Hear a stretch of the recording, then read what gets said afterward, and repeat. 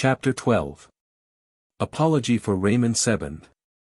Learning is, indeed, a very great and a very material accomplishment, and those who despise it sufficiently discover their own want of understanding.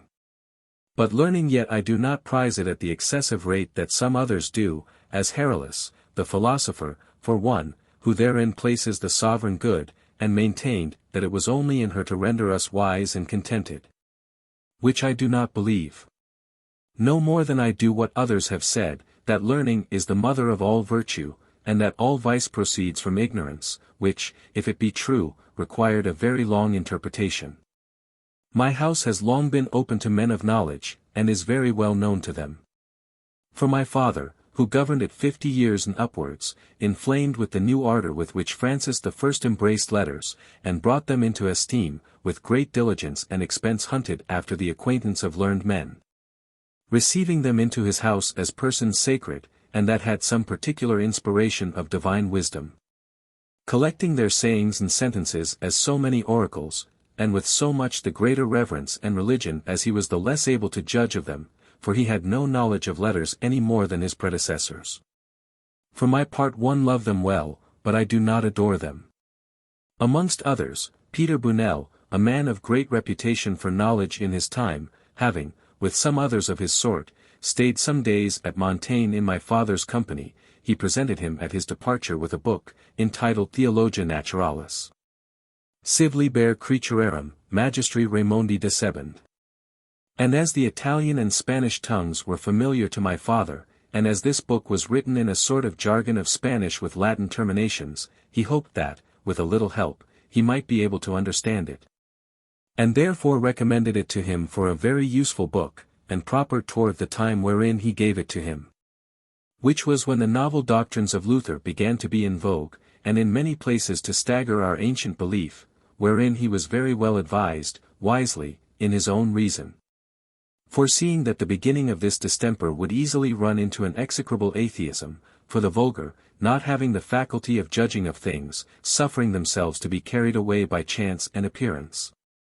After having once been inspired with the boldness to despise and control those opinions which they had before had in extreme reverence, such as those wherein their salvation is concerned, and that some of the articles of their religion are brought into doubt and dispute, they afterwards throw all other parts of their belief into the same uncertainty. They having with them no other authority or foundation than the others they had already discomposed, and shake off all the impressions they had received from the authority of the laws, or the reverence of the ancient customs, as a tyrannical yoke. Nam capidion culcator nimis antimetutum. For with most eagerness they spurn the law, by which they were before most kept in awe, resolving to admit nothing for the future to which they had not first interposed their own decrees, and given their particular consent. It happened that my father, a little before his death, having accidentally found this book under a heap of other neglected papers, commanded me to translate it for him into French. It is good to translate such authors as this, where there is little but the matter itself to express. But such wherein grace of language and elegance of style are aimed at, are dangerous to attempt, especially when a man is to turn them into a weaker idiom. It was a strange and a new undertaking for me. But having by chance at that time nothing else to do, and not being able to resist the command of the best father that ever was, I did it as well as I could. And he was so well pleased with it as to order it to be printed, which after his death was done. I found the ideas of this author exceeding fine, the contexture of his work well followed, and his design full of piety. And because many people take a delight to read it, and particularly the ladies, to whom we owe the most service, I have often thought to assist them to clear the book of two principal objections made to it. His design is bold and daring, for he undertakes, by human and natural reasons, to establish and make good, against the atheists, all the articles of the Christian religion, wherein, to speak the truth, he is so firm and so successful that I do not think it possible to do better upon that subject. Nay, I believe he has been equaled by none. This work seeming to me to be too beautiful and too rich for an author whose name is so little known, and of whom all that we know is that he was a Spaniard, practicing physic at Toulouse about 200 years ago.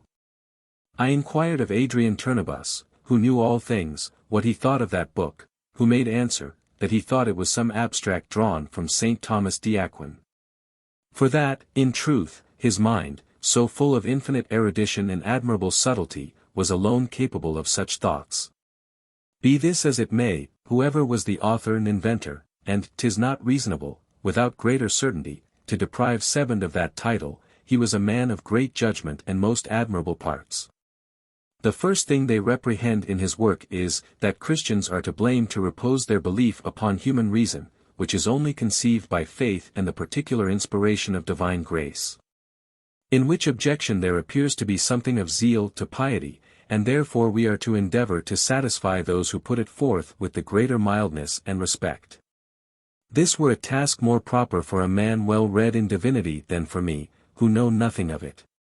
Nevertheless, I conceive that in a thing so divine, so high, and so far transcending all human intelligence, as is that truth, with which it has pleased the bounty of God to enlighten us, it is very necessary that he should moreover lend us his assistance, as a very extraordinary favor and privilege, to conceive and imprint it in our understanding. And I do not believe that means purely human are in any sort capable of doing it, for, if they were, so many rare and excellent souls, and so abundantly furnished with natural force, in former ages, could not have failed, by their reason, to arrive at this knowledge. 'Tis faith alone that livelily mind certainly comprehends the deep mysteries of our religion. But, withal, I do not say that it is not a worthy and very laudable attempt to accommodate those natural and human utensils with which God has endowed us to the service of our faith. It is not to be doubted but that it is the most noble use we can put them to. And that there is not a design in a Christian man more noble than to make it the aim and end of all his studies to extend and amplify the truth of his belief. We do not satisfy ourselves with serving God with our souls and understandings only, we moreover owe and render him a corporal reverence, and apply our limbs and motions, and external things to do him honor. We must here do the same, and accompany our faith with all the reason we have, but always with this reservation, not to fancy that it is upon us that it depends, nor that our arguments and endeavors can arrive at so supernatural and divine a knowledge. If it enters not into us by an extraordinary infusion, if it enters not only by reason, but, moreover, by human ways, it is not in us in its true dignity and splendor, and yet, I am afraid, we only have it by this way. If we hold upon God by the mediation of a lively faith, if we hold upon God by him, and not by us, if we had a divine basis and foundation, human occasions would not have the power to shake us as they do. Our fortress would not surrender to so weak a battery. The love of novelty, the constraint of princes, the success of one party, and the rash and fortuitous change of our opinions, would not have the power to stagger and alter our belief. We should not then leave it to the mercy of every new argument, nor abandon it to all the rhetoric in the world. We should withstand the fury of these waves with an immovable and unyielding constancy. As a great rock repels the rolling tides, that foam and bark about her marble sides, from its strong bulk. If we were but touched with this ray of divinity, it would appear throughout. Not only our words, but our works also, would carry its brightness and luster, whatever proceeded from us would be seen illuminated with this noble light. We ought to be ashamed that, in all the human sects, there never was any of the faction, that did not, in some measure, conform his life and behavior to it, whereas so divine and heavenly an institution does only distinguish Christians by the name. Will you see the proof of this? Compare our manners to those of a Mahometan or pagan, you will still find that we fall very short. There, where, out of regard to the reputation and advantage of our religion, we ought to shine in excellency at a vast distance beyond all others, and that it should be said of us, are they so just, so charitable, so good, then they are Christians. All other signs are common to all religions: hope, trust, events, ceremonies, penance, martyrs. The peculiar mark of our truth ought to be our virtue, as it is also the most heavenly and difficult, and the most worthy product of truth. For this our good esteem. Louis was in the right, who, when the Tartar king, who was become Christian, designed to come to Lyons to kiss the Pope's feet, and there to be an eyewitness of the sanctity he hoped to find in our manner, immediately diverted him from his purpose. For fear lest our disorderly way of living should, on the contrary, put him out of conceit with so holy a belief. And yet it happened quite otherwise, since to that other, who, going to Rome, to the same end, and there seeing the dissoluteness of the prelates and people of that time, settled himself so much the more firmly in our religion. Considering how great the force and divinity of it must necessarily be that could maintain its dignity and splendor among so much corruption, and in so vicious hands. If we had but one single grain of faith, we should remove mountains from their places, set the sacred word.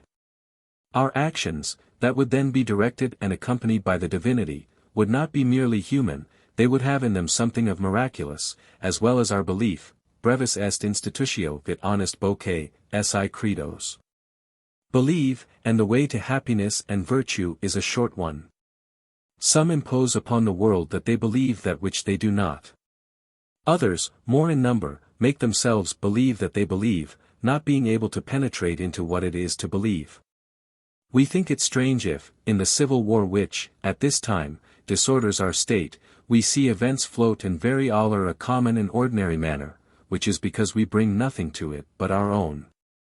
Justice, which is in one party, is only there for ornament and palliation, it is, indeed, pretended, but 'tis not there received, settled and espoused, it is there, as in the mouth of an advocate, not as in the heart and affection of the party. God owes his extraordinary assistance to faith and religion, not to our passions.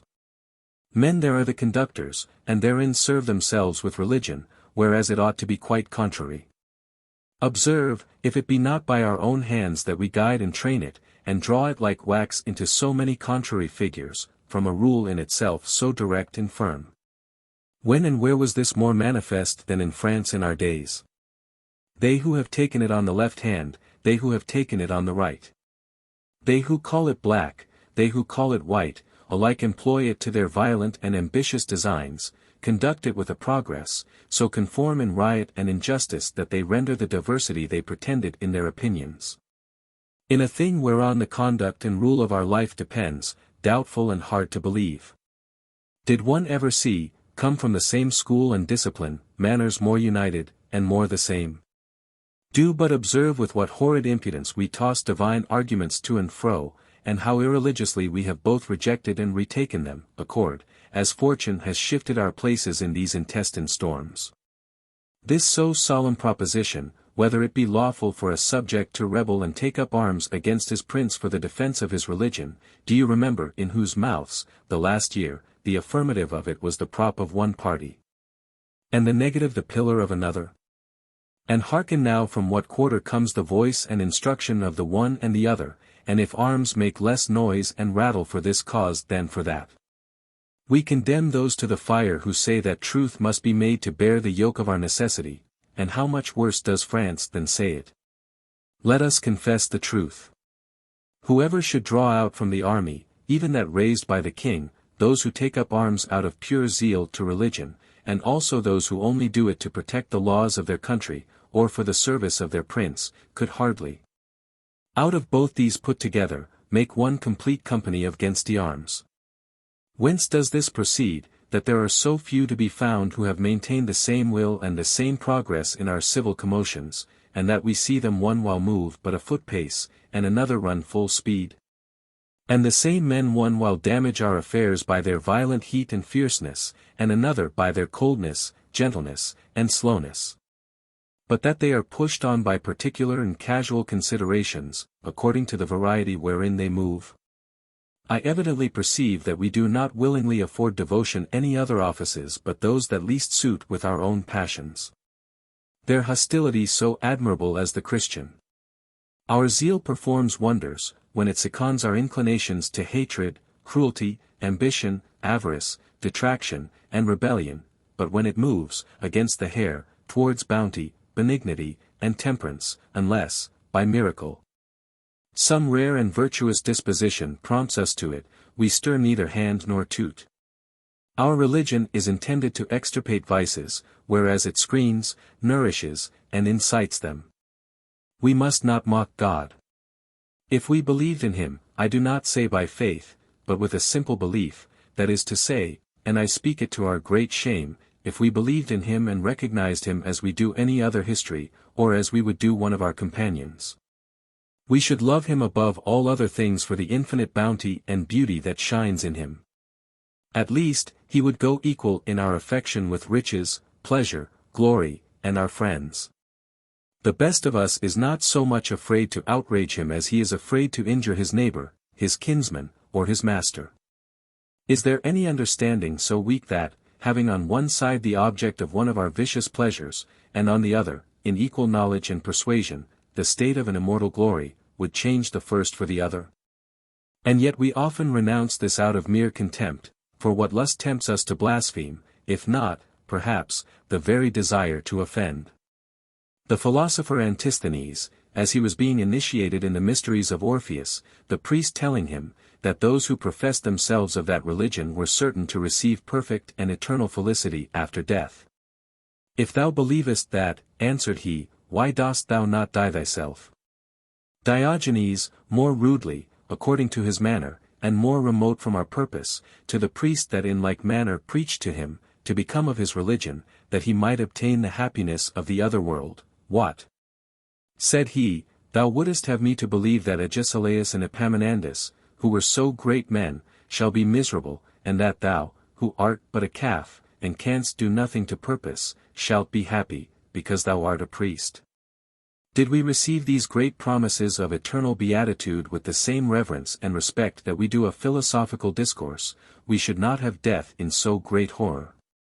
Non jam esse moriens dissolvi conquereritur. Sed magis ire foras, stem que relinquer ut ang ace. Gaudaret, preolonga senex aut cornua servis. We should not on a deathbed grieve to be dissolved, but rather launch out cheerfully from our old hut, and with the snake, be glad to cast off the corrupted slough we had. Or with old stag rejoice to be now clear from the large horns, too ponderous grown to bear.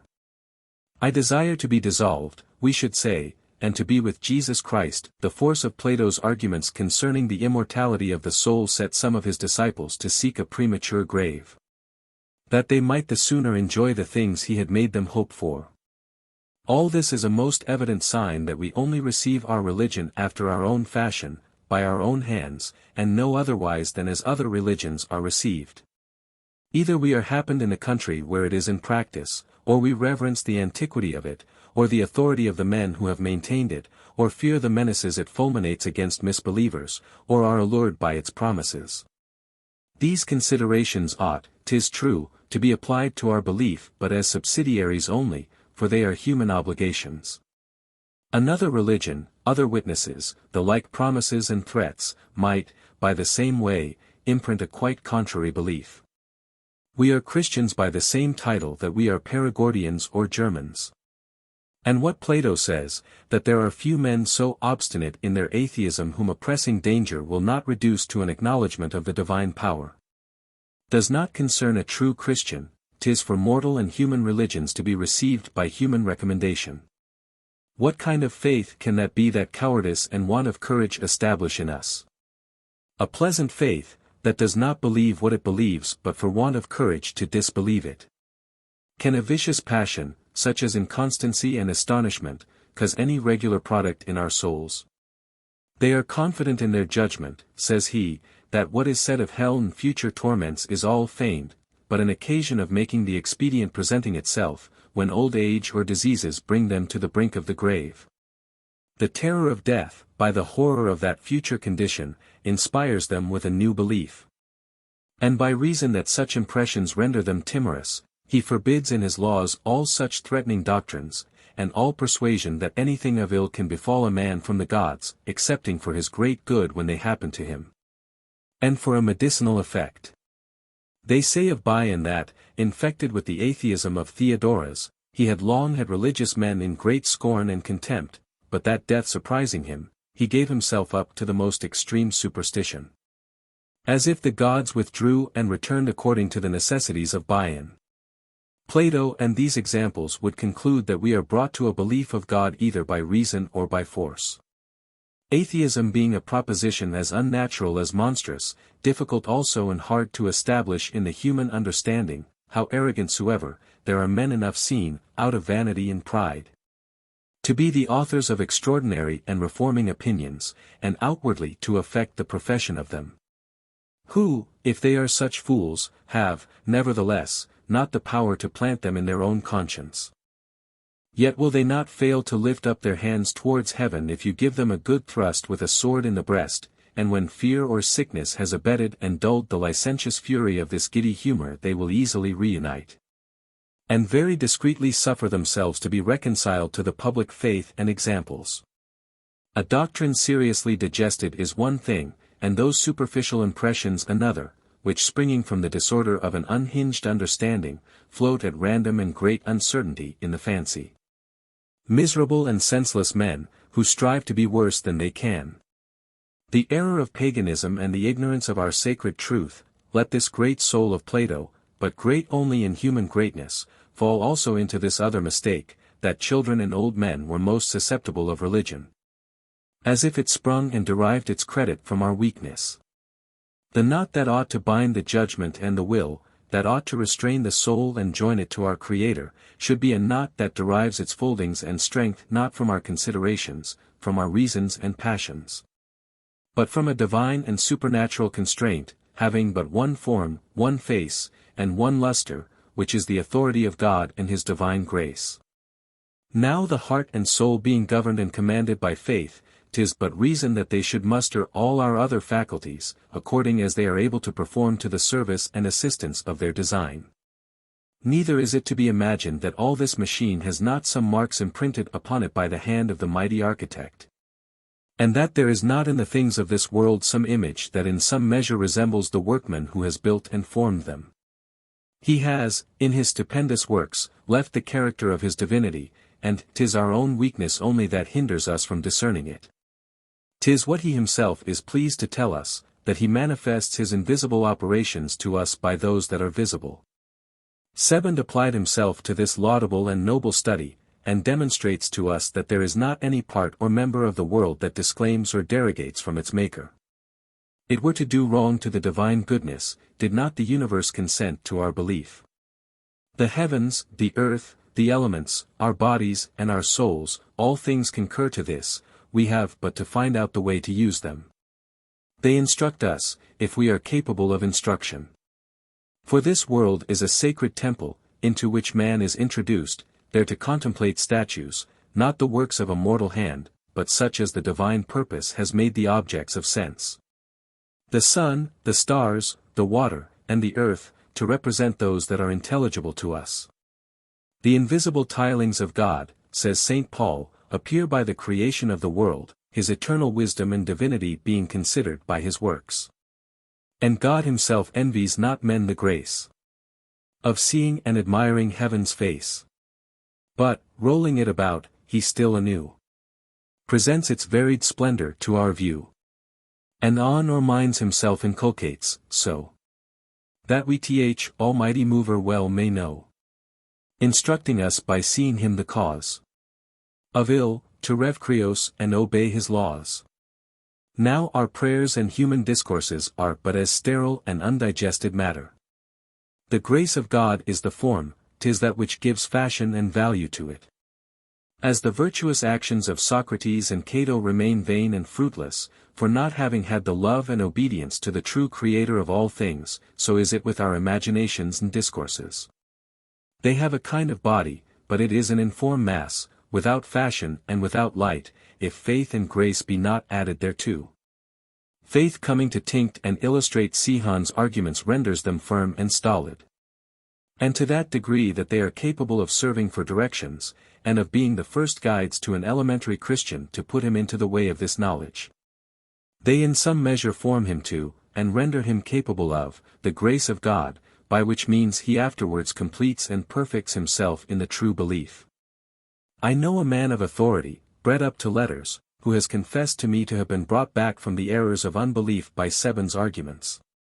And should they be stripped of this ornament, and of the assistance and approbation of the faith, and be looked upon as mere fancies only, to contend with those who are precipitated into the dreadful and horrible darkness of religion. They will even there find them as solid and firm as any others of the same quality that can be opposed against them. So that we shall be ready to say to our opponents, Si melius quid haves, arces, vel imperium fair. If you have arguments more fit, produce them, or to these submit. Let them admit the force of our reasons, or let them show us others, and upon some other subject, better woven and of finer thread. I am, unawares, half engaged in the second objection, to which I propose to make answer in the behalf of Sebond. Some say that his arguments are weak, and unable to make good what he intends, and undertake with great ease to confute them. These are to be a little more roughly handled, for they are more dangerous and malicious than the first men willingly wrest the sayings of others to favor their own prejudicate opinions. To an atheist all writings tend to atheism. He corrupts the most innocent matter with his own venom. These have their judgments so prepossessed that they cannot relish Sebond's reasons. As to the rest, they think we give them very fair play in putting them into the liberty of combating our religion with weapons merely human, whom, in her majesty, full of authority and command, they durst not attack. The means that I shall use, and that I think most proper to subdue this frenzy, is to crush and spurn under foot pride and human arrogance, to make them sensible of the inanity, vanity, and vileness of man. To wrest the wretched arms of their reason out of their hands, to make them bow down and bite the ground under the authority and reverence of the divine majesty. 'Tis to that alone that knowledge and wisdom appertain. That alone that can make a true estimate of itself, and from which we purloin whatever we value ourselves upon. Greek, God permits not any being but himself to be truly wise. Let us subdue this presumption, the first foundation of the tyranny of the evil spirit. Deus superbis resistit, humilibus autem dal gratiam. God resists the proud, but gives grace to the humble.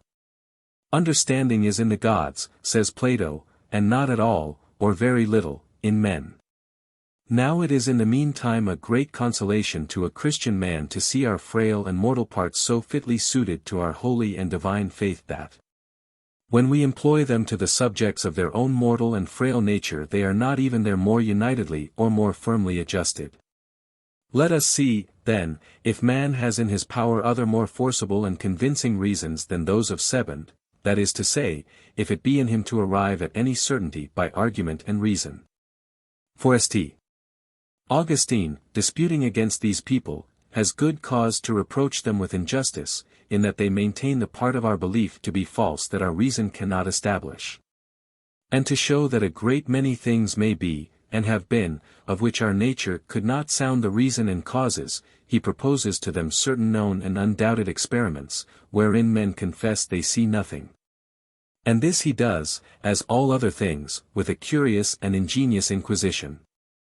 We must do more than this, and make them know that, to convince the weakness of their reason, there is no necessity of culling out uncommon examples, and that it is so defective and so blind that there is no faculty clear enough for it. That to it the easy and the hard are all one, that all subjects equally, and nature in general, disclaim its authority and reject its mediation. What does truth mean when she preaches to us to fly worldly philosophy, when she so often inculcates to us that our wisdom is but folly in the sight of God, that the vainest of all vanities is man, that the man who presumes upon his wisdom does not yet know what wisdom is. And that man, who is nothing, if he thinks himself to be anything, does seduce and deceive himself. These sentences of the Holy Spirit do so clearly and vividly express that which I would maintain that I should need no other proof against men who would with all humility and obedience submit to his authority, but these will be whipped at their own expense, and will not suffer a man to oppose their reason but by itself.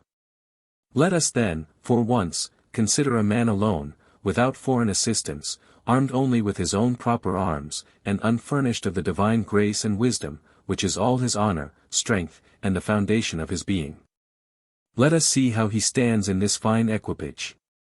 Let him make me understand, by the force of his reason, upon what foundations he has built those great advantages he thinks he has over other creatures. Who has made him believe that this admirable motion of the celestial arch, the eternal light of those luminaries that rolls so high over his head, the wondrous and fearful motions of that infinite ocean, should be established and continue so many ages for his service and convenience? Can anything be imagined so ridiculous, that this miserable and wretched creature, who is not so much as master of himself, but subject to the injuries of all things, should call himself master and emperor of the world, of which he has not power to know the least part, much less to command the whole? And the privilege which he attributes to himself of being the only creature in this vast fabric who has the understanding to discover the beauty and the Paris of it. The only one who can return thanks to the architect, and keep account of the revenues and disbursements of the world, who, I wonder, sealed him this patent. Let us see his commission for this great employment. Was it granted in favor of the wise only? Few people will be concerned in it. Are fools and wicked persons worthy so extraordinary a favor, and, being the worst part of the world, to be preferred before the rest? Shall we believe this man, for whose sake shall we, therefore, conclude that the world was made? For theirs who have the use of reason, these are gods and men, than whom certainly nothing can be better. We can never sufficiently decry the impudence of this conjunction. But, wretched creature, what has he in himself worthy of such an advantage? Considering the incorruptible existence of the celestial bodies, beauty, magnitude, and continual revolution by so exact a rule. Cum suspicissimus eminei clestia mundi. Templa super, stellisque micantibus arthurifiem. El venit in contem luin solisque virern. When we the heavenly arch above behold, and the vast sky adorned with stars of gold, and mark the irregular course, that the sun and moon in their alternate progress run, considering the dominion and influence those bodies have, not only over our lives and fortunes. Facta etenim et vitas hominum suspended abatris. Men's lives and actions on the stars depend. But even over our inclinations, our thoughts and wills, which they govern, incite and agitate at the mercy of their influences, as our reason teaches us. Contemplating the stars he finds that they rule by a secret and a silent sway, and that the enamelled spheres which roll above do ever by alternate causes move. And, studying these, he can also foresee, by certain signs, the turns of destiny. Seeing that not only a man, not only kings, but that monarchies, empires, and all this lower world follow the influence of the celestial motions. How great a change a little motion brings! So great this kingdom is that governs kings. If our virtue, our vices, our knowledge, and this very discourse we are upon of the power of the stars, and the comparison we are making betwixt them and us, proceed, as our reason supposes, from their favor. One mad in love may cross the raging main, to level lofty Ilium with the plain. Another's fate inclines him more by far, to study laws and statutes for the bar. Sons kill their father, fathers kill their sons, and one armed brother gainst another runs. This war's not theirs, but fate's, that spurs them on, to shed the blood which, shed, they must bemoan. And I ascribe it to the will of fate, that on this theme I now expatiate. If we derive this little portion of reason we have from the bounty of heaven, how is it possible that reason should ever make us equal to it? How subject its essence and condition to our knowledge? Whatever we see in those bodies astonishes us, chu militio, qua ferramenta, ca vex, chu machina, ca ministri tanti operas fuerunt. What contrivance, what tools, what materials, what engines, were employed about so stupendous a work? Why do we deprive them of soul, of life, and discourse? Have we discovered in them any immovable or insensible stupidity, we who have no commerce with them but by obedience? Shall we say that we have discovered in no other creature but man the use of a reasonable soul? What? Have we seen anything like the sun? Does he cease to be, because we have seen nothing like him? And do his motions cease, because there are no other like them? If what we have not seen is not, our knowledge is marvelously contracted, chu sunt tant animi angusti. How narrow are our understandings! Are they not dreams of human vanity, to make the moon a celestial earth? There to fancy mountains and valleys, as Anaxagoras did? There to fix habitations and human abodes, and plant colonies for our convenience, as Plato and Plutarch have done? And of our earth to make a luminous and resplendent star? Amongst the other inconveniences of mortality this is one, that darkness of the understanding which leads men astray, not so much from a necessity of erring, but from a love of error. The corruptible body stupefies the soul, and the earthly habitation dulls the faculties of the imagination. Presumption is our natural and original disease. The most wretched and frail of all creatures is man, and withal the proudest. He feels and sees himself lodged here in the dirt and filth of the world, nailed and revet to the worst and deadest part of the universe, in the lowest story of the house, the most remote from the heavenly arch. With animals of the worst condition of the three. And yet in his imagination will be placing himself above the circle of the moon, and bringing the heavens under his feet. 'Tis by the same vanity of imagination that he equals himself to God, attributes to himself divine qualities, withdraws and separates himself from the crowd of other creatures, cuts out the shares of the animals, his fellows and companions, and distributes to them portions of faculties and force, as himself thinks fit. How does he know, by the strength of his understanding, the secret and internal motions of animals? From what comparison betwixt them and us does he conclude the stupidity he attributes to them? When I play with my cat, who knows whether I do not make her more sport than she makes me? We mutually divert one another with our play. If I have my hour to begin or to reface, she also has hers. Plato, in his picture of the golden age under Saturn, reckons, among the chief advantages that a man then had, his communication with beasts, of whom, inquiring and informing himself, he knew the true qualities and differences of them all. By which he acquired a very perfect intelligence and prudence, and led his life more happily than we could do. Need we a better proof to condemn human impudence in the concern of beasts? This great author was of opinion that nature, for the most part in the corporal form she gave them, had only regard to the use of prognostics that were derived thence in his time. The defect that hinders communication betwixt them and us, why may it not be in our part as well as theirs? 'Tis yet to determine where the fault lies that we understand not one another, for we understand them no more than they do us.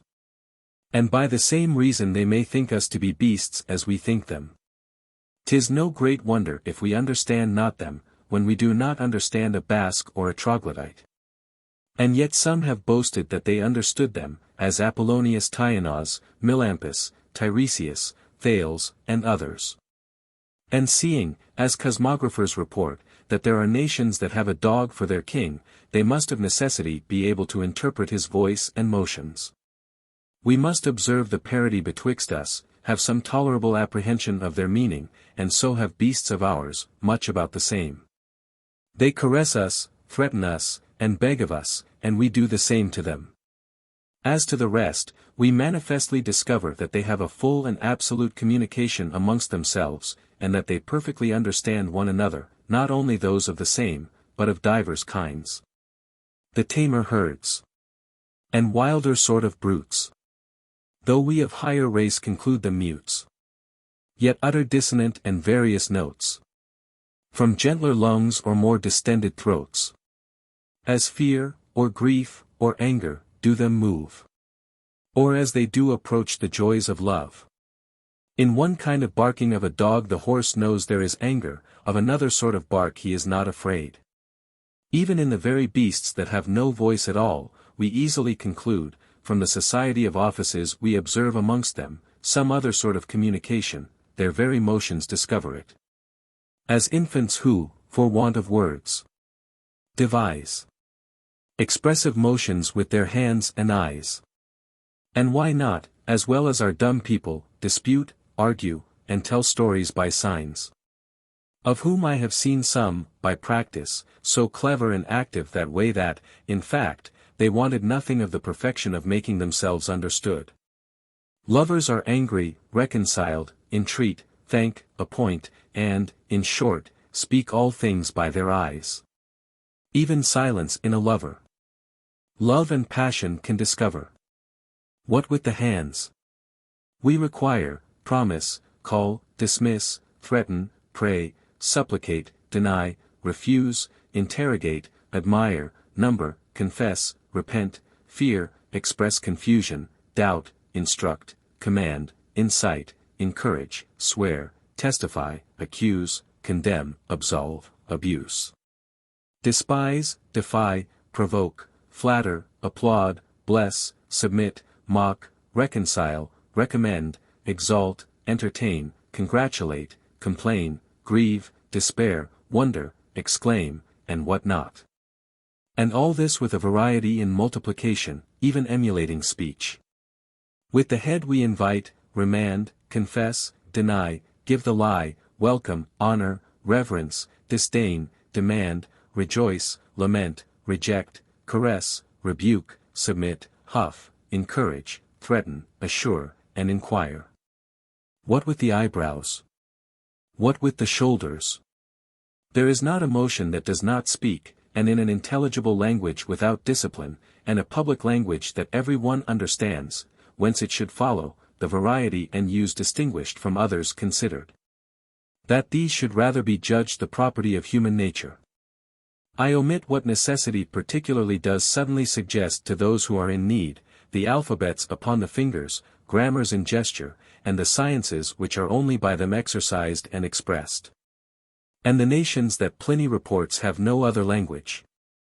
An ambassador of the city of Abdera, after a long conference with Agis, king of Sparta, demanded of him, "Well, sir, what answer must I return to my fellow citizens?"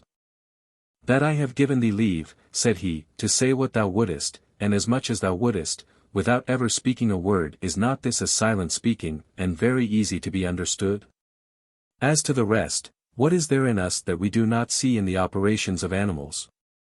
Is there a polity better ordered, the offices better distributed, and more inviolably observed and maintained, than that of bees? Can we imagine that such, and so regular, a distribution of employments can be carried on without reasoning and deliberation? Hence to the bee some sages have assigned some portion of the god and heavenly wind. The swallows that we see at the return of the spring, searching all the corners of our houses for the most commodious places wherein to build their nest. Do they seek without judgment, and amongst 1,000 choose out the most proper for their purpose, without discretion? And in that elegant and admirable contexture of their buildings, can birds rather make choice of a square figure than a round, of an obtuse than of a right angle, without knowing their properties and effects? Do they bring water, and then clay, without knowing that the hardness of the latter grows softer by being wetted? Do they mat their palace with moss or down without foreseeing that their tender young will lie more safe and easy?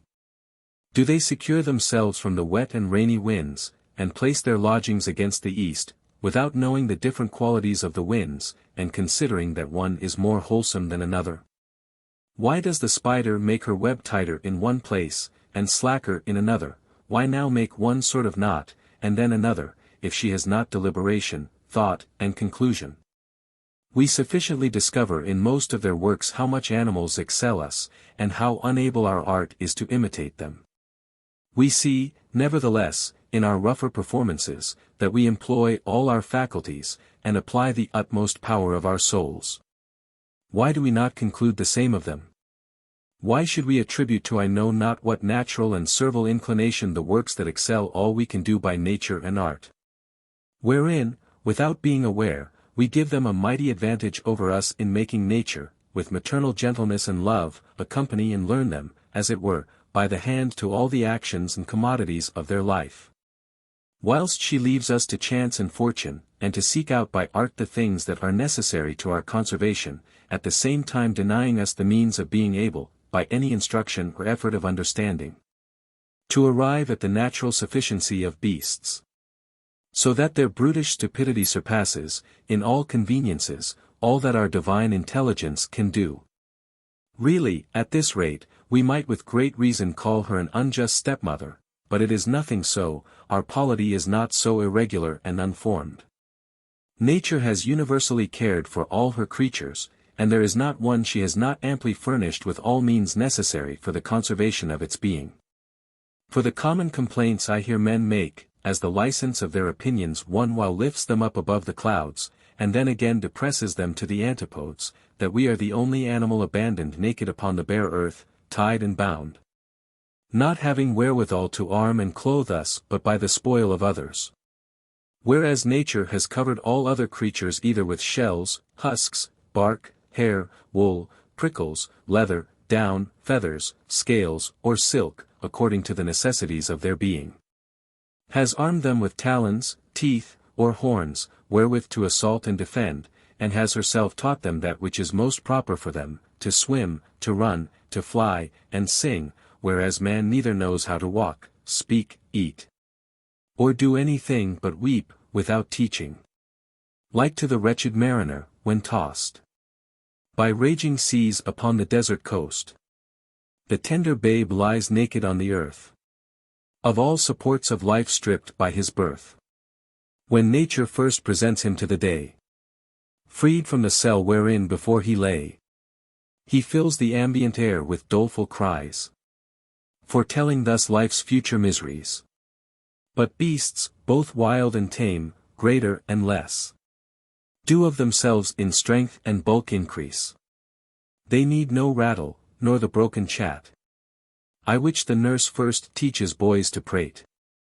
They look not out for different robes to wear, according to the seasons of the year, and need no arms nor walls their goods to save, since earth and liberal nature ever have, and will, in all abundance, still produce all things whereof they can have need or use.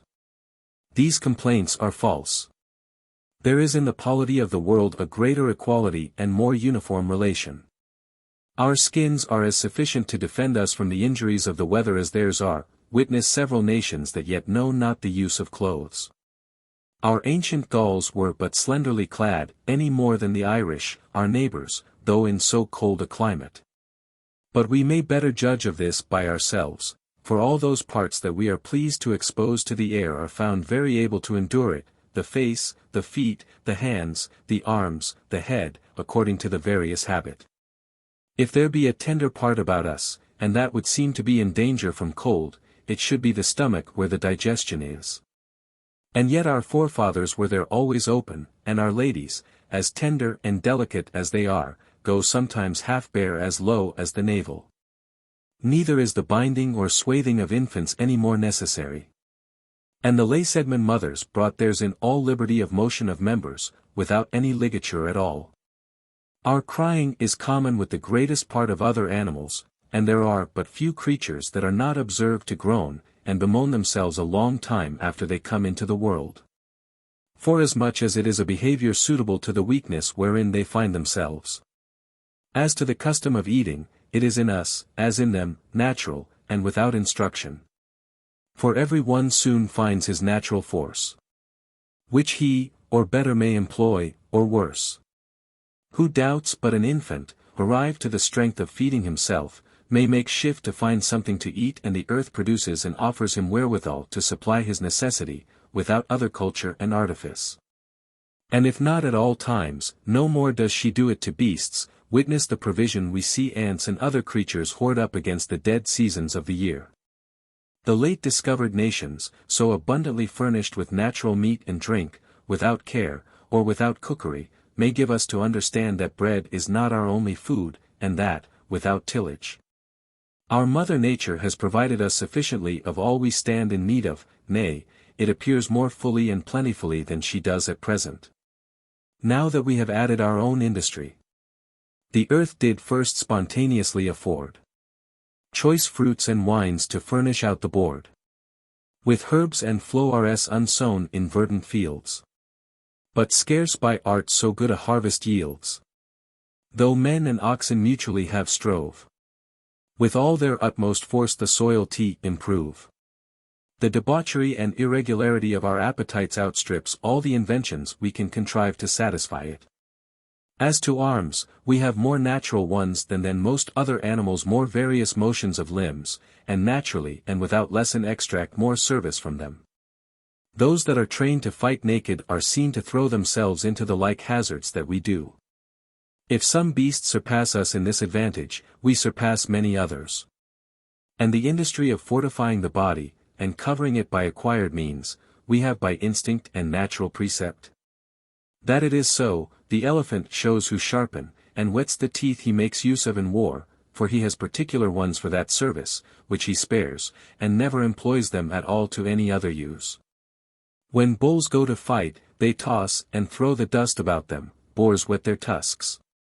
And the ichneumon, when he is about to engage with the crocodile, fortifies his body, and covers and crusts it all over with close wrought and well-tempered slime, as with a cuirass. Why shall we not say that it is also natural for us to arm ourselves with wood and iron? As to speech, it is certain that if it be not natural it is not necessary.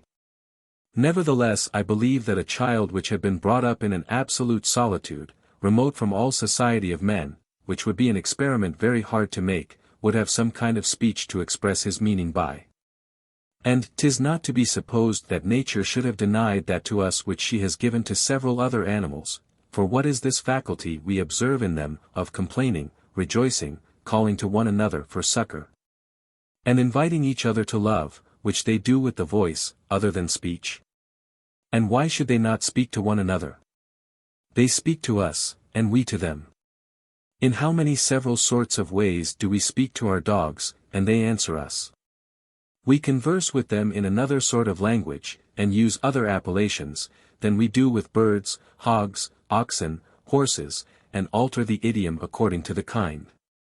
Thus from one swarm of ants some sally out, to spy another's stock or market's rout. Lactantius seems to attribute to beasts not only speech, but laughter also. And the difference of language which is seen amongst us, according to the difference of countries, is also observed in animals of the same kind. Aristotle, in proof of this, instances the various calls of partridges, according to the situation of places.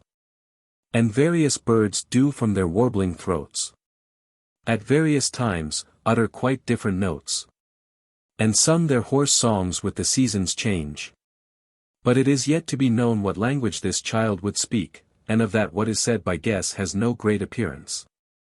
If a man will allege to me, in opposition to this opinion, that those who are naturally deaf speak not, I answer that this is not only because they could not receive the instruction of speaking by ear, but rather because the sense of hearing, of which they are deprived, relates to that of speaking, and that these hold together by a natural and inseparable tie, in such manner that what we speak we must first speak to ourselves within, and make it sound in our own ears, before we can utter it to others. All this I have said to prove the resemblance there is in human things, and to bring us back and join us to the crowd. We are neither above nor below the rest. All that is under heaven, says the sage, runs one law and one fortune. All things remain bound and entangled in one fatal chain. There is, indeed, some difference, there are several orders and degrees. But it is under the aspect of one and the same nature. All things by their own rights proceed, and draw towards their ends, by nature's certain law. Man must be compelled and restrained within the bounds of this polity. Miserable creature! He is not in a condition really to step over the rail. He is fettered and circumscribed, he is subjected to the same necessity that the other creatures of his rank and order are, and of a very mean condition, without any prerogative of true and real preeminence. That which he attributes to himself, by vain fancy and opinion, has neither body nor taste. And if it be so, that he only, of all the animals, has this liberty of imagination and irregularity of thoughts, representing to him that which is not, and that he would have, the false and the true, 'tis an advantage dearly bought, and of which he has very little reason to be proud. For thence springs the principal and original fountain of all the evils that befall him, sin, sickness, irresolution, affliction, despair. I say, then, to return to my subject, that there is no appearance to induce a man to believe that beasts should, by a natural and forced inclination, do the same things that we do by our choice and industry. We ought from like effects to conclude like faculties, and from greater effects greater faculties. And consequently confess that the same reasoning, and the same ways by which we operate, are common with them, or that they have others that are better. Why should we imagine this natural constraint in them, who experience no such effect in ourselves? Added that it is more honorable to be guided and obliged to act regularly by a natural and inevitable condition, and nearer allied to the divinity, than to act regularly by a temerarious and fortuitous liberty. And more safe to entrust the reins of our conduct in the hands of nature than our own.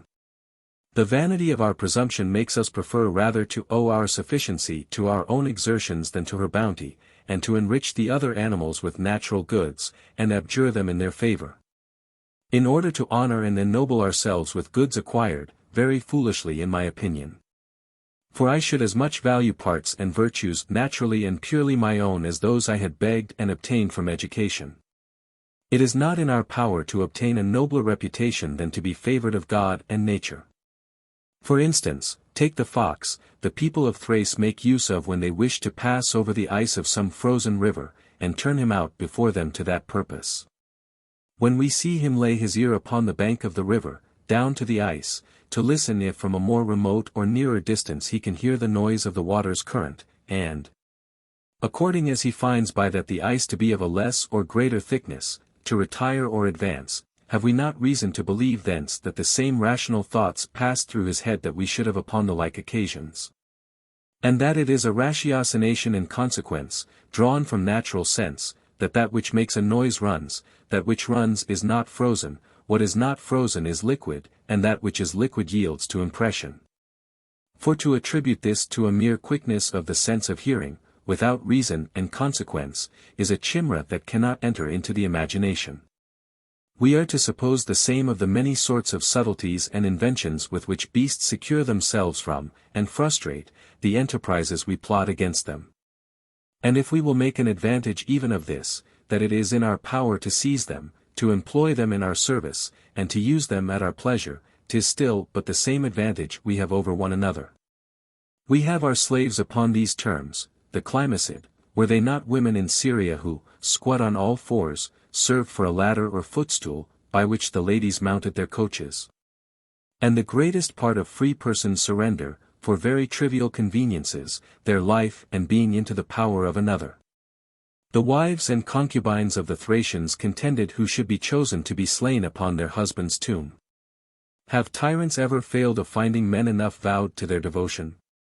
Some of them moreover adding this necessity, of accompanying them in death as well as life. Whole armies have bound themselves after this manner to their captains.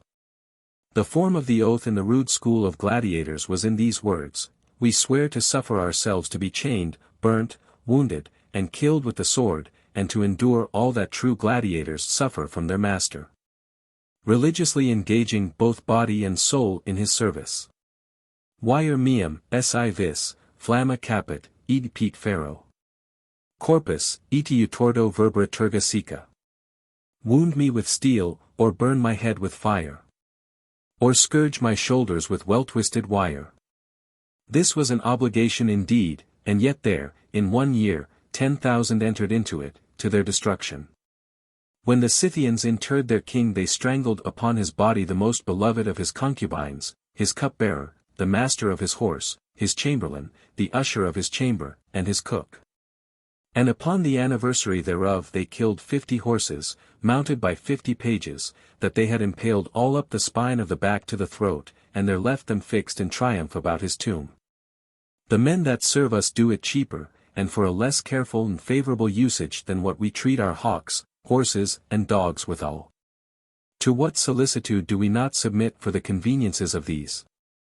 I do not think that servants of the most abject condition would willingly do that for their masters that princes think it an honor to do for their beasts.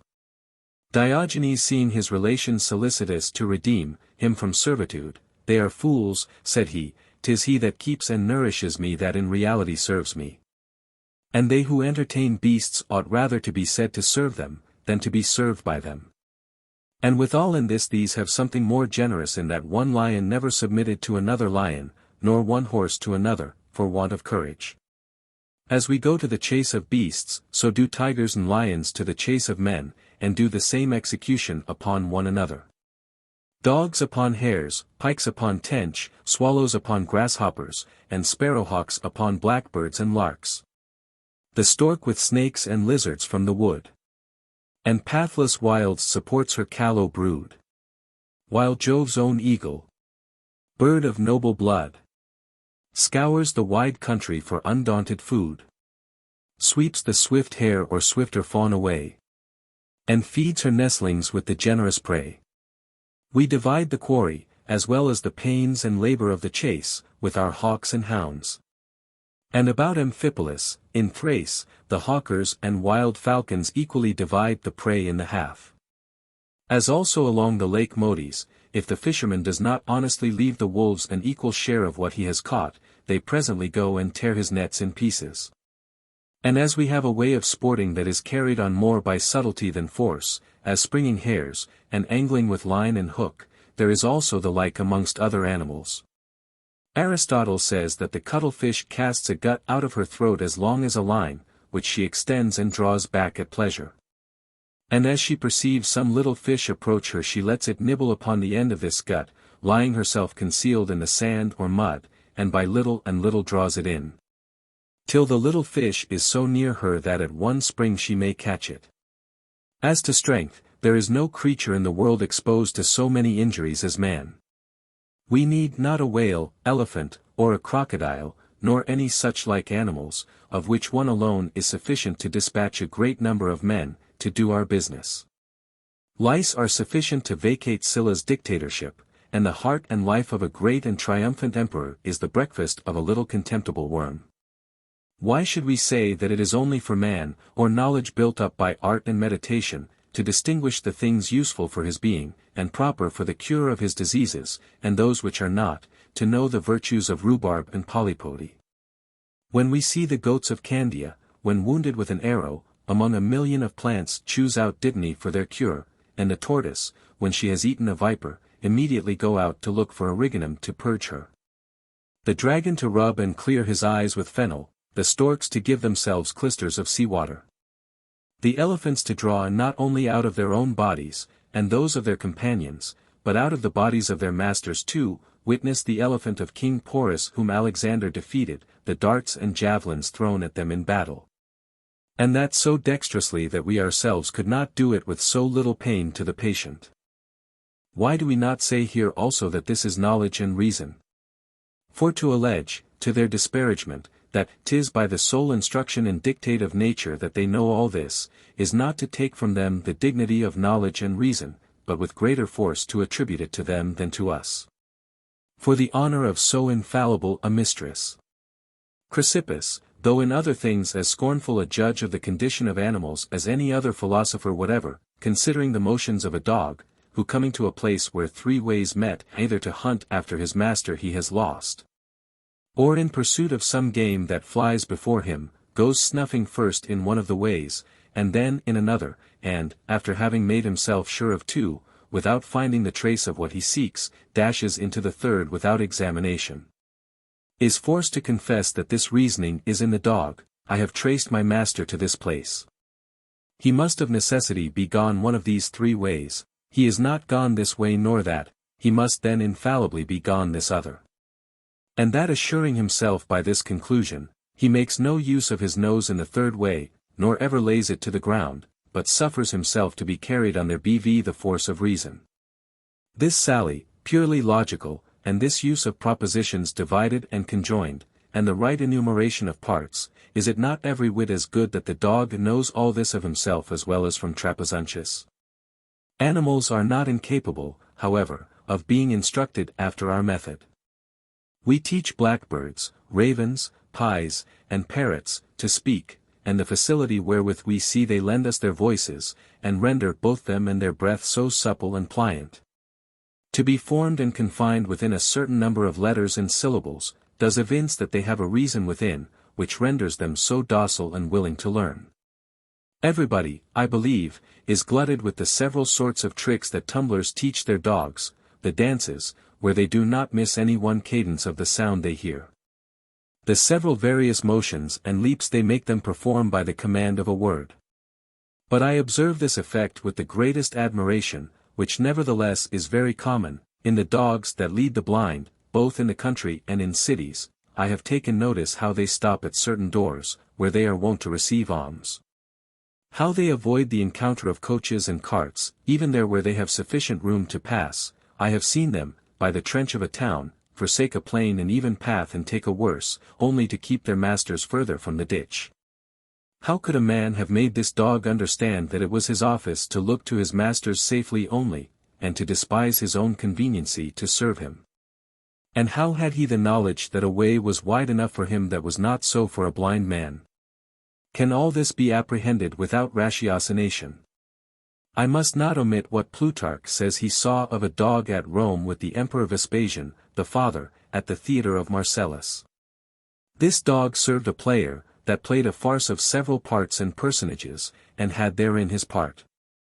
He had, amongst other things, to counterfeit himself for some time dead, by reason of a certain drug he was supposed to eat after he had swallowed a piece of bread, which passed for the drug. He began after a while to tremble and stagger, as if he was taken giddy. At last, stretching himself out stiff, as if dead, he suffered himself to be drawn and dragged from place to place, as it was his part to do.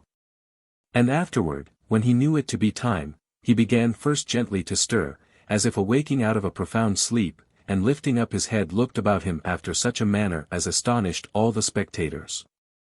The oxen that served in the royal gardens of Susa, to water them, and turned certain great wheels to draw water for that purpose, to which buckets were fastened, such as there are many in Languedoc. Being ordered every one to draw 100 turns a day, they were so accustomed to this number that it was impossible by any force to make them draw 1 turn more. But, their task being performed, they would suddenly stop and stand still. We are almost men before we can count 100, and have lately discovered nations that have no knowledge of numbers at all. There is more understanding required in the teaching of others than in being taught. Now, setting aside what Democritus held and proved, that most of the arts we have were taught us by other animals, as by the spider to weave and sew, by the swallow to build, by the swan and nightingale music, and by several animals to make medicines, Aristotle is of opinion that the nightingales teach their young ones to sing, and spend a great deal of time and care in it. Whence it happens that those we bring up in cages, and which have not had the time to learn of their parents, want much of the grace of their singing. We may judge by this that they improve by discipline and study. And, even amongst the wild, it is not all and every one alike. Every one has learnt to do better or worse, according to their capacity. And so jealous are they one of another, whilst learning, that they contention with emulation, and by so vigorous a contention that sometimes the vanquished fall dead upon the place, the breath rather failing than the voice. The younger ruminate pensively and begin to mutter some broken notes. The disciple listens to the master's lesson, and gives the best account he is able. They are silent turns. One may hear faults corrected and observe some reprehensions of the teacher. Have formerly seen, says Arrian, an elephant having a cymbal hung at each leg, and another fastened to his trunk, at the sound of which all the others danced round about him, rising and bending at certain cadences, as they were guided by the instrument. And 'twas delightful to hear this harmony. In the spectacles of Rome there were ordinarily seen elephants taught to move and dance to the sound of the voice, dances wherein were several changes and cadences very hard to learn. And some have been known so intent upon their lesson as privately to practice it by themselves, that they might not be chidden nor beaten by their masters. But this other story of the pie, of which we have Plutarch himself for a warrant, is very strange. She lived in a barber's shop at Rome, and did wonders in imitating with her voice whatever she heard. It happened one day that certain trumpeters stood a good while sounding before the shop. After that, and all the next day, the pie was pensive, dumb, and melancholic. Which every body wondered at, and thought the noise of the trumpets had so stupefied and astonished her that her voice was gone with her hearing. But they found at last that it was a profound meditation and a retiring into herself, her thoughts exercising and preparing her voice to imitate the sound of those trumpets, so that the first voice she uttered was perfectly to imitate their strains, stops, and changes. Having by this new lesson quitted and taken in disdain all she had learned before. I will not omit this other example of a dog, also, which the same Plutarch. I am sadly confounding all order, but I do not propose arrangement here any more than elsewhere throughout my book, which Plutarch says he saw on board a ship. This dog being puzzled how to get the oil that was in the bottom of a jar, which he could not reach with his tongue by reason of the narrow mouth of the vessel, went and fetched stones and let them fall into the jar till he made the oil rise so high that he could reach it. What is this but an effect of a very subtle capacity? 'Tis said that the ravens of Barbary do the same, when the water they would drink is too low. This action is somewhat akin to what Juba, a king of their nation, relates of the elephants, that when, by the craft of the hunter, one of them is trapped in certain deep pits prepared for them, and covered over with brush to deceive them, all the rest, in great diligence, bring a great many stones and logs of wood to raise the bottom so that he may get out. But this animal, in several other effects, comes so near to human capacity that, should I particularly relate all that experience hath delivered to us, I should easily have what I usually maintain granted, namely, that there is more difference betwixt such and such a man than betwixt such a beast and such a man. The keeper of an elephant in a private house of Syria robbed him every meal of the half of his allowance. One day his master would himself feed him, and poured the full measure of barley he had ordered for his allowance into his manger, which the elephant, casting an angry look at the keeper, with his trunk separated the one half from the other, and thrust it aside, by that declaring the wrong was done him. And another, having a keeper that mixed stones with his corn to make up the measure, came to the pot where he was boiling meat for his own dinner, and filled it with ashes. These are particular effects, but that which all the world has seen, and all the world knows, that in all the armies of the Levant one of the greatest force consisted in elephants, with whom they did, without comparison, much greater execution than we now do with our artillery, which takes, pretty nearly, their place in a day of battle, as may easily be supposed by such as are well read in ancient history. The sires of these huge animals were wont, the Carthaginian Hannibal to mount. Our leaders also did these beasts bestride, and mounted thus Pyrrhus his foes defied. Nay, more, upon their backs they used to bear castles with armed cohorts to the war. They must necessarily have very confidently relied upon the fidelity and understanding of these beasts when they entrusted them with the vanguard of a battle, where the least stop they should have made, by reason of the bulk and heaviness of their bodies, and the least fright that should have made them face about upon their own people, had been enough to spoil all, and there are but few examples where it has happened that they have fallen foul upon their own troops, whereas we ourselves break into our own battalions and rout one another. They had the charge not of one simple movement only, but of many several things to be performed in the battle, as the Spaniards did to their dogs in their new conquest of the Indies, to whom they gave pay and allowed them a share in the spoil. And those animals showed as much dexterity and judgment in pursuing the victory and stopping the pursuit, in charging and retiring, as occasion required, and in distinguishing their friends from their enemies, as they did ardor and fierceness. We more admire and value things that are unusual and strange than those of ordinary observation. I had not else so long insisted upon these examples, for I believe whoever shall strictly observe what we ordinarily see in those animals we have amongst us may there find as wonderful effects as those we seek in remote countries and ages. 'Tis one and the same nature that rolls on her course, and whoever has sufficiently considered the present state of things, might certainly conclude as to both the future on of the past. I have formerly seen men, brought hither by sea from very distant countries, whose language not being understood by us, and moreover their mien, countenance, and habit, being quite differing from ours. Which of us did not repute them savages and brutes?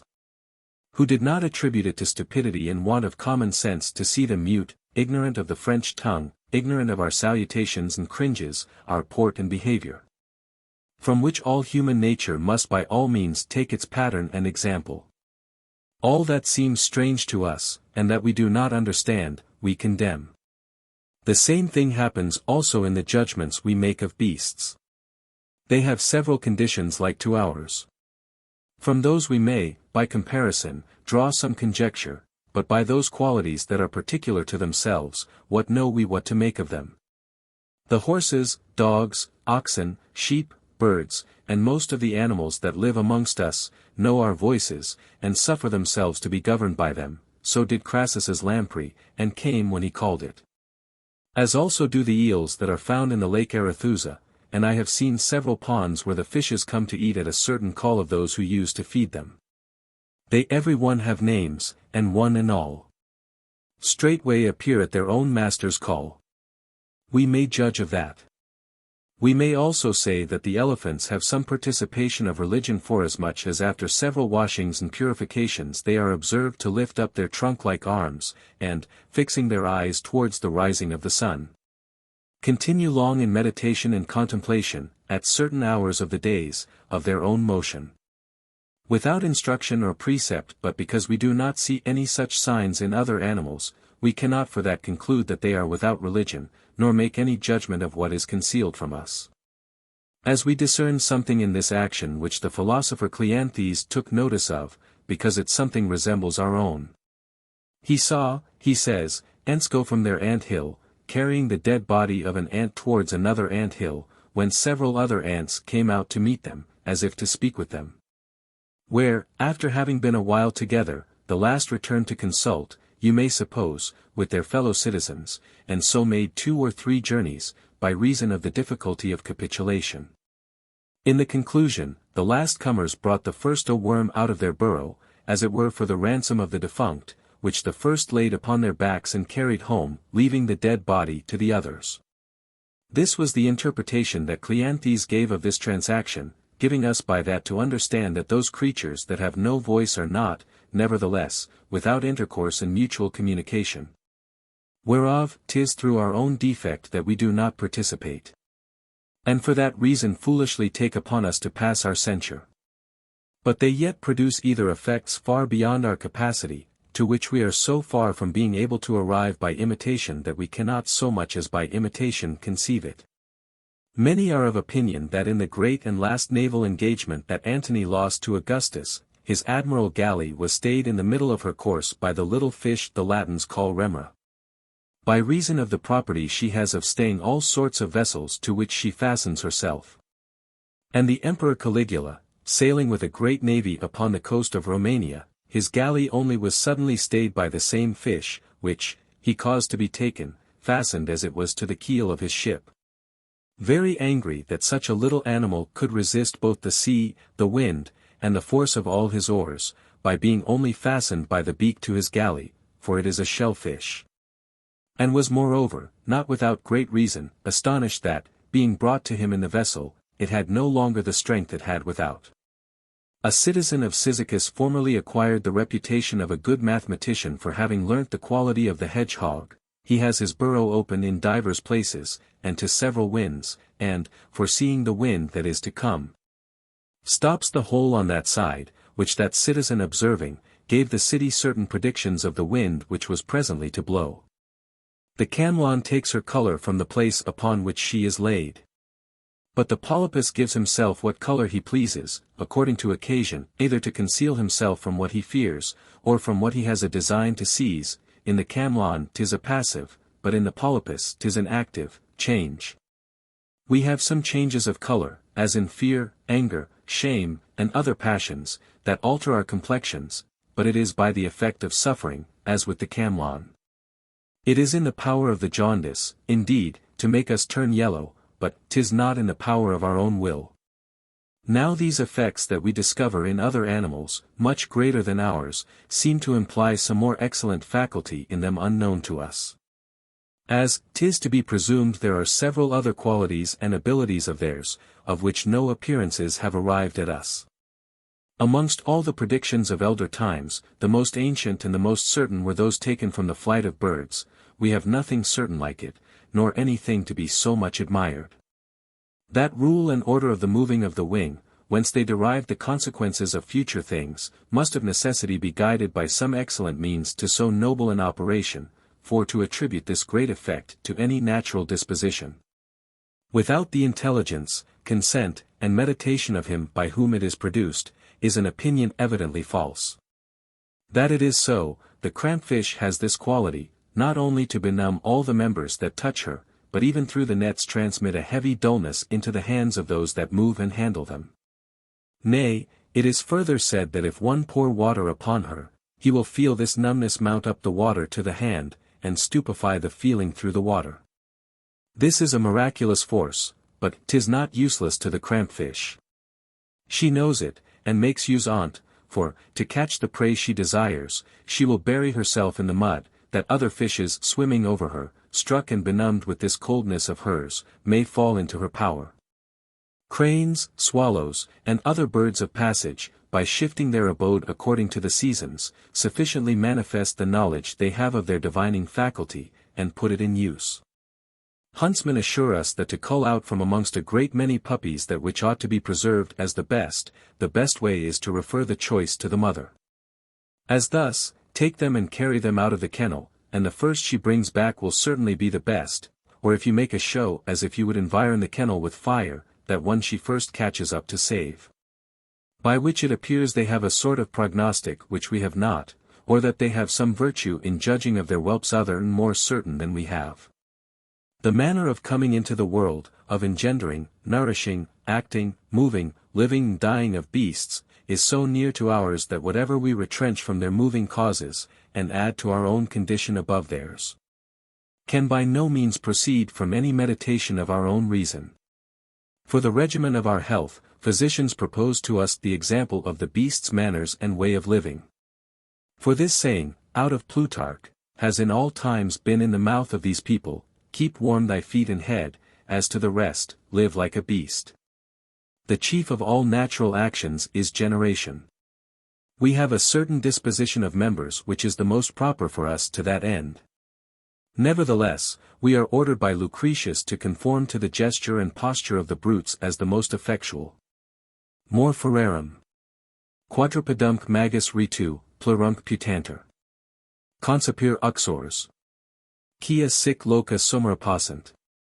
Pectoribus positis, sublatus semina lumbis. And the same authority condemns, as hurtful, those indiscreet and impudent motions which the women have added of their own invention. To whom it proposes the more temperate and modest pattern and practice of the beasts of their own sex. Nam mulier prohibit esse concipere at crepunt. Clunibus ipsa viri venerum esse ilta retractet. At gexasato siet omni pector fluctua. Egisit enim sulci recta region viaque. Vomerum, at locis avertit seminis ictum.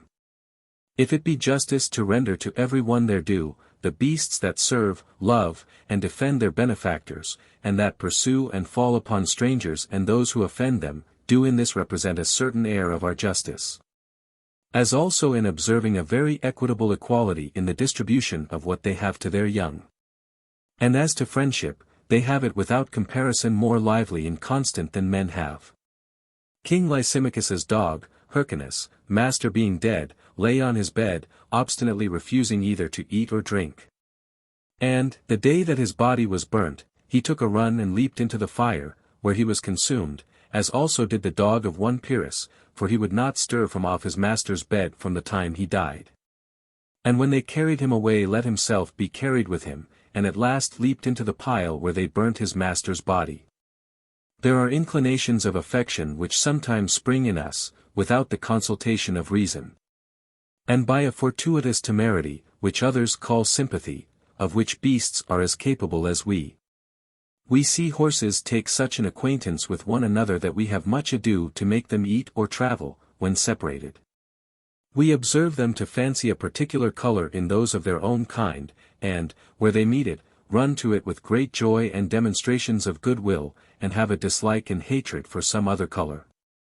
Animals have choice, as well as we, in their amours, and cull out their mistresses, neither are they exempt from our jealousies and implacable malice. Desires are either natural and necessary, as to eat and drink. Or natural and not necessary, as the coupling with females, or neither natural nor necessary, of which last sort are almost all the desires of men, they are all superfluous and artificial. For 'tis marvellous how little will satisfy nature, how little she has left us to desire, our ragouts and kickshaws are not of her ordering. The Stoics say that a man may live on an olive a day.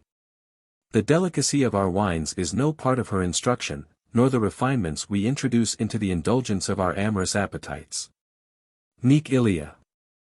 Magno prognatum deposit consul cunam. Nature, in her pursuit of love, disclaims the pride of titles, and the pomp of names. These irregular desires, that the ignorance of good and a false opinion have infused into us, are so many that they almost exclude all the natural. Just as if there were so great a number of strangers in the city as to thrust out the natural inhabitants, or, usurping upon their ancient rights and privileges, should extinguish their authority and introduce new laws and customs of their own. Animals are much more regular than we, and keep themselves with greater moderation within the limits nature has prescribed, but yet not so exactly that they have not sometimes an analogy with our debauches. And as there have been furious desires that have impelled men to the love of beasts, so there have been examples of beasts that have fallen in love with us, and been seized with monstrous affection betwixt kinds. Witness the elephant who was rival to Aristophanes the grammarian in the love of a young herb-wench in the city of Alexandria, who was nothing behind him in all the offices of a very passionate suitor. For going through the market where they sold fruit, he would take some in his trunk and carry them to her. He would as much as possible keep her always in his sight, and would sometimes put his trunk under her handkerchief into her bosom, to feel her breasts. They tell also of a dragon in love with a girl, and of a goose enamored of a child. Of a ram that was suitor to the minstreless Glaucia, in the town of Asopus, and we see not unfrequently baboons furiously in love with women. We see also certain male animals that are fond of the males of their own kind. Oppian and others give us some examples of the reverence that beasts have to their kindred in their copulations, but experience often shows us the contrary. Nec habiter turp juvenc. Fere patrem tergo, fit equo sua filia conjex. Quasque crevit, init picudes caper, ipsaque cujus. Semin concepta est, ex illo concipit alesh. The heifer thinks it not a shame to take her lusty sire upon her willing back. The horse his daughter leaps, goats scruple not. Increase the herd by those they have begot. And birds of all sorts do in common live. And by the seed they have conceived conceive. And for subtle cunning, can there be a more pregnant example than in the philosopher Thales's mule? Who, fording a river, laden with salt, and by accident stumbling there, so that the sacks he carried were all wet, perceiving that by the melting of the salt his burden was something lighter, he never failed, so oft as he came to any river, to lie down with his load. Till his master, discovering the knavery, ordered that he should be laden with wood. Wherein, finding himself mistaken, he ceased to practice that device. There are several that very vividly represent the true image of our avarice. For we see them infinitely solicitous to get all they can, and hide it with that exceeding great care, though they never make any use of it at all. As to thrift, they surpass us not only in the foresight and laying up, and saving for the time to come, but they have, moreover, a great deal of the science necessary thereto. The ants bring abroad into the sun their grain and seed to air, refresh and dry them when they perceive them to mold and grow musty, lest they should decay and rot. But the caution and prevention they use in gnawing their grains of wheat surpass all imagination of human prudence.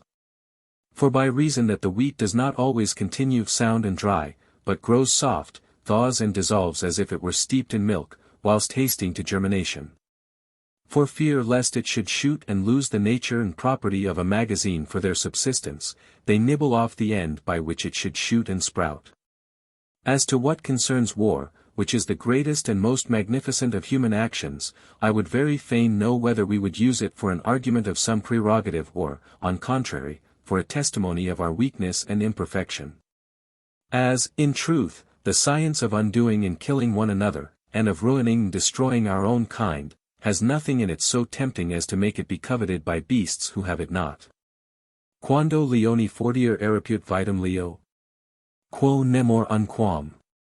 Expiravit aper majores dentibus apri. No lion drinks a weaker lion's gore. No boar expires beneath a stronger boar. Yet are they not universally exempt? Witness the furious encounters of bees, and the enterprises of the princes of the contrary armies. Spe duobus regibus incessit magno discordia motu. continuoque animos vulgi et trepidantia bello. Gorda licet long procissora. But if contending factions arm the hive, when rival kings in doubtful battle strive, tumultuous crowds the dread event prepare, and palpitating hearts that beat to war. I never read this divine description but that, methinks, I there see human folly and vanity represented in their true and lively colors. For these warlike movements, that so ravish us with their astounding noise and horror, this rattle of guns, drums, and cries. Fulgur ibi ad colum esse talit, totac circum. Re renedescit tellus, subturc verm 6. Exciter pedibus sonitus. Clamorec montes. Icti rejectant voces ad sidera mundi. When burnished arms to heaven dart their rays, and many a steely beam sunlight plays. When trampled is the earth by horse and man, until the very center groans again, and that the rocks, struck by the various cries, reverberate the sound unto the skies. In the dreadful embattling of so many thousands of armed men, and so great fury, ardor, and courage, 'tis pleasant to consider by what idle occasions they are excited, and by how light ones appeased. Paradis propter narrator amorem. Greci barbari diro caulisa duello. Of wanton Paris the illicit love, did Greece and Troy to 10 years' warfare move. All Asia was ruined and destroyed for the lust of Paris. The envy of one single man, a despite, a pleasure, a domestic jealousy, causes that ought not to set 2 oyster wenches by the ears, is the mover of all this mighty bustle. Shall we believe those very men who are themselves the principal authors of these mischiefs? Let us then hear the greatest, the most powerful, the most victorious emperor that ever was, turning into a jest, very pleasantly and ingeniously, several battles fought both by sea and land. The blood and lives of 500,000 men that followed his fortune, and the strength and riches of 2 parts of the world drained for the expense of his expeditions. Quod futuit Glaphoran Antonius, hanc mihi ponam. Fulvia constitut. Esse quoquam uti futuum. Fulvium ego uti futuum. Quid, esse me manius orit. Potassum, facium. Non puto, esse sapiam. Aut futu, aut pugnimus, 8. Quid, esse mihi vidii. Charier est ips mentula. Signa canint. Que. Moi, que je sur fulvi. Suffultiel quel en aid envy. A ce comte, on verade se retire von moi. Mille pauses mal satisfaits. Moi, me did ou combattuns. Mais quoi? Est bien laid. Allons, sans trumpets. Cause Anthony is fired with Glaphire's charms. Fain would his Fulvia tempt me to her arms. If Anthony be false, what then? Must I be slave to Fulvia's lustful tyranny? Then would 1,000 wanton, waspish wives. I use my Latin with the liberty of conscience you are pleased to allow me. Now this great body, with so many fronts, and so many motions, which seems to threaten heaven and earth. Quam multi libico volventer marmor fluctus. Svus ubi Orion hybemus conditor undis. Vel quam solo novo dens torrenter erest. Aut hermi campo, aut lysae flaventibus arvis. Scuta sunant, pulsuc pedum tremit excita tellus. Not thicker billows beat the Libyan main, when pale Orion sits in wintry rain. Nor thicker harvests on rich Hermus rise, or Lycian fields, when Phobos burns the skies. Then stand these troops, their bucklers ring around. Their trampling turns the turf and shakes the solid ground. This furious monster, with so many heads and arms, is yet man, feeble, calamitous, and miserable man. 'Tis but an anthill disturbed and provoked. It nigrum campis agmen. The black troop marches to the field. A contrary blast, the croaking of a flight of ravens, the stumble of a horse, the casual passage of an eagle, a dream, a voice, a sign, A morning mist, are any one of them sufficient to beat down and overturn him? Dart but a sunbeam in his face, he is melted and vanished. Blow but a little dust in his eyes, as our poet says of the bees, and all our ensigns and legions, with the great Pompey himself at the head of them, are routed and crushed to pieces. For it was he, as I take it, that Sertorius beat in Spain with those fine arms, which also served Eumenes against Antigonus, and Spurina against Crassus. Swarm to my bed like bees into their hives. Declare for love, or war, she said. And frowned. No love I'll grant, to arms bid trumpets sound. Hi motus animorum, ac hoc certamina tanta. Pulveris exigui jacta compressa quiescent. Yet at thy will these dreadful conflicts cease. Throw but a little dust and all is peace. Let us but slip our flies after them, and they will have the force and courage to defeat them. Of fresh memory, the Portuguese having besieged the city of Tamli, in the territory of Attain, the inhabitants of the place brought a great many hives, of which are great plenty in that place, upon the wall.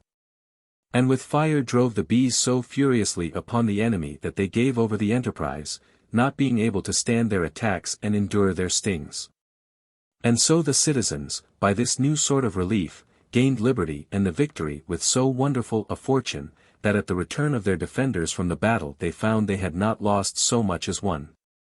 The souls of emperors and cobblers are cast in the same mold. The weight and importance of the actions of princes considered, we persuade ourselves that they must be produced by some as weighty and important causes, but we are deceived. For they are pushed on, and pulled back in their motions, by the same springs that we are in our little undertakings. The same reason that makes us wrangle with a neighbor causes a war betwixt princes. The same reason that makes us whip a lackey, falling into the hands of a king makes him ruin a whole province. They are as lightly moved as we, but they are able to do more. In a gnat and an elephant the passion is the same. As to fidelity, there is no animal in the world so treacherous as man. Our histories have recorded the violent pursuits that dogs have made after the murderers of their masters. King Pyrrhus observing a dog that watched a dead man's body, and understanding that he had for 3 days together performed that office, commanded that the body should be buried, and took the dog along with him. One day, as he was at a general muster of his army, this dog, seeing his master's murderers, with great barking and extreme signs of anger flew upon them, and by this first accusation awakened the revenge of this murder, which was soon after perfected by form of justice. As much was done by the dog of the wise Hesiod, who convicted the sons of Gannictor of Naupactus of the murder committed on the person of his master. Another dog being to guard a temple at Athens, having spied a sacrilegious thief carrying away the finest jewels, fell to barking at him with all his force, but the warders not awaking at the noise, he followed him, and day being broke, kept off at a little distance, without losing sight of him. If he offered him anything to eat he would not take it, but would wag his tail at all the passengers he met, and took whatever they gave him, and if the thief laid down to sleep, he likewise stayed upon the same place. The news of this dog being come to the warders of the temple, they put themselves upon the pursuit, inquiring of the color of the dog, and at last found him in the city of Cromion, and the thief also, whom they brought back to Athens, where he got his reward. And the judges, in consideration of this good office, ordered a certain measure of corn for the dog's daily sustenance, at the public charge, and the priests to take care of it. Plutarch delivers this story for a certain truth, and that it happened in the age wherein he lived. As to gratitude, for I think we need bring this word into a little repute, this one example, which Appian reports himself to have been an eyewitness of, shall suffice. One day, says he, at Rome, they entertained the people with the sight of the fighting of several strange beasts, and principally of lions of an unusual size. There was one amongst the rest who, by his furious deportment, by the strength and largeness of his limbs, and by his loud and dreadful roaring, attracted the eyes of all the spectators. Amongst other slaves that were presented to the people in this combat of beasts there was one Androtus, of Dacia, belonging to a Roman lord of consular dignity. This lion having seen him at a distance first made a sudden stop, as it were in a wondering posture, and then softly approached nearer in a gentle and peaceable manner, as if it were to enter into acquaintance with him. This being done, and being now assured of what he sought for, he began to wag his tail, as dogs do when they flatter their masters, and to kiss and lick the hands and thighs of the poor wretch, who was beside himself, and almost dead with fear. Androdas being by this kindness of the lion a little come to himself, and having taken so much heart as to consider and know him, it was a singular pleasure to see the joy and caresses that passed betwixt them. At which the people breaking into loud acclamations of joy, the emperor caused the slave to be called, to know from him the cause of so strange an event. Who thereupon told him a new and a very strange story. My master, said he, being proconsul in Africa, I was constrained, by his severity and cruel usage, being daily beaten, to steal from him and run away. And, to hide myself secretly from a person of so great authority in the province, I thought it my best way to fly to the solitudes, sands, and uninhabitable parts of that country. Resolving that in case the means of supporting life should chance to fail me, to make some shift or other to kill myself. The sun being excessively hot at noon, and the heat intolerable, I lit upon a private and almost inaccessible cave, and went into it soon after. There came in to me this lion, with 1 foot wounded and bloody, complaining and groaning with the pain he endured. At his coming I was exceeding afraid, but he having spied me hid in the corner of his den, came gently to me, holding out and showing me his wounded foot, as if he demanded my assistance in his distress. I then drew out a great splinter he had got there, and, growing a little more familiar with him, squeezing the wound thrust out the matter, dirt, and gravel which was got into it, and wiped and cleansed it the best I could. He, finding himself something better, and much eased of his pain, laid him down to rest, and presently fell asleep with his foot in my hand. From that time forward he and I lived together in this cave 3 whole years upon one and the same diet. For of the beasts that he killed in hunting he always brought me the best pieces, which I roasted in the sun for want of fire, and so ate it.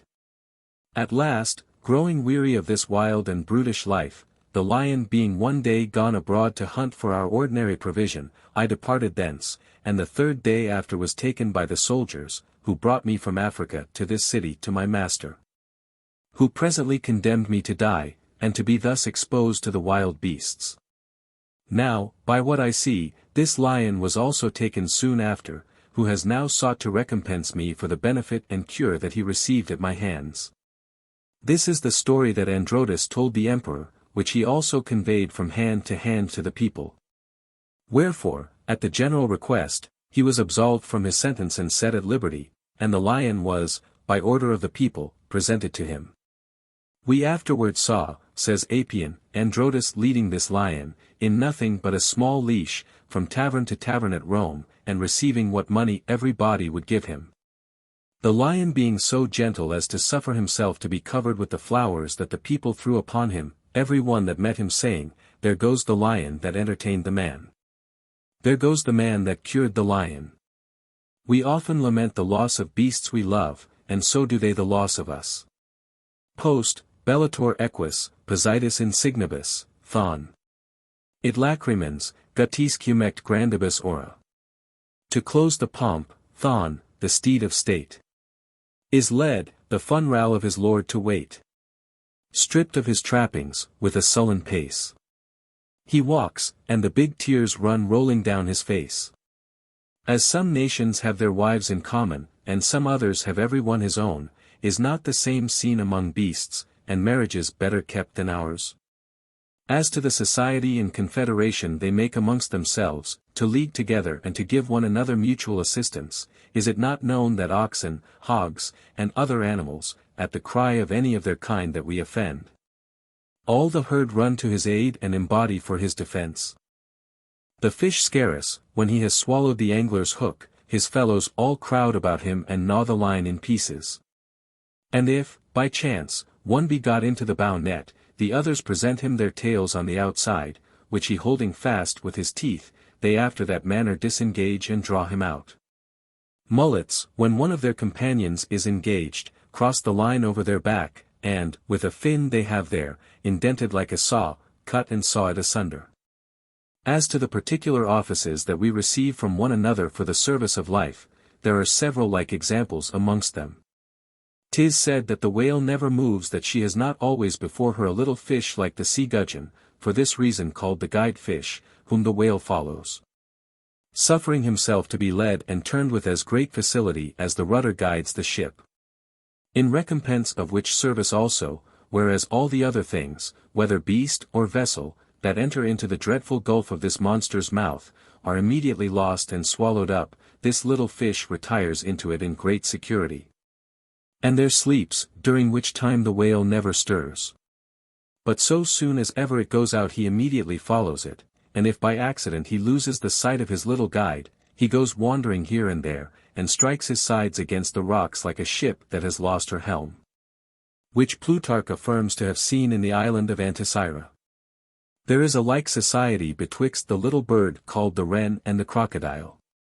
The wren serves for a sentinel over this great animal.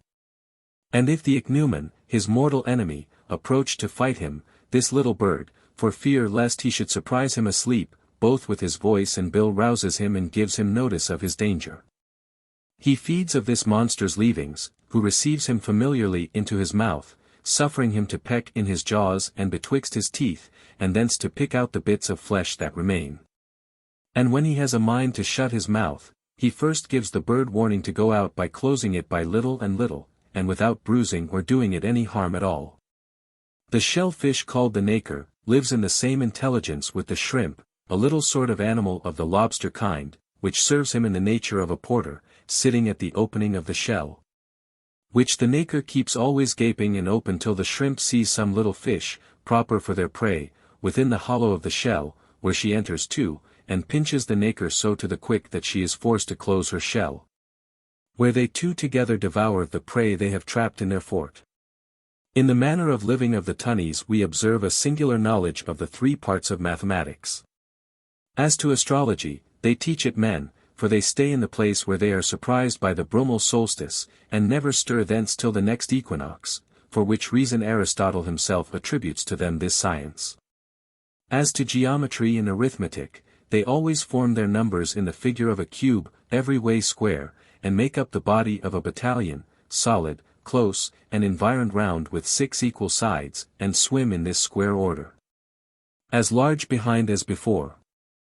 So that whoever in seeing them can count one rank may easily number the whole troop, by reason that the depth is equal to the breadth, and the breadth to the length. As to magnanimity, it will be hard to exhibit a better instance of it than in the example of the great dog sent to Alexander the Great from the Indies. They first brought him a stag to encounter, next a boar, and after that a bear, all which he slighted, and disdained to stir from his place. But when he saw a lion he then immediately roused himself, evidently manifesting that he declared that alone worthy to enter the lists with him. Touching repentance and the acknowledgment of faults, 'tis reported of an elephant that, having in the impetuosity of his rage killed his keeper, he fell into so extreme a sorrow that he would never after eat, but starved himself to death. And as to clemency, 'tis said of a tiger, the most cruel of all beasts, that a kid having been put into him, he suffered a 2 days' hunger rather than hurt it, and the third broke the grate he was shut up in, to seek elsewhere for prey. So unwilling he was to fall upon the kid, his familiar and his guest, and as to the laws of familiarity in agreement, formed by conversation, it ordinarily happens that we bring up cats, dogs, and hares, tamed together. But that which seamen by experience know, and particularly in the Sicilian sea, of the quality of the Halcyons, surpasses all human thought of what kind of animal has nature even so much honored the birth. The poets indeed say that one only island, Delos, which was before a floating island, was fixed for the service of Latona's lying in. But God has ordered that the whole ocean should be stayed, made stable and smooth, without waves, without winds or rain, whilst the Halcyon produces her young, which is just about the solstice, the shortest day of the year. So that by her privilege we have 7 days and 7 nights in the very heart of winter wherein we may sail without danger. Their females never have to do with any other male but their own, whom they serve and assist all their lives, without ever forsaking him.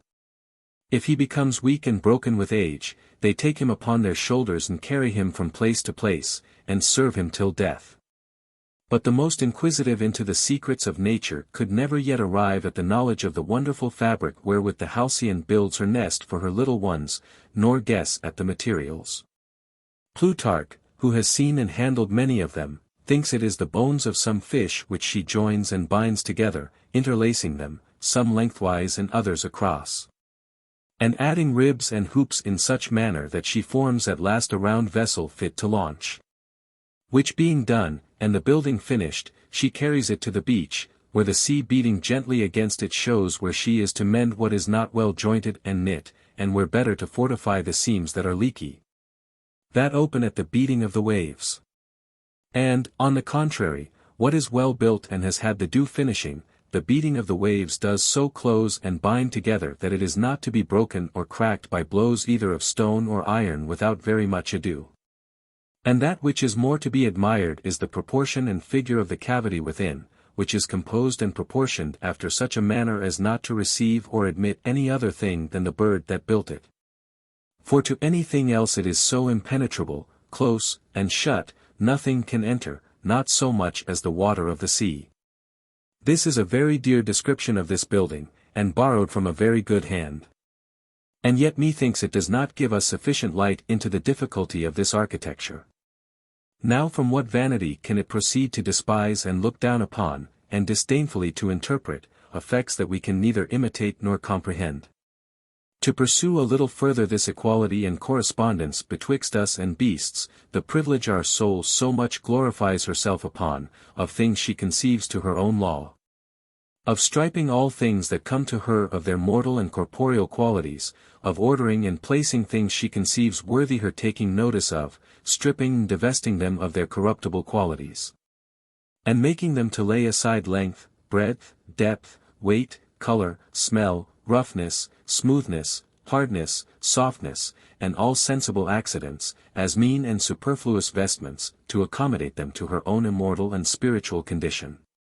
As Rome and Paris, for example, that I have in my fancy, Paris that I imagine and comprehend it without greatness and without place, without stone, without plaster, and without wood.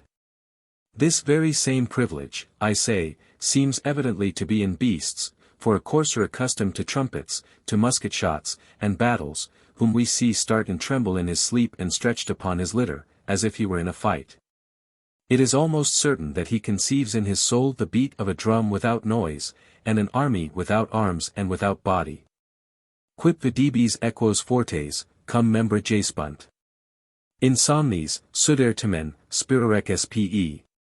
E quasi de palm sumas contendere vires. You shall see man-egged horses in their sleep sweat, snort, start, tremble, and a clutter keep, as if with all their force they striving were the victor's palm proudly away to bear. The hare that a greyhound imagines in his sleep, after which we see him pant so whilst he sleeps, stretch out his tail, shake his legs, and perfectly represents all the motions of a course, is a hare without fur and without bones. Venentum canes in mali spe quiet. Jactant crura tamen subito, bosesc repent. Mittent, edi cribras reducent naribus auras. Ut vestigia si tenient inventa ferrerum. Expergevtique sequuntur inania spe. Servorum simulacra, fag quasi dedita cernant. Doni discussis redient eroribus ad se. And hounds stir often in their quiet rest, spending their mouths, as if upon a quest. Snuff, and breathe quick and short, as if they went in a full chase upon a burning scent. Nay, being whacked, imagine stags pursue, as if they had them in their real view. Till, having shook themselves more broad awake, they do at last discover the mistake. The watch-dogs, that we often observe to snarl in their dreams, and afterwards bark out, and start up as if they perceived some stranger at hand. The stranger that their soul discerns is a man spiritual and imperceptible, without dimension, without color, and without being. Consueta domi catulorum blanda propago. Digere, spe levum ex oculis volucremque soperem. Discutera. Edi corpus de terra corrupere instant. Proind quasi ignotas facies ac ora tuanter. The fawning whelps of household curs will rise. And, shaking the soft slumber from their eyes, oft bark and stare at every one within, as upon faces they had never seen. To the beauty of the body, before I proceed any further I should know whether or no we are agreed about the description. 'Tis likely we do not well know what beauty is in nature and in general, since to our own human beauty we give so many diverse forms, of which, were there any natural rule and prescription, we should know it in common, as the heat of the fire. But we fancy the forms according to our own appetite and liking. Turpus Romano-Belgicus or color. A German hue ill suits, a Roman face. The Indians paint it black and tawny, with great swelled lips, wide flat noses and load the cartilage betwixt the nostrils with great rings of gold, to make it hang down to the mouth. As also the under lip with great hoops, enriched with precious stones, that weigh them down to fall upon the chin, it being with them a singular grace to show their teeth, even below the roots. In Peru the greatest ears are the most beautiful, which they stretch out as far as they can by art. And a man now living says that he has seen in an eastern nation this care of enlarging them in so great repute, and the ear loaded with so ponderous jewels, that he did with great ease put his arm, sleeve and all, through the whole of an ear. There are elsewhere nations that take great care to black their teeth, and hate to see them white, whilst others paint them red. The women are reputed more beautiful, not only in Biscay, but elsewhere, for having their heads shaved. And, which is more, in certain frozen countries, as Pliny reports. The Mexicans esteem a low forehead a great beauty, and though they shave all other parts, they nourish hair on the forehead and increase it by art. And have great breasts in so great reputation that they affect to give their children suck over their shoulders. We should paint deformity so. The Italians fashion it gross and massy, the Spaniards gaunt and slender, and amongst us one has it white, another brown, one soft and delicate, another strong and vigorous. One will have his mistress soft and gentle, others haughty and majestic. Just as the preference in beauty that Plato attributes to the spherical figure the Epicureans gave rather to the pyramidal or square, and cannot swallow a god in the form of a bull. But, be it how it will, nature has no more privileged us in this from her common laws than in the rest, and if we will judge ourselves aright, we shall find that, if there be some animals less favored in this than we, there are others. And in greater number, that are more. A multis animalibus decor vincimer, many animals surpass us in beauty, even among the terrestrial, our compatriots. For as to those of sea, setting the figure aside, which cannot fall into any manner of proportion, being so much another thing in color, clearness, smoothness, and arrangement, we sufficiently give place to them. And no less, in all qualities, to the aerial. And this prerogative that the poets make such a mighty matter of, our erect stature, looking towards heaven our original. Pronate cum spectent animalia terra terrain. Os homini sublime dit, columcturi. Just sit. Eti erectos ad sidera tolera voltus. Whilst all the brutal creatures downward bend their sight, and to their earthly mother tend. He set man's face aloft, that, with his eyes uplifted, he might view the starry skies. Is truly poetical. For there are several little beasts who have their sight absolutely turned towards heaven, and I find the gesture of camels and ostriches much higher raised and more erect than ours. What animals have not their faces above and not before, and do not look opposite, as we do, and that do not in their natural posture discover as much of heaven and earth as man? And what qualities of our bodily constitution, in Plato and Cicero, may not indifferently serve 1,000 sorts of beasts? Those that most resemble us are the most despicable and deformed of all the herd. For those, as to outward appearance and form of visage, are baboons. Simia quam similis, turpissima bestia, nobis. How like to man, in visage and in shape. Is, of all beasts the most uncouth, the ape. As to the internal and vital parts, the hog. In earnest, when I consider man stark naked, even in that sex which seems to have greatest share of beauty, his defects, natural subjection, and imperfections, I find that we have more reason than any other animal, to cover ourselves. And are to be excused from borrowing of those to whom nature has in this been kinder than to us, to trick ourselves out with their beauties, and hide ourselves under their spoils, their wool, feathers, hair, and silk. Let us observe, as to the rest, that man is the sole animal whose nudities offend his own companions, and the only one who in his natural actions withdraws and hides himself from his own kind. And really, 'tis also an effect worth consideration, that they who are masters in the trade prescribe, as a remedy for amorous passions, the full and free view of the body a man desires. For that to cool the ardor there needs no more but freely and fully to see what he loves. Al quod obscnas in aperto corpori parties. Viderat, in cursu cafut, sit amor. The love that's tilting when those parts appear. Open to view, flags in the hot career. And, although this receipt may peradventure proceed from a nice and cold humor, it is notwithstanding a very great sign of our deficiencies that use and acquaintance should make us disgust one another.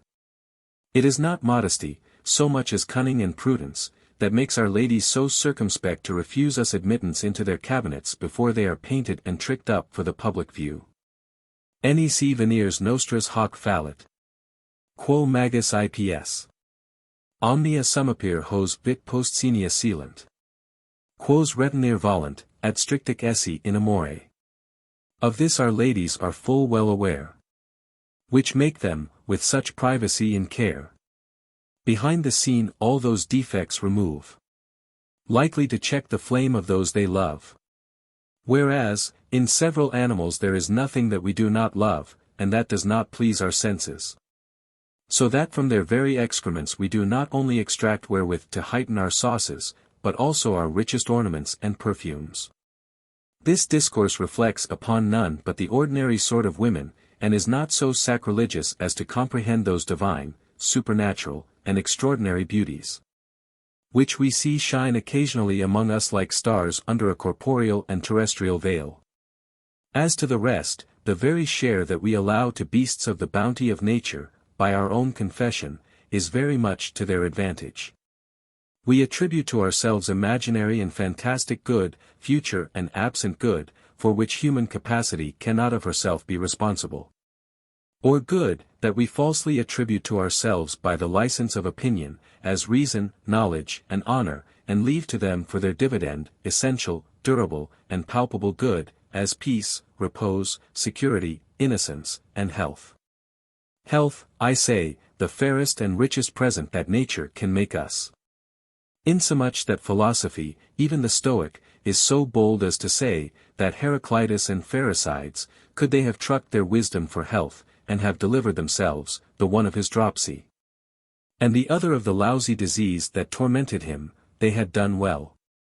By which they set a greater value upon wisdom, comparing and putting it into the balance with health, than they do with this other proposition, which is also theirs. They say that if Circe had presented Ulysses with the two potions, the one to make a fool become a wise man, and the other to make a wise man become a fool, that Ulysses ought rather to have chosen the last. Then consent to that by which Circe changed his human figure into that of a beast. And say that wisdom itself would have spoke to him after this manner, forsake me, let me alone, rather than lodge me under the body and figure of an ass. How? The philosophers, then will abandon this great and divine wisdom for this corporeal and terrestrial covering? It is then no more by reason, by discourse, and by the soul, that we excel beasts. 'Tis by our beauty, our fair complexion, and our fine symmetry of parts, for which we must quit our intelligence, our prudence, and all the rest. Well, I accept this open and free confession. Certainly they knew that those parts, upon which we so much value ourselves, are no other than vain fancy. If beasts then had all the virtue, knowledge, wisdom, and stoical perfection, they would still be beasts, and would not be comparable to man, miserable, wicked, mad, man. For, in short, whatever is not as we are is nothing worth. And God, to procure himself an esteem among us, must put himself into that shape, as we shall show anon. By which it appears that it is not upon any true ground of reason, but by a foolish pride and vain opinion, that we prefer ourselves before other animals, and separate ourselves from their society and condition. But to return to what I was upon before. We have for our part inconstancy, irresolution, incertitude, sorrow, superstition, solicitude of things to come even after we shall be no more, ambition, avarice, jealousy, envy, irregular, frantic, and untamed appetites, war, lying, disloyalty, detraction, and curiosity. Doubtless, we have strangely overpaid this fine reason, upon which we so much glorify ourselves, and this capacity of judging and knowing, if we have bought it at the price of this infinite number of passions to which we are eternally subject. Unless we shall also think fit, as even Socrates does, to add to the counterpoise that notable prerogative above beasts, that whereas nature has prescribed them certain seasons and limits for the delights of Venus, she has given us the reins at all hours and all seasons. Ut vinum ogrotis, quia prodest rar, nos et sopissime, melius est non et hibra omnino, quam, spe dubio salutis, in apertam pernicium incarere. Sic, haud scio and melius furit humano generi modum istum cellarum cogitationis, acumen, salertium, quam rationem vacumus, quonium pestifera sint multis, ad modum pausis salieria, non dari omnino, quam tam muniis edi tam large dari. As it falls out that wine often hurting the sick, and very rarely doing them good, it is better not to give them any at all than to run into an apparent danger out of hope of an uncertain benefit. So I know not whether it had not been better for mankind that this quick motion, this penetration, this subtlety that we call reason, had not been given to man at all. Considering how pestiferous it is to many, and useful but to few, than to have been conferred in so abundant manner, and with so liberal a hand. Of what advantage can we conceive the knowledge of so many things was to Hiero and Aristotle? Did it exempt them from human inconveniences? Were they by it freed from the accidents that lay heavy upon the shoulders of a porter? Did they extract from their logic any consolation for the gout? Or, for knowing how this humor is lodged in the joints, did they feel it the less? Did they enter into composition with death by knowing that some nations rejoice at his approach? Or with cuckoldry, by knowing that in some parts of the world wives are in common? On the contrary, having been reputed the greatest men for knowledge, the one amongst the Romans and the other amongst the Greeks, and in a time when learning did most flourish, we have not heard, nevertheless, that they had any particular excellence in their lives. Nay, the Greek had enough to do to clear himself from some notable blemishes in his. Have we observed that pleasure and health have a better relish with him that understands astrology and grammar than with others? Illiterati number minus nervi regent. Illiterate plowman is as fit for Venus' service as the wit. Or shame and poverty less troublesome to the first than to the last. Silicet eti morbis eti debilitate cerbis. Et luctum eti curam effuges, eti tempora vit. Longa tibi post hc fato melior debunter. Disease thy couch shall flee. And sorrow and care. Yes, thou, be sure, wilt see long years of happiness, till now unknown. I have known in my time 100 artisans, 100 laborers, wiser and more happy than the rectors of the university, and whom I had much rather have resembled. Learning, methinks, has its place amongst the necessary things of life, as glory, nobility, dignity, or at the most, as beauty, riches, and such other qualities, which indeed are useful to it, but remotely, and more by opinion than by nature. We stand very little more in need of offices, rules, and laws of living in our society, than cranes and ants do in theirs, and yet we see that these carry themselves very regularly without erudition. If man was wise, he would take the true value of everything according as it was useful and proper to his life. Whoever will number us by our actions and deportments will find many more excellent men amongst the ignorant than among the learned. Aye, in all sorts of virtue. Old Rome seems to me to have been of much greater value, both for peace and war, than that learned Rome that ruined itself. And, though all the rest should be equal, yet integrity and innocency would remain to the ancients, for they cohabit singularly well with simplicity. But I will leave this discourse, that would lead me farther than I am willing to follow. And shall only say this further, 'tis only humility and submission that can make a complete good man. We are not to leave the knowledge of his duty to every man's own judgment. We are to prescribe it to him, and not suffer him to choose it at his own discretion. Otherwise, according to the imbecility, and infinite variety of our reasons and opinions, we should at large forge ourselves duties that would, as Epicurus says, enjoin us to eat one another. The first law that ever God gave to man was a law of pure obedience. It was a commandment naked and simple, wherein man had nothing to inquire after, nor to dispute. Forasmuch as to obey is the proper office of a rational soul, acknowledging a heavenly superior and benefactor. From obedience and submission spring all other virtues, as all sin does from self-opinion. And, on the contrary, the first temptation that by the devil was offered to human nature, its first poison insinuated itself into us by the promise made us of knowledge and wisdom, Iritus sicit Dei, sciens bonum et malum. Ye shall be as gods, knowing good and evil. And the sirens, in Homer, to allure Ulysses, and draw him within the danger of their snares, offered to give him knowledge. The plague of man is the opinion of wisdom. And for this reason it is that ignorance is so recommended to us, by our religion, as proper to faith and obedience, cavit enicas vos discipiat per philosophiam et inane seductions, secundum elementa mundi. Take heed, lest any man deceive you by philosophy in vain deceit, after the tradition of men, and the rudiments of the world. There is in this a general consent amongst all sorts of philosophers, that the sovereign good consists in the tranquillity of the soul and body, but where shall we find it? Ad summum, sapiens uno minor est Jove, Dives. Liber, honoratus, pulcher, rex denican regum.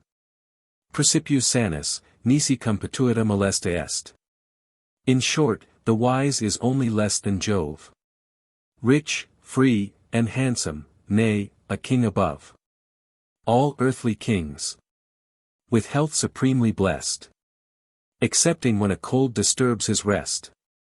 It seems, in truth, that nature, for the consolation of our miserable and wretched state, has only given us presumption for our inheritance. 'Tis as Epictetus says, that man has nothing properly his own, but the use of his opinion, we have nothing but wind and smoke for our portion. The gods have health in essence, says philosophy, and sickness in intelligence. Man, on the contrary, possesses his goods by fancy, his ills in essence. We have reason to magnify the power of our imagination, for all our goods are only in dream. Hear this poor calamitous animal huff. There is nothing, says Cicero, so charming as the employment of letters, I say, by means whereof the infinity of things, the immense grandeur of nature, the heavens even in this world, the earth, and the seas are discovered to us. 'Tis they that have taught us religion, moderation, and the grandeur of courage, and that have rescued our souls from darkness, to make her see all things, high, low, first, last, and middling. 'Tis they that furnish us wherewith to live happily and well, and conduct us to pass over our lives without displeasure, and without offense. Does not this man seem to speak of the condition of the ever-living and almighty God? But as to effects, 1,000 little countrywomen have lived lives more equal, more sweet, and constant than his. Deus il fut, Deus, inclite memmi. Ca princeps vit rationem invenit urn, chu. Nunc appellator sapientia. Quic per artem. Fluctibus tantis vitam, tantisque tenebris. In tam tranquilla et tam clara lus locavit. That God, great Memus, was a God no doubt. Who, Prince of Life, first found that reason out. Now wisdom called. And by his art, who did that life in tempests tossed, and darkness hid. Place in so great a calm, and clear a light. Here are brave ranting words. But a very slight accident put this man's understanding in a worse condition than that of the meanest shepherd, notwithstanding this instructing God, this divine wisdom. Of the same stamp and impudence is the promise of Democritus's book, I am going to speak of all things. And that foolish title that Aristotle prefixes to one of his, order only afforded him a few lucid intervals which he employed in composing his book, and at last made him kill himself, Eusebius Chronicon. Of the mortal gods. And the judgment of Chrysippus, that Dion was as virtuous as God, and my Seneca himself says, that God had given him life, but that to live well was his own, conformably to this other, in virtut vir gloriamur. Quod non contingerit, siid donum Deo, non nobis haberemus, we truly glory in our virtue, which would not be, if it was given us of God, and not by ourselves. This is also Seneca's saying. That the wise man hath fortitude equal with God, but that his is in spite of human frailty, wherein therefore he more than equals God. There is nothing so ordinary as to meet with sallies of the like temerity. There is none of us, who takes so much offence to see himself equalled with God, as he does to see himself undervalued by being ranked with other creatures, so much more are we jealous of our own interest than that of our Creator. But we must trample under foot this foolish vanity, and briskly and boldly shake the ridiculous foundation upon which these false opinions are founded. So long as man shall believe he has any means and power of himself, he will never acknowledge what he owes to his Maker. His eggs shall always be chickens, as the saying is. We must therefore strip him to his shirt. Let us see some notable examples of the effects of his philosophy. Posidonius, being tormented with a disease so painful as made him writhe his arms and gnash his teeth, thought he sufficiently scorned the dolour. By crying out against it, thou mayst do thy worst, I will not confess that thou art an evil. He was as sensible of the pain as my footman, but he made a bravado of bridling his tongue, at least, and restraining it within the laws of his sect, re succumbere non oportabat, verbis gloriantem. It did not become him, that spoke so big, to confess his frailty when he came to the test. Arcesilas, being ill of the gout, and Carneades, who had come to see him, going away troubled at his condition, he called him back, and showing him his feet and breast, there is nothing comes thence hither, said he. This has something a better grace, for he feels himself in pain, and would be disengaged from it, but his heart, notwithstanding, is not conquered nor subdued by it. The other stands more obstinately to his point, but, I fear, rather verbally than really. And Dionysius Heraclitus, afflicted with a vehement smarting in his eyes, was reduced to quit these stoical resolutions. But even though knowledge should, in effect, do as they say, and could blunt the point, and dull the edge, of the misfortunes that attend us, what does she, more than what ignorance does more purely and evidently? The philosopher Pyrrho, being at sea in very great danger, by reason of a mighty storm, presented nothing to the imitation of those who were with him, in that extremity, but a hog they had on board, that was fearless and unconcerned at the tempest. Philosophy, when she has said all she can, refers us at last to the example of a gladiator, wrestler, or muleteer, in which sort of people we commonly observe much less apprehension of death, sense of pain, and other inconveniences, and more of endurance, than ever knowledge furnished any one withal, that was not balm and bread to hardship. What is the cause that we make incisions, and cut the tender limbs of an infant, and those of a horse, more easily than our own, but ignorance only? How many has mere force of imagination made sick? We often see men cause themselves to be let blood, purged, and physicked, to be cured of diseases they only feel in opinion. When real infirmities fail us, knowledge lends us hers, that color, that complexion, portends some catarrhous defluxion. This hot season threatens us with a fever, this breach in the lifeline of your left hand gives you notice of some near and dangerous indisposition, and at last you roundly attacks health itself. Saying, this sprightliness and vigor of youth cannot continue in this posture, there must be blood taken, and the heat abated, lest it turn against yourself. Compare the life of a man subjected to such imaginations, to that of a laborer that suffers himself to be led by his natural appetite, measuring things only by the present sense, without knowledge, and without prognostic. That feels no pain or sickness, but when he is really ill. Whereas the other has the stone in his soul, before he has it in his bladder, as if it were not time enough to suffer the evil when it shall come, he must anticipate it by fancy, and run to meet it. What I say of physic may generally serve in example for all other sciences. Thence is derived that ancient opinion of the philosophers that placed the sovereign good in the discovery of the weakness of our judgment. My ignorance affords me as much occasion of hope as of fear. And having no other rule for my health than that of the examples of others, and of events I see elsewhere upon the like occasion, I find of all sorts, and rely upon those which by comparison are most favourable to me. I receive health with open arms, free, full, and entire, and by so much the more whet my appetite to enjoy it, by how much it is at present less ordinary and more rare. So far am I from troubling its repose and sweetness with the bitterness of a new and constrained manner of living. Beasts sufficiently show us how much the agitation of our minds brings infirmities and diseases upon us.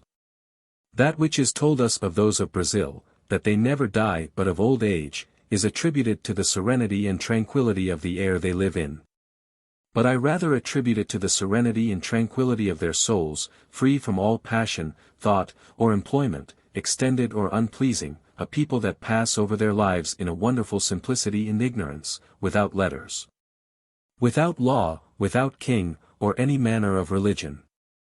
And whence comes that, which we find by experience, that the heaviest and dullest men are most able, and the most to be desired in amorous performances. And that the love of a muleteer often renders itself more acceptable than that of a gentleman, if it be not that the agitation of the soul in the latter disturbs his physical ability, dissolves and tires it, as it also ordinarily troubles and tires itself. What puts the soul beside itself, and more usually throws it into madness, but her own promptness, vigor, and agility, and, finally, her own proper force? Of what is the most subtle folly made, but of the most subtle wisdom? As great friendships spring from great enmities, and vigorous health from mortal diseases, so from the rare and vivid agitations of our souls proceed the most wonderful and most distracted frenzies. 'Tis but half a turn of the toe from the one to the other. In the actions of madmen we see how infinitely madness resembles the most vigorous operations of the soul. Who does not know how indiscernible the difference is betwixt folly and the sprightly elevations of a free soul, and the effects of a supreme and extraordinary virtue? Plato says that melancholy persons are the most capable of discipline, and the most excellent, and accordingly in none is there so great a propension to madness. Great wits are ruined by their own proper force and pliability. Into what a condition, through his own agitation and promptness of fancy, is one of the most judicious, ingenious, and nearest formed, of any other Italian poet, to the air of the ancient and true poesy, lately fallen. Has he not vast obligation to this vivacity that has destroyed him? To this light that has blinded him? To this exact and subtle apprehension of reason that has put him beside his own? To this curious and laborious search after sciences, that has reduced him to imbecility? And to this rare aptitude to the exercises of the soul, that has rendered him without exercise and without soul? I was more angry, if possible, than compassionate, to see him at Ferrara in so pitiful a condition, surviving himself, forgetting both himself and his works, which, without his knowledge, though before his face, have been published unformed and incorrect. Would you have a man healthy, would you have him regular, and in a steady and secure posture? Muffle him up in the shades of stupidity and sloth. We must be made beasts to be made wise, and hoodwinked before we are fit to be led. And if one shall tell me that the advantage of having a cold and dull sense of pain and other evils, brings this disadvantage along with it, to render us consequently less sensible also in the fruition of good and pleasure, this is true. But the misery of our condition is such that we have not so much to enjoy as to avoid, and that the extremest pleasure does not affect us to the degree that a light grief does, segnius homines bona quam mala sentient. We are not so sensible of the most perfect health as we are of the least sickness. Pungit. Incut vic sum ma violatum plagula corpus. Quando valir nihil quemquam movit. Hoc juvat unum. Quod me non torquit latis, autps. Terra quisquam vix qui aut sanum sisi, aut sentire valentum. The body with a little sting is grieved, when the most perfect health is not perceived. This only pleases me, that spleen nor gout. neither offend my side nor wring my foot. Excepting these, scarce any one can tell. Or e'er observes, when he's in health and well. Our well-being is nothing but the not being ill. Which is the reason why that sect of philosophers, which sets the greatest value upon pleasure, has yet fixed it chiefly in unconsciousness of pain. To be freed from ill is the greatest good that man can hope for or desire. As Ennius says, Nimium boni est, cui nihil est mali. For that every tickling and sting which are in certain pleasures, and that seem to raise us above simple health and passiveness, that active, moving, and, I know not how, itching, and biting pleasure. Even that very pleasure itself aims at nothing but insensibility as its mark. The appetite that carries us headlong to women's embraces has no other end but only to cure the torment of our ardent and furious desires, and only requires to be glutted and laid at rest, and delivered from the fever. And so of the rest. I say, then, that if simplicity conducts us to a state free from evil, she leads us to a very happy one according to our condition. And yet we are not to imagine it so stupid an insensibility as to be totally without sense. For Grandeur had very good reason to controvert the insensibility of Epicurus. If founded so deep that the very first attack and birth of evils were not to be perceived, I do not approve such an insensibility as is neither possible nor to be desired. I am very well content not to be sick, but if I am, I would know that I am so, and if a caustic be applied, or incisions made in any part, I would feel them. In truth, whoever would take away the knowledge and sense of evil, would at the same time eradicate the sense of pleasure, and finally annihilate man himself, isted nihil dolora, non sine magn mercede contingit, immanitatis in animo. Stuporis in corpore. An insensibility that is not to be purchased but at the price of inhumanity in the soul, and of stupidity of the body. Evil appertains to man of course. Neither is pain always to be avoided, nor pleasure always pursued. 'Tis a great advantage to the honor of ignorance that knowledge itself throws us into its arms, when she finds herself puzzled to fortify us against the weight of evil. She is constrained to come to this composition, to give us the reins, and permit us to fly into the lap of the other, and to shelter ourselves under her protection from the strokes and injuries of fortune. For what else is her meaning when she instructs us to divert our thoughts from the ills that press upon us, and entertain them with the meditation of pleasures past and gone? To comfort ourselves in present afflictions with the remembrance of fled delights, and to call to our succor a vanished satisfaction, to oppose it to the discomfort that lies heavy upon us? Levations gratitudinem in avocation a cogitan molesti, edi revocation ad contemplandas voluptates, ponit. He directs us to alleviate our grief and pains by rejecting unpleasant thoughts, and recalling agreeable ideas. If it be not that where her power fails she would supply it with policy, and make use of sleight of hand where force of limbs will not serve her turn. For not only to a philosopher, but to any man in his right wits, when he has upon him the thirst of a burning fever, what satisfaction can it be to him to remember the pleasure he took in drinking Greek wine a month ago? It would rather only make matters worse to him. Che ricordarsi il ben doppia la noia. The thinking of pleasure doubles trouble. Of the same stamp is this other counsel that philosophy gives, only to remember the happiness that is past, and to forget the misadventures we have undergone. As if we had the science of oblivion in our own power, and counsel, wherein we are yet no more to seek. Suavis laborem est praeteritorum memoria. Sweet is the memory of bygone pain. How does philosophy, that should arm me to contend with fortune, and steel my courage to trample all human adversities under foot, arrive to this degree of cowardice to make me hide my head at this rate? And save myself by these pitiful and ridiculous shifts? For the memory represents to us not what we choose, but what she pleases. Nay, there is nothing that so much imprints anything in our memory as a desire to forget it. And 'tis a good way to retain and keep anything safe in the soul to solicit her to lose it. And this is false, est sitem in nobis, ut edi adversa quasi perpetua oblivion abruemus, eti secunda jucant eti suaviter meminerimus. It is in our power to bury, as it were, in a perpetual oblivion, all adverse accidents, and to retain a pleasant and delightful memory of our successes, and this is true, memini etiam quo nolo, oblivis I non possum quo volo. I do also remember what I would not, but I cannot forget what I would. And whose counsel is this? His, ca esse unis sapier tem propheteri sit ossus, who alone durst profess himself a wise man. Ca genus humanum ingenio superavit, eti omnes. Perstinxit stellus, exortus uti various soul. Who from mankind the prize of knowledge won. And put the stars out like the rising sun. To empty and disfurnish the memory, is not this the true way to ignorance?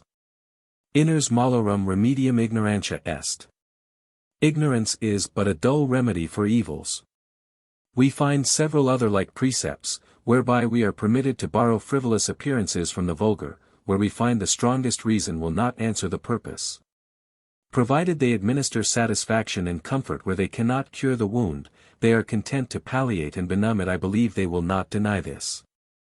That if they could add order and constancy in a state of life that could maintain itself in ease and pleasure by some debility of judgment, they would accept it. Potar iti spargere floris.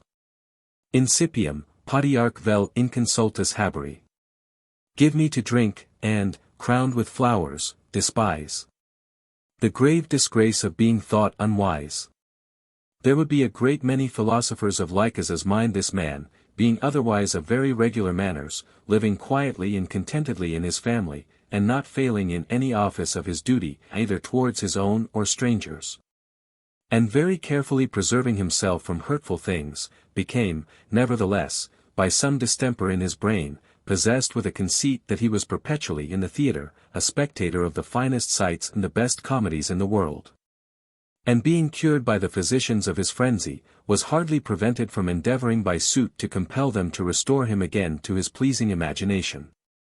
Poli me occidistis, amici. Non servastis, 8. Cui sic extorta voluptas. Eti demptus per vim mentis gratissimus error. By heaven! You've killed me, friends, outright.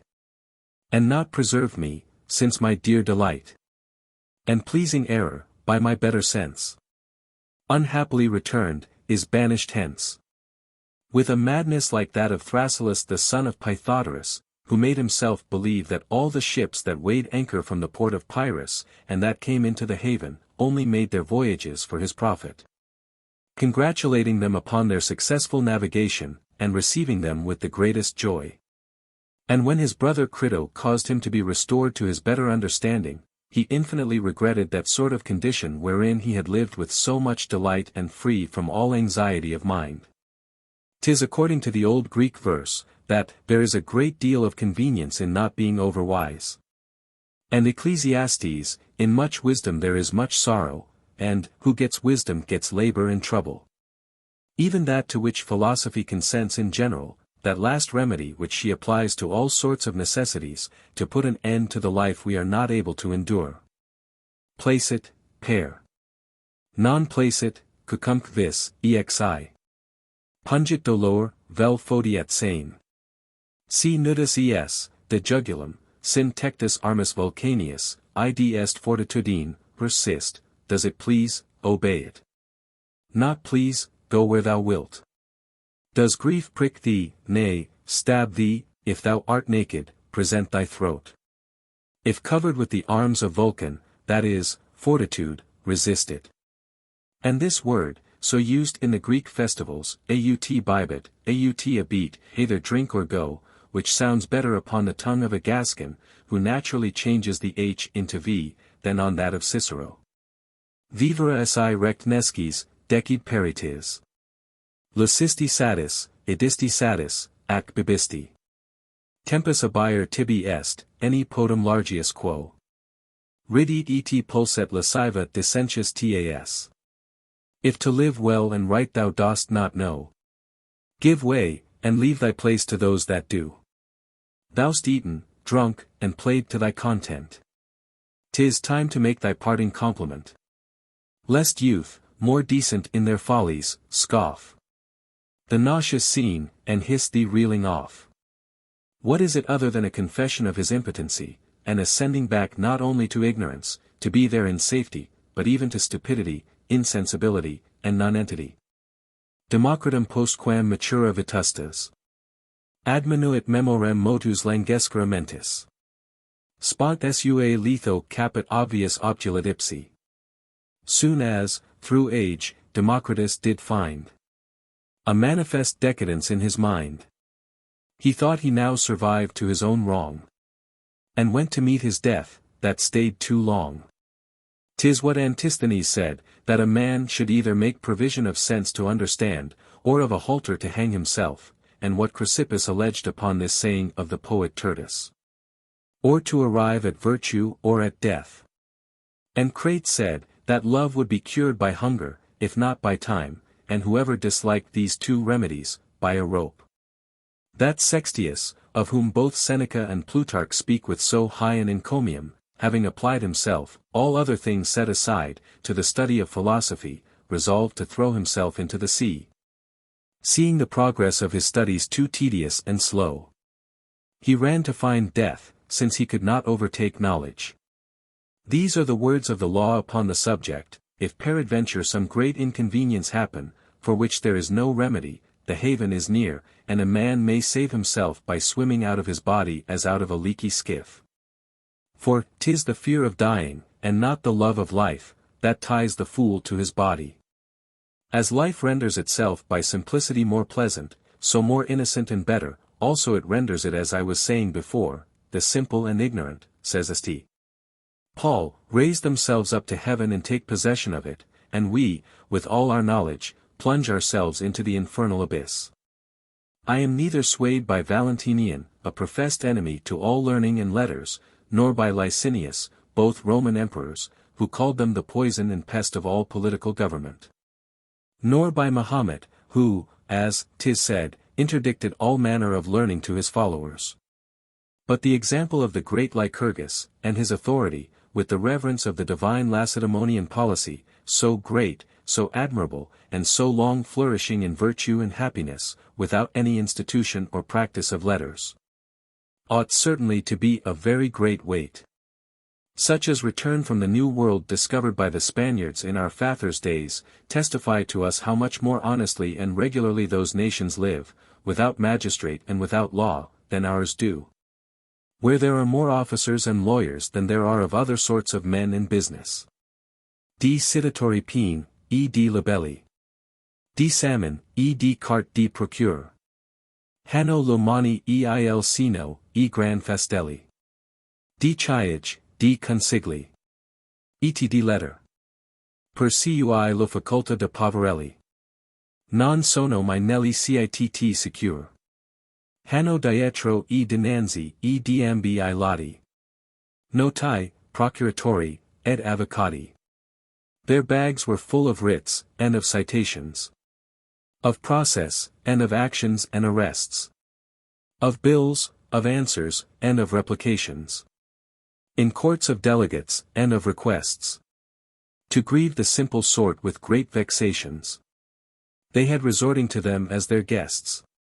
Attending on their circuit, and their journeys. Scrivenas, and clerks, and lawyers, and attorneys. It was what a Roman senator of the latter ages said, that their predecessors' breath stunk of garlic, but their stomachs were perfumed with a good conscience. And that, on the contrary, those of his time were all sweet odor without, but stunk within of all sorts of vices, that is to say, as I interpret it, that they abounded with learning and eloquence, but were very defective in moral honesty. Incivility, ignorance, simplicity, roughness, are the natural companions of innocence. Curiosity, subtlety, knowledge, bring malice in their train. Humility, fear, obedience, and affability, which are the principal things that support and maintain human society, require an empty and docile soul, and little presuming upon itself. Christians have a particular knowledge, how natural and original an evil curiosity is in man. The thirst of knowledge, and the desire to become more wise, was the first ruin of man, and the way by which he precipitated himself into eternal damnation. Pride was his ruin and corruption. 'Tis pride that diverts him from the common path, and makes him embrace novelties, and rather choose to be head of a troop, lost and wandering in the path of error.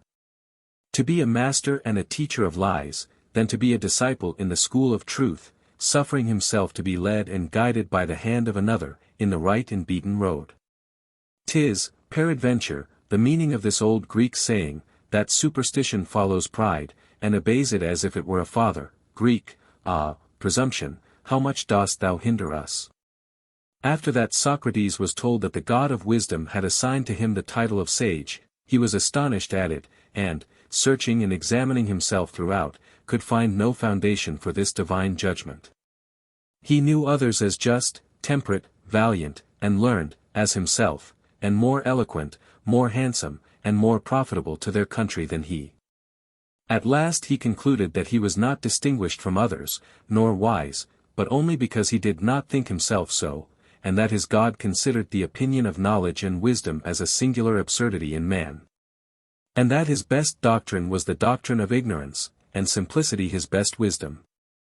The sacred word declares those miserable among us who have an opinion of themselves, dust and ashes, says it to such, what hast thou wherein to glorify thyself?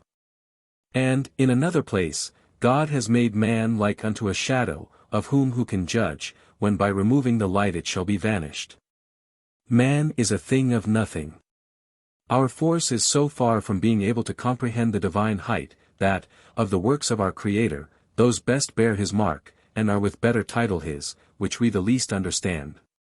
To meet with an incredible thing is an occasion to Christians to believe, and it is so much the more according to reason, by how much it is against human reason. If it were according to reason, it would be no more a miracle. And if it were according to example, it would be no longer a singular thing. Melia citer Deus nestendo, God is better known by not knowing him, says St. Austin, and Tacitus, sanctus est ac reverentius de actus deorum credere, quam scire. It is more holy and reverent to believe the works of God than to know them. And Plato thinks there is something of impiety in inquiring too curiously into God, the world, and the first causes of things, ac illum cadem parentum hujus universitatis invenire, difficile. Et, quum jam inveneris, indicare in vulgus, nefas, to find out the parent of the world is very difficult, and when found out, to reveal him to the vulgar is sin, says Cicero. We talk indeed of power, truth, justice, which are words that signify some great thing, but that thing we neither see nor conceive at all. We say that God fears, that God is angry, that God loves. Immortalia mortali sermon notantes. Giving to things immortal mortal names. These are all agitations and emotions that cannot be in God, according to our form, nor can we imagine them, according to his. It only belongs to God to know himself, and to interpret his own works. And he does it in our language, going out of himself, to stoop to us who grovel upon the earth. How can prudence, which is the choice between good and evil, be properly attributed to him whom no evil can touch? How can reason and intelligence, which we make use of, to arrive by obscure at apparent things, seeing that nothing is obscure to him? How justice, which distributes to every one what appertains to him, a thing begot by the society and community of men, how is that in God? How temperance, which is the moderation of corporal pleasures, that have no place in the divinity? Fortitude to support pain, labor, and dangers, as little appertains to him as the rest, these three things have no access to him. For which reason Aristotle holds him equally exempt from virtue and vice, nec gratia, nec ira teneri potest. Quod quo talia essent, imbecilla essent omnia. He can neither be affected with favor nor indignation, because both these are the effects of frailty. The participation we have in the knowledge of truth, such as it is not acquired by our own force. God has sufficiently given us to understand that, by the witnesses he has chosen out of the common people, simple and ignorant men, that he has been pleased to employ to instruct us in his admirable secrets. Our faith is not of our own acquiring. 'Tis purely the gift of another's bounty, 'tis not by meditation, or by virtue of our own understanding, that we have acquired our religion, but by foreign authority and command, wherein the imbecility of our own judgment does more assist us than any force of it. And our blindness more than our clearness of sight, 'Tis more by the mediation of our ignorance than of our knowledge that we know anything of the divine wisdom. 'Tis no wonder if our natural and earthly parts cannot conceive that supernatural and heavenly knowledge. Let us bring nothing of our own, but obedience and subjection. For, as it is written, I will destroy the wisdom of the wise, and will bring to nothing the understanding of the prudent. Where is the wise? Where is the scribe? Where is the disputer of this world? Hath not God made foolish the wisdom of this world? For after that, in the wisdom of God, the world knew not God, it pleased God by the foolishness of preaching to save them that believe. Finally, should I examine whether it be in the power of man to find out that which he seeks, and if that quest, wherein he has busied himself so many ages, has enriched him with any new force or any solid truth. I believe he will confess, if he speaks from his conscience, that all he has got by so long inquiry is only to have learned to know his own weakness. We have only by a long study confirmed and verified the natural ignorance we were in before.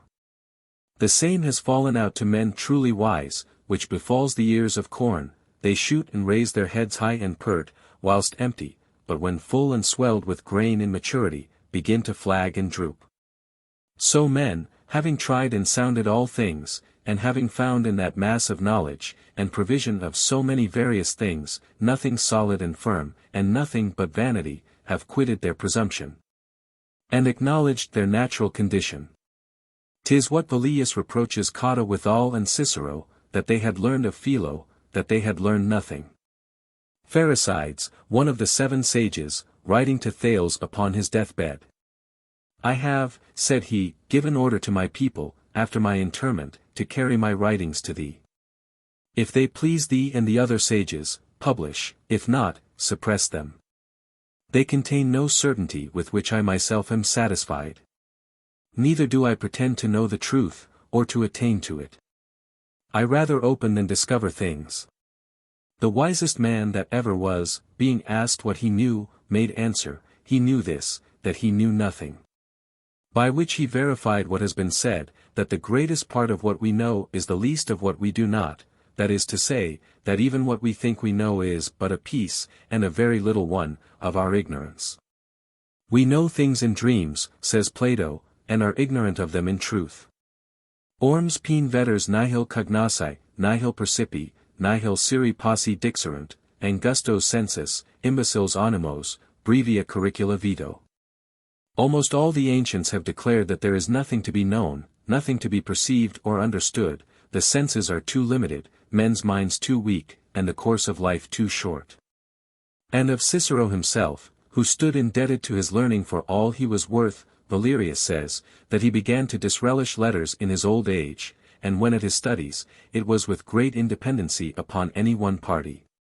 Following what he thought probable, now in one sect, and then in another, ever more wavering under the doubts of the academy. Dicendum est, sed ita ut nihil affirment, cusarum omnia, dubitans plurumque, iti mihi diffidens. Something I must say, but so as to affirm nothing, I inquire into all things, but for the most part in doubt and distrust of myself. I should have too fair a game should I consider man in his common way of living and engross. Yet I might do it by his own rule, who judges truth not by weight, but by the number of votes. Let us set the people aside. Que vigilans sturdit. Mortua cui vita est proc jam vivo ac videnti. Half of his life by lazy sleeps possessed. And when awake his soul but nods at best. Who neither feel nor judge, and let most of their natural faculties lie idle, I will take man in his highest ground. Let us consider him in that little number of men, excellent and culled out from the rest, who, having been endowed with a remarkable and particular natural force, have moreover hardened and whetted it by care, study, and art. And raised it to the highest pitch of wisdom to which it can possibly arrive. They have adjusted their souls to all ways and all biases, have propped and supported them with all foreign helps proper for them, and enriched and adorned them with all they could borrow for their advantage, both within and without the world. 'Tis in these is placed the utmost and most supreme height to which human nature can attain. They have regulated the world with policies and laws. They have instructed it with arts and sciences, and by the example of their admirable manners. I shall make account of none but such men as these, their testimony and experience. Let us examine how far they have proceeded, and where they stopped. The errors and defects that we shall find amongst these men the world may boldly avow as their own. Whoever goes in search of anything must come to this, either to say that he has found it, or that it is not to be found, or that he is yet upon the search. All philosophy is divided into these three kinds. Her design is to seek out truth, knowledge, and certainty. The Peripatetics, Epicureans, Stoics, and others, have thought they have found it. These established the sciences we have, and have treated of them as of certain knowledge. Clitomachus, Carneades, and the academics, have despaired in their search, and concluded that truth could not be conceived by our understandings. The result of these is weakness and human ignorance. This sect has had the most noble followers. Pyrrho, and other skeptics or epikists, whose dogmas are held by many of the ancients to be taken from Homer, the seven sages, and from Archilochus and Euripides, and to whose number these are added, Zeno, Democritus, and Xenophanes, say that they are yet upon the inquiry after truth. These conclude that the others, who think they have found it out, are infinitely deceived, and that it is too daring a vanity in the second sort to determine that human reason is not able to attain unto it. For this establishing a standard of our power, to know and judge the difficulty of things, is a great and extreme knowledge, of which they doubt whether man is capable. Nil siri quisquis putat, id quoque nescit. And siri possit. Quam esse nil siri fateter. He that says nothing can be known, overthrows his own opinion, for he nothing knows. So knows not that. The ignorance that knows itself, judges and condemns itself, is not an absolute ignorance. To be such, it must be ignorant of itself, so that the profession of the Pyrrhonians is to waver, doubt, and inquire, not to make themselves sure of, or responsible to themselves for anything. Of the three actions of the soul, imaginative, appetitive, and consentive, they receive the two first, the last they kept ambiguous, without inclination or approbation either of one thing or another, so light as it is. Zeno represented the motion of his imagination upon these divisions of the faculties of the soul thus: an open and expanded hand signified appearance, a hand half shut, and the fingers a little bending, consent, a clenched fist, comprehension. When with the left he yet thrust the right fist closer, knowledge. Now this situation of their judgment upright and inflexible, receiving all objects without application or consent, leads them to their ataraxy, which is a peaceable condition of life, temperate, and exempt from the agitations we receive by the impression of opinion and knowledge that we think we have of things. Whence spring fear, avarice, envy, immoderate desires, ambition, pride, superstition, love of novelty, rebellion, disobedience, obstinacy, and the greatest part of bodily ills, nay, and by that they are exempt from the jealousy of their discipline. For they debate after a very gentle manner, they fear no requital in their disputes.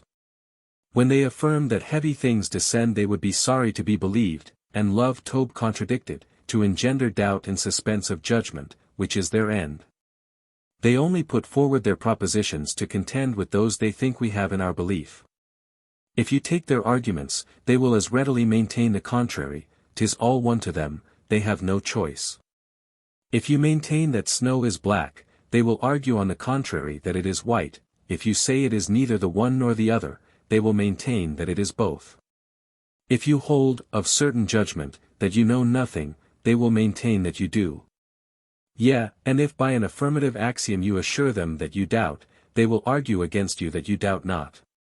Or that you cannot judge and determine that you doubt. And by this extremity of doubt, which jostles itself, they separate and divide themselves from many opinions, even of those they have several ways maintained, both concerning doubt and ignorance. Why shall not they be allowed to doubt, say they, as well as the dogmatists, one of whom says green, another yellow? Can anything be proposed to us to grant, or deny, which it shall not be permitted to consider as ambiguous? And where others are carried away, either by the custom of their country, or by the instruction of parents, or by accident, as by a tempest, without judgment and without choice, nay, and for the most part before the age of discretion. To such and such an opinion, to the sect whether Stoic or Epicurean, with which they are prepossessed, enslaved, and fast bound, as to a thing they cannot forsake, ad quamcum disciplinant, volo tempistate, dilatae, ad urn, tanquam ad saxum. Ad horrescunt. Every one cleaves to the doctrine he has happened upon, as to a rock against which he has been thrown by tempest. Why shall not these likewise be permitted to maintain their liberty, and consider things without obligation or slavery? Hoc liberiores eti solutiores, quod integra illis est judicandi potestas, in this more unconstrained and free, because they have the greater power of judging. Is it not of some advantage to be disengaged from the necessity that curbs others? Is it not better to remain in suspense than to entangle one's self in the innumerable errors that human fancy has produced? Is it not much better to suspend one's persuasion than to intermeddle with these wrangling and seditious divisions? What shall I choose? What you please, provided you will choose. A very foolish answer. But such a one, nevertheless, as all dogmatism seems to point at, and by which we are not permitted to be ignorant of what we are ignorant of. Take the most eminent side, that of the greatest reputation. It will never be so sure that you shall not be forced to attack and contend with 100 adversaries to defend it. Is it not better to keep out of this hurly-burly? You are permitted to embrace Aristotle's opinions of the immortality of the soul with as much zeal as your honor and life, and to give the lie to Plato thereupon, and shall they be interdicted to doubt him? If it be lawful for Pantheist to maintain his opinion about augury, dreams, oracles, vaticinations, of which the Stoics made no doubt at all, why may not a wise man dare to do the same in all things that he dared to do in those he had learned of his masters, established by the common consent of the school, whereof he is a professor and a member? If it be a child that judges, he knows not what it is; if a wise man, he is prepossessed. They have reserved for themselves a marvelous advantage in battle, having eased themselves of the care of defense. If you strike them, they care not, provided they strike too, and they turn everything to their own use. If they overcome, your argument is lame; if you, theirs; if they fall short, they verify ignorance; if you fall short, you do it. If they prove that nothing is known, 'tis well. If they cannot prove it, 'tis also well. Ut quorum in idem re peria contrarius in partibus momenta inveniunter, facilius abutrake part assertio susteniter, that when like sentiments happen pro and con in the same thing, the assent may on both sides be more easily suspended. And they make account to find out, with much greater facility, why a thing is false, than why 'tis true, that which is not, than that which is, and what they do not believe, than what they do.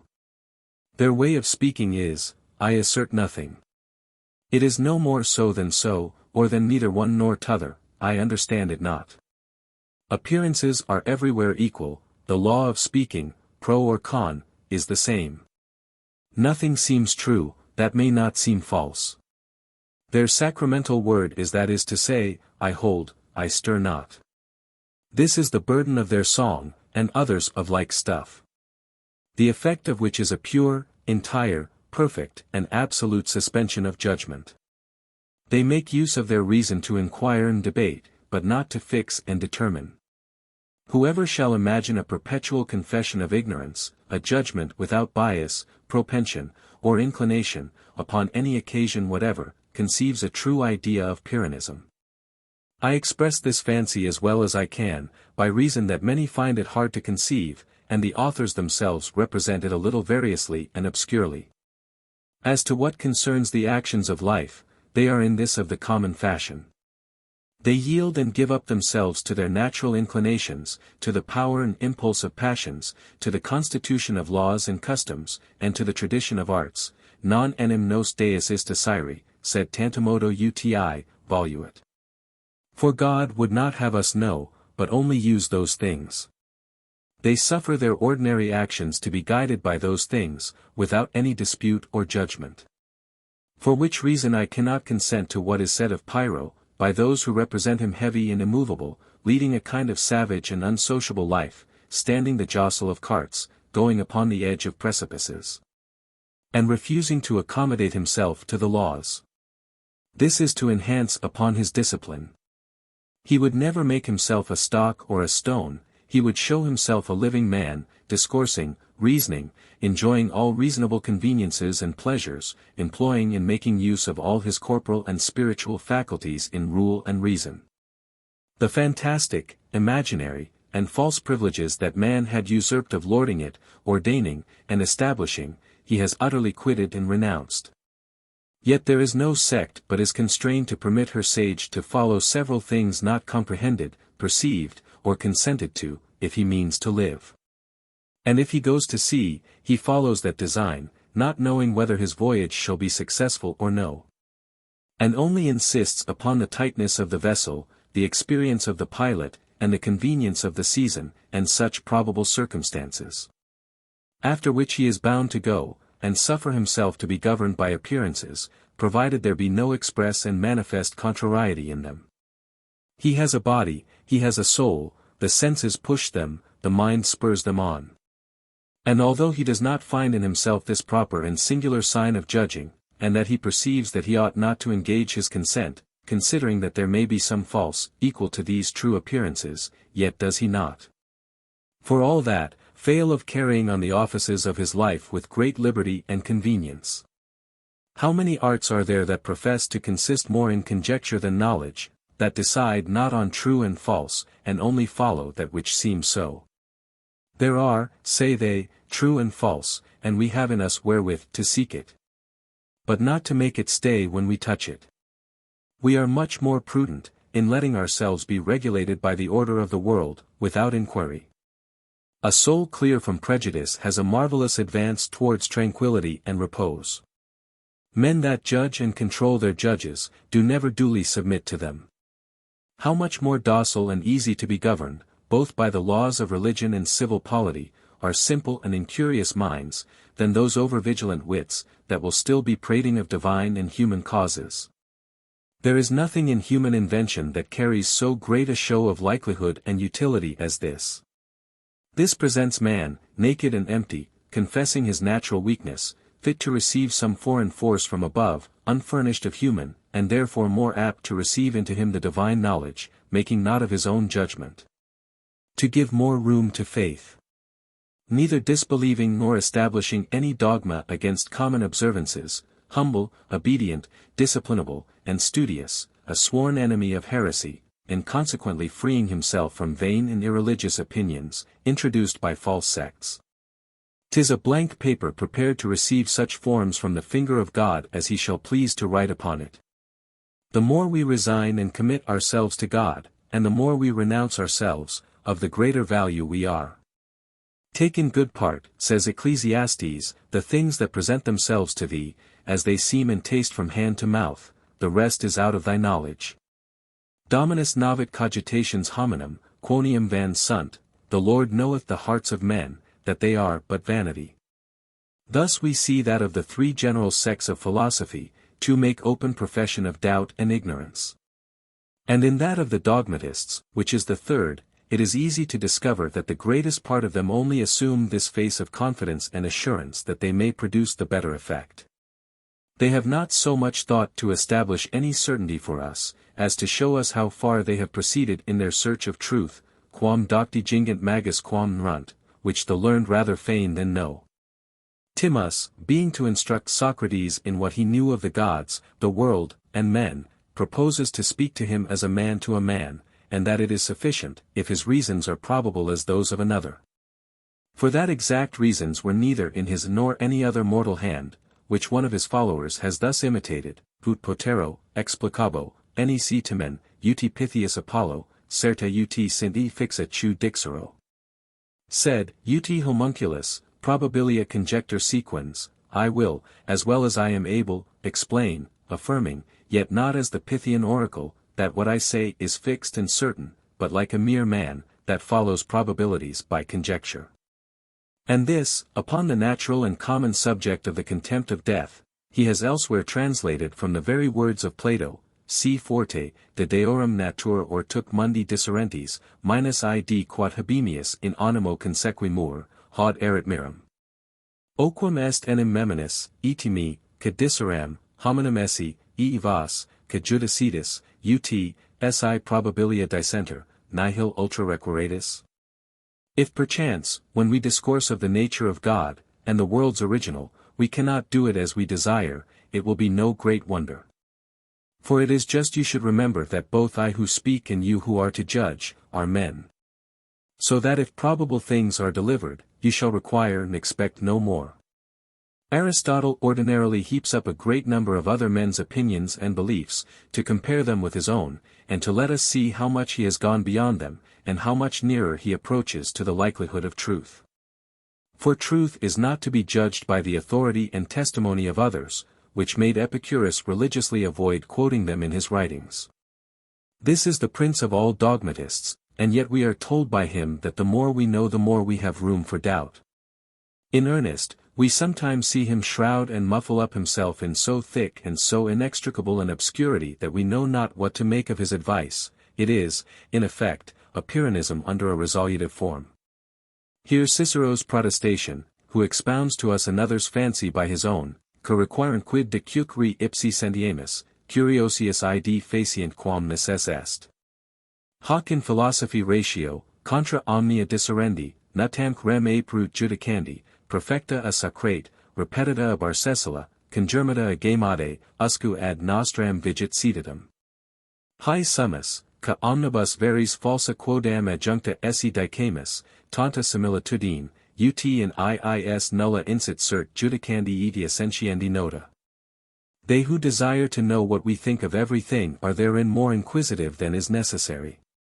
This practice in philosophy of disputing against everything, and of absolutely concluding nothing, begun by Socrates, repeated by Arcesilaus, and confirmed by Camides, has continued in use even to our own times. We are they who declare that there is so great a mixture of things false amongst all that are true, and they so resemble one another, that there can be in them no certain mark to direct us either to judge or assent. Why hath not Aristotle only, but most of the philosophers, affected difficulty, if not to set a greater value upon the vanity of the subject, and amuse the curiosity of our minds by giving them this hollow and fleshless bone to pick? Clitomachus affirmed that he could never discover by Carneades' writings what opinion he was of. This was it that made Epicurus affect to be abstruse, and that procured Heraclitus the epithet of Greek. Difficulty is a coin the learned make use of, like jugglers, to conceal the vanity of their art, and which human sottishness easily takes for current pay. Claras, obi obscurum linguam, magis inter manes. Omnia enim stolidi magis admirantur amantque. Inversus chu sub verbis latitantia semunt. Bombast and riddle best do puppies please. For fools admire and love such things as these. And a dull quibble, wrapped in dubious phrase, up to the height doth their wise wonder raise. Cicero reprehends some of his friends for giving more of their time to the study of astrology, logic, and geometry, than they were really worth, saying that they were by these diverted from the duties of life, and more profitable and proper studies. The Cyrenaic philosophers, in like manner, despised physics and logic. Zeno, in the very beginning of the books of the Commonwealth, declared all the liberal arts of no use. Chrysippus said that what Plato and Aristotle had writ, concerning logic, they had only done in sport, and by way of exercise, and could not believe that they spoke in earnest of so vain a thing.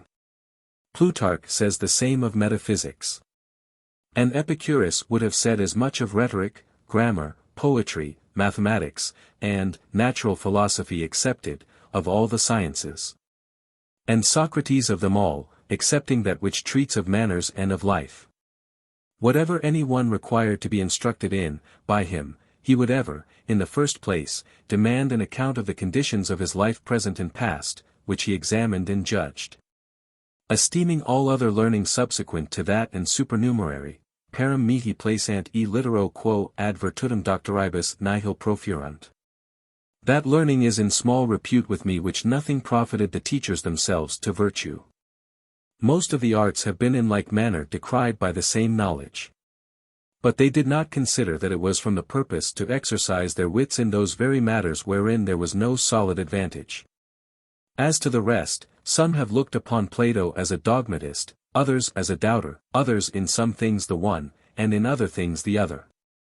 Socrates, the conductor of his dialogues, is eternally upon questions and stirring up disputes, never determining, never satisfying, and professes to have no other science but that of opposing himself. Homer, their author, has equally laid the foundations of all the sects of philosophy, to show how indifferent it was which way we should choose.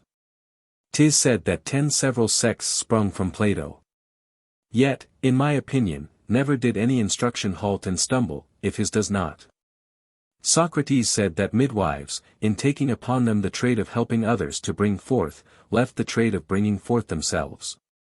And that by the title of a wise man or sage, which the gods had conferred upon him, he was disabled, in his virile and mental love, of the faculty of bringing forth, contenting himself to help and assist those that could.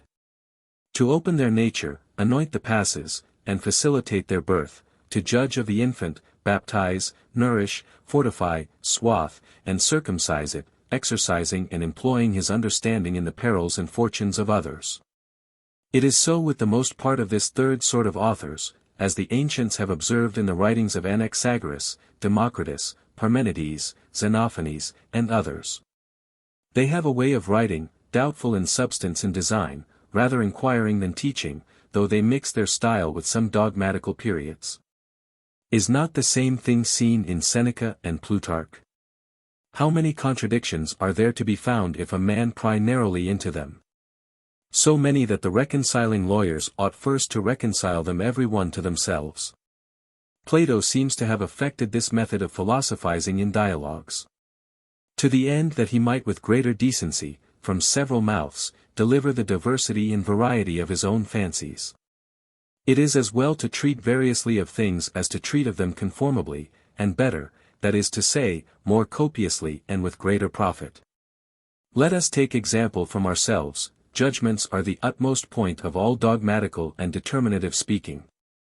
And yet those errors that our parliaments give the people, the most exemplary of them, and those most proper to nourish in them the reverence due to that dignity, principally through the sufficiency of the persons acting, derive their beauty not so much from the conclusion, which with them is quotidian and common to every judge, as from the dispute and heat of diverse and contrary arguments that the matter of law and equity will permit, and the largest field for reprehension that some philosophers have against others is drawn from the diversities and contradictions wherein every one of them finds himself perplexed, either on purpose to show the vacillation of the human mind concerning everything, or ignorantly compelled by the volubility and incomprehensibility of all matter.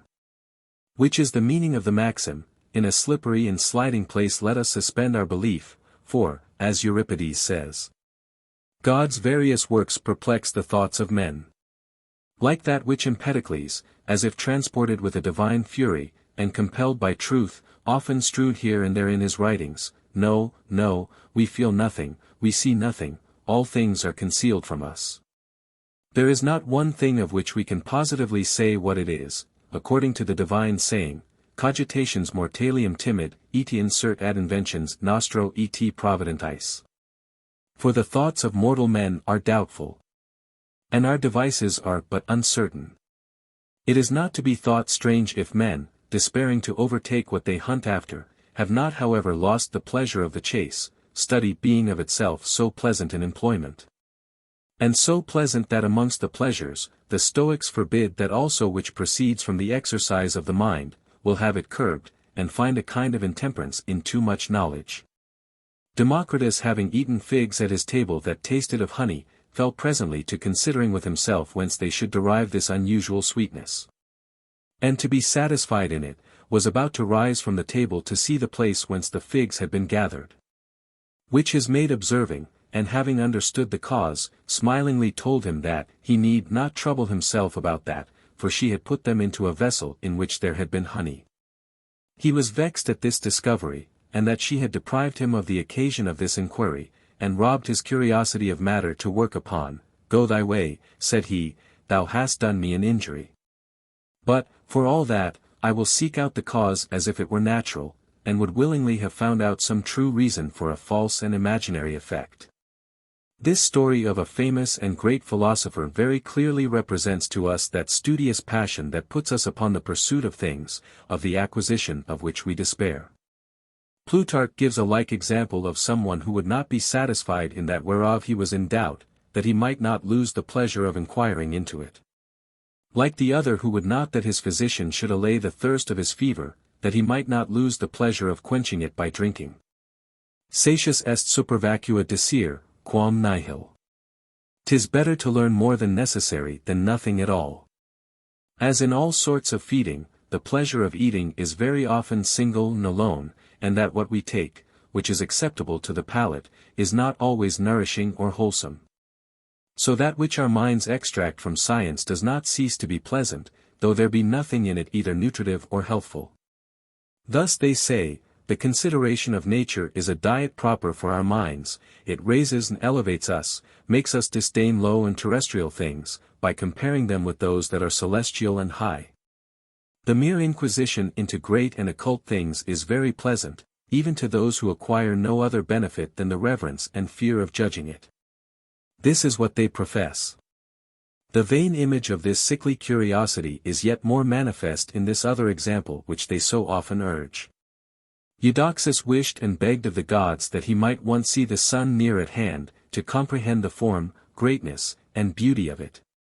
Even though he should thereby be immediately burned. He would at the price of his life purchase a knowledge, of which the use and possession should at the same time be taken from him. And for this sudden and vanishing knowledge lose all the other knowledge he had in present, or might afterwards have acquired. I cannot easily persuade myself that Epicurus, Plato, and Pythagoras, have given us their atom, idea, and numbers, for current pay. They were too wise to establish their articles of faith upon things so disputable and uncertain. But in that obscurity and ignorance in which the world then was, every one of these great men endeavored to present some kind of image or reflection of light, and worked their brains for inventions that might have a pleasant and subtle appearance. Provided that, though false, they might make good their ground against those that would oppose them.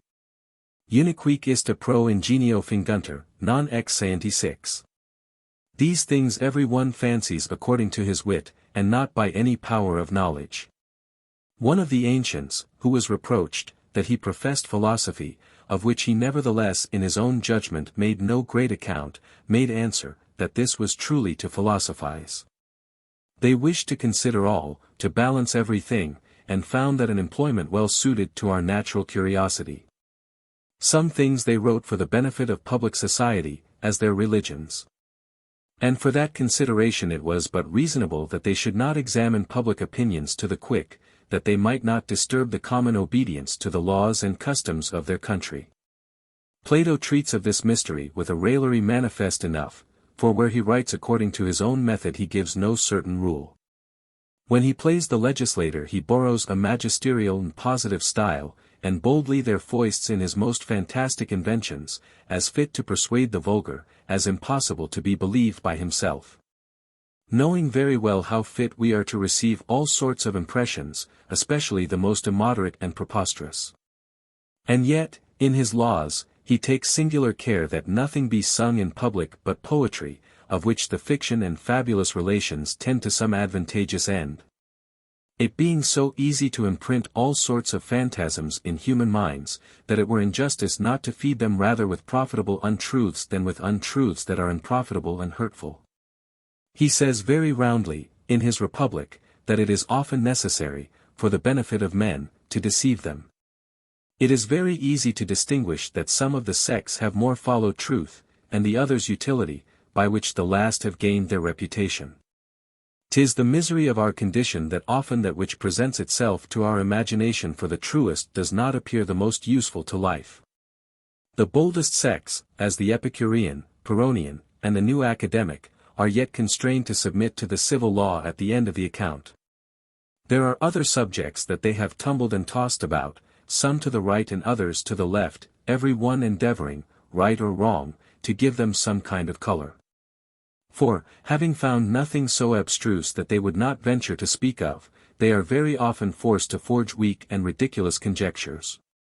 Not that they themselves looked upon them as any foundation, or establishing any certain truth, but merely for exercise.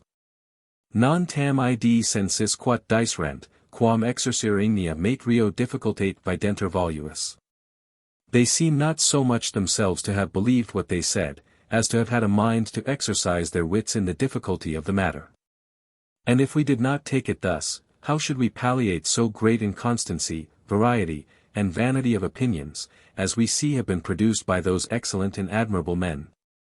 As, for example, what can be more vain than to imagine, to guess at God, by our analogies and conjectures? To direct and govern him and the world by our capacities and our laws? And to serve ourselves, at the expense of the divinity, with what small portion of capacity he has been pleased to impart to our natural condition? And because we cannot extend our sight to his glorious throne, to have brought him down to our corruption and our miseries? Of all human and ancient opinions concerning religion, that seems to me the most likely and most excusable, that acknowledged God as an incomprehensible power, the original and preserver of all things, all goodness, all perfection. Receiving and taking in good part the honor and reverence that man paid him, under what method, name, or ceremony soever. Jupiter omnipotens, rerum, regumc, demque.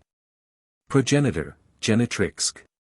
Jove, the Almighty, author of all things.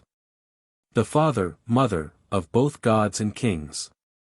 This seal has universally been looked upon from heaven with a gracious eye. All governments have reaped fruit from their devotion. Impious men and actions have everywhere had suitable events. Pagan histories acknowledge dignity, order, justice, prodigies, and oracles, employed for their profit and instruction in their fabulous religions. God, through his mercy, vouchsafing, by these temporal benefits, to cherish the tender principles of a kind of brutish knowledge that natural reason gave them of him, through the deceiving images of their dreams. Not only deceiving and false, but impious also and injurious, are those that man has forged from his own invention, and of all the religions that est. Paul found in repute at Athens, that which they had dedicated to the unknown God seemed to him the most to be excused. Pythagoras shadowed the truth a little more closely, judging that the knowledge of this first cause and being of beings ought to be indefinite, without limitation, without declaration. That it was nothing else than the extreme effort of our imagination towards perfection, every one amplifying the idea according to the talent of his capacity. But if Numa attempted to conform the devotion of his people to this project, to attach them to a religion purely mental, without any prefixed object and material mixture, he undertook a thing of no use. The human mind could never support itself floating in such an infinity of informed thoughts. There is required some certain image to be presented according to its own model. The divine majesty has thus, in some sort, suffered himself to be circumscribed in corporal limits for our advantage. His supernatural and celestial sacraments have signs of our earthly condition, his adoration is by sensible offices and words, for 'tis man that believes and prays. I shall omit the other arguments upon this subject. But a man would have much ado to make me believe that the sight of our crucifixes, that the picture of our Saviour's passion, that the ornaments and ceremonious motions of our churches, that the voices accommodated to the devotion of our thoughts, and that emotion of the senses, do not warm the souls of the people with a religious passion of very advantageous effect. Of those to whom they have given a body, as necessity required in that universal blindness, I should, I fancy, most incline to those who adored the sun. La meilleure commune. Loyal du monde. Et si Dieu au chef porte Dieu. Les rayons du soleil sont ses yeux redus. Que donnent viet outs, nous maintenent et gardent. Et les fakes humains nce monde regardant. So beau, ce grand soleil que nous fake les saisons. Céline chuil entre ou sorte de ses deux maisons. Que remplit l'univers de ses vertus cognos. Que d'un trait de ses yeux nous disciples nous. L'esprit, l'ain du monde, ardent et flamboyant. En la course d'un jour tout le ciel tournoyant.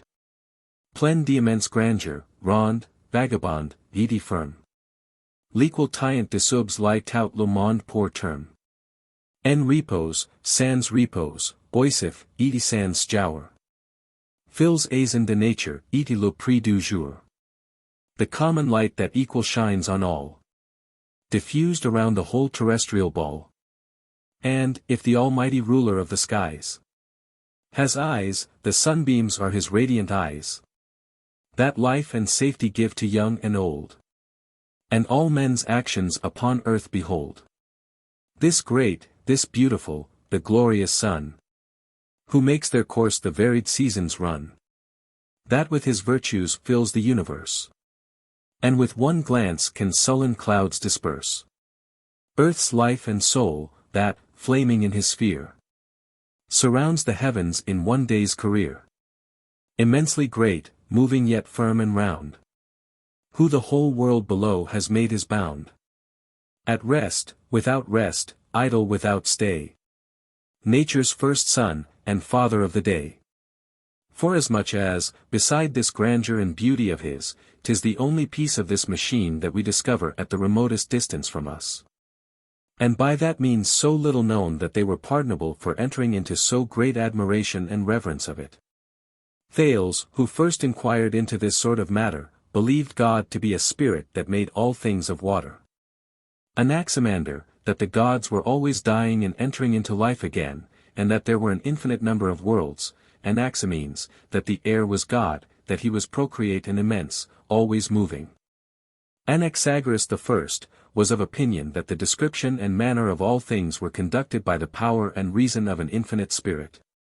Alcman gave divinity to the sun, moon, and stars, and to the soul. Pythagoras made God a spirit, spread over the nature of all things, whence our souls are extracted. Parmenides, a circle surrounding the heaven, and supporting the world by the ardor of light. Empedocles pronounced the four elements, of which all things are composed, to be gods. Protagoras had nothing to say, whether they were or were not, or what they were. Democritus was one while of opinion that the images and their circuitions were gods, another while, the nature that darts out those images, and then, our science and intelligence. Plato divides his belief into several opinions. He says, in his Timus, that the Father of the world cannot be named, in his Laws, that men are not to inquire into his being, and elsewhere, in the very same books, he makes the world, the heavens, the stars, the earth, and our souls, gods. Admitting, moreover, those which have been received by ancient institution in every republic. Xenophon reports a like perplexity in Socrates' doctrine.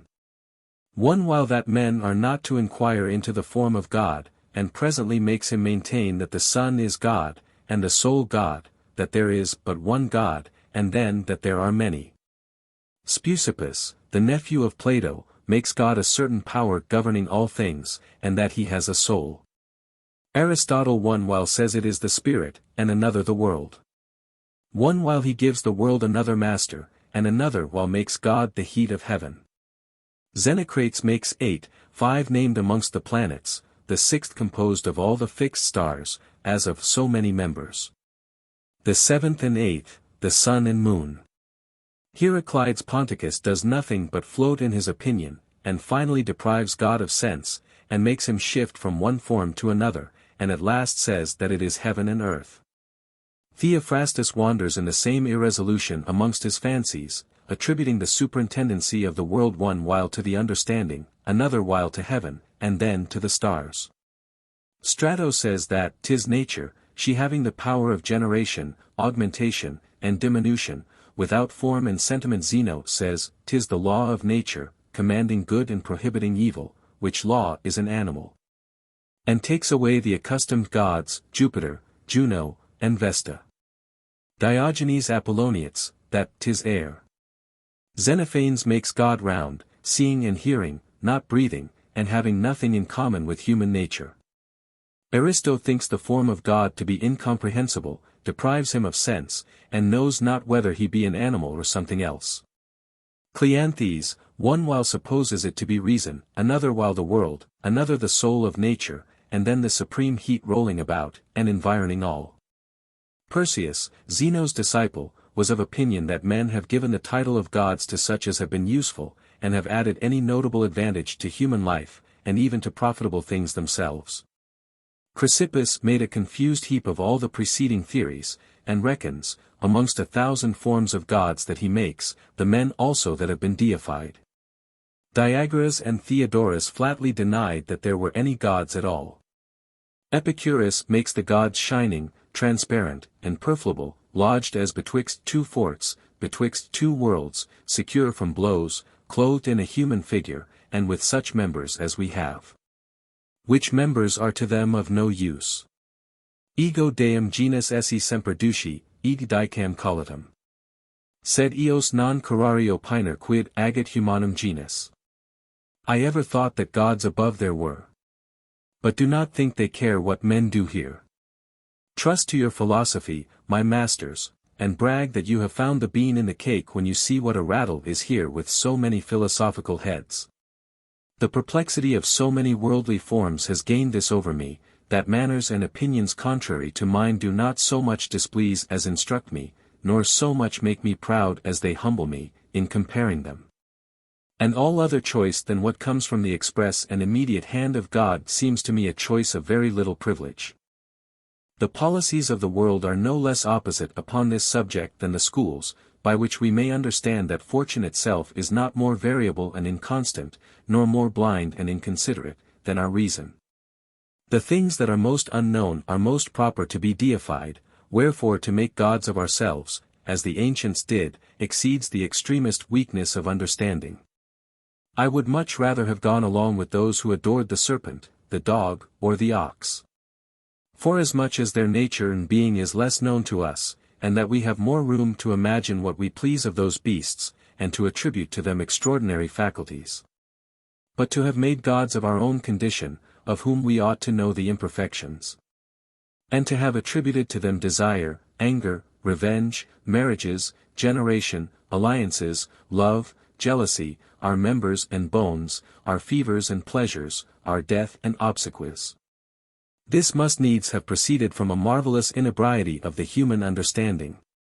Chu proculusque adeo divino obnumeni distant. Inc dem numero chu sint indigna videri. From divine natures these so distant are. They are unworthy of that character. Formo, otates, vestidus, ometis nodi sunt. Genera, conjugia, cognationes, omniac traducta ad similitudinem embelliter tis humano, nam eti perturbatus animis indicuntur, accipimus anim diorum cupiditates, segretudines, iracundius.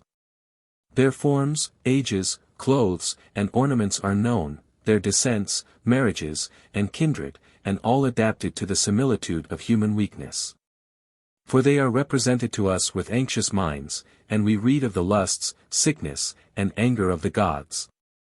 As having attributed divinity not only to faith, virtue, honor, concord, liberty, victory, and piety, but also to voluptuousness, fraud, death, envy, old age, misery, to fear, fever, ill fortune, and other injuries of our frail and transitory life. Quid juvat hoc, templis nostros indusera mores? O coventeris animiti celestium inanes. O earth-born souls! By earth-born passions led, to every spark of heaven ly influence dead. Think ye that what man values will inspire in mind celestial the same base desire? The Egyptians, with an impudent prudence, interdicted, upon pain of hanging, that any one should say that their gods, Serapis and Isis, had formerly been men, and yet no one was ignorant that they had been such.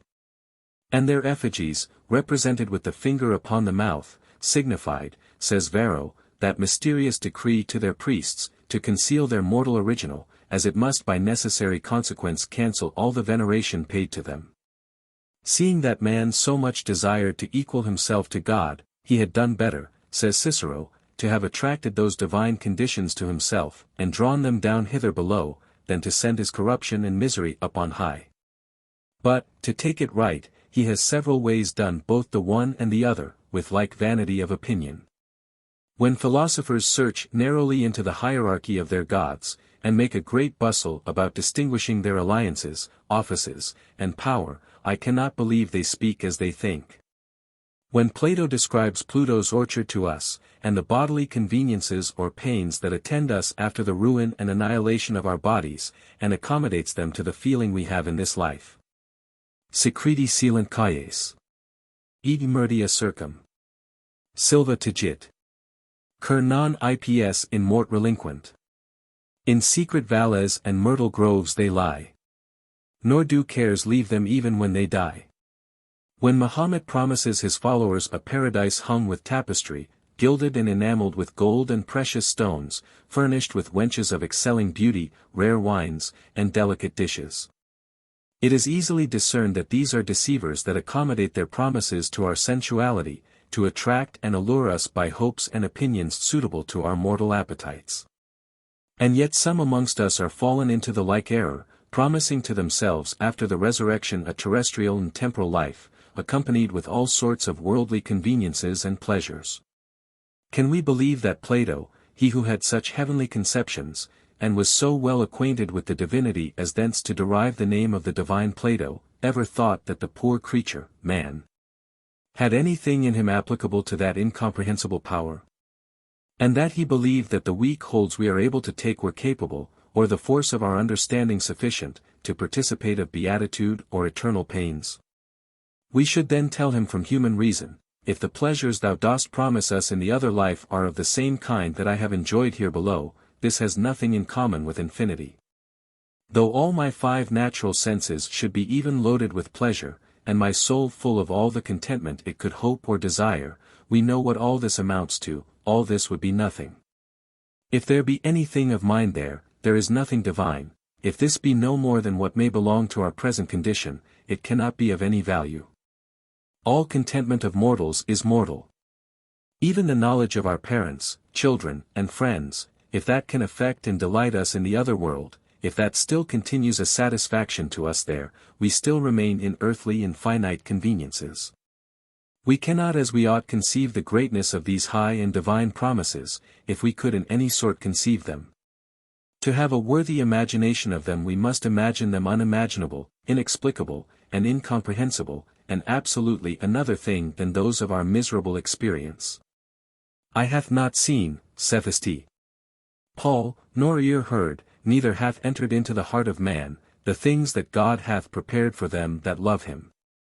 And if, to render us capable, our being were reformed and changed, as thou, Plato, sayest, by thy purifications, it ought to be so extreme and total a change, that by physical doctrine it be no more us. Hector erat tunc cum bello certabat. Ad isle. Tractus obmonio non erat Hector eco. He Hector was whilst he could fight, but when dragged by Achilles' steeds, no Hector then. It must be something else that must receive these recompenses. Quot mutator, dissolvitor, interit ergo. Tragitiunter enim partes, at cordine migrant. Things changed dissolved are, and therefore die. Their parts are mixed, and from their order fly. For in Pythagoras's metempsychosis, and the change of habitation that he imagined in souls, can we believe that the lion, in whom the soul of Sar is enclosed, does espouse Sar's passions, or that the lion is he? For if it was still Sar, they would be in the right who, controverting this opinion with Plato, reproach him that the son might be seen to ride his mother transformed into a mule, and the like absurdities. And can we believe that in the mutations that are made of the bodies of animals into others of the same kind, the newcomers are not other than their predecessors? From the ashes of a phoenix, a worm, they say, is engendered, and from that another phoenix. Who can imagine that this second phoenix is no other than the first? We see our silkworms, as it were, die and wither. And from this withered body a butterfly is produced, and from that another worm. How ridiculous would it be to imagine that this was still the first? That which once has ceased to be is no more. Nec, si materiam nostraam collegerit tas. Post obitum, versumque redegerit, ut sida nunc est. Ac iterum nobis furent data lumina vit. Pertiniat quidquam tamen ad nos id quoque factum. Interrupta semel cum sit repetentio nostra. neither though time should gather and restore our matter to the form it was before, and give again new light to see withal. Would that new figure us concern at all? Or we again ever the same be seen? Our being having interrupted been. And, Plato, when thou sayest in another place that it shall be the spiritual part of man that will be concerned in the fruition of the recompense of another life, thou tellest us a thing wherein there is as little appearance of truth. Silicet, avulsus redicibus, ut nequit ullum. Despicere ipsa oculus rem, seorsum corpori toto. No more than eyes once from their optics torn can ever after anything discern. For, by this account, it would no more be man, nor consequently us, who would be concerned in this enjoyment. For we are composed of two principal essential parts, the separation of which is the death and ruin of our being. Inter enim jecta est vital pausa, vejec. Durant passum motus absensibus omnes. When once that pause of life is come between, 'tis just the same as we had never been. We cannot say that the man suffers when the worms feed upon his members, and that the earth consumes them. Id nihil hoc ad nos, cacultu conjugioque. Corporis ac anim consistimus uniters apti. What's that to us? For we are only we, while soul and body in one frame agree. Moreover, upon what foundation of their justice can the gods take notice of or reward man after his death and virtuous actions, since it was themselves that put them in the way and mind to do them? And why should they be offended at or punish him for wicked ones, since themselves have created in him so frail a condition, and when, with one glance of their will, they might prevent him from falling? Might not Epicurus, with great color of human reason, object this to Plato? Did he not often save himself with this sentence, that it is impossible to establish anything certain of the immortal nature by the mortal? She does nothing but err throughout, but especially when she meddles with divine things. Who does more evidently perceive this than we? For although we have given her certain and infallible principles, and though we have enlightened her steps with the sacred lamp of truth that it has pleased God to communicate to us, we daily see, nevertheless, that if she swerve never so little from the ordinary path, and that she stray from, or wander out of the way set out and beaten by the church, how soon she loses, confounds and fetters herself, tumbling and floating in this vast, turbulent, and waving sea of human opinions, without restraint, and without any determinate end. So soon as she loses that great and common road, she enters into a labyrinth of 1,000 several paths. Man cannot be anything but what he is, nor imagine beyond the reach of his capacity. 'Tis a greater presumption, says Plutarch, in them who are but men to attempt to speak and discourse of the gods and demigods than it is in a man utterly ignorant of music to give an opinion of singing, or in a man who never saw a camp to dispute about arms and martial affairs, presuming by some light conjecture to understand the effects of an art he is totally a stranger to.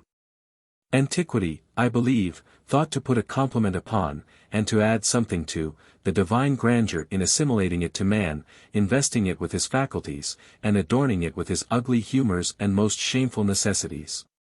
Offering it our aliments to eat, presenting it with our dances, mummeries, and farces, to divert it, with our vestments to cover it, and our houses to inhabit, coaxing it with the odor of incense and the sounds of music, with festoons and nosegays, and to accommodate it to our vicious passions, flattering its justice with inhuman vengeance, and with the ruin and dissipation of things by it created and preserved, as Tiberius Sempronius, who burnt the rich spoils and arms he had gained from the enemy in Sardinia for a sacrifice to Vulcan, and Paulus Maelius, those of Macedonia, to Mars and Minerva, and Alexander, arriving at the Indian Ocean, threw several great vessels of gold into the sea, in honor of the Tez, and moreover loading her altars with a slaughter not of innocent beasts only, but of men also, as several nations, and ours among the rest, were commonly used to do.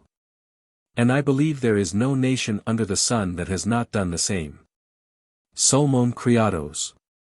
Quatuor hc juvens, tautidem quos educat iuffens.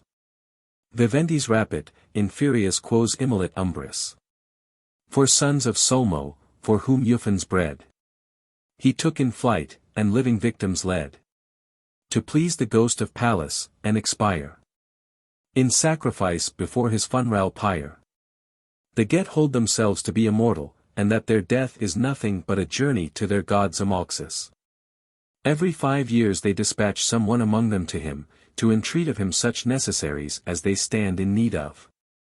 This envoy is chosen by lot, and the form of dispatching him, after he has been instructed by word of mouth what he is to deliver, is that of the assistants. 3 hold up as many javelins, upon which the rest throw his body with all their force.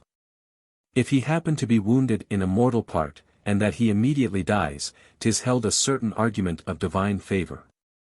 But if he escapes, he is looked upon as a wicked and execrable wretch, and another is dismissed after the same manner in his stead. Amestris, the mother of Xerxes, being grown old, caused at once 14 young men, of the best families of Persia, to be buried alive, according to the religion of the country, to gratify some infernal deity. And even to this day the idols of Themistocles are cemented with the blood of little children, and they delight in no sacrifice but of these pure and infantine souls, a justice thirsty of innocent blood. Tantum religio potuit suadera maloram. Such impious use was of religion made. So many demon acts it could persuade. The Carthaginians immolated their own children to Saturn.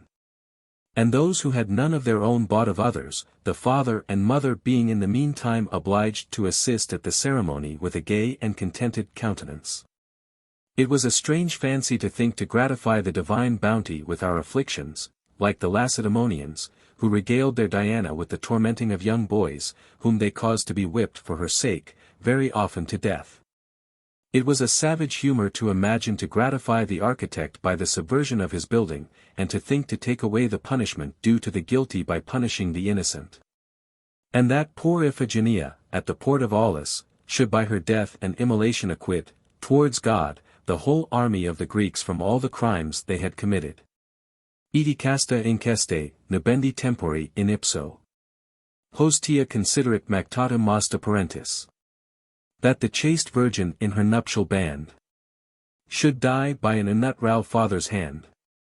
And that the 2 noble and generous souls of the 2 Decii, the father and the son, to incline the favor of the gods to be propitious to the affairs of Rome, should throw themselves headlong into the thickest of the enemy, quo fuit tanta deorum iniquitas, ut placere populo Romano non passant, nisi tales viri occidissant. How great an injustice in the gods was it that they could not be reconciled to the people of Rome unless such men perished. To which may be added, that it is not for the criminal to cause himself to be scourged according to his own measure nor at his own time, but that it purely belongs to the judge, who considers nothing as chastisements but the penalty that he appoints, and cannot call that punishment which proceeds from the consent of him that suffers. The divine vengeance presupposes an absolute descent in us, both for its justice and for our own penalty. And therefore it was a ridiculous humor of Polycrates, tyrant of Samos, who, to interrupt the continued course of his good fortune, and to balance it, went and threw the dearest and most precious jewel he had into the sea.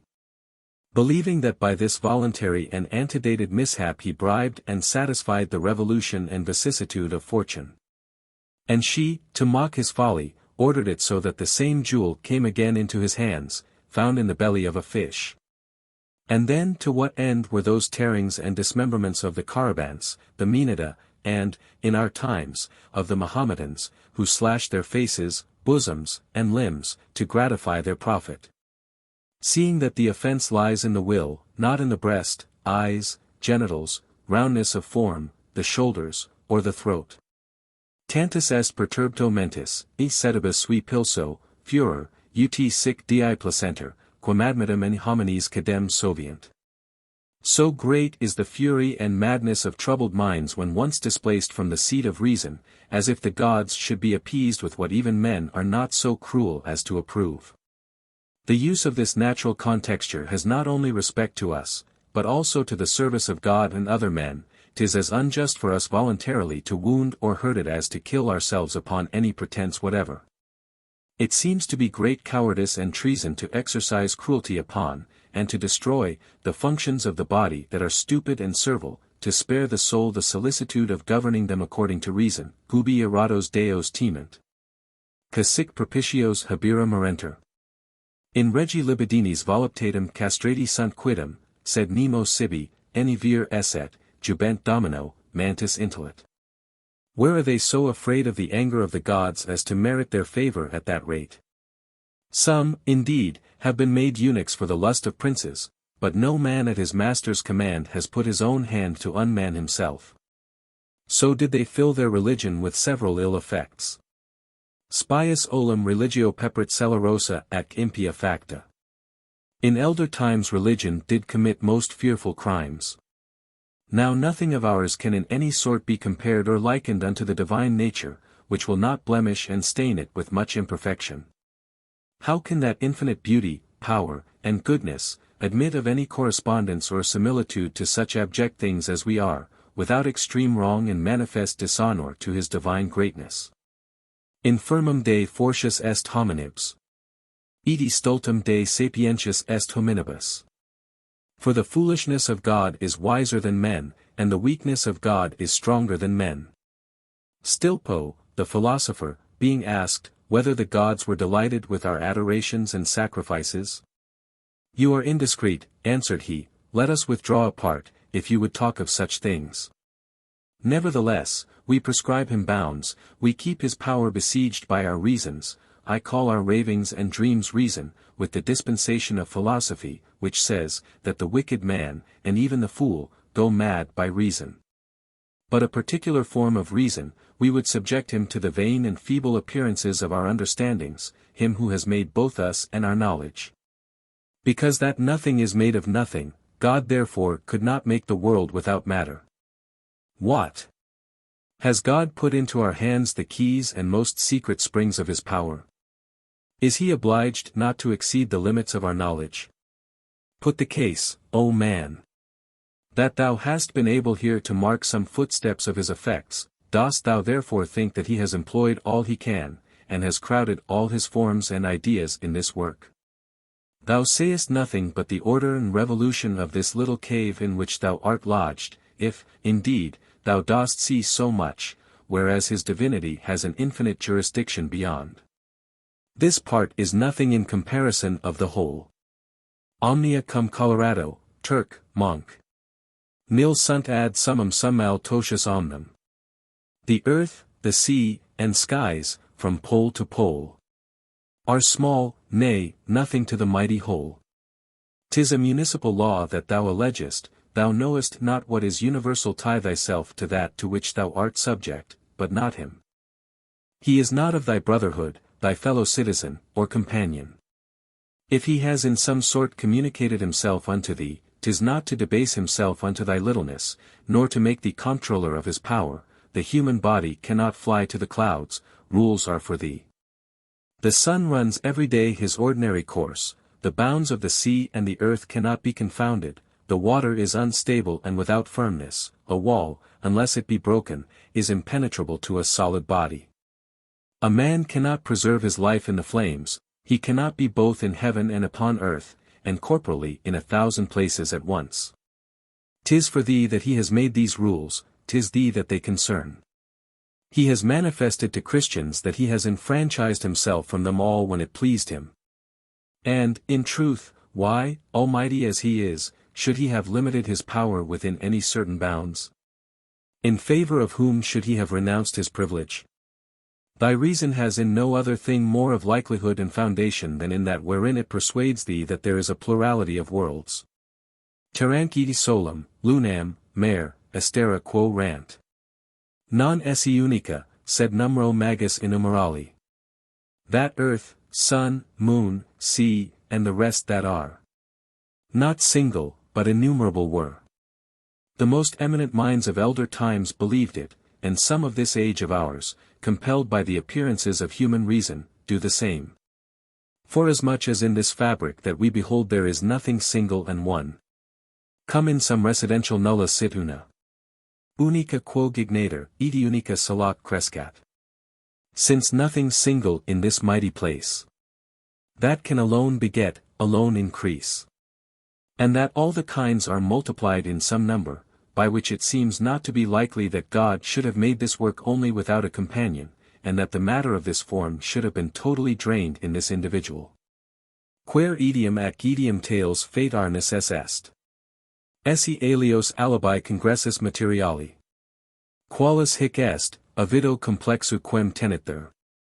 Wherefore, 'tis necessary to confess that there must elsewhere be the like congress of the like matter, which the airy space holds fast within its infinite embrace. Especially if it be a living creature, which its motions render so credible that Plato affirms it, and that many of our people do either confirm, or dare not deny it. No more than that ancient opinion that the heavens, the stars, and other members of the world, are creatures composed of body and soul, mortal in respect of their composition, but immortal by the determination of the Creator. Now if there be many worlds, as Democritus, Epicurus, and almost all philosophy has believed, what do we know that the principles and rules of this of ours in like manner concern the rest? They may peradventure have another form and another polity. Epicurus supposes them either like or unlike. We see in this world an infinite difference and variety, only by distance of places, neither calm, wine, nor any of our animals are to be seen in that new comber of the world discovered by our fathers. 'Tis all there another thing, and in times past, do but consider in how many parts of the world they had no knowledge either of Bacchus or Ceres. If Pliny and Herodotus are to be believed, there are in certain places kinds of men very little resembling us, mongrel and ambiguous forms, betwixt the human and brutal natures. There are countries where men are born without heads, having their mouth and eyes in their breast, where they are all hermaphrodites, where they go on all four, where they have but one eye in the forehead, and a head more like a dog than like ours. Where they are half fish the lower part, and live in the water, where the women bear at 5 years old, and live but 8, where the head and the skin of the forehead is so hard that a sword will not touch it, but rebounds again. Where men have no beards, nations that know not the use of fire, others that eject seed of a black color. What shall we say of those that naturally change themselves into wolves, colts, and then into men again? And if it be true, as Plutarch says, that in some place of the Indies there are men without mouths, who nourish themselves with the smell of certain odors, how many of our descriptions are false? He is no longer risible, nor, perhaps, capable of reason and society. The disposition and cause of our internal composition would then for the most part be to no purpose, and of no use. Moreover, how many things are there in our own knowledge that oppose those fine rules we have cut out for and prescribed to nature? And yet we must undertake to circumscribe thereto God himself. How many things do we call miraculous, and contrary to nature? This is done by every nation and by every man, according to the proportion of his ignorance. How many occult properties and quintessences do we daily discover? For us to go, according to nature, is no more but to go, according to our understanding, as far as that is able to follow, and as far as we are able to see into it, all beyond that is, forsooth, monstrous and irregular. Now, by this account, all things shall be monstrous to the wisest and most understanding men. For human reason has persuaded them that there was no manner of ground nor foundation, not so much as to be assured that snow is white, and Anaxagoras affirmed it to be black, if there be anything, or if there be nothing. If there be knowledge or ignorance, which Metrodorus of Chios denied that man was able to determine. Or whether we live, as Euripides doubts whether the life we live is life, or whether that we call death be not life, Greek, and not without some appearance. For why do we derive the title of being from this instant, which is but a flash in the infinite course of an eternal night, and so short an interruption of our perpetual and natural condition, death possessing all the before and after this moment? And also a good part of the moment itself. Others swear there is no motion at all, as followers of Melissus, and that nothing stirs. For if there be but one, neither can that spherical motion be of any use to him, nor motion from one place to another, as Plato proves, that there is neither generation nor corruption in nature. Protagoras says that there is nothing in nature but doubt, that a man may equally dispute of all things, and even of this, whether a man can equally dispute of all things, Nausiphanes, that of things which seem to be, nothing is more than it is not. That there is nothing certain but uncertainty, Parmenides, that of that which seems, there is no one thing in general, that there is but one thing, Zeno, that one same is not, and that there is nothing. If there were one thing, it would either be in another or in itself, if it be in another, they are two, if it be in itself, they are yet two, the comprehending, and the comprehended. According to these doctrines the nature of things is no other than a shadow, either false or vain. This way of speaking in a Christian man has ever seemed to me very indiscreet and irreverent. God cannot die, God cannot contradict himself. God cannot do this or that. I do not like to have the divine power so limited by the laws of men's mouths, and the idea which presents itself to us in those propositions ought to be more religiously and reverently expressed. Our speaking has its failings and defects, as well as all the rest. Most of the occasions of disturbance in the world are grammatical ones, our suits only spring from disputes as to the interpretation of laws. And most wars proceed from the inability of ministers clearly to express the conventions and treaties of amity of princes. How many quarrels, and of how great importance, has the doubt of the meaning of this syllable, hoc 689 created in the world?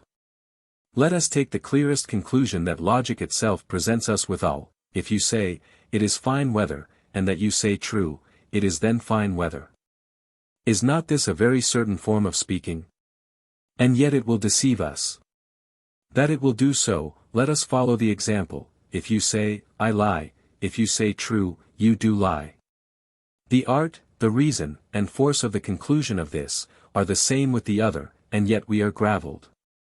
The Pyrrhonian philosophers, I see, cannot express their general conception in any kind of speaking, for they would require a new language on purpose. Ours is all formed of affirmative propositions, which are totally antarctic to them.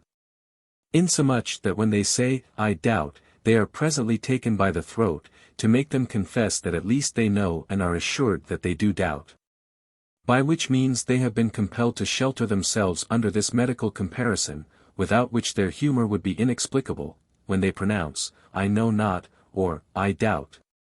They say that this proposition carries off itself with the rest, no more nor less than rhubarb, that drives out the ill humors, and carries itself off with them. This fancy will be more certainly understood by interrogation, what do I know, as I bear it with the emblem of a balance. See what use they make of this irreverent way of speaking. In the present disputes about our religion, if you press its adversaries too hard, they will roundly tell you, that it is not in the power of God to make it so, that his body should be in paradise and upon earth, and in several places at once. And see, too, what advantage the old scoffer made of this. At least, says he, it is no little consolation to man to see that God cannot do all things, for he cannot kill himself, though he would. Which is the greatest privilege we have in our condition, he cannot make mortal immortal, nor revive the dead, nor make it so, that he who has lived has not, nor that he who has had honors has not had them. Having no other right to the past than that of oblivion. And that the comparison of man to God may yet be made out by jocose examples, he cannot order it so, says he, that twice 10 shall not be 20. This is what he says, and what a Christian ought to take heed shall not escape his lips. Whereas, on the contrary, it seems as if men studied this foolish daring of language, to reduce God to their own measure. Cras vel atr nu polum, pater, occupado. Vel sol poro. Non tamen iritum. Quodcumque retro est officiat, nec. Diffingit infectumque reddet. Quod fugens semel ora vexit. Tomorrow, let it shine or rain. Yet cannot this the past make vain. Nor uncreate and render void that which was yesterday enjoyed. When we say that the infinity of ages, as well past as to come, are but one instant with God. That his goodness, wisdom, and power are the same with his essence, our mouths speak it, but our understandings apprehend it not, and yet, such is our vain opinion of ourselves, that we must make the divinity to pass through our sieve. And thence proceed all the dreams and errors with which the world abounds, whilst we reduce and weigh in our balance a thing so far above our poise. Mirum quo proc dat improbitas cordis humani, parvulo aliquo intratata successu. 'Tis wonderful to what the wickedness of man's heart will proceed, if elevated with the least success. How magisterially and insolently does Epicurus reprove the Stoics, for maintaining that the truly good and happy being appertained only to God, and that the wise man had nothing but a shadow and resemblance of it. How temerariously have they bound God to destiny, a thing which, by my consent, none that bears the name of a Christian shall ever do again. And Thales, Plato, and Pythagoras have enslaved him to necessity. This arrogance of attempting to discover God with our eyes has been the cause that an eminent person among us has attributed to the divinity a corporal form.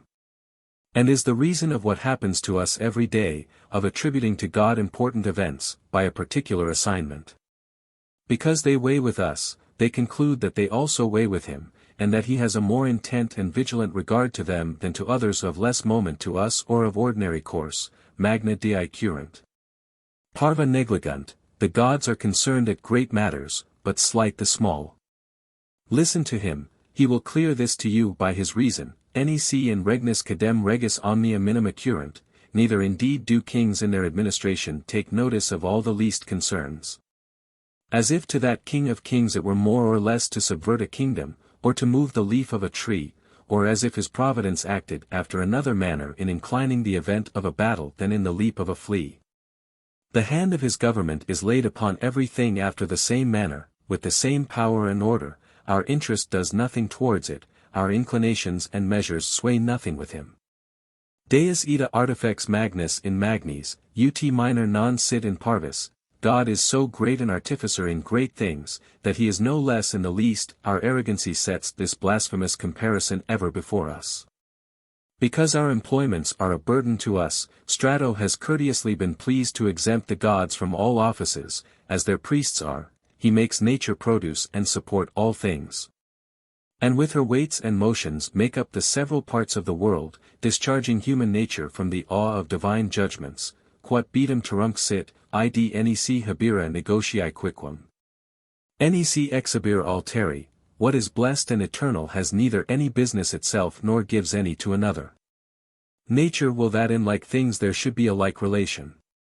The infinite number of mortals, therefore, concludes a like number of immortals, the infinite things that kill and destroy presupposes as many that preserve and profit. As the souls of the gods, without tongue, eye, or ear, do every one of them feel amongst themselves what the other feels, and judge our thoughts. So the souls of men, when at liberty and loosed from the body, either by sleep or some ecstasy, divine, foretell, and see things, which, whilst joined to the body, they could not see. Men, says St. Paul, professing themselves to be wise, they become fools, and change the glory of the uncorruptible God into an image made like corruptible man. Do but take notice of the juggling in the ancient deifications. After the great and stately pomp of the funeral, so soon as the fire began to mount to the top of the pyramid, and to catch hold of the couch where the body lay, they at the same time turned out an eagle, which flying upward signified that the soul went into paradise. We have 1,000 medals, and particularly of the worthy Faustina, where this eagle is represented carrying these deified souls to heaven with their heels upwards. 'Tis pity that we should fool ourselves with our own fopperies and inventions. Quod finxir, timent. They fear their own inventions. Like children who are fright with the same face of their playfellow. That they themselves have smeared and smutted. Quasi quicquam infelicius sit homini, cuisua figmenta dominantur. As if anything could be more unhappy than man, who is insulted over by his own imagination. 'Tis far from honoring him who made us, to honor him that we have made. Augustus had more temples than Jupiter, served with as much religion and belief of miracles. The Thracians, in return of the benefits they had received from Agesilaus, came to bring him word that they had canonized him. Has your nation, said he to them, the power to make gods of whom they please? Pray first deify some one amongst yourselves, and when I shall see what advantage he has by it, I will thank you for your offer. Man is certainly stark mad, he cannot make a worm, and yet he will be making gods by dozens. Here Trismegistus in praise of our sufficiency, of all the wonderful things, it surmounts all wonder that man could find out the divine nature and make it. And take here the arguments of the school of philosophy itself. Nas cui divosi coli munina soli. Aut soli nesire, datum. To whom to know the deities of heaven? Or know he knows them not, alone, 'tis given. If there is a God, he is a living creature, if he be a living creature, he has sense, and if he has sense, he is subject to corruption. If he be without a body he is without a soul, and consequently without action. And if he has a body, it is perishable. Is not here a triumph? We are incapable of having made the world, there must then be some more excellent nature that has put a hand to the work. It were a foolish and ridiculous arrogance to esteem ourselves the most perfect thing of the universe. There must then be something that is better, and that must be God.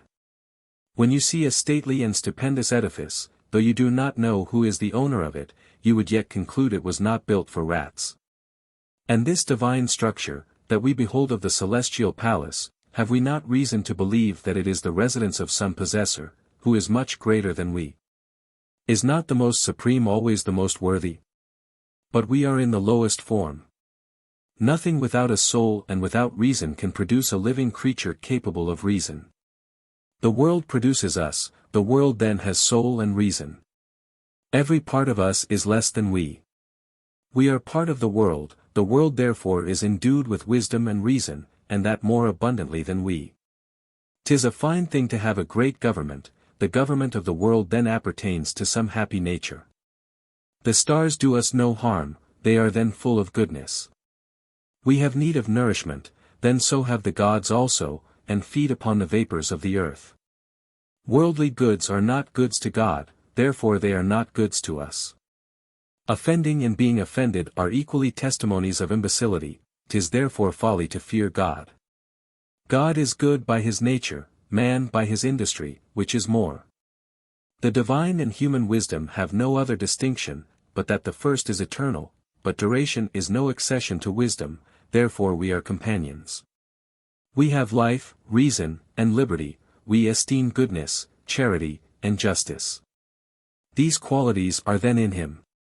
In conclusion, building and destroying, the conditions of the divinity, are forged by man, according as they relate to himself. What a pattern, and what a model! Let us stretch, let us raise and swell human qualities as much as we please, puff up thyself, poor man, yet more and more, and more. Non, si tu ruperis, inquit. Not if thou burst, said he. Perfecto non deum, quern cogiter non possent, sed semitip pro illo cogitantes, non ilium, sed Cypsos, non illi, sed sibi comparent. Certainly they do not imagine God, whom they cannot imagine, but they imagine themselves in his stead. They do not compare him, but themselves, not to him, but to themselves. In natural things the effects do but half relate to their causes. What's this to the purpose? His condition is above the order of nature, too elevated, too remote, and too mighty, to permit itself to be bound and fettered by our conclusions. 'Tis not through ourselves that we arrive at that place, our ways lie too low. We are no nearer heaven on the top of Mount Sanus than at the bottom of the sea, take the distance with your astrolabe. They debase God even to the carnal knowledge of women, to so many times, and so many generations. Paulina, the wife of Cetuminus, a matron of great reputation at Rome, thinking she lay with the god Serapis, found herself in the arms of an amoroso of hers, through the panderism of the priests of his temple. Varro, the most subtle and most learned of all the Latin authors, in his book of theology, writes, that the sexton of Hercules' temple, throwing dice with one hand for himself, and with the other for Hercules, played after that manner with him for a supper and a wench. If he won, at the expense of the offerings, if he lost, at his own. The sexton lost, and paid the supper and the wench. Her name was Laurentina, who saw by night this god in her arms, who moreover told her, that the first she met the next day, should give her a heavenly reward. Which proved to be Terentius, a rich young man, who took her home to his house, and in time left her his inheritrix. She, in her turn, thinking to do a thing that would be pleasing to the god, left the people of Rome heirs to her. And therefore had divine honors attributed to her.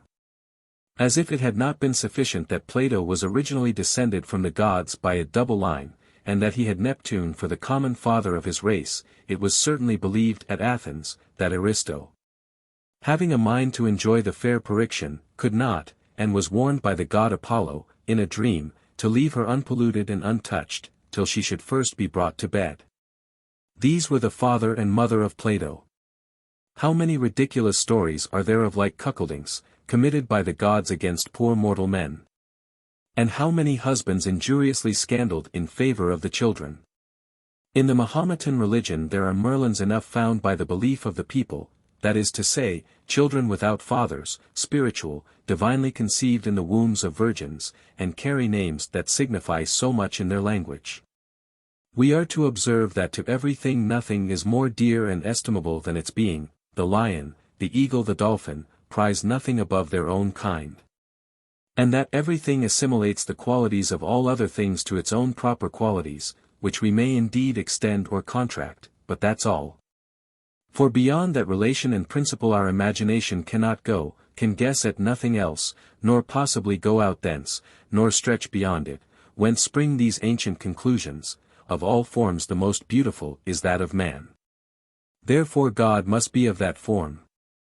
No one can be happy without virtue, nor virtue be without reason, and reason cannot inhabit anywhere but in a human shape. God is therefore clothed in a human figure. Ita est informatum et anticipatum mentibus nostris, ut homini, cum de Deo cogitet, forma occurrat humana. It is so imprinted in our minds, and the fancy is so prepossessed with it, that when a man thinks of God, a human figure ever presents itself to the imagination. Therefore it was that Xenophanes pleasantly said, that if beasts frame any gods to themselves, as 'tis likely they do, they make them certainly such as themselves are, and glorify themselves in it, as we do. For why may not a goose say thus? All the parts of the universe I have an interest in, the earth serves me to walk upon, the sun to light me, the stars have their influence upon me, I have such an advantage by the winds and such by the waters. There is nothing that yon heavenly roof looks upon so favorably as me, I am the darling of nature. Is it not man that keeps, lodges, and serves me?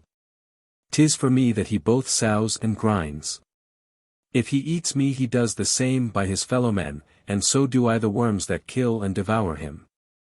As much might be said by a crane, and with greater confidence, upon the account of the liberty of his flight, and the possession of that high and beautiful region. Tam blanda conciliatrix, eti tam sui est lena ipsa natura. So flattering and wheedling a bawd is nature to herself. Now by the same consequence, the destinies are then for us the world, it shines it thunders for us, creator and creatures, all are for us. 'Tis the mark and point to which the universality of things aims. Look into the records that philosophy has kept for 2000 years and more, of the affairs of heaven, the gods all that while have neither acted nor spoken but for man. She does not allow them any other consultation or occupation. See them here against us in war. Domitas circulmanu. Telluris juvens, unde periculum. Fulgens contra muit domus. Saturae veteris. The brawny sons of earth, subdued by hand of Hercules on the flagrant strand, where the rude shock did such an uproar make, as made old Saturn's sparkling palace shake. And here you shall see them participate of our troubles, to make a return for our having so often shared in theirs.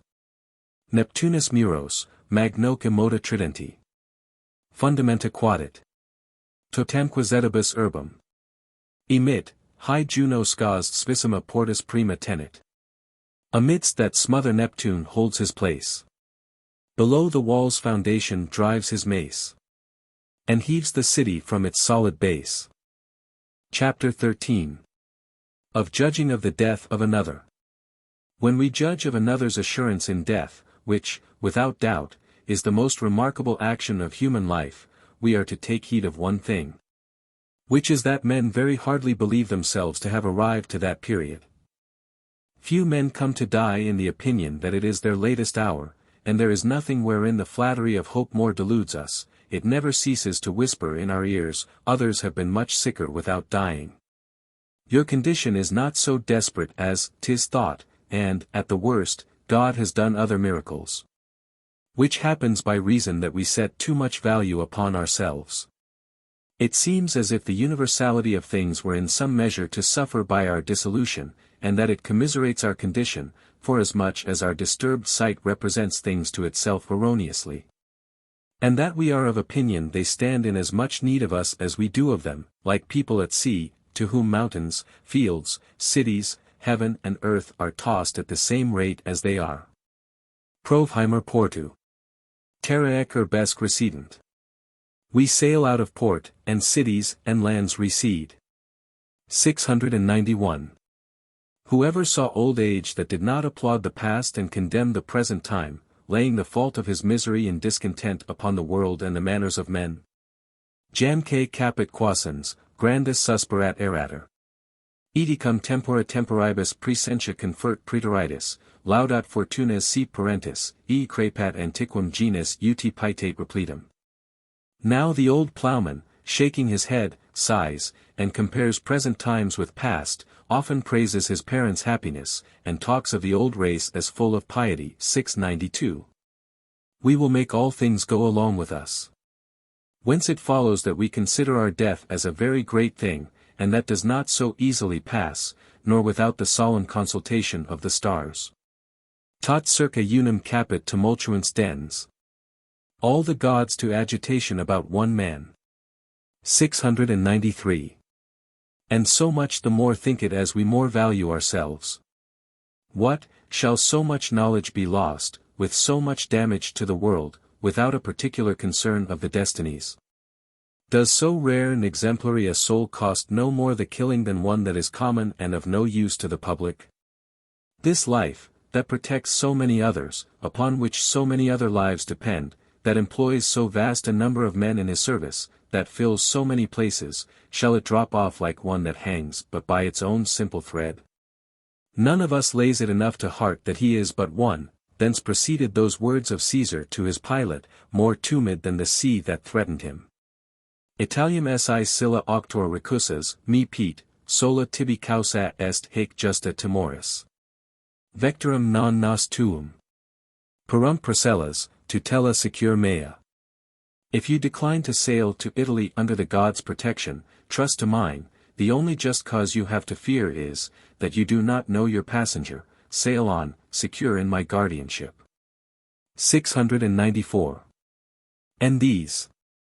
Credit jam digna pericula Caesar fatus esse sui, tantus never ter, dixit, me superis labor est, parva quern pupi sedentum, tam magno petier mari. Caesar now deemed these dangers worthy of his destiny. What? Said he, is it for the gods so great a task to overthrow me, that they must be fain to assail me with great seas in a poor little bark? 695. And that idle fancy of the public, that the sun bore on his face mourning for his death a whole year. Aelidium extincto miseratus Caesar Romum, cum capit obscura nitidum ferigem texit. Caesar being dead, the sun in morning clouds. Pitying Rome, clothed himself. 696.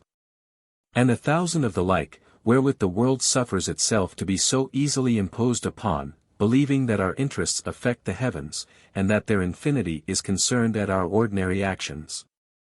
Non tanta calo societas nobiscum est.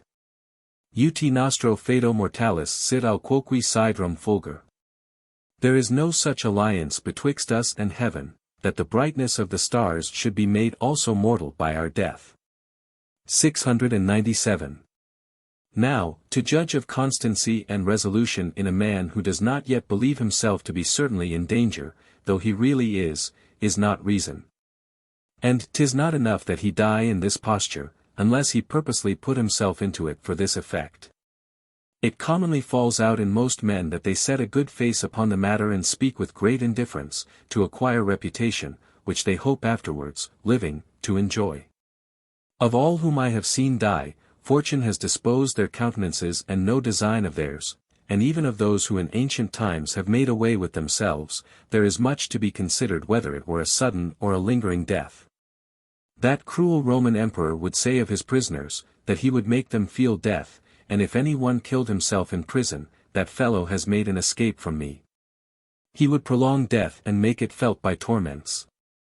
Vitamus eti toto quamvis in corpore quiso nil anima lethail datum, meremph nefandi, durum saevadix, peruntus parser morti.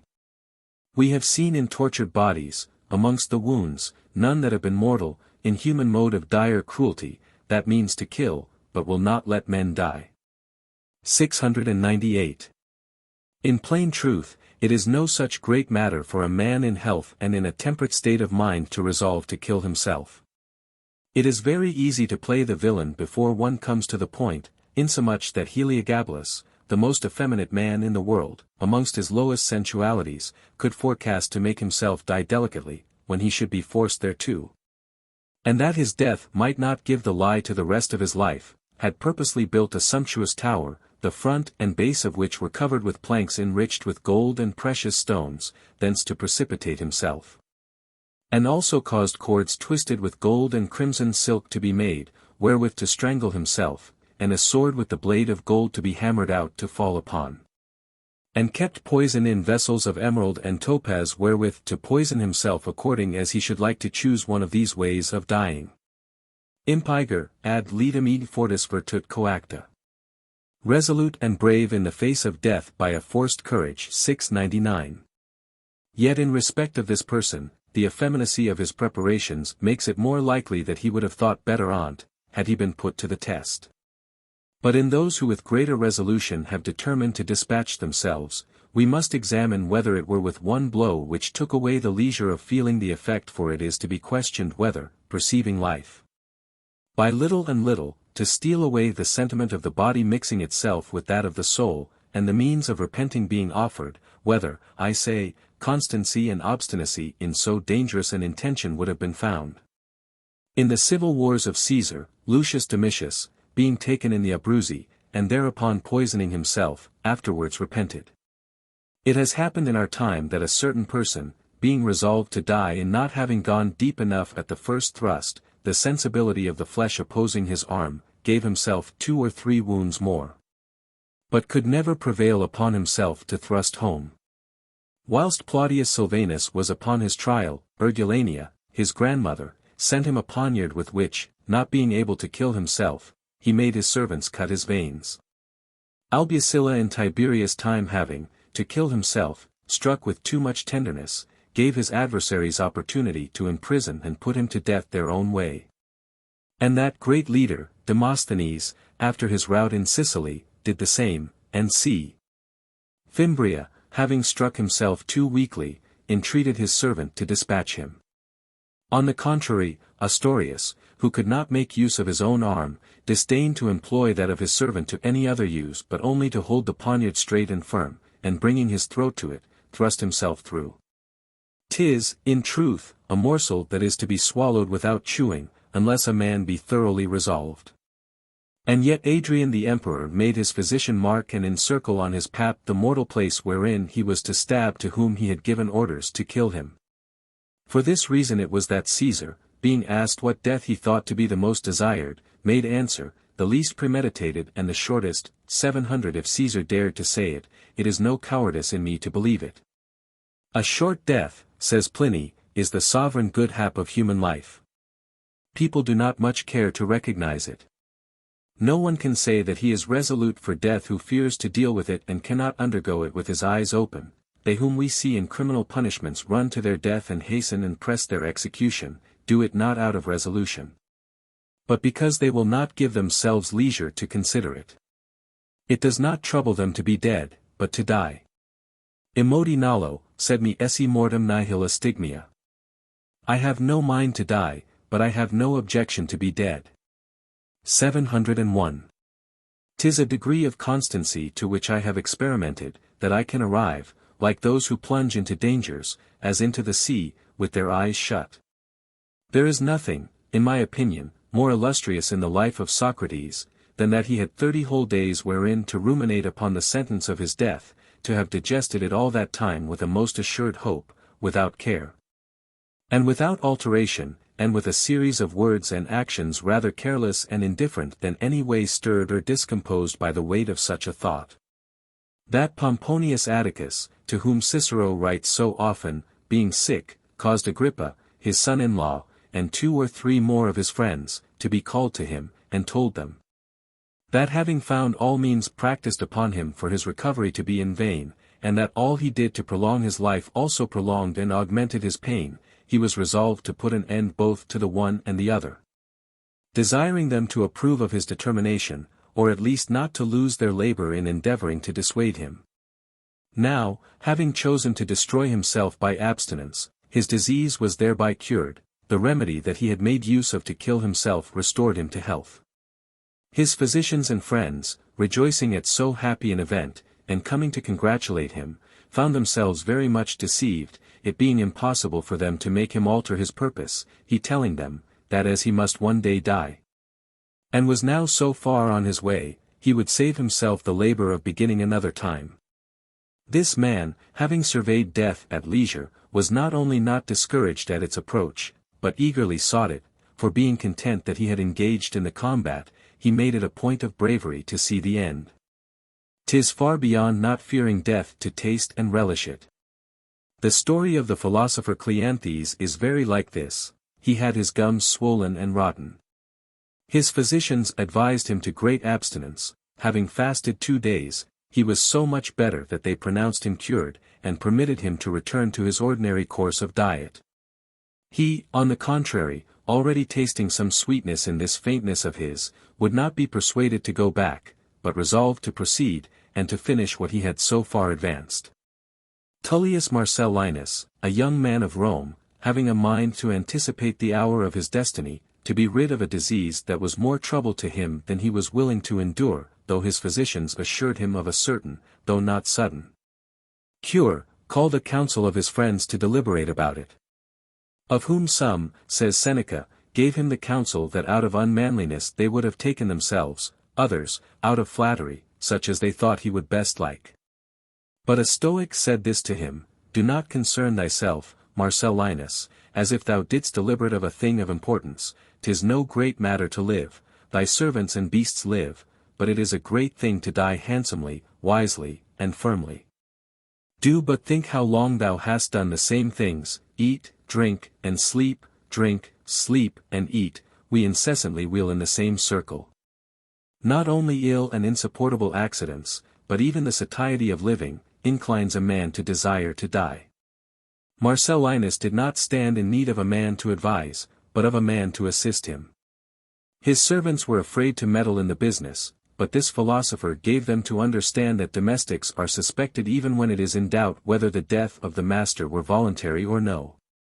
Otherwise, that it would be of as ill example to hinder him as to kill him, forasmuch as invitam caservat, idem facit occidenti. He who makes a man live against his will, 'tis as cruel as to kill him. 702.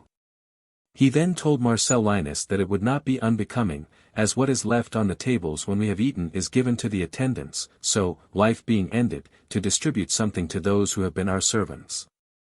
Now Marcellinus was of a free and liberal spirit, he, therefore, divided a certain sum of money amongst his servants, and consoled them. As to the rest, he had no need of steel nor of blood, he resolved to go out of this life and not to run out of it, not to escape from death, but to essay it. And to give himself leisure to deal with it, having forsaken all manner of nourishment, the 3rd day following, after having caused himself to be sprinkled with warm water, he fainted by degrees, and not without some kind of pleasure, as he himself declared. In fact, such as have been acquainted with these faintings, proceeding from weakness, say that they are therein sensible of no manner of pain, but rather feel a kind of delight, as in the passage to sleep and best. These are studied and digested deaths. But to the end that Cato only may furnish out the whole example of virtue, it seems as if his good with which the leisure to confront and struggle with death, reinforcing his destiny had put his ill one into the hand he gave himself the blow. Seeing he had courage in the danger, instead of letting it go less. And if I had had to represent him in his supreme station, I should have done it in the posture of tearing out his bloody bowels, rather than with his sword in his hand, as did the statuaries of his time. For this second murder was much more furious than the first. Chapter 14. That our mind hinders itself. 'Tis a pleasant imagination to fancy a mind exactly balanced betwixt two equal desires, for, doubtless, it can never pitch upon either. Forasmuch as the choice and application would manifest an inequality of esteem. And were we set betwixt the bottle and the ham, with an equal appetite to drink and eat, there would doubtless be no remedy, but we must die of thirst and hunger. To provide against this inconvenience, the Stoics, when they are asked whence the election in the soul of two indifferent things proceeds, and that makes us, out of a great number of crowns, rather take one than another, they being all alike. And there being no reason to incline us to such a preference, make answer, that this movement of the soul is extraordinary and irregular, entering into us by a foreign, accidental, and fortuitous impulse. It might rather, methinks, he said, that nothing presents itself to us wherein there is not some difference, how little soever. And that, either by the sight or touch, there is always some choice that, though it be imperceptibly, tempts and attracts us, so, whoever shall presuppose a packthread equally strong throughout, it is utterly impossible it should break. For, where will you have the breaking to begin? And that it should break altogether is not in nature. Whoever, also, should hereunto join the geometrical propositions that, by the certainty of their demonstrations, conclude the contained to be greater than the containing, the centre to be as great as its circumference. And that find out two lines incessantly approaching each other, which yet can never meet, and the philosopher's stone, and the quadrature of the circle, where the reason and the effect are so opposite, might, peradventure, find some argument to second this bold saying of Pliny. Solum certum nihil esse certi, e homini nihil miserius ant superbius. It is only certain that there is nothing certain, and that nothing is more miserable or more proud than man. 703. Chapter 15. That our desires are augmented by difficulty. There is no reason that has not its contrary, say the wisest of the philosophers. I was just now ruminating on the excellent saying one of the ancients alleges for the contempt of life, no good can bring pleasure, unless it be that for the loss of which we are beforehand prepared. Iniquo est dolora missi re, et timor amitendi. The grief of losing a thing, and the fear of losing it, are equal. 704. Meaning by this that the fruition of life cannot be truly pleasant to us if we are in fear of losing it. It might, however, be said, on the contrary, that we hug and embrace this good so much the more earnestly, and with so much greater affection, by how much we see it the less assured and fear to have it taken from us, for it is evident. As fire burns with greater fury when cold comes to mix with it, that our will is more obstinate by being opposed. Si nunquam denin habuis et ahenia turis, non esses, Danae, de Jove facta parens. If a brazen tower had not held Danae, you would not, Danae, have been made a mother by Jove. 705. And that there is nothing naturally so contrary to our taste as satiety which proceeds from facility. Nor anything that so much whets it as rarity in difficulty. Omnium rerum voluptas ipso, quo debet fugor, periculo crescit. The pleasure of all things increases by the same danger that should deter it. 706. Galla, niga. Satiator amor, nisi gaudia torquent. Galla, refuse me, love is glutted with joys that are not attended with trouble. 707.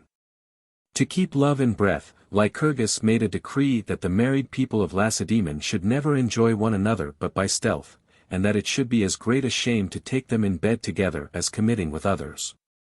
The difficulty of assignations, the danger of surprise, the shame of the morning. Iti languor, e silentium, iti latir petitus immo spiritus. And languor, and silence, and sighs, coming from the innermost heart. 708. These are what give the piquancy to the sauce. How many very wantonly pleasant sports spring from the most decent and modest language of the works on love. Pleasure itself seeks to be heightened with pain. It is much sweeter when it smarts and has the skin rippled. The courtesan Flora said she never lay with Pompey but that she made him wear the prints of her teeth. 709. Quod petier, premunt arct, faciunt dolorem corporis, et dentes in lident sep labellis. Et stimuli subsunt, ca instigant latera ad ipsum, quod cunc est, rabies unde illi germina surgent. What they have sought they dress closely, and cause pain, on the lips fix the teeth, and every kiss indents, urged by latent stimulus the part to wound. 710. And so it is in everything, difficulty gives all things their estimation. The people of the March of Ancona more readily make their vows to St. James, and those of Galicia to Our Lady of Loreto. They make wonderful to-do at Liege about the baths of Lucca, and in Tuscany about those of Aspa. There are few Romans seen in the fencing school of Rome, which is full of French. That great Cato also, as much as us, nauseated his wife whilst she was his, and longed for her when in the possession of another. I was fain to turn out into the paddock an old horse, as he was not to be governed when he smelt a mare. The facility presently sated him as towards his own, but towards strange mares, and the first that passed by the pale of his pasture. He would again fall to his importunate neighings and his furious heats as before. Our appetite contemns and passes by what it has in possession, to run after that it has not. Transvolat in medio passita, e effugientia captat. He slights her who is close at hand, and runs after her who flees from him. 711. To forbid us anything is to make us have a mind to't. Nisi to servar puellum incipis, incipiet desinere esse mea. Unless you begin to guard your mistress, she will soon begin to be no longer mine. 712. To give it wholly up to us is to beget in us contempt. Want and abundance fall into the same inconvenience. Tibi quat superest, mihi quat decit, dolet. Your superfluities trouble you, and what I want troubles me. 713. Desire and fruition equally afflict us. The rigors of mistresses are troublesome, but facility, to say truth, still more so.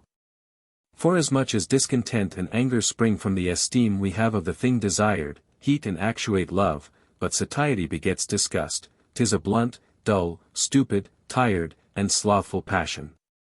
Si qua volet regnergio, contumnat amantem. She who would long retain her power must use her lover ill. 714. Contemnite, amantes, sic hodi veniet, si qua negavit heri. Slight your mistress, she will today come who denied you yesterday. 715. Why did Poppia invent the use of a mask to hide the beauties of her face, but to enhance it to her lovers? Why have they veiled, even below the heels, those beauties that every one desires to show, and that every one desires to see? Why do they cover with so many hindrances, one over another, the parts where our desires and their own have their principal seat?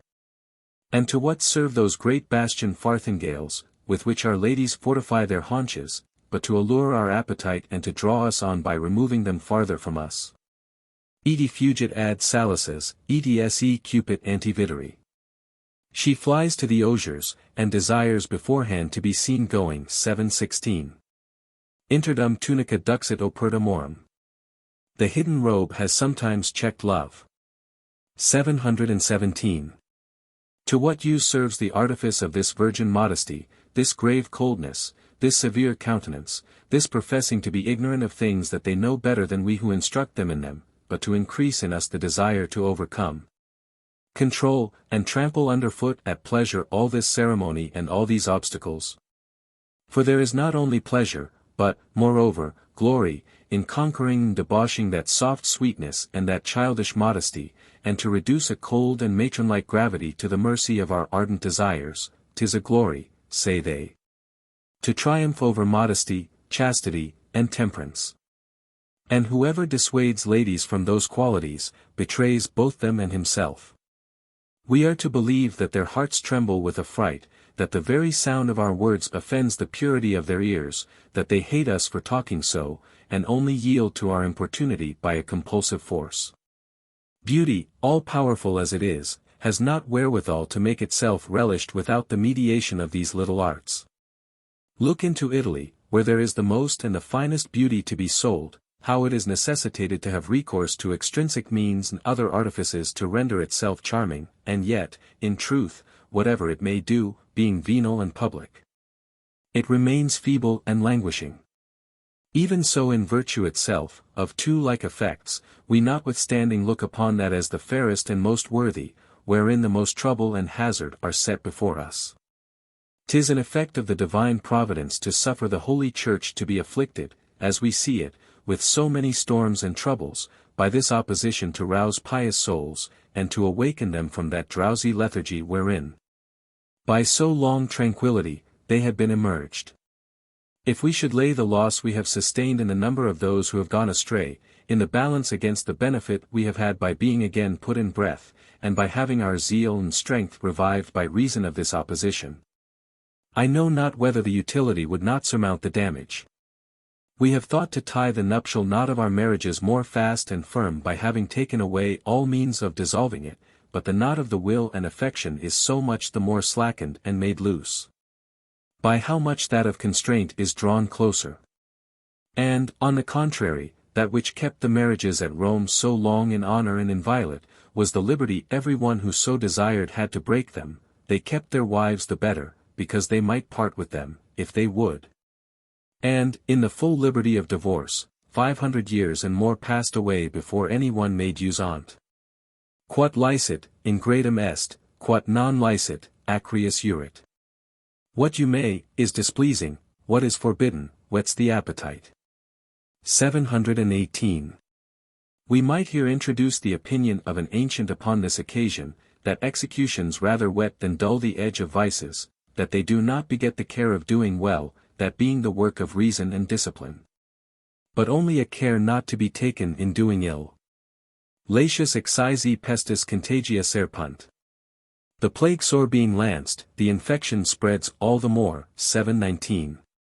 I do not know that this is true, but I experimentally know, that never civil government was by that means reformed. The order and regimen of manners depend upon some other expedient. The Greek histories make mention of the Argipians, neighbors to Scythia, who live without either rod or stick for offense, where not only no one attempts to attack them, but whoever can fly thither is safe, by reason of their virtue and sanctity of life, and no one is so bold as to lay hands upon them. And they have applications made to them to determine the controversies that arise betwixt men of other countries. There is a certain nation, where the enclosures of gardens and fields they would preserve, are made only of a string of cotton, and, so fenced, is more firm and secure than by our hedges and ditches. Furum sinata solicitant, aperta effractarius praederit. Things sealed, up invite a thief, the housebreaker passes by open doors. 720. Peradventure, the facility of entering my house, amongst other things, has been a means to preserve it from the violence of our civil wars. Defense allures attempt, and defiance provokes an enemy. I enervated the soldier's design by depriving the exploit of danger and all manner of military glory, which is wont to serve them for pretense and excuse. Whatever is bravely, is ever honorably, done, at a time when justice is dead. I render them the conquest of my house cowardly and base. It is never shut to any one that knocks. My gate has no other guard than a porter, and he of ancient custom and ceremony, who does not so much serve to defend it as to offer it with more decorum and grace. I have no other guard nor sentinel than the stars. A gentleman would play the fool to make a show of defense, if he be not really in a condition to defend himself. He who lies open on one side, is everywhere so. Our ancestors did not think of building frontier garrisons. The means of assaulting, I mean without battery or army, and of surprising our houses, increases every day more and more beyond the means to guard them. Men's wits are generally bent that way. In invasion every one is concerned, none but the rich in defense. Mine was strong for the time when it was built. I have added nothing to it of that kind, and should fear that its strength might turn against myself. To which we are to consider that a peaceable time would require it should be dismantled. There is danger never to be able to regain it, and it would be very hard to keep, for in intestine dissensions, your man may be of the party you fear. And where religion is the pretext, even a man's nearest relations become unreliable, with some color of justice. The public exchequer will not maintain our domestic garrisons. They would exhaust it, we ourselves have not the means to do it without ruin, or, which is more inconvenient and injurious, without ruining the people. The condition of my loss would be scarcely worse. As to the rest, you there lose all. And even your friends will be more ready to accuse your want of vigilance and your improvidence, and your ignorance of and indifference to your own business, than to pity you. That so many garrisoned houses have been undone whereas this of mine remains, makes me apt to believe that they were only lost by being guarded. This gives an enemy both an invitation and color of reason, all defense shows a face of war. Let who will come to me in God's name, but I shall not invite them, 'tis the retirement I have chosen for my repose from war. I endeavor to withdraw this corner from the public tempest, as I also do another corner in my soul. Our war may put on what forms it will, multiply and diversify itself into new parties, for my part, I stir not. Amongst so many garrisoned houses, myself alone amongst those of my rank, so far as I know, in France, have trusted purely to heaven for the protection of mine, and have never removed plate, deeds, or hangings. I will neither fear nor save myself by halves. If a full acknowledgment acquires the divine favor, it will stay with me to the end, if not, I have still continued long enough to render my continuance remarkable and fit to be recorded. How? Why, there are 30 years that I have thus lived. Chapter 16. Of Glory. There is the name and the thing, the name is a voice which denotes and signifies the thing, the name is no part of the thing, nor of the substance, 'tis a foreign piece joined to the thing, and outside it. God, who is all fullness in himself and the height of all perfection, cannot augment or add anything to himself within. But his name may be augmented and increased by the blessing and praise we attribute to his exterior works, which praise, seeing we cannot incorporate it in him, forasmuch as he can have no accession of good, we attribute to his name. Which is the part out of him that is nearest to us. Thus is it that to God alone glory and honor appertain, and there is nothing so remote from reason as that we should go in quest of it for ourselves. For, being indigent and necessitous within, our essence being imperfect, and having continual need of amelioration, 'tis to that we ought to employ all our endeavor. We are all hollow and empty. 'Tis not with wind and voice that we are to fill ourselves. We want a more solid substance to repair us. A man starving with hunger would be very simple to seek rather to provide himself with a gay garment than with a good meal. We are to look after that whereof we have most need. As we have it in our ordinary prayers. Gloria in excelsis Deo, et in terra pax hominibus. We are in want of beauty, health, wisdom, virtue, and such like essential qualities. Exterior ornaments should be looked after when we have made provision for necessary things. Divinity treats amply and more pertinently of this subject, but I am not much versed in it. Chrysippus and Diogenes were the earliest and firmest advocates of the contempt of glory. And maintained that, amongst all pleasures, there was none more dangerous nor more to be avoided than that which proceeds from the approbation of others. And, in truth, experience makes us sensible of many very hurtful treasons in it.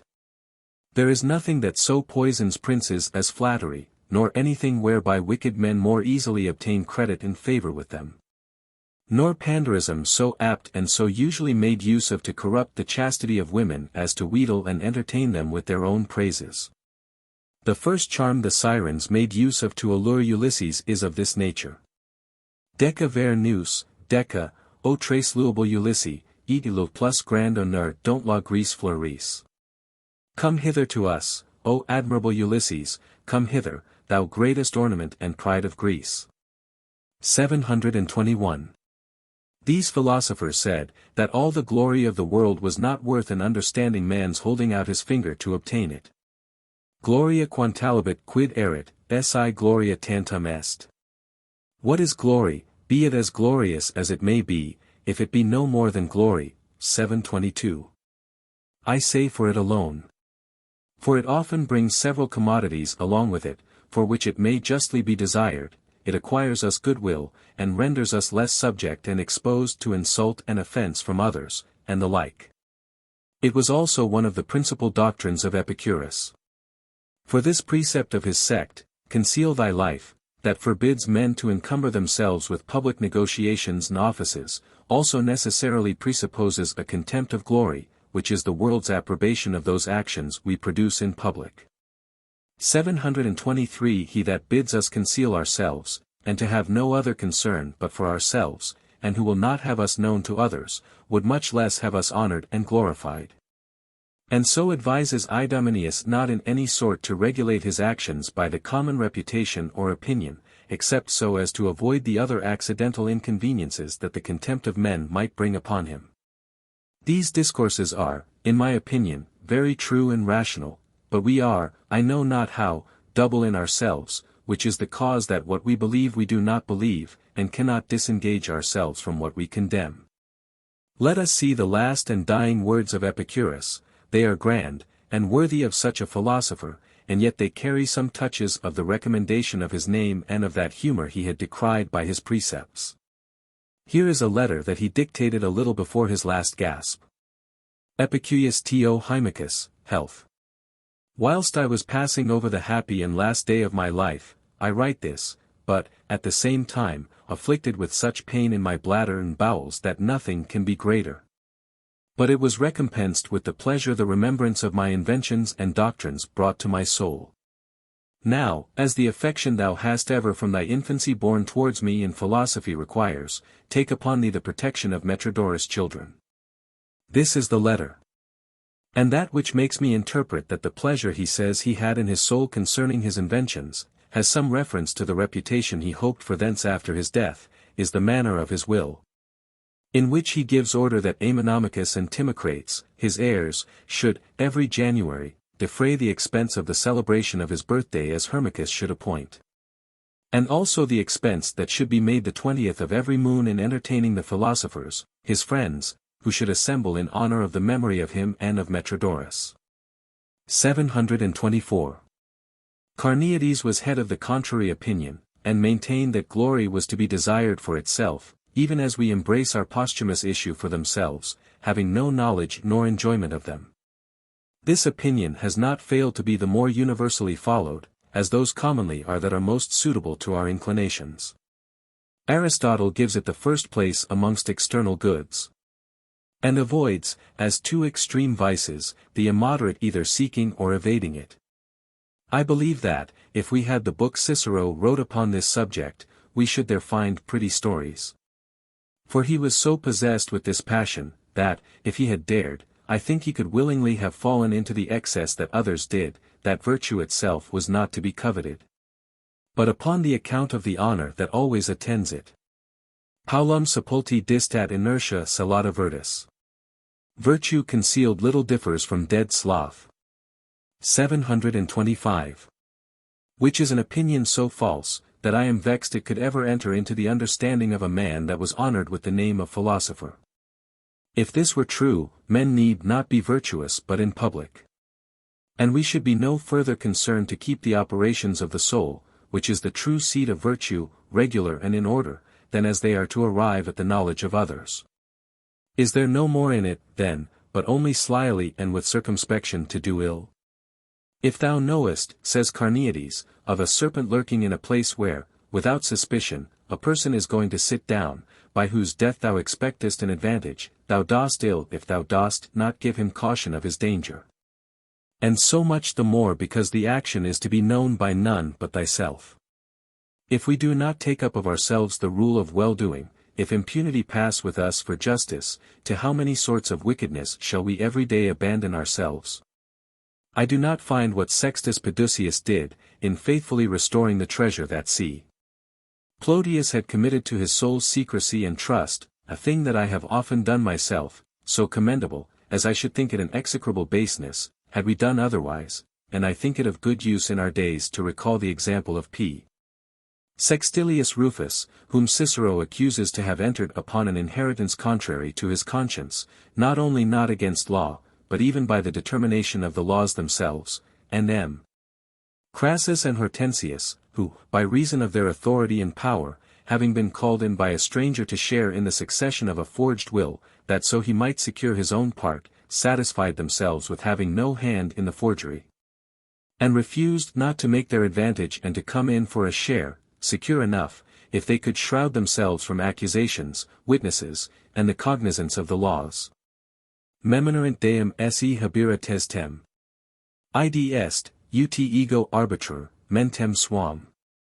Let them consider they have God to witness, that is, as I interpret it, their own consciences. 726. Virtue is a very vain and frivolous thing if it derive its recommendation from glory.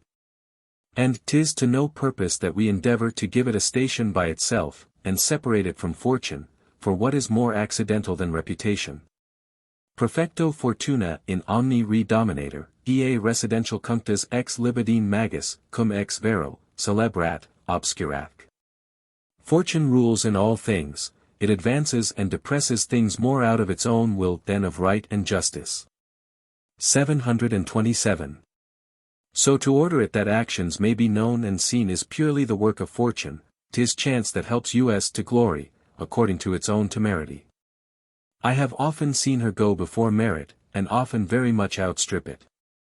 He who first likened glory to a shadow did better than he was aware of. They are both of them things preeminently vain. Glory also, like a shadow, goes sometimes before the body, and sometimes in length infinitely exceeds it.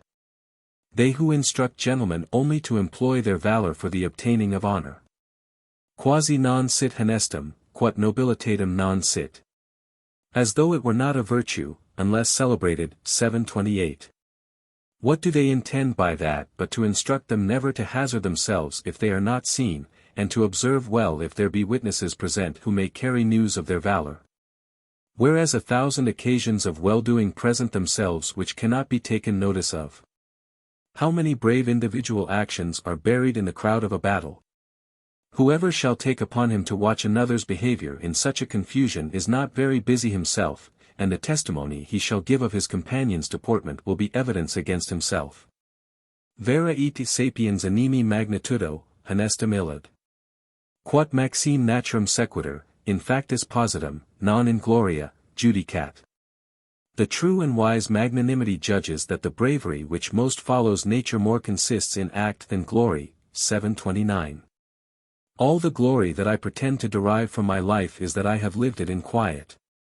In quiet, not according to Metrodorus, or Arcesilaus, or Aristippus, but according to myself. For seeing philosophy has not been able to find out any way to tranquility that is good in common, let every one seek it in particular. To what do Caesar and Alexander owe the infinite grandeur of their renown but to fortune? How many men has she extinguished in the beginning of their progress, of whom we have no knowledge, who brought as much courage to the work as they, if their adverse hap had not cut them off in the first sally of their arms? Amongst so many and so great dangers I do not remember I have anywhere read that Caesar was ever wounded. 1,000 have fallen in less dangers than the least of those he went through. An infinite number of brave actions must be performed without witness and lost, before one turns to account. A man is not always on the top of a breach, or at the head of an army, in the sight of his general, as upon a scaffold. A man is often surprised betwixt the hedge and the ditch. He must run the hazard of his life against a hen roost, he must dislodge 4 rascally musketeers out of a barn. He must prick out single from his party, and alone make some attempts, according as necessity will have it. And whoever will observe will, I believe, find it experimentally true, that occasions of the least luster are ever the most dangerous. And that in the wars of our own times there have more brave men been lost in occasions of little moment, and in the dispute about some little paltry fort, than in places of greatest importance. And where their valor might have been more honorably employed. Who thinks his death achieved to ill purpose if he do not fall on some signal occasion, instead of illustrating his death, wilfully obscures his life, suffering in the meantime many very just occasions of hazarding himself to slip out of his hands. And every just one is illustrious enough, every man's conscience being a sufficient trumpet to him. Gloria nostra est testimonium conscientia nostrae. For our rejoicing is this, the testimony of our conscience. 730. He who is only a good man that men may know it, and that he may be the better esteemed when 'tis known. Who will not do well but upon condition that his virtue may be known to men, is one from whom much service is not to be expected. Credo chl rest di quel verno, cos faces degni di tenere conto. Ma fur fin, a quel tempo essi nascos, che non a culpa mia es hor, non lo canto perci Orlando a far l'opera virtuos piu cha nera lo poi semper era pronto, ne mai fu alcan de suoi fatti espresso, se non quando ebbi testimonii oppresso. The rest of the winter, I believe, was spent in actions worthy of narration, but they were done so secretly that if I do not tell them I am not to blame, for Orlando was more bent to do great acts than to boast of them. So that no deeds of his were ever known but those that had witnesses. 731. A man must go to the war upon the account of duty, and expect the recompense that never fails brave and worthy actions, how private soever. Or even virtuous thoughts, the satisfaction that a well-disposed conscience receives in itself in doing well. A man must be valiant for himself, and upon account of the advantage it is to him to have his courage seated in a firm and secure place against the assaults of fortune. Virtus, repulsa necia sordix, intaminatis fulgit honoribus, nec sumit. Aut ponit secures, arbitrio popularis ora. Virtue, repudiating all base repulse, shines in taintless honors, nor takes nor leaves dignity at the mere will of the vulgar. 732. It is not for outward show that the soul is to play its part, but for ourselves within, where no eyes can pierce but our own. There she defends us from the fear of death, of pain, of shame itself, there she arms us against the loss of our children, friends, and fortunes, and when opportunity presents itself, she leads us on to the hazards of war. Non emolumento aliquo. Sed ipsius honestatis decor. Not for any profit, but for the honor of honesty itself. 733. This profit is of much greater advantage, and more worthy to be coveted and hoped for, than honor and glory, which are no other than a favorable judgment given of us. A dozen men must be called out of a whole nation to judge about an acre of land. And the judgment of our inclinations and actions, the most difficult and most important matter that is, we refer to the voice and determination of the rabble, the mother of ignorance, injustice, and inconstancy. Is it reasonable that the life of a wise man should depend upon the judgment of fools? And quidquam stultius, quam, quos singulos contemnes, eos aliquid putar esse universes? Can anything be more foolish than to think that those you despise singly, can be anything else in general? 734. He that makes it his business to please them, will have enough to do and never have done. 'Tis a mark that can never be aimed at or hit. Nil tam inestimable est, quam animi multitudinis. Nothing is to be so little understood as the minds of the multitude. 735. Demetrius pleasantly said of the voice of the people, that he made no more account of that which came from above than of that which came from below. He 736 says more.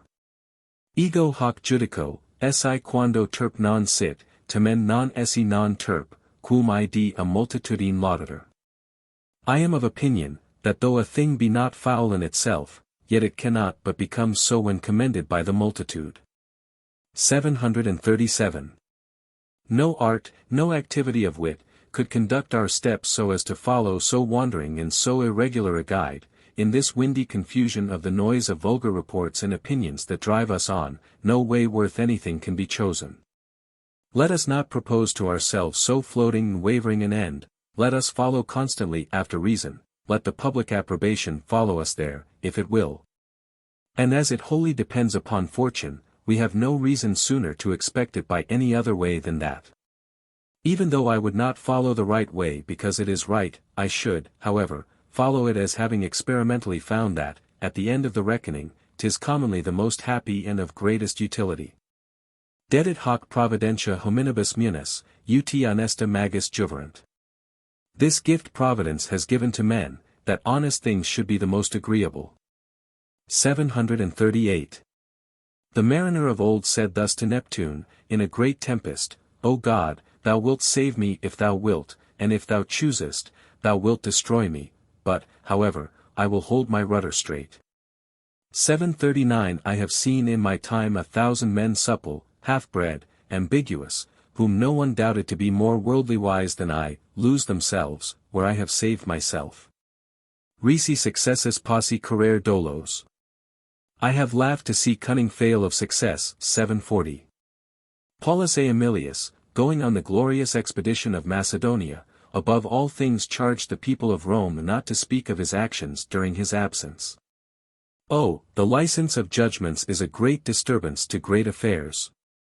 Forasmuch as every one has not the firmness of Fabius against common, adverse, and injurious tongues, who rather suffered his authority to be dissected by the vain fancies of men, than to do less well in his charge with a favorable reputation and the popular applause. There is I know not what natural sweetness in hearing oneself commended, but we are a great deal too fond of it.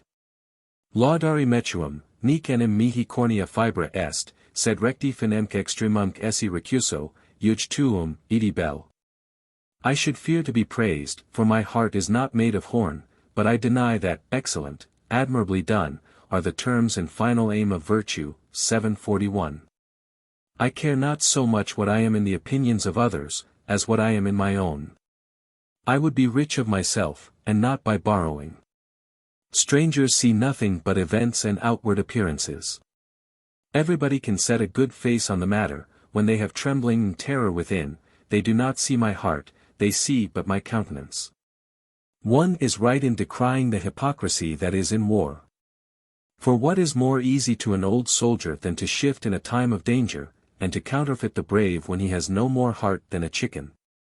There are so many ways to avoid hazarding a man's own person, that we have deceived the world 1,000 times before we come to be engaged in a real danger, and even then, finding ourselves in an inevitable necessity of doing something, we can make shift for that time to conceal our apprehensions by setting a good face on the business, though the heart beats within. And whoever had the use of the Platonic ring, which renders those invisible that wear it, if turned inward towards the palm of the hand, a great many would very often hide themselves when they ought most to appear, and would repent being placed in so honorable a post, where necessity must make them bold. Falsus honor juvat, eti mendax infamia territ, quem nisi mendosum eti mendicem. False honor pleases, and calumny affrights, the guilty and the sick. 742. Thus we see how all the judgments that are founded upon external appearances, are marvelously uncertain and doubtful, and that there is no so certain testimony as every one is to himself. In these, how many soldiers' boys are companions of our glory? He who stands firm in an open trench, what does he and that more than 50 poor pioneers who open to him the way and cover it with their own bodies for 5 pence a day pay, do before him? Non quicquid turbida Roma, elevet, accedas. Examenc improbum in illa, castigas trutina, nec to quisiveris extra. Do not, if turbulent Rome disparage anything, accede, nor correct a false balance by that scale, nor seek anything beyond thyself. 743. The dispersing and scattering our names into many mouths, we call making them more great, we will have them there well received, and that this increase turn to their advantage, which is all that can be excusable in this design. But the excess of this disease proceeds so far that many covet to have a name, be it what it will. Trogus Pompeius says of Herostratus, and Titus Livius of Manlius Capitolinus, that they were more ambitious of a great reputation than of a good one. This is very common, we are more solicitous that men speak of us, than how they speak, and it is enough for us that our names are often mentioned, be it after what manner it will. It should seem that to be known, is in some sort to have a man's life and its duration in others' keeping. I, for my part, hold that I am not, but in myself. And of that other life of mine which lies in the knowledge of my friends, to consider it naked and simply in itself, I know very well that I am sensible of no fruit nor enjoyment from it but by the vanity of a fantastic opinion. And when I shall be dead, I shall be still and much less sensible of it, and shall, withal, absolutely lose the use of those real advantages that sometimes accidentally follow it. I shall have no more handle whereby to take hold of reputation, neither shall it have any whereby to take hold of or to cleave to me, for to expect that my name should be advanced by it, in the first place, I have no name that is enough my own. Of two that I have, one is common to all my race, and indeed to others also. There are two families at Paris and Montpellier, whose surname is Montaigne, another in Brittany, and one in Zaintongue, de la Montagne. The transposition of one syllable only would suffice so to reveal our affairs, that I shall share in their glory, and they peradventure will partake of my discredit. And, moreover, my ancestors have formerly been surnamed, equum 744, a name wherein a family well known in England is at this day concerned. As to my other name, every one may take it that will, and so, perhaps, I may honor a porter in my own stead. And besides, though I had a particular distinction by myself, what can it distinguish, when I am no more? Can it point out and favor inanity? Non levier sippus nunc imprimit ossa. Laudat posteritas. Nunc non e manibus illis, nunc non a tumulo fortunatac favilla, nascenter violi. Does the tomb press with less weight upon my bones? Do comrades praise?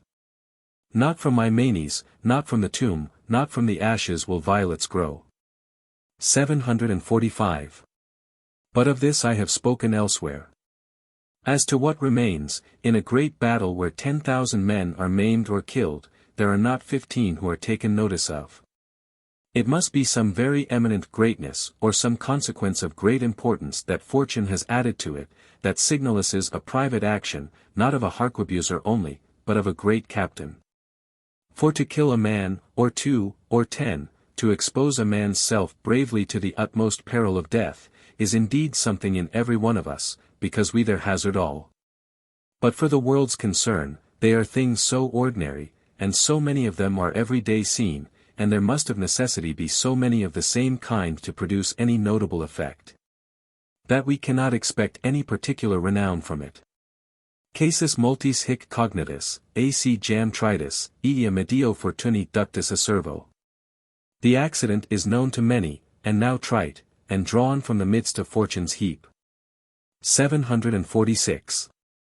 Of so many thousands of valiant men who have died within these 1500 years in France with their swords in their hands, not 100 have come to our knowledge. The memory, not of the commanders only, but of battles and victories, is buried and gone. The fortunes of above half of the world, for want of a record, stir not from their place, and vanish without duration. If I had unknown events in my possession, I should think with great ease to outdo those that are recorded, in all sorts of examples. Is it not strange that even of the Greeks and Romans, with so many writers and witnesses, and so many rare and noble exploits, so few are arrived at our knowledge? Ad nos vix tenuis famx perlabitur ora. An obscure rumor scarce is hither come. 747. It will be much if, 100 years hence, it be remembered in general that in our times there were civil wars in France. The Lacedaemonians, entering into battle, sacrificed to the Muses, to the end that their actions might be well and worthily written, looking upon it as a divine and no common favor. That brave acts should find witnesses that could give them life and memory. Do we expect that at every musket shot we receive, and at every hazard we run, there must be a register ready to record it? And, besides, 100 registers may enroll them whose commentaries will not last above 3 days, and will never come to the sight of any one. We have not the 1,000th part of ancient writings. 'Tis fortune that gives them a shorter or longer life, according to her favor, and 'tis permissible to doubt whether those we have be not the worst, not having seen the rest. Men do not write histories of things of so little moment. A man must have been general in the conquest of an empire or a kingdom.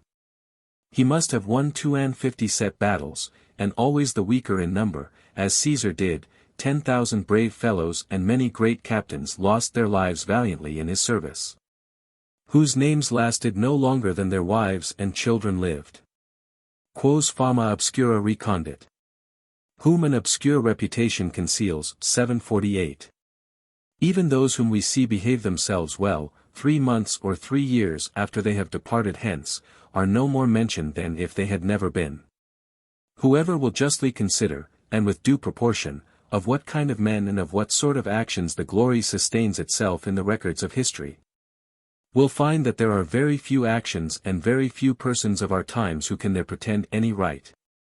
How many worthy men have we known to survive their own reputation, who have seen and suffered the honor and glory most justly acquired in their youth, extinguished in their own presence?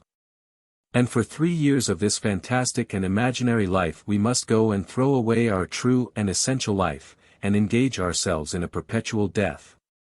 The sages propose to themselves a nobler and more just end in so important an enterprise. Rect facti, facis merces est, officii fructus, ipsum officium est. The reward of a thing well done is to have done it. The fruit of a good service is the service itself. 749. It were, peradventure, excusable in a painter or other artisan, or in a rhetorician or a grammarian, to endeavor to raise himself a name by his works. But the actions of virtue are too noble in themselves to seek any other reward than from their own value, and especially to seek it in the vanity of human judgments. If this false opinion, nevertheless, be of such use to the public as to keep men in their duty, if the people are thereby stirred up to virtue, if princes are touched to see the world bless the memory of Trajan, and abominate that of Nero, if it moves them to see the name of that great beast, once so terrible and feared, so freely cursed and reviled by every schoolboy, let it by all means increase, and be as much as possible nursed up and cherished amongst us. And Plato, bending his whole endeavor to make his citizens virtuous, also advises them not to despise the good repute and esteem of the people. And says it falls out, by a certain divine inspiration, that even the wicked themselves ofttimes, as well by word as opinion, can rightly distinguish the virtuous from the wicked. This person and his tutor are both marvelous and bold artificers everywhere to add divine operations and revelations where human force is wanting. Ut tragici pote confugiant ad deum. Cum explicare argumenti exitum non possent. As tragic poets fly to some god when they cannot explain the issue of their argument. 750. And peradventure, for this reason it was that Timon, railing at him, called him the great forger of miracles. Seeing that men, by their insufficiency, cannot pay themselves well enough with current money, let the counterfeit be superadded. 'Tis a way that has been practiced by all the legislators, and there is no government that has not some mixture either of ceremonial vanity or of false opinion, that serves for a curb to keep the people in their duty. 'Tis for this that most of them have their originals and beginnings fabulous, and enriched with supernatural mysteries. 'Tis this that has given credit to bastard religions, and caused them to be countenanced by men of understanding. And for this, that Numa and Sertorius, to possess their men with a better opinion of them, fed them with this foppery, one, that the nymph Egeria, the other that his white hind, brought them all their counsels from the gods. And the authority that Numa gave to his laws, under the title of the patronage of this goddess, Zoroaster, legislator of the Bactrians and Persians, gave to his under the name of the god Oromazes, Trismegistus, legislator of the Egyptians. Under that of Mercury. Zamolxis, legislator of the Scythians, under that of Vesta, Charondas, legislator of the Chalcidians, under that of Saturn, Minos, legislator of the Candiots, under that of Jupiter, Lycurgus, legislator of the Lacedaemonians, under that of Apollo. And Draco and Solon, legislators of the Athenians, under that of Minerva. And every government has a god at the head of it, the others falsely, that truly, which Moses said over the Jews at their departure out of Egypt. The religion of the Bedouins, as the Sire de Joinville reports, amongst other things, enjoined a belief that the soul of him amongst them who died for his prince, went into another body more happy, more beautiful, and more robust than the former. By which means they much more willingly ventured their lives. Inferam mens prona viris, animique capax, mortis, et ignavum est redicuri parser vitae. Men's minds are prone to the sword, and their souls able to bear death. And it is base to spare a life that will be renewed. 751. This is a very comfortable belief, however erroneous. Every nation has many such examples of its own, but this subject would require a treatise by itself. To add one word more to my former discourse, I would advise the ladies no longer to call that honor which is but their duty. Ut enim consuetudo loquitur, id solum dicitur honestum, quod est populari fama gloriosum. As custom puts it, that only is called honest which is glorious by the public voice. 752. Their duty is the mark, their honor but the outward rind. Neither would I advise them to give this excuse for payment of their denial, for I presuppose that their intentions, their desire, and will, which are things wherein their honor is not at all concerned, forasmuch as nothing thereof appears without, are much better regulated than the effects. Cux quia non liceat, non facit, illa facit. She who only refuses, because 'tis forbidden, consents. 753. The offense, both towards God and in the conscience, would be as great to desire as to do it. And, besides, they are actions so private and secret of themselves, as would be easily enough kept from the knowledge of others, wherein the honor consists, if they had not another respect to their duty, and the affection they bear to chastity. For itself, every woman of honor will much rather choose to lose her honor than to hurt her conscience. Chapter 17. Of Presumption. There is another sort of glory, which is the having too good an opinion of our own worth. 'Tis an inconsiderate affection with which we flatter ourselves, and that represents us to ourselves other than we truly are, like the passion of love, that lends beauties and graces to the object, and makes those who are caught by it. With a depraved and corrupt judgment, consider the thing which they love other and more perfect than it is. I would not, nevertheless, for fear of failing on this side, that a man should not know himself aright, or think himself less than he is. The judgment ought in all things to maintain its rights. 'Tis all the reason in the world he should discern in himself, as well as in others, what truth sets before him. If it be Caesar, let him boldly think himself the greatest captain in the world. We are nothing but ceremony, ceremony carries us away, and we leave the substance of things, we hold by the branches, and quit the trunk and the body. We have taught the ladies to blush when they hear that but named which they are not at all afraid to do. We dare not call our members by their right names. Yet are not afraid to employ them in all sorts of debauchery. Ceremony forbids us to express by words things that are lawful and natural, and we obey it. Reason forbids us to do things unlawful and ill, and nobody obeys it. I find myself here fettered by the laws of ceremony, for it neither permits a man to speak well of himself, nor ill. We will leave her there for this time. They whom fortune, call it good or ill, has made to pass their lives in some eminent degree, may by their public actions manifest what they are. But they whom she has only employed in the crowd, and of whom nobody will say a word unless they speak themselves, are to be excused if they take the boldness to speak of themselves to such as are interested to know them. By the example of Lucilius.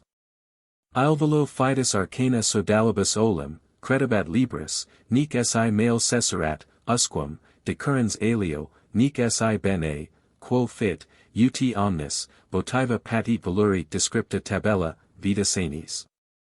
He formerly confided his secret thoughts to his books, as to tried friends, and for good and evil, resorted not elsewhere. Hence it came to pass, that the old man's life is there all seen as on a votive tablet.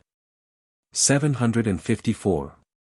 He always committed to paper his actions and thoughts, and there portrayed himself such as he found himself to be. Necid retilio et scoro citra fidem, aut obtractationi fut. Nor was this considered a breach of good faith or a disparagement to Rutilius or Scaurus. 755. I remember, then, that from my infancy there was observed in me I know not what kind of carriage and behavior, that seemed to relish of pride and arrogance. I will say this, by the way, that it is not unreasonable to suppose that we have qualities and inclinations so much our own, and so incorporate in us, that we have not the means to feel and recognize them, and of such natural inclinations the body will retain a certain bent, without our knowledge or consent. It was an affectation conformable with his beauty that made Alexander carry his head on one side, and caused Alcibiades to lisp. Julius Caesar scratched his head with one finger, which is the fashion of a man full of troublesome thoughts. And Cicero, as I remember, was wont to pucker up his nose, a sign of a man given to scoffing. Such motions as these may imperceptibly happen in us. There are other artificial ones which I meddle not with, as salutations and congees, by which men acquire, for the most part unjustly, the reputation of being humble and courteous. One may be humble out of pride.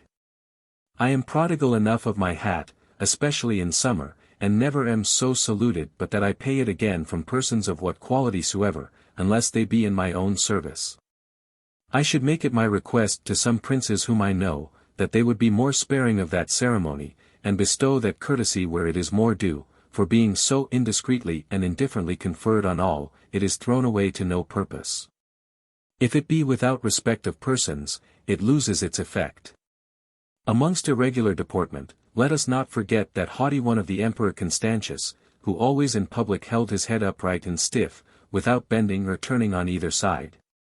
Not so much as to look upon those who saluted him on one side, planting his body in a rigid immovable posture, without suffering it to yield to the motion of his coach, not daring so much as to spit, blow his nose, or wipe his face before people. I know not whether the gestures that were observed in me were of this first quality, and whether I had really any occult proneness to this vice, as it might well be, and I cannot be responsible for the motions of the body. But as to the motions of the soul, I must here confess what I think of the matter. This glory consists of two parts, the one in setting too great a value upon ourselves, and the other in setting too little a value upon others. As to the one, methinks these considerations ought, in the first place, to be of some force. I feel myself importuned by an error of the soul that displeases me, both as it is unjust, and still more as it is troublesome. I attempt to correct it, but I cannot root it out, and this is, that I lessen the just value of things that I possess, and overvalue things, because they are foreign, absent, and none of mine. This humor spreads very far. As the prerogative of the authority makes husbands look upon their own wives with a vicious disdain, and many fathers their children, so I, betwixt two equal merits, should always be swayed against my own. Not so much that the jealousy of my advancement and bettering troubles my judgment, and hinders me from satisfying myself, as that of itself possession begets a contempt of what it holds and rules. Foreign governments, manners, and languages insinuate themselves into my esteem. And I am sensible that Latin allures me by the favor of its dignity to value it above its due, as it does with children, and the common sort of people, the domestic government, house, horse, of my neighbor, though no better than my own. I prize above my own, because they are not mine. Besides that I am very ignorant in my own affairs, I am struck by the assurance that every one has of himself, whereas there is scarcely anything that I am sure I know, or that I dare be responsible to myself that I can do. I have not my means of doing anything in condition and ready, and am only instructed therein after the effect. As doubtful of my own force as I am of another's. Whence it comes to pass that if I happen to do anything commendable, I attribute it more to my fortune than industry, forasmuch as I design everything by chance and in fear. I have this, also, in general, that of all the opinions antiquity has held of men in gross, I most willingly embrace and adhere to those that most contemn and undervalue us, and most push us to naught.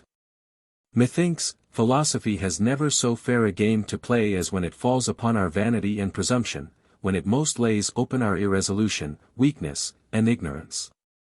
I look upon the too good opinion that man has of himself to be the nursing mother of all the most false opinions, both public and private. Those people who ride astride upon the epicycle of Mercury, who see so far into the heavens, are worse to me than a tooth-drawer that comes to draw my teeth. For in my study, the subject of which is man, finding so great a variety of judgments, so profound a labyrinth of difficulties, one upon another, so great diversity in uncertainty, even in the school of wisdom itself, you may judge.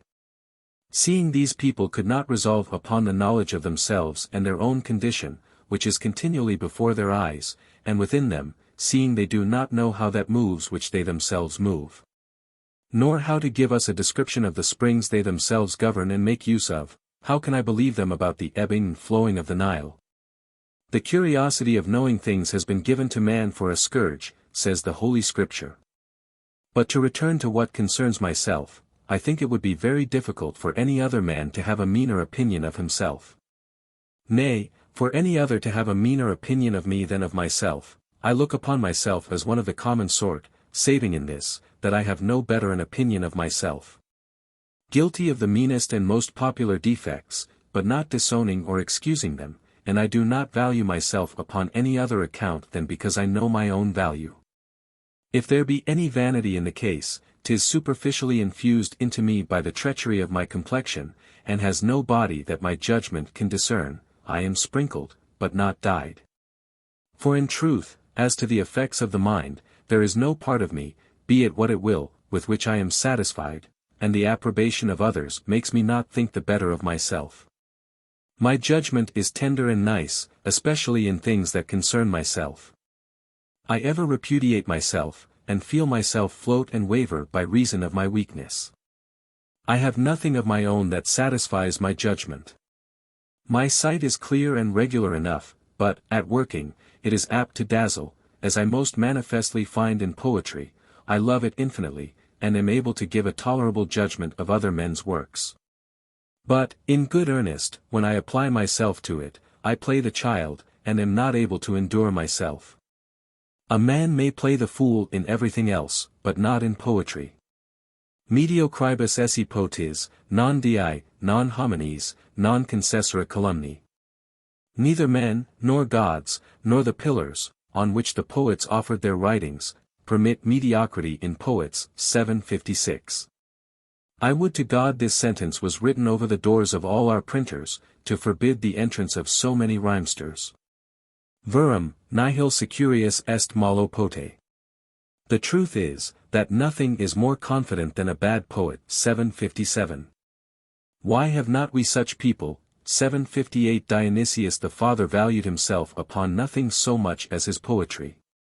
At the Olympic Games, with chariots surpassing all the others in magnificence, he sent also poets and musicians to present his verses, with tent and pavilions royally gilt and hung with tapestry. When his verses came to be recited, the excellence of the delivery at first attracted the attention of the people. But when they afterwards came to poise the meanness of the composition, they first entered into disdain, and continuing to nettle their judgments, presently proceeded to fury, and ran to pull down and tear to pieces all his pavilions, and that his chariots neither performed anything to purpose in the race, and that the ship which brought back his people failed of making Sicily, and was by the tempest driven and wrecked upon the coast of Tarentum. They certainly believed was through the anger of the gods, incensed, as they themselves were, against the paltry poem. And even the mariners who escaped from the wreck seconded this opinion of the people, to which also the oracle that foretold his death seemed to subscribe. Which was, that Dionysius should be near his end, when he should have overcome those who were better than himself, which he interpreted of the Carthaginians, who surpassed him in power. And having war with them, often declined the victory, not to incur the sense of this prediction, but he understood it ill. For the god indicated the time of the advantage, that by favor and injustice he obtained at Athens over the tragic poets, better than himself, having caused his own play called the Lenaeans to be acted in emulation. Presently after which victory he died, and partly of the excessive joy he conceived at the success. 759. What I find tolerable of mine, is not so really and in itself, but in comparison of other worse things, that I see well enough received. I envy the happiness of those who can please and hug themselves in what they do, for 'tis an easy thing to be so pleased, because a man extracts that pleasure from himself, especially if he be constant in his self-conceit. I know a poet, against whom the intelligent and the ignorant, abroad and at home, both heaven and earth exclaim that he has but very little notion of it, and yet, for all that, he has never a whit the worse opinion of himself. But is always falling upon some new piece, always contriving some new invention, and still persists in his opinion, by so much the more obstinately, as it only concerns him to maintain it. My works are so far from pleasing me, that as often as I review them, they disgust me. Cum religo, scripsis pudet, quia plurima cerno, me quoque, cafici, judice, digna lini. When I reperuse, I blush at what I have written. I ever see one passage after another that I, the author, being the judge, consider should be erased. 760. I have always an idea in my soul, and a sort of disturbed image which presents me as in a dream with a better form than that I have made use of, but I cannot catch it nor fit it to my purpose, and even that idea is but of the meaner sort. Hence I conclude that the productions of those great and rich souls of former times are very much beyond the utmost stretch of my imagination or my wish. Their writings do not only satisfy and fill me, but they astound me, and ravish me with admiration. I judge of their beauty, I see it, if not to the utmost, yet so far at least as 'tis possible for me to aspire. Whatever I undertake, I owe a sacrifice to the graces, as Plutarch says of some one, to conciliate their favor. Si quid enim placet, si quid dulce horninum sensibus influt, debenter lepidus omnia gratius. If anything please that I write, if it infuse delight into men's minds, all is due to the charming graces. 761. They abandon me throughout, all I write is rude, polish and beauty are wanting, I cannot set things off to any advantage. My handling adds nothing to the matter, for which reason I must have it forcible, very full, and that has lustre of its own. If I pitch upon subjects that are popular and gay, 'tis to follow my own inclination, who do not affect a grave and ceremonious wisdom, as the world does. And to make myself more sprightly, but not my style more wanton, which would rather have them grave and severe.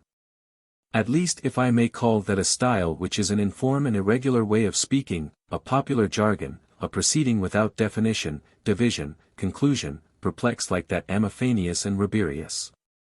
762 I can neither please nor delight, nor even tickle my readers, the best story in the world is spoiled by my handling, and becomes flat. I cannot speak but in rough earnest, and am totally unprovided of that facility which I observe in many of my acquaintance, of entertaining the first comers and keeping a whole company in breath.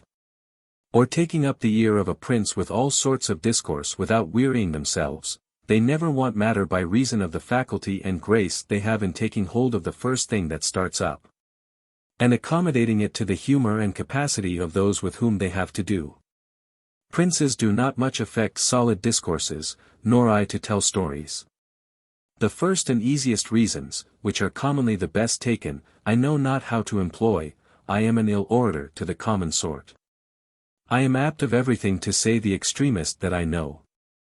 Cicero is of opinion that in treatises of philosophy the exordium is the hardest part. If this be true, I am wise in sticking to the conclusion. And yet we are to know how to wind the string to all notes, and the sharpest is that which is the most seldom touched. There is at least as much perfection in elevating an empty as in supporting a weighty thing. A man must sometimes superficially handle things, and sometimes push them home. I know very well that most men keep themselves in this lower form from not conceiving things otherwise than by this outward bark. But I likewise know that the greatest masters, and Xenophon and Plato are often seen to stoop to this low and popular manner of speaking and treating of things, but supporting it with graces which never fail them. Farther, my language has nothing in it that is facile and polished. 'Tis rough, free, and irregular, and as such pleases, if not my judgment, at all events my inclination, but I very well perceive that I sometimes give myself too much rein. And that by endeavoring to avoid art and affectation I fall into the other inconvenience. Brevis esse laboro, obscurus fio. Endeavoring to be brief, I become obscure. 763. Plato says, that the long or the short are not properties, that either take away or give value to language.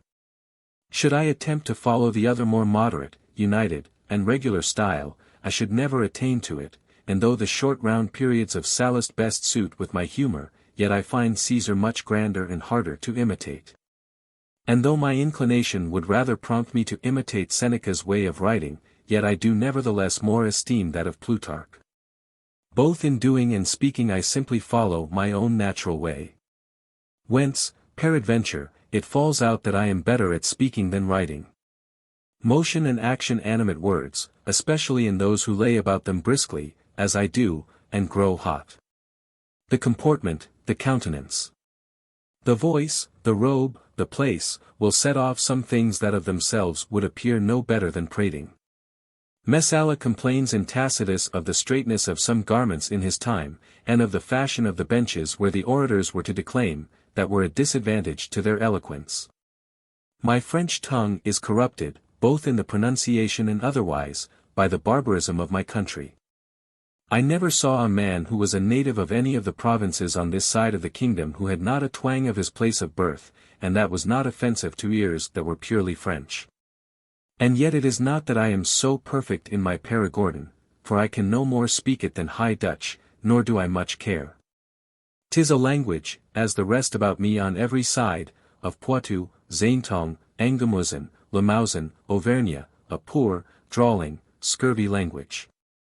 There is, indeed, above us towards the mountains a sort of Gascon spoken, that I am mightily taken with, blunt, brief, significant, and in truth a more manly and military language than any other I am acquainted with, as sinewy, powerful, and pertinent as the French is graceful, neat, and luxuriant. As to the Latin, which was given me for my mother tongue, I have by discontinuance lost the use of speaking it, and, indeed, of writing it too, wherein I formerly had a particular reputation. By which you may see how inconsiderable I am on that side. Beauty is a thing of great recommendation in the correspondence amongst men. 'Tis the first means of acquiring the favor and good liking of one another, and no man is so barbarous and morose as not to perceive himself in some sort struck with its attraction. The body has a great share in our being, has an eminent place there, and therefore its structure and composition are a very just consideration. They who go about to disunite and separate our two principal parts from one another are to blame. We must, on the contrary, reunite and rejoin them. We must command the soul not to withdraw and entertain itself apart, not to despise and abandon the body, neither can she do it but by some apish counterfeit, but to unite herself close to it, to embrace, cherish, assist, govern, and advise it. And to bring it back and set it into the true way when it wanders. In sum, to espouse and be a husband to it, so that their effects may not appear to be diverse and contrary, but uniform and concurring. Christians have a particular instruction concerning this connection, for they know that the divine justice embraces this society and juncture of body and soul, even to the making the body capable of eternal rewards. And that God has an eye to the whole man's ways, and wills that he receive entire chastisement or reward according to his demerits or merits. The sect of the Peripatetics, of all sects the most sociable, attribute to wisdom this sole care equally to provide for the good of these two associate parts, and the other sects, in not sufficiently applying themselves to the consideration of this mixture, show themselves to be divided, one for the body and the other for the soul, with equal error, and to have lost sight of their subject, which is man, and their guide, which they generally confess to be nature. The first distinction that ever was amongst men, and the first consideration that gave some preeminence over others, 'tis likely was the advantage of beauty. Agros divisora ec didere, pro facie cujusque, et viribus ingenioque. Non facies multum valuit, viresque vigebant. They distributed and conferred the lands to every man according to his beauty and strength and understanding, for beauty was much esteemed and strength was in favor. 764. Now I am of something lower than the middle stature, a defect that not only borders upon deformity, but carries withal a great deal of inconvenience along with it, especially for those who are in office and command. For the authority which a graceful presence and a majestic mien beget is wanting. See, Marius did not willingly enlist any soldiers who were not 6 feet high. The courtier has, indeed, reason to desire a moderate stature in the gentleman he is setting forth, rather than any other, and to reject all strangeness that should make him be pointed at. But if I were to choose whether this medium must be rather below than above the common standard, I would not have it so in a soldier. Little men, says Aristotle, are pretty, but not handsome. And greatness of soul is discovered in a great body, as beauty is in a conspicuous stature. The Ethiopians and Indians, says he, in choosing their kings and magistrates, had regard to the beauty and stature of their persons. They had reason. For it creates respect in those who follow them, and is a terror to the enemy, to see a leader of a brave and goodly stature march at the head of a battalion. Ipsi inter primos prestanti corpori turnus, vertitur arma, tenens. E toto vertis supra est. In the first rank marches Turnus, brandishing his weapon, taller by a head than all the rest. 765. Our holy and heavenly King, of whom every circumstance is most carefully and with the greatest religion and reverence to be observed, has not himself rejected bodily recommendation. Speciosus forma prae filius hominum. He is fairer than the children of men. 766. And Plato, together with temperance and fortitude, requires beauty in the conservators of his republic. It would vex you that a man should apply himself to you amongst your servants to inquire where monsieur is, and that you should only have the remainder of the compliment of the hat that is made to your barber or your secretary. As it happened to poor Philopoemen, who arriving the first of all his company at an inn where he was expected, the hostess, who knew him not, and saw him an unsightly fellow, employed him to go help her maids a little to draw water, and make a fire against Philopoemen's coming. The gentleman of his train arriving presently after, and surprised to see him busy in this fine employment, for he failed not to obey his landlady's command, asked him what he was doing there. I am, said he, paying the penalty of my ugliness. The other beauties belong to women, the beauty of stature is the only beauty of men. Where there is a contemptible stature, neither the largeness and roundness of the forehead, nor the whiteness and sweetness of the eyes, nor the moderate proportion of the nose, nor the littleness of the ears and mouth, nor the evenness and whiteness of the teeth, nor the thickness of a well-set brown beard, shining like the husk of a chestnut, nor curled hair, nor the just proportion of the head, nor a fresh complexion, nor a pleasing air of a face, nor a body without any offensive scent, nor the just proportion of limbs, can make a handsome man. I am, as to the rest, strong and well knit, my face is not puffed, but full, and my complexion betwixt jovial and melancholic, moderately sanguine and hot. Unde rigent sedis mihi crura, e pectora vilis. Whence 'tis my legs and breast bristle with hair. 767. My health vigorous and sprightly, even to a well-advanced age, and rarely troubled with sickness. Such I was, for I do not now make any account of myself, now that I am engaged in the avenues of old age, being already past 40. Minutatum vires eti rober adultum, frangit. Eti in partem pejorum liquitur itis. Time by degrees breaks our strength and makes us grow feeble. 768. What shall be from this time forward, will be but a half-being, and no more me, I every day escape and steal away from myself. Singula de nobis anni predantur untes. Of the fleeting years each steals something from me. 769. Agility and address I never had, and yet am the son of a very active and sprightly father, who continued to be so to an extreme old age. I have scarce known any man of his condition, his equal in all bodily exercises, as I have seldom met with any who have not excelled me, except in running, at which I was pretty good. In music or singing, for which I have a very unfit voice, or to play on any sort of instrument, they could never teach me anything. In dancing, tennis, or wrestling, I could never arrive to more than an ordinary pitch. In swimming, fencing, vaulting, and leaping, to none at all. My hands are so clumsy that I cannot even write so as to read it myself, so that I had rather do what I have scribbled over again, than take upon me the trouble to make it out. I do not read much better than I write, and feel that I weary my auditors otherwise. I am, not a bad clerk. I cannot decently fold up a letter, nor could ever make a pen, or carve at table worth a pin, nor saddle a horse, nor carry a hawk and fly her, nor hunt the dogs, nor lure a hawk, nor speak to a horse. In fine, my bodily qualities are very well suited to those of my soul. There is nothing sprightly, only a full and firm vigor. I am patient enough of labor and pains, but it is only when I go voluntary to work, and only so long as my own desire prompts me to it. Mollitur austerum studio valenti laborum. Study softly beguiling severe labor. 770. Otherwise, if I am not allured with some pleasure, or have other guide than my own pure and free inclination, I am good for nothing, for I am of a humor that, life and health excepted, there is nothing for which I will bite my nails. And that I will purchase at the price of torment of mind and constraint. Tanti mihi non sit opesi, omnis arena tagi, quodcin mare volvator orum. I would not buy rich Tagus sand so dear, nor all the gold that lies in the sea. 771. Extremely idle, extremely given up to my own inclination both by nature and art, I would as willingly lend a man my blood as my pains.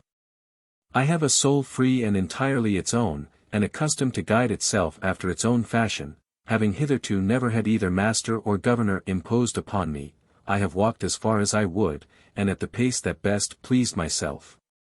This is it that has rendered me unfit for the service of others, and has made me of no use to any one but myself. Nor was there any need of forcing my heavy and lazy disposition.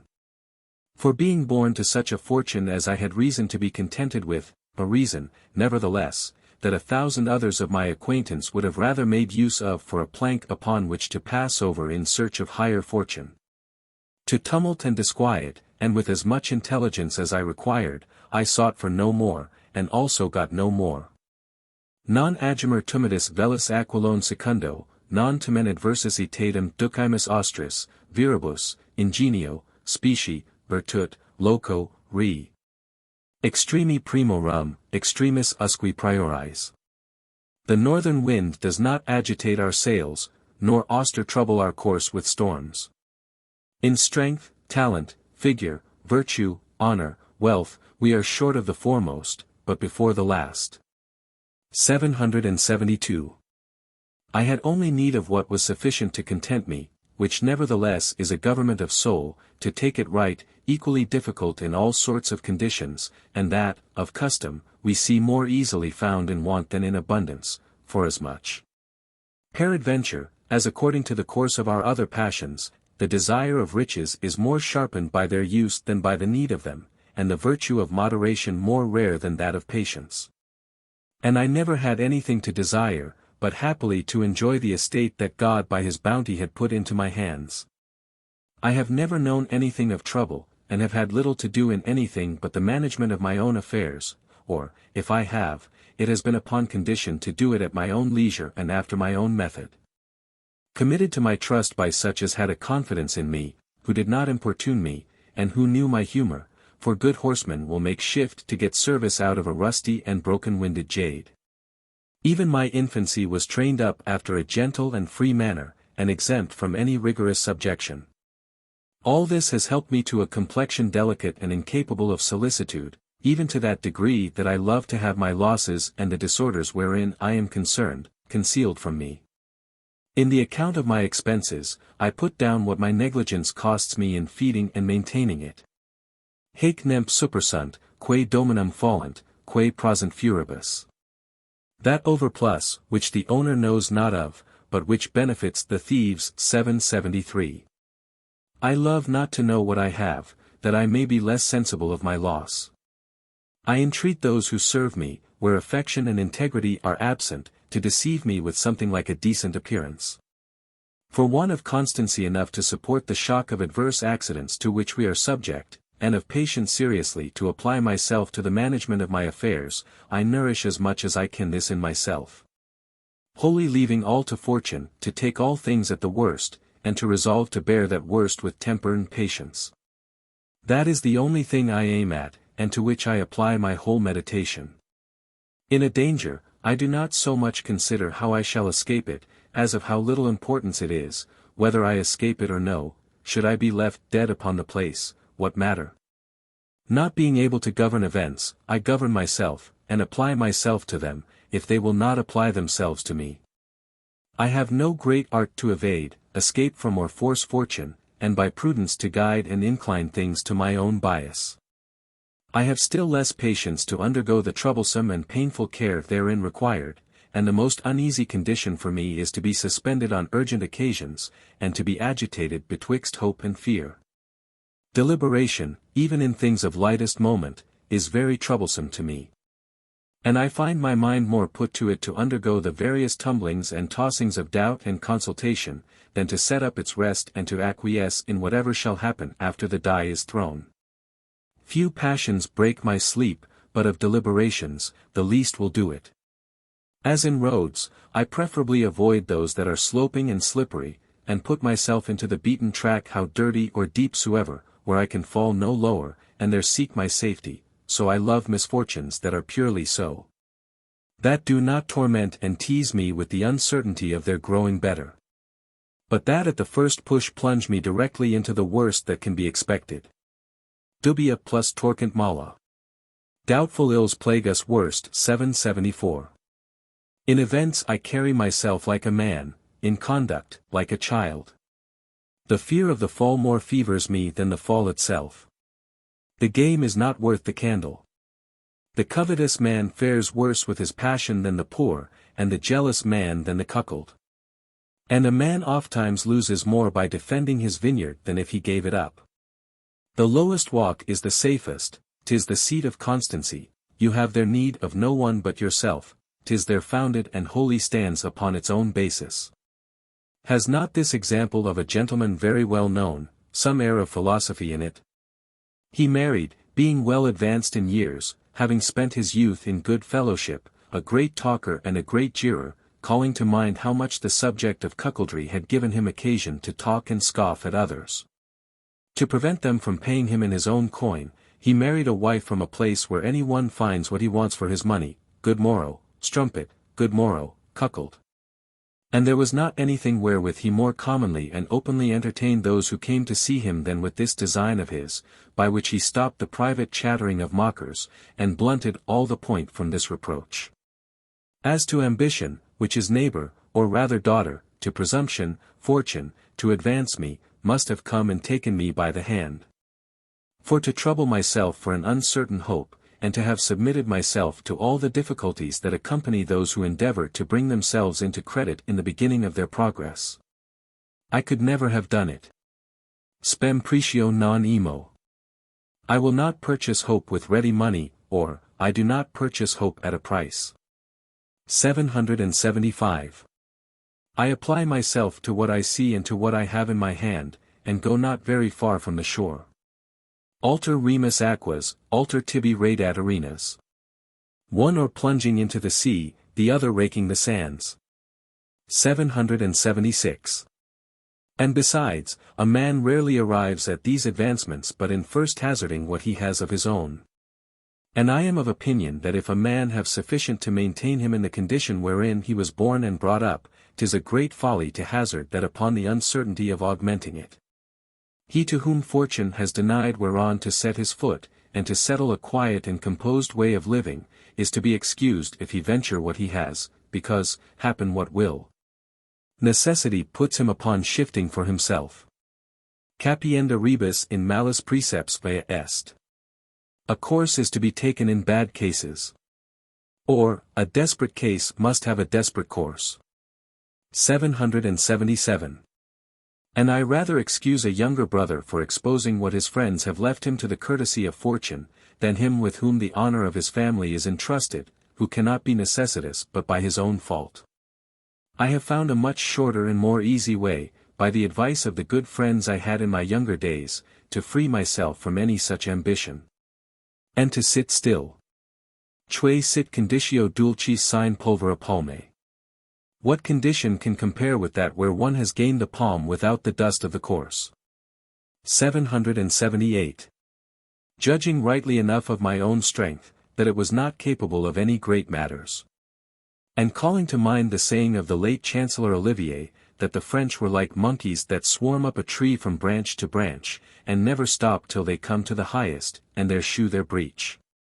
Terp est, quat nequias, capitae committer pondus, e presum inflexo mox der terga genu. It is a shame to load the head so that it cannot bear the burthen, and the knees give way. 779. I should find the best qualities I have useless in this age, the facility of my manners would have been called weakness and negligence, my faith and conscience, scrupulosity and superstition. My liberty and freedom would have been reputed troublesome, inconsiderate, and rash. Ill luck is good for something. It is good to be born in a very depraved age, for so, in comparison of others, you shall be reputed virtuous good cheap. He who in our days is but a parricide and a sacrilegious person is an honest man and a man of honor. Nunc, si depositum non inficiator amicus, si reddat veterum cum tota erigine fallum, prodigiosa fides, eti tussus digna libellus. Quic coronata lustrari debit agna. Now, if a friend does not deny his trust, but restores the old purse with all its rust. 'Tis a prodigious faith, worthy to be enrolled in amongst the Tuscan annals, and a crowned lamb should be sacrificed to such exemplary integrity. 780. And never was time or place wherein princes might propose to themselves more assured or greater rewards for virtue and justice. The first who shall make it his business to get himself into favor and esteem by those ways, I am much deceived if he do not and by the best title outstrip his competitors. Force and violence can do something, but not always all. We see merchants, country justices, and artisans go cheek by jowl with the best gentry in valor and military knowledge. They perform honorable actions, both in public engagements and private quarrels.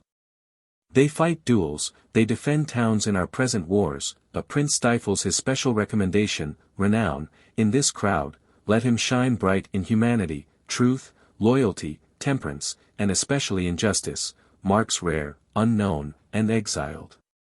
'Tis by no other means but by the sole goodwill of the people that he can do his business, and no other qualities can attract their goodwill like those, as being of the greatest utility to them. Nil est tam populare, quam benitus. Nothing is so popular as an agreeable manner, goodness. 781. By this standard I had been great and rare, just as I find myself now pygmy and vulgar by the standard of some past ages, wherein, if no other better qualities concurred, it was ordinary and common to see a man moderate in his revenges. Gentle in resenting injuries, religious of his word, neither double nor supple, nor accommodating his faith to the will of others, or the turns of the times, I would rather see all affairs go to wreck and ruin than falsify my faith to secure them. For as to this new virtue of feigning and dissimulation, which is now in so great credit, I mortally hate it, and of all vices find none that evidences so much baseness and meanness of spirit. 'Tis a cowardly and servile humor to hide and disguise a man's self under a visor, and not to dare to show himself what he is. 'Tis by this our servants are trained up to treachery. Being brought up to speak what is not true, they make no conscience of a lie. A generous heart ought not to belie its own thoughts, it will make itself seen within, all there is good, or at least human. Aristotle reputes it the office of magnanimity openly and professedly to love and hate, to judge and speak with all freedom, and not to value the approbation or dislike of others in comparison of truth. Apollonius said it was for slaves to lie, and for freemen to speak truth. 'Tis the chief and fundamental part of virtue, we must love it for itself. He who speaks truth because he is obliged so to do, and because it serves him, and who is not afraid to lie when it signifies nothing to anybody, is not sufficiently true. My soul naturally abominates lying, and hates the very thought of it. I have an inward shame and a sharp remorse, if sometimes a lie escapes me, as sometimes it does, being surprised by occasions that allow me no premeditation. A man must not always tell all, for that were folly, but what a man says should be what he thinks, otherwise, 'tis knavery. I do not know what advantage men pretend to by eternally counterfeiting and dissembling, if not never to be believed when they speak the truth. It may once or twice pass with men. But to profess the concealing their thought, and to brag, as some of our princes have done, that they would burn their shirts if they knew their true intentions, which was a saying of the ancient Metellius of Macedon. And that they who know not how to dissemble know not how to rule, is to give warning to all who have anything to do with them, that all they say is nothing but lying and deceit. Quocus versusur et collidior est, hoc invisor et suspecture. Detracto opinion probitatis. By how much any one is more subtle and cunning, by so much is he hated and suspected, the opinion of his integrity being withdrawn. 782. It were a great simplicity in any one to lay any stress either on the countenance or word of a man who has put on a resolution to be always another thing without than he is within, as Tiberius did. And I cannot conceive what part such persons can have in conversation with men, seeing they produce nothing that is received as true, whoever is disloyal to truth is the same to falsehood also. Those of our time who have considered in the establishment of the duty of a prince the good of his affairs only, and have preferred that to the care of his faith and conscience, might have something to say to a prince whose affairs fortune had put into such a posture that he might for ever establish them by only once breaking his word, but it will not go so. They often buy in the same market, they make more than one peace and enter into more than one treaty in their lives.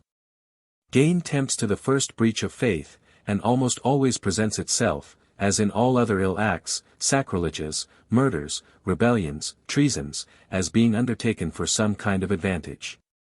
But this first gain has infinite mischievous consequences, throwing this prince out of all correspondence and negotiation, by this example of infidelity. Solomon, of the Ottoman race, a race not very solicitous of keeping their words or compacts, when, in my infancy, he made his army land at Otranto, being informed that Mercurino de Gratinar and the inhabitants of Castro were detained prisoners. After having surrendered the place, contrary to the articles of their capitulation, sent orders to have them set at liberty, saying, that having other great enterprises in hand in those parts, the disloyalty, though it carried a show of present utility, would for the future bring on him a disrepute and distrust of infinite prejudice. Now, for my part, I had rather be troublesome and indiscreet than a flatterer and a dissembler.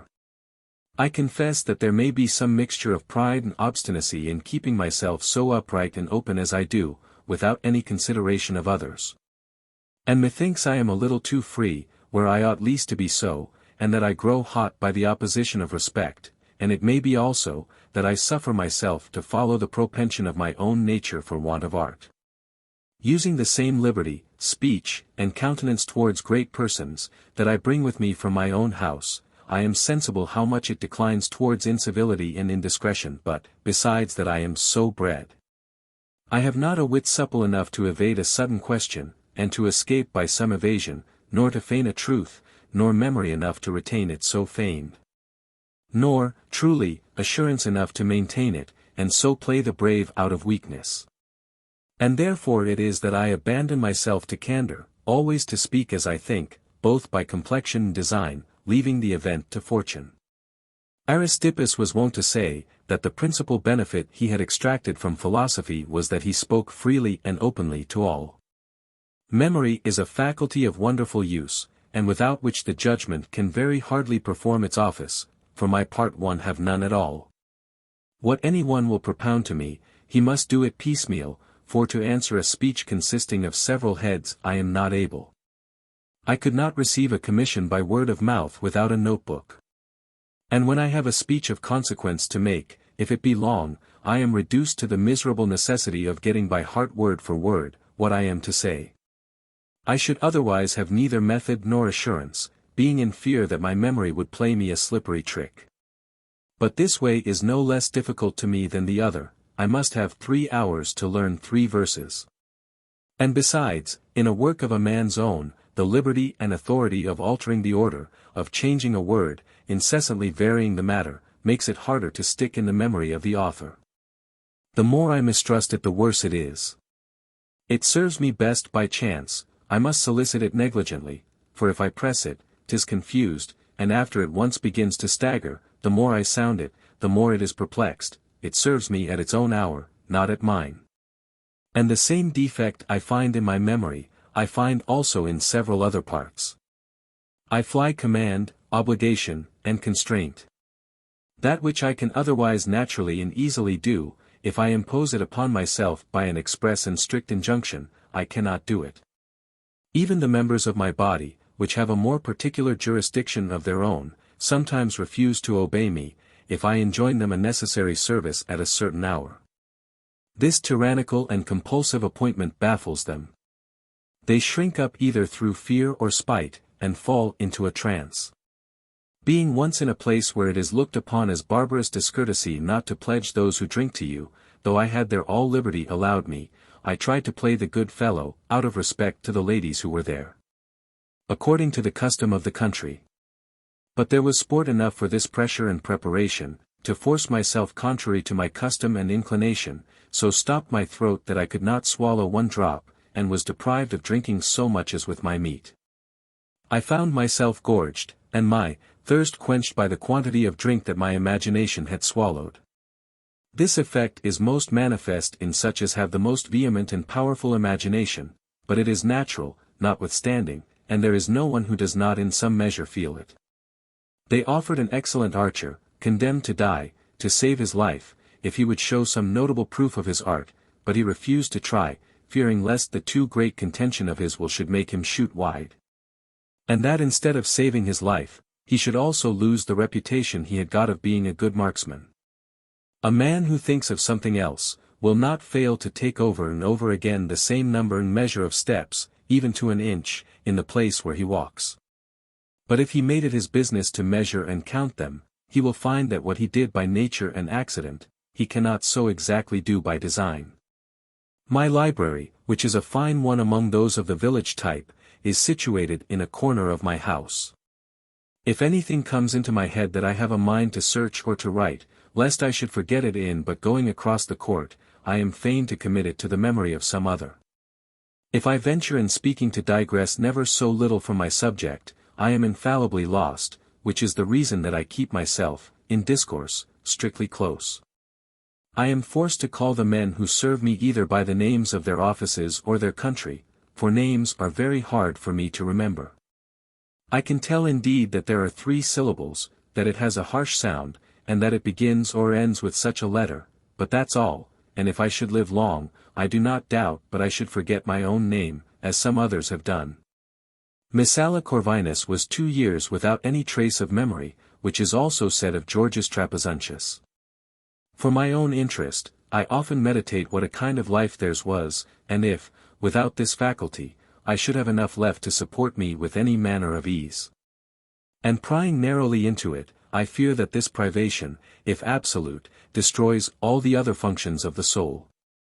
Plenus rimerum sum, hac ac iliac perfluo. I'm full of chinks, and leak out every way. 783. It has befallen me more than once to forget the watchword I had 3 hours before given or received, and to forget where I had hidden my purse. Whatever Cicero is pleased to say, I help myself to lose what I have a particular care to lock safe up. Memoria cert non modo philosophiam sed omnes vitae usum, omnes arts, una maxime continet. It is certain that memory contains not only philosophy, but all the arts and all that appertain to the use of life. 784. Memory is the receptacle in case of science, and therefore mine being so treacherous, if I know little, I cannot much complain. I know, in general, the names of the arts, and of what they treat, but nothing more. I turn over books. I do not study them. What I retain I no longer recognize as another's. 'Tis only what my judgment has made its advantage of, the discourses and imaginations in which it has been instructed, the author, place, words, and other circumstances, I immediately forget. And I am so excellent at forgetting, that I no less forget my own writings and compositions than the rest. I am very often quoted to myself, and am not aware of it. Whoever should inquire of me where I had the verses and examples, that I have here huddled together, would puzzle me to tell him, and yet I have not borrowed them but from famous and known authors, not contenting myself that they were rich, if I, moreover, had them not from rich and honorable hands, where there is a concurrence of authority with reason. It is no great wonder if my book run the same fortune that other books do, if my memory lose what I have written as well as what I have read, and what I give, as well as what I receive.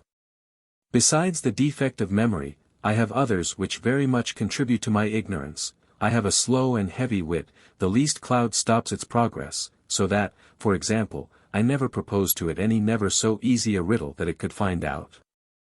There is not the least idle subtlety that will not gravel me, in games, where wit is required, as chess, draughts, and the like, I understand no more than the common movements.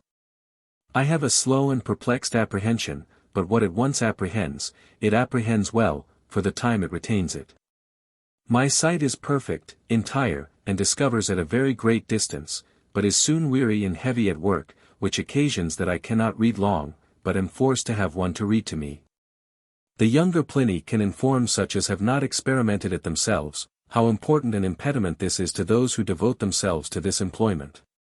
There is no so wretched and coarse a soul, wherein some particular faculty is not seen to shine, no soul so buried in sloth and ignorance, but it will sally at one end or another. And how it comes to pass that a man blind and asleep to everything else, shall be found sprightly, clear, and excellent in some one particular effect, we are to inquire of our masters, but the beautiful souls are they that are universal, open, and ready for all things. If not instructed, at least capable of being so, which I say to accuse my own.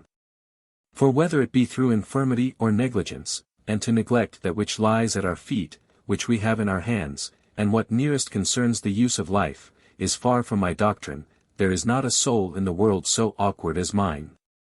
And so ignorant of many common things, and such as a man cannot without shame fail to know. I must give some examples. I was born and bred up in the country, and amongst husbandmen. I have had business and husbandry in my own hands ever since my predecessors, who were lords of the estate I now enjoy, left me to succeed them. And yet I can neither cast accounts, nor reckon my counters, most of our current money I do not know, nor the difference betwixt one grain and another, either growing or in the barn, if it be not too apparent. And scarcely can distinguish between the cabbage and lettuce in my garden. I do not so much as understand the names of the chief instruments of husbandry, nor the most ordinary elements of agriculture, which the very children know, much less the mechanic arts, traffic, merchandise, the variety and nature of fruits, wines, and viands, nor how to make a hawk fly, nor to physic a horse or a dog. And, since I must publish my whole shame, 'tis not above a month ago, that I was trapped in my ignorance of the use of leaven to make bread, or to what end it was to keep wine in the vat. They conjectured of old at Athens, an aptitude for the mathematics in him they saw ingeniously bavin up a burthen of brushwood. In earnest, they would draw a quite contrary conclusion from me, for give me the whole provision and necessaries of a kitchen, I should starve. By these features of my confession men may imagine others to my prejudice, but whatever I deliver myself to be, provided it be such as I really am, I have my end. Neither will I make any excuse for committing to paper such mean and frivolous things as these, the meanness of the subject compels me to it. They may, if they please, accuse my project, but not my progress, so it is, that without anybody's needing to tell me, I sufficiently see of how little weight and value all this is. And the folly of my design, 'tis enough that my judgment does not contradict itself, of which these are the essays. Ne sudis sis usque licet, sis denique nasus, quantum nolurit fere rogatus atlas, possis ipsum to deridir latinum, non potes in nugas dicera plura mes, ipsi ego quam dixi, quid dentem dente juvabit, rotera. Carn opus est, si sater esse velis. Ne perdas opram, ca esse miranter, in illos, virus have, nos haec novimus esse nihil. Let your nose be as keen as it will, be all nose, and even a nose so great that Atlas will refuse to bear it, if asked, could you even excel Latinus in scoffing? Against my trifles you could say no more than I myself have said, then to what end contend tooth against tooth? You must have flesh, if you want to be full, lose not your labor then, cast your venom upon those that admire themselves. I know already that these things are worthless. 785. I am not obliged not to utter absurdities, provided I am not deceived in them and know them to be such, and to trip knowingly, is so ordinary with me, that I seldom do it otherwise, and rarely trip by chance. 'Tis no great matter to add ridiculous actions to the temerity of my humor, since I cannot ordinarily help supplying it with those that are vicious. I was present one day at Bar-le-Duc, when King Francis II, for a memorial of René, King of Sicily, was presented with a portrait he had drawn of himself. Why is it not in like manner lawful for every one to draw himself with a pen, as he did with a crayon? I will not, therefore, omit this blemish though very unfit to be published, which is irresolution, a very great effect and very incommodious in the negotiations of the affairs of the world. In doubtful enterprises, I know not which to choose. Ne si, any no, nel cior mi suona intero. My heart does not tell me either yes or no. 786. I can maintain an opinion, but I cannot choose one. By reason that in human things, to what sex soever we incline, many appearances present themselves that confirm us in it, and the philosopher Chrysippus said, that he would of Zeno and Cleanthes, his masters, learn their doctrines only. For, as to proofs and reasons, he should find enough of his own. Which way soever I turn, I still furnish myself with causes, and likelihood enough to fix me there, which makes me detain doubt and the liberty of choosing, till occasion presses. And then, to confess the truth, I, for the most part, throw the feather into the wind, as the saying is, and commit myself to the mercy of fortune. A very light inclination in circumstance carries me along with it. Dum in dubio est animus, paulo memento huc ac illic impellitor. While the mind is in doubt, in a short time it is impelled this way and that. 787. The uncertainty of my judgment is so equally balanced in most occurrences, that I could willingly refer it to be decided by the chance of a die, and I observe, with great consideration of our human infirmity, the examples that the divine history itself has left us of this custom of referring to fortune and chance the determination of election in doubtful things. Sors cessidit super Mattheum. The lot fell upon Matthew. 788. Human reason is a two-edged and dangerous sword. Observe in the hands of Socrates, her most intimate and familiar friend, how many several points it has. I am thus good for nothing but to follow and suffer myself to be easily carried away with the crowd. I have not confidence enough in my own strength to take upon me to command and lead. I am very glad to find the way beaten before me by others. If I must run the hazard of an uncertain choice, I am rather willing to have it under such a one as is more confident in his opinions than I am in mine, whose ground and foundation I find to be very slippery and unsure. Yet I do not easily change, by reason that I discern the same weakness in contrary opinions. Ipsa consuetudo assentiendi periculosa esse videtur, eti lubrica. The very custom of assenting seems to be dangerous and slippery. 789. Especially in political affairs, there is a large field open for changes and contestation. Justa peri premiter voluti cum pondera libra, prona, nec hac plus pain sedet, nec surgit abila. As a just balance, pressed with equal weight, neither dips nor rises on either side. 790. Machiavelli's writings, for example, were solid enough for the subject, yet were they easy enough to be controverted. And they who have done so, have left as great a facility of controverting theirs.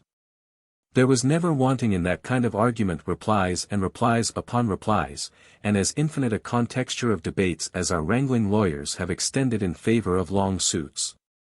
Cedimer et tautidem plagius consumimus hostem. We are slain, and with as many blows kill the enemy, or, it is a fight wherein we exhaust each other by mutual wounds. 791. The reasons have little other foundation than experience, and the variety of human events presenting us with infinite examples of all sorts of forms. An understanding person of our times says, that whoever would, in contradiction to our almanacs, write cold where they say hot, and wet where they say dry, and always put the contrary to what they foretell. If he were to lay a wager, he would not care which side he took, excepting where no uncertainty could fall out, as to promise excessive heats at Christmas, or extremity of cold at midsummer. I have the same opinion of these political controversies. Be on which side you will, you have as fair a game to play as your adversary, provided you do not proceed so far as to shock principles that are broad and manifest. And yet, in my conceit, in public affairs, there is no government so ill, provided it be ancient and has been constant, that is not better than change and alteration. Our manners are infinitely corrupt, and wonderfully inclined to the worse. Of our laws and customs there are many that are barbarous and monstrous nevertheless, by reason of the difficulty of reformation, and the danger of stirring things. If I could put something under to stop the wheel, and keep it where it is, I would do it with all my heart. Numquam adeo fodis, adiac pudendis, utimur exemplis, ut non pejora supersint. The examples we use are not so shameful and foul but that worse remain behind. 792. The worst thing I find in our state is instability, and that our laws, no more than our clothes, cannot settle in any certain form. It is very easy to accuse a government of imperfection, for all mortal things are full of it. It is very easy to beget in a people a contempt of ancient observances, never any man undertook it but he did it. But to establish a better regimen in the stead of that which a man has overthrown, many who have attempted it have foundered. I very little consult my prudence in my conduct, I am willing to let it be guided by the public rule. Happy the people who do what they are commanded, better than they who command, without tormenting themselves as to the causes, who suffer themselves gently to roll after the celestial revolution. Obedience is never pure nor calm in him who reasons and disputes. In fine, to return to myself, the only thing by which I something esteem myself, is that wherein never any man thought himself to be defective. My recommendation is vulgar, common, and popular, for whoever thought he wanted sense? It would be a proposition that would imply a contradiction in itself. 'Tis a disease that never is where it is discerned. 'Tis tenacious and strong, but what the first ray of the patient sight nevertheless pierces through and disperses, as the beams of the sun do thick and obscure mists. To accuse one's self would be to excuse in this case, and to condemn, to absolve. There never was porter or the silliest girl, that did not think they had sense enough to do their business. We easily enough confess in others an advantage of courage, strength, experience, activity, and beauty, but an advantage in judgment we yield to none. And the reasons that proceed simply from the natural conclusions of others, we think, if we had but turned our thoughts that way, we should ourselves have found out as well as they. Knowledge, style, and such parts as we see in others' works, we are soon aware of, if they excel our own, but for the simple products of the understanding, every one thinks he could have found out the like in himself. And is hardly sensible of the weight and difficulty, if not, and then with much ado, in an extreme and incomparable distance. And whoever should be able clearly to discern the height of another's judgment, would be also able to raise his own to the same pitch. So that it is a sort of exercise, from which a man is to expect very little praise. A kind of composition of small repute. And, besides, for whom do you write? The learned, to whom the authority appertains of judging books, know no other value but that of learning, and allow of no other proceeding of wit but that of erudition and art, if you have mistaken one of the Scipios for another. What is all the rest you have to say worth? Whoever is ignorant of Aristotle, according to their rule, is in some sort ignorant of himself. Vulgar souls cannot discern the grace and force of a lofty and delicate style. Now these two sorts of men take up the world. The third sort into whose hands you fall, of souls that are regular and strong of themselves, is so rare, that it justly has neither name nor place amongst us, and 'tis so much time lost to aspire unto it, or to endeavor to please it. 'Tis commonly said that the justest portion nature has given us of her favors is that of sense, for there is no one who is not contented with his share, is it not reason? Whoever should see beyond that, would see beyond his sight. I think my opinions are good and sound, but who does not think the same of his own? One of the best proofs I have that mine are so is the small esteem I have of myself. For had they not been very well assured, they would easily have suffered themselves to have been deceived by the peculiar affection I have to myself, as one that places it almost wholly in myself, and do not let much run out. All that others distribute amongst an infinite number of friends and acquaintance, to their glory and grandeur, I dedicate to the repose of my own mind and to myself. That which escapes thence is not properly by my direction. Mihi nem valere et vivere doctus. To live and to do well for myself, 793. Now I find my opinions very bold and constant in condemning my own imperfection. And, to say the truth, 'tis a subject upon which I exercise my judgment as much as upon any other. The world looks always opposite, I turn my sight inwards, and there fix and employ it. I have no other business but myself, I am eternally meditating upon myself, considering and tasting myself. Other men's thoughts are ever wandering abroad, if they will but see it, they are still going forward. Nemo incisi tentat descendere.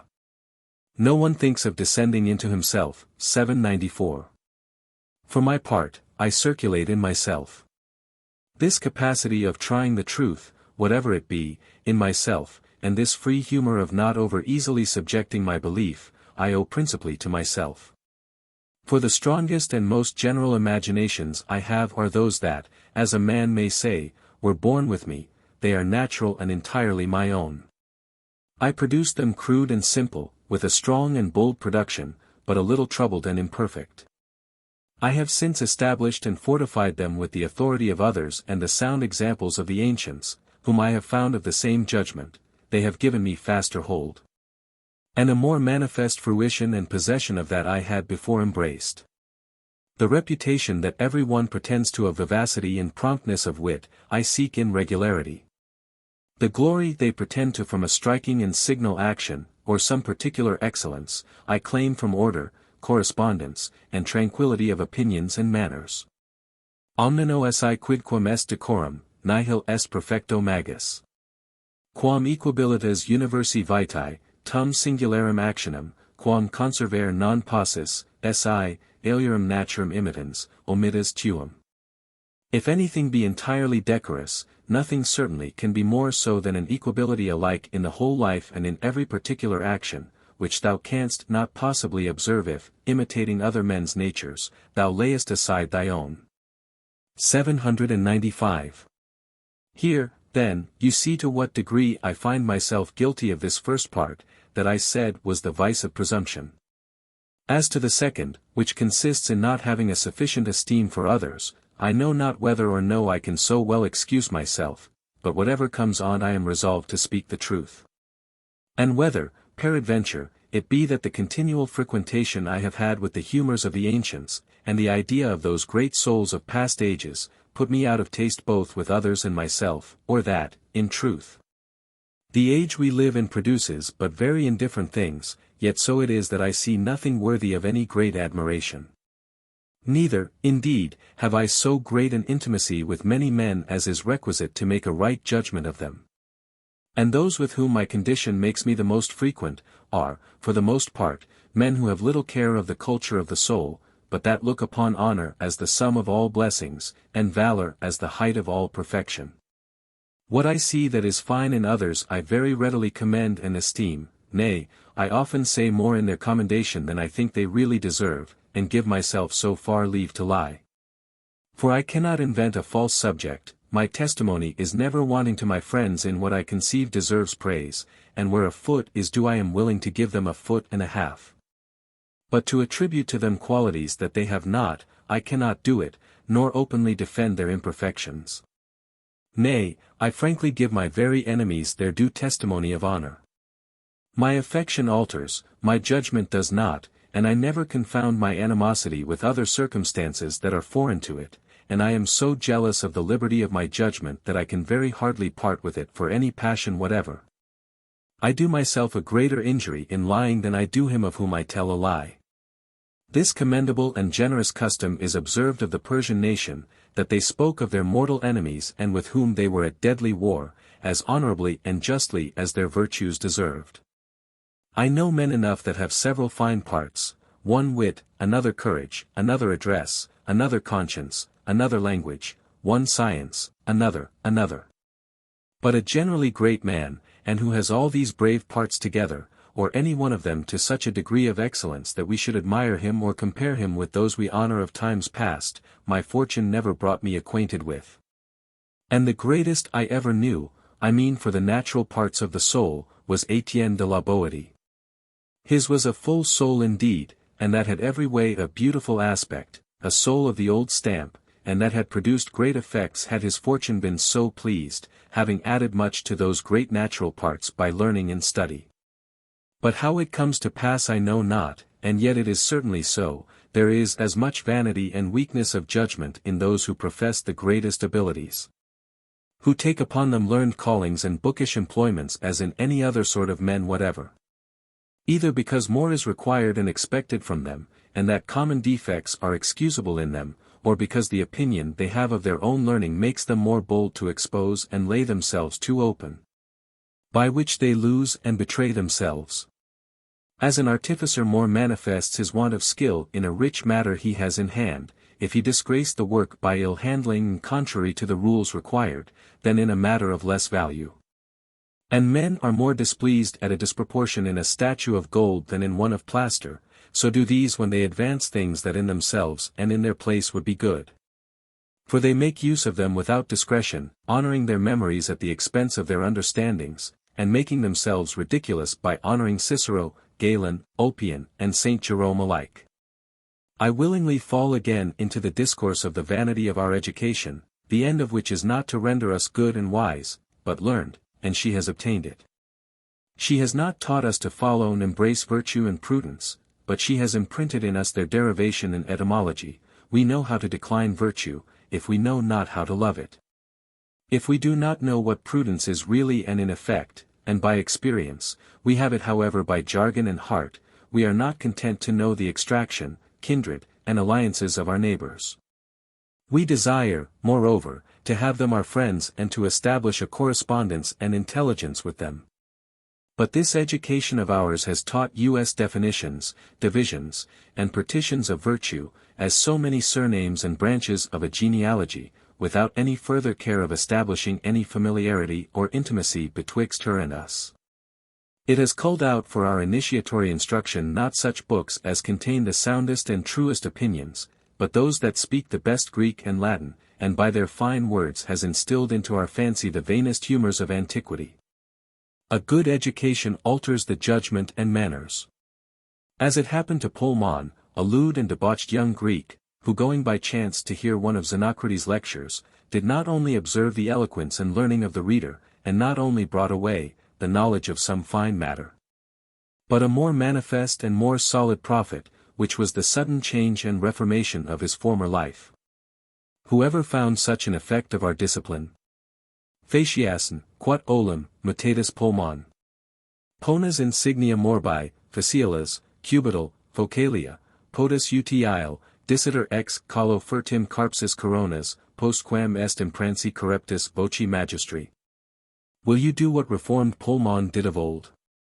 Will you lay aside the joys of your disease, your garters, capuchin, muffler, as he in his cups is said to have secretly torn off his garlands from his neck when he heard what that temperate teacher said? 796.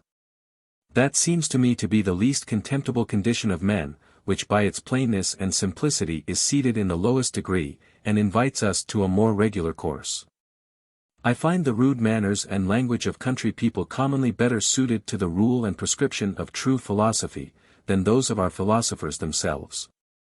Plus sapit vulgus, quia tantum, quantum opus est, sapit. The vulgar are so much the wiser, because they only know what is needful for them to know. 797. The most remarkable men, as I have judged by outward appearance, for to judge of them according to my own method, I must penetrate a great deal deeper, for soldiers and military conduct, were the Duc de Guise, who died at Orleans, and the late Marshal Strozzi. And for men of great ability in no common virtue, Olivier and de l'Hospital, Chancellors of France. Poetry, too, in my opinion, has flourished in this age of ours. We have abundance of very good artificers in the trade, Dorat, Beza, Buchanan, L'Hospital, Montdor, Turnebus. As to the French poets, I believe they raised their art to the highest pitch to which it can ever arrive. And in those parts of it wherein Ronsard and Du Bellay excel, I find them little inferior to the ancient perfection. Adrien Turnebus knew more, and what he did know, better than any man of his time, or long before him. The lives of the last Duke of Alva, and of our Constable de Montmorency, were both of them great and noble, and that had many rare resemblances of fortune. But the beauty and glory of the death of the last, in the sight of Paris and of his king, in their service, against his nearest relations, at the head of an army through his conduct victorious, and by a sudden stroke, in so extreme old age, merits methinks to be recorded amongst the most remarkable events of our times.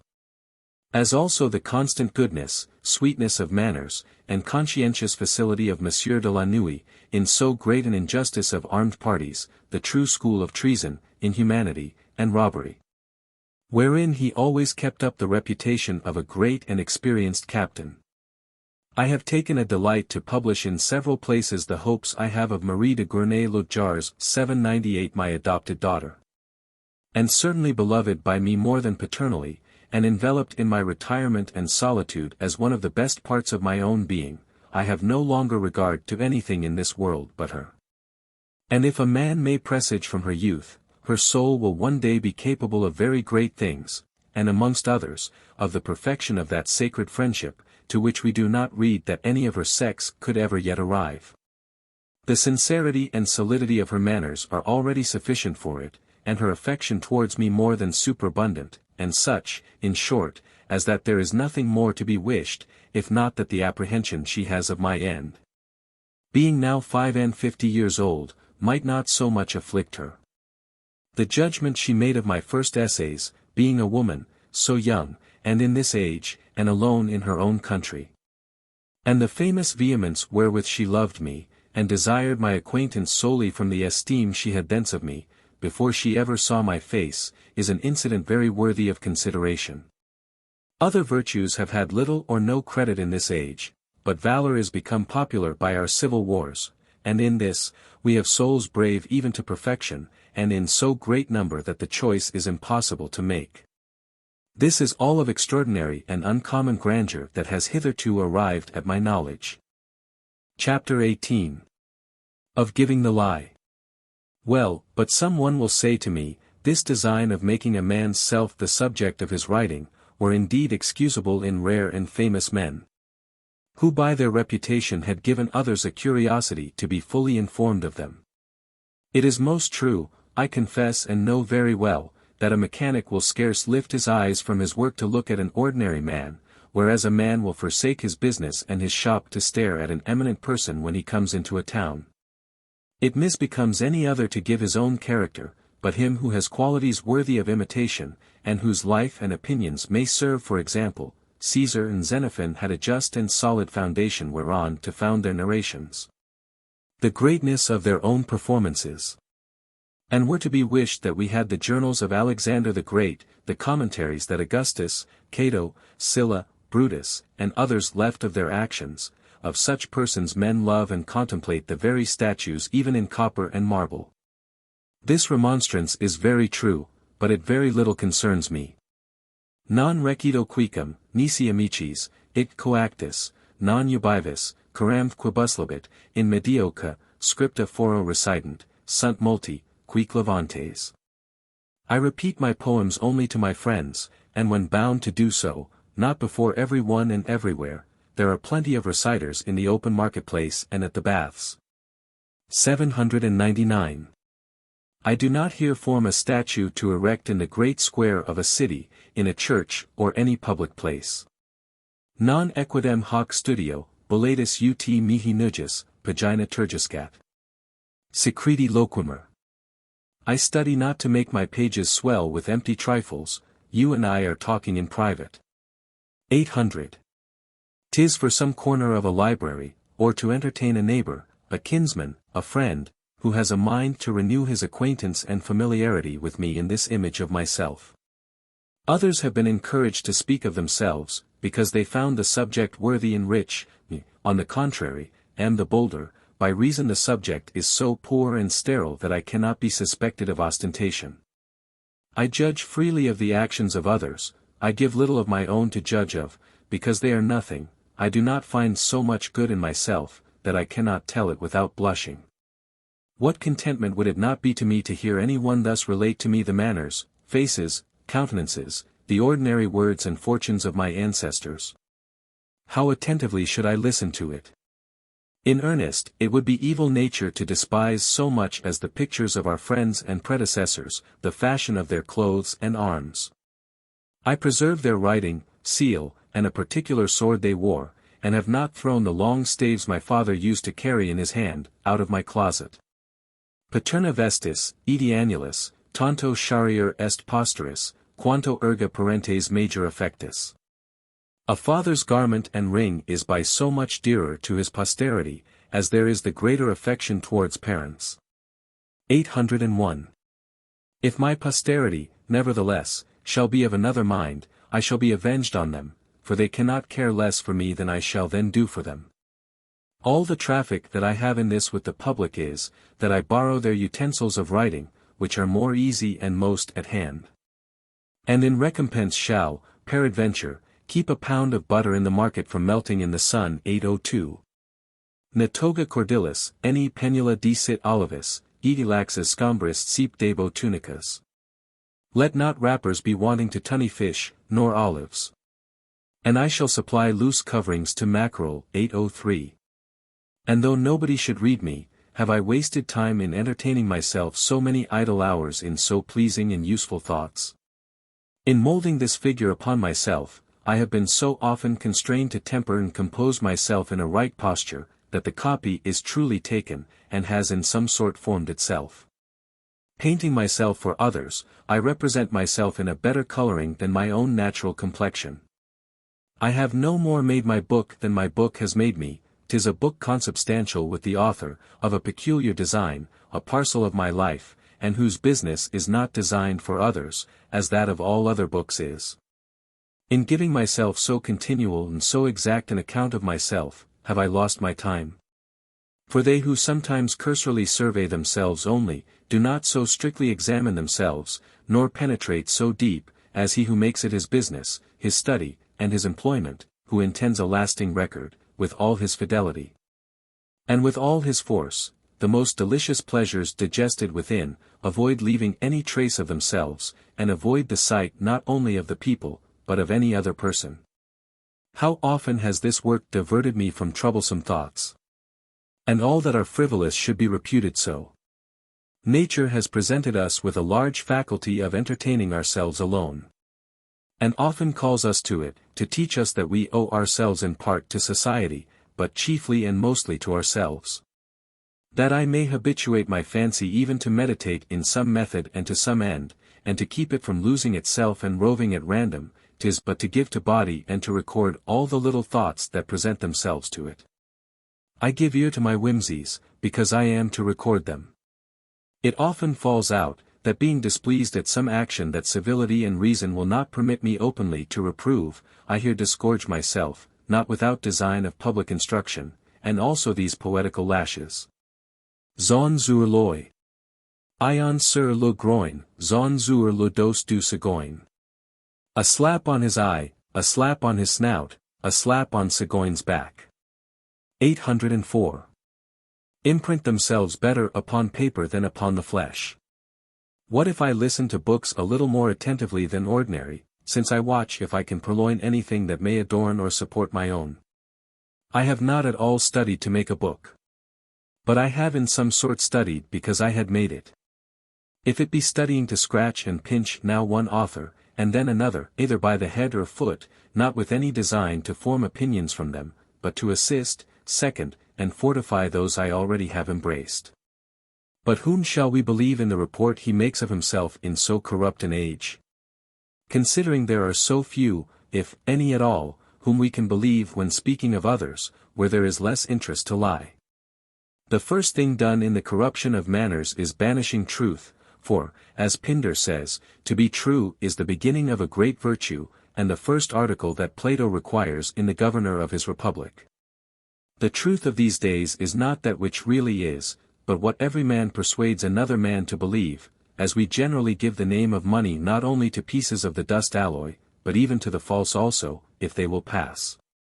Our nation has long been reproached with this vice, for Salvianus of Marseilles, who lived in the time of the Emperor Valentinian, says that lying and forswearing themselves is with the French not a vice, but a way of speaking. He who would enhance this testimony, might say that it is now a virtue in them, men form and fashion themselves to it as to an exercise of honor, for dissimulation is one of the most notable qualities of this age. I have often considered whence this custom that we so religiously observe should spring, of being more highly offended with the reproach of a vice so familiar to us than with any other. And that it should be the highest insult that can in words be done us to reproach us with a lie. Upon examination, I find that it is natural most to defend the defects with which we are most tainted. It seems as if by resenting and being moved at the accusation, we in some sort acquit ourselves of the fault. Though we have it in effect, we condemn it in outward appearance. May it not also be that this reproach seems to imply cowardice and feebleness of heart? Of which can there be a more manifest sign than to eat a man's own words, nay, to lie against a man's own knowledge? Lying is a base vice. A vice that one of the ancients portrays in the most odious colors when he says, that it is to manifest a contempt of God, and withal a fear of men. It is not possible more fully to represent the horror, baseness, and irregularity of it. For what can a man imagine more hateful and contemptible than to be a coward towards men, and valiant against his Maker? Our intelligence being by no other way communicable to one another but by a particular word, he who falsifies that betrays public society. 'Tis the only way by which we communicate our thoughts and wills. 'Tis the interpreter of the soul, and if it deceive us, we no longer know nor have further tie upon one another. If that deceive us, it breaks all our correspondence, and dissolves all the ties of government. Certain nations of the newly discovered Indies, I need not give them names, seeing they are no more. For, by wonderful and unheard-of example, the desolation of that conquest has extended to the utter abolition of names and the ancient knowledge of places, offered to their gods human blood, but only such as was drawn from the tongue and ears. To expiate for the sin of lying, as well heard as pronounced. That good fellow of Greece 805 said that children are amused with toys and men with words. As to our diverse usages of giving the lie, and the laws of honor in that case, and the alteration they have received, I defer saying what I know of them to another time, and shall learn, if I can, in the meanwhile. At what time the custom took beginning of so exactly weighing and measuring words, and of making our honor interested in them. For it is easy to judge that it was not anciently amongst the Romans and Greeks. And it has often seemed to me strange to see them rail at and give one another the lie without any quarrel. Their laws of duty steered some other course than ours. Caesar is sometimes called thief, and sometimes drunkard, to his teeth. We see the liberty of invective they practiced upon one another, I mean the greatest chiefs of war of both nations, where words are only revenged with words, and do not proceed any farther. Chapter 19. Of Liberty of Conscience. 'Tis usual to see good intentions, if carried on without moderation, push men on to very vicious effects. In this dispute which has at this time engaged France in a civil war, the better and the soundest cause no doubt is that which maintains the ancient religion and government of the kingdom. Nevertheless, amongst the good men of that party, for I do not speak of those who only make a pretense of it, either to execute their own particular revenges or to gratify their avarice, or to conciliate the favor of princes. But of those who engage in the quarrel out of true zeal to religion and a holy desire to maintain the peace and government of their country, of these, I say, we see many whom passion transports beyond the bounds of reason, and sometimes inspires with counsels that are unjust and violent, and, moreover, rash. It is certain that in those first times, when our religion began to gain authority with the laws, zeal armed many against all sorts of pagan books, by which the learned suffered an exceeding great loss. A disorder that I conceive to have done more prejudice to letters than all the flames of the barbarians.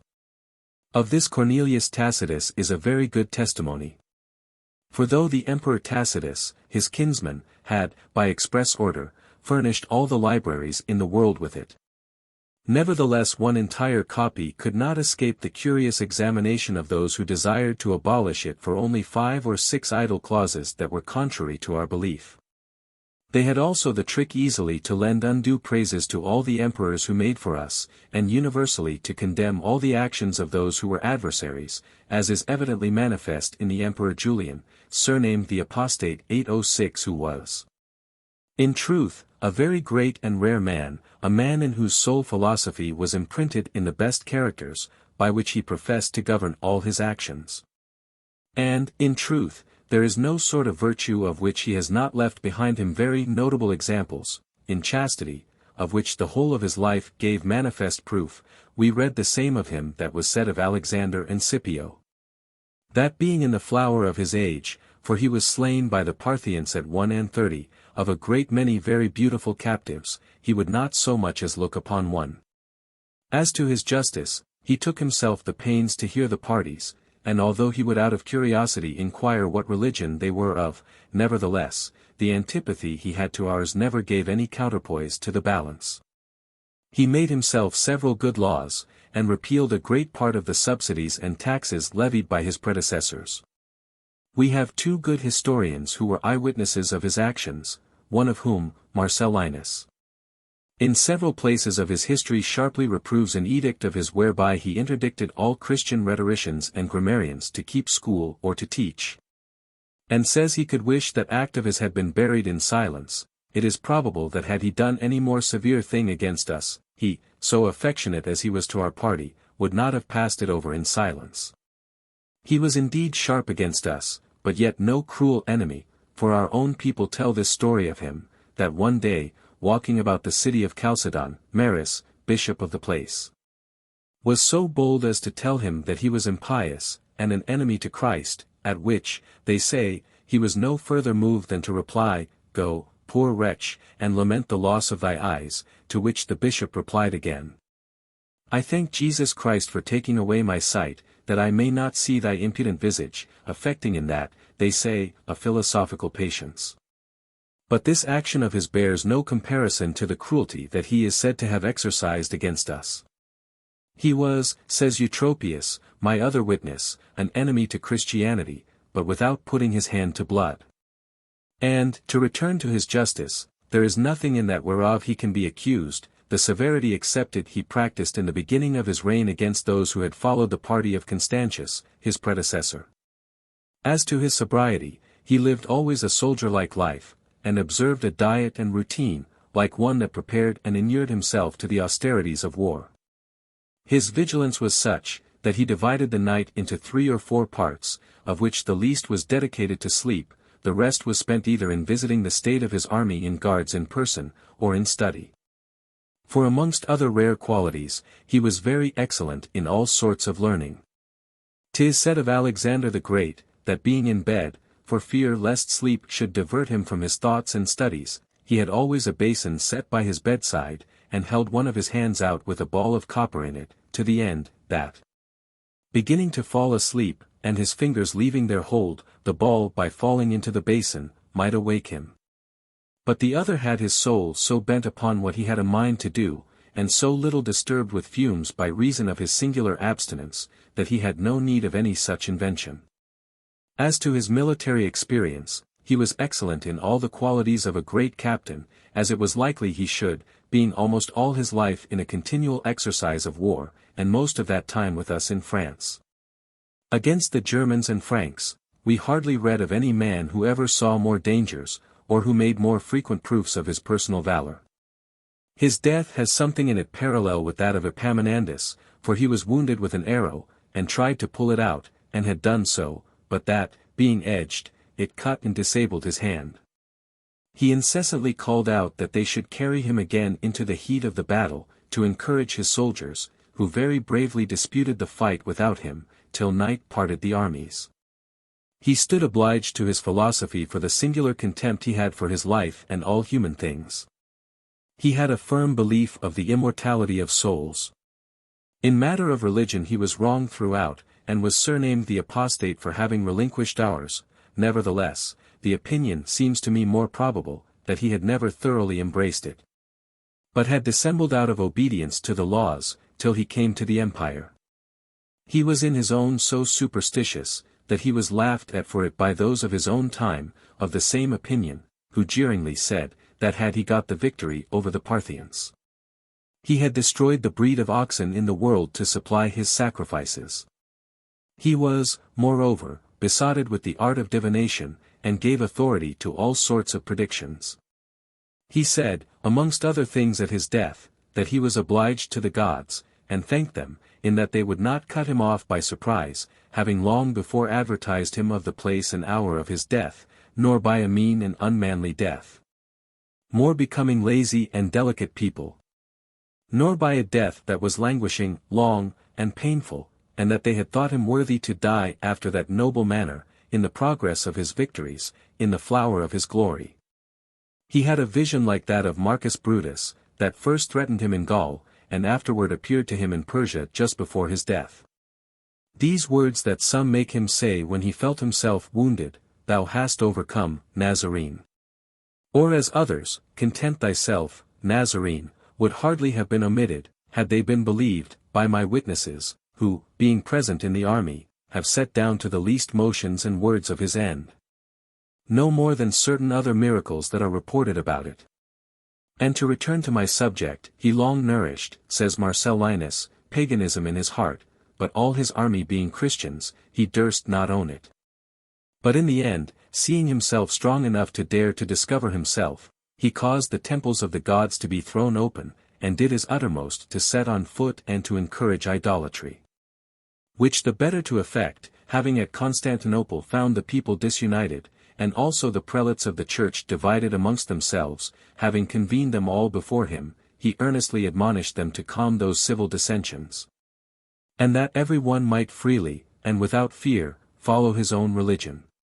Which he the more sedulously solicited, in hope that this license would augment the schisms and factions of their division, and hinder the people from reuniting. And consequently fortifying themselves against him by their unanimous intelligence and concord. Having experienced by the cruelty of some Christians, that there is no beast in the world so much to be feared by man as man, these are very nearly his words. Wherein this is very worthy of consideration, that the Emperor Julian made use of the same receipt of liberty of conscience to inflame the civil dissensions that our kings do to extinguish them. So that a man may say on one side, that to give the people the reins to entertain every man his own opinion, is to scatter and sow division, and, as it were, to lend a hand to augment it. There being no legal impediment or restraint to stop or hinder their career. But, on the other side, a man may also say, that to give the people the reins to entertain every man his own opinion, is to mollify and appease them by facility and toleration, and to dull the point which is whetted and made sharper by singularity, novelty, and difficulty, and I think it is better for the honor of the devotion of our kings, that not having been able to do what they would, they have made a show of being willing to do what they could. Chapter 20. That we taste nothing pure. The feebleness of our condition is such that things cannot, in their natural simplicity and purity, fall into our use, the elements that we enjoy are changed, and so 'tis with metals. And gold must be debased with some other matter to fit it for our service. Neither has virtue, so simple as that which Aristo, Pyrrho, and also the Stoics, made the end of life. Nor the Cyrenaic and Aristipic pleasure, been without mixture useful to it.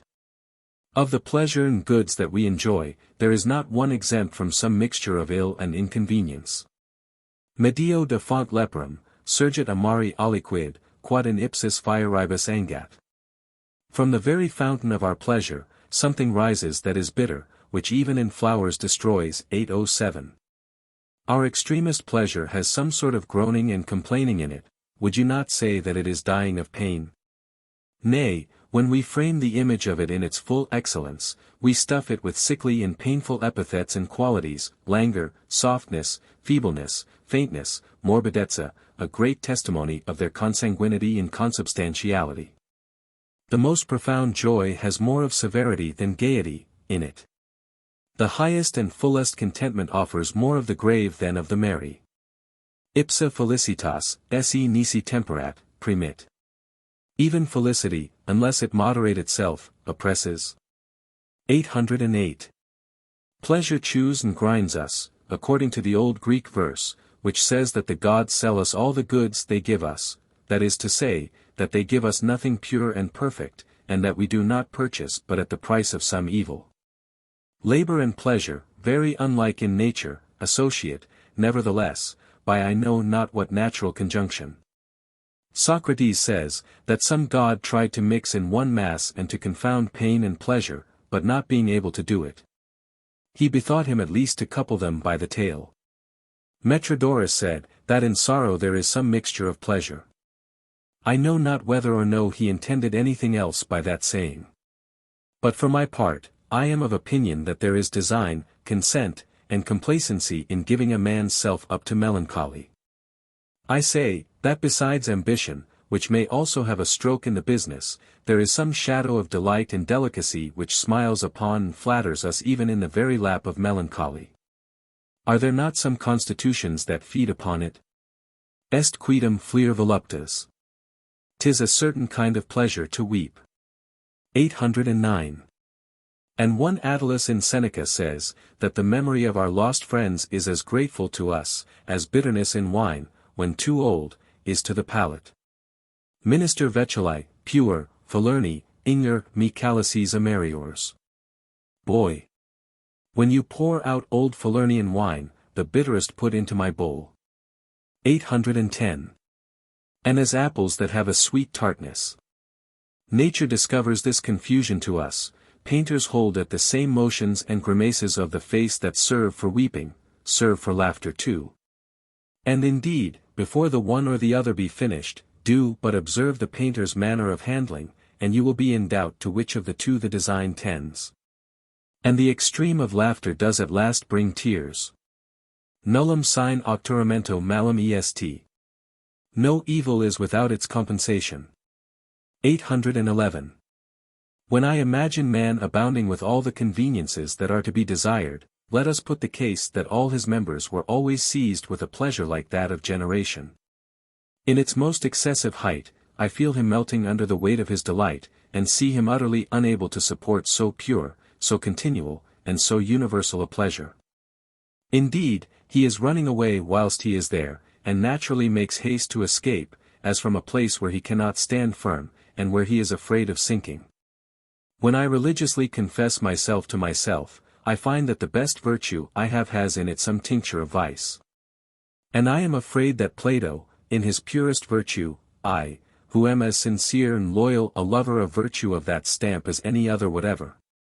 If he had listened and laid his ear close to himself, and he did so no doubt, would have heard some jarring note of human mixture, but faint and only perceptible to himself. Man is wholly and throughout but patch and motley. Even the laws of justice themselves cannot subsist without mixture of injustice. Insomuch that Plato says, they undertake to cut off the Hydra's head, who pretend to clear the law of all inconveniences. Omni magnum exemplum habet aliquid ex iniquo, quod contra singulos utilitate publics rependitur. Every great example has in it some mixture of injustice, which recompenses the wrong done to particular men by the public utility. 812. Says Tacitus. It is likewise true, that for the use of life and the service of public commerce, there may be some excesses in the purity and perspicacity of our minds. That penetrating light has in it too much of subtlety and curiosity, we must a little stupefy and blunt them to render them more obedient to example and practice, and a little veil and obscure them. The better to proportion them to this dark and earthly life.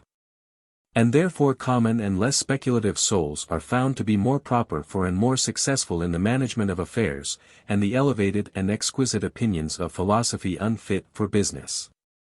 This sharp vivacity of soul, and the supple and restless volubility attending it, disturb our negotiations.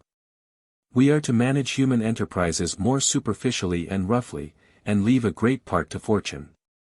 It is not necessary to examine affairs with so much subtlety and so deep, a man loses himself in the consideration of many contrary lustres, and so many various forms. Volutantibus residential inter southeast pugnans obturpurant. Animi. Whilst they considered of things so indifferent in themselves, they were astonished, and knew not what to do. 813.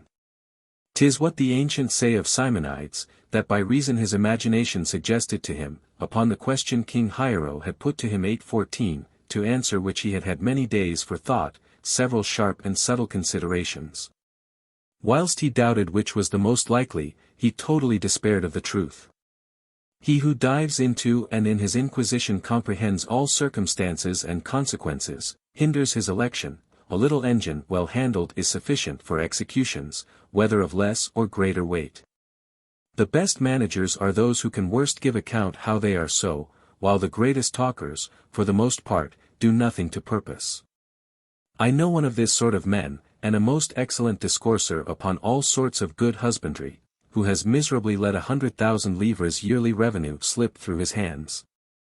I know another who talks, who better advises than any man of his council, and there is not in the world a fairer show of soul and understanding than he has. Nevertheless, when he comes to the test, his servants find him quite another thing. Not to make any mention of his misfortunes. Chapter 21. Against idleness. The Emperor Vespasian, being sick of the disease whereof he died, did not for all that neglect to inquire after the state of the empire, and even in bed continually dispatched very many affairs of great consequence. For which, being reproved by his physician, as a thing prejudicial to his health, an emperor, said he, must die standing. A fine saying, in my opinion, and worthy a great prince.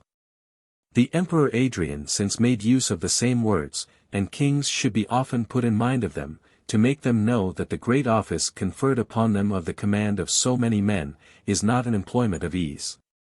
And that there is nothing can so justly disgust a subject, and make him unwilling to expose himself to labor and danger for the service of his prince, than to see him, in the meantime, devoted to his ease and frivolous amusement. And to be solicitous of his preservation who so much neglects that of his people. Whoever will take upon him to maintain that 'tis better for a prince to carry on his wars by others, than in his own person, fortune will furnish him with examples enough of those whose lieutenants have brought great enterprises to a happy issue.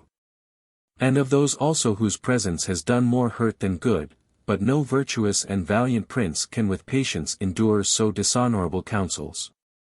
Under color of saving his head, like the statue of a saint, for the happiness of his kingdom, they degrade him from and declare him incapable of his office, which is military throughout. I know one 815 who had much rather be beaten than to sleep whilst another fights for him.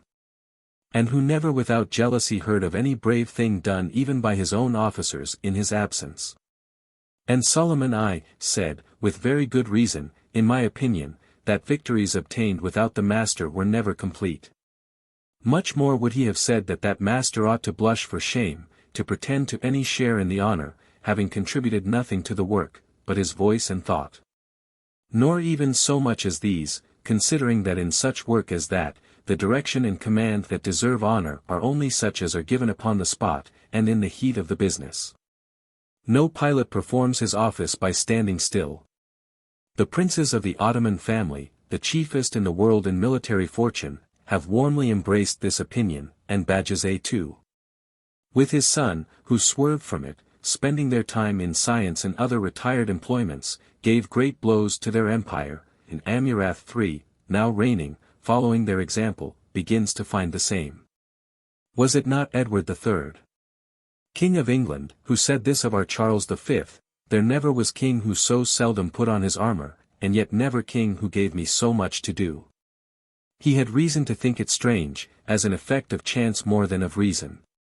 And let those seek out some other to join with them than me, who will reckon the kings of Castile and Portugal amongst the warlike and magnanimous conquerors, because at the distance of 1200 leagues from their lazy abode. By the conduct of their captains, they made themselves masters of both Indies. Of which it has to be known if they would have had even the courage to go and in person enjoy them. The Emperor Julian said yet further, that a philosopher and a brave man ought not so much as to breathe. That is to say, not to allow any more to bodily necessities than what we cannot refuse, keeping the soul and body still intent and busy about honorable, great, and virtuous things. He was ashamed if any one in public saw him spit, or sweat, which is said by some, also, of the Lacedaemonian young men, and which Xenophon says of the Persian, forasmuch as he conceived that exercise, continual labor, and sobriety ought to have dried up all those superfluities. What Seneca says will not be unfit for this place, which is, that the ancient Romans kept their youth always standing, and taught them nothing that they were to learn sitting. 'Tis a generous desire to wish to die usefully and like a man, but the effect lies not so much in our resolution as in our good fortune. 1,000 have proposed to themselves in battle either to overcome or to die, who have failed both in the one and the other, wounds and imprisonment crossing their design and compelling them to live against their will. There are diseases that overthrow even our desires, and our knowledge. Fortune ought not to second the vanity of the Roman legions, who bound themselves by oath either to overcome or die. Victor, Mars Fabi, Reverter ex aci, si Fio, juvum patrem, gradivumque martem alias irados invoco deos. I will return, Marcus Fabius, a conqueror, from the fight, and if I fail, I invoke Father Jove, Mars Gradivus, and the other angry gods. 816.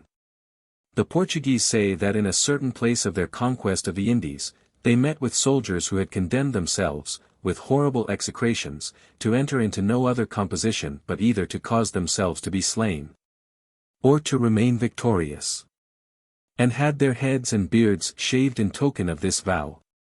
'Tis to much purpose for us to hazard ourselves and to be obstinate. It seems as if blows avoided those who present themselves too briskly to them, and do not willingly fall upon those who too willingly seek them, and so defeat them of their design.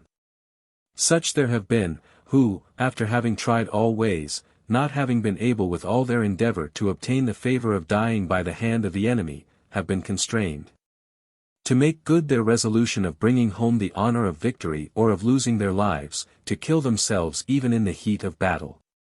Of which there are other examples, but this is one. Philistus, general of the naval army of Dionysius the Younger against the Syracusans, presented them battle which was sharply disputed, their forces being equal, in this engagement.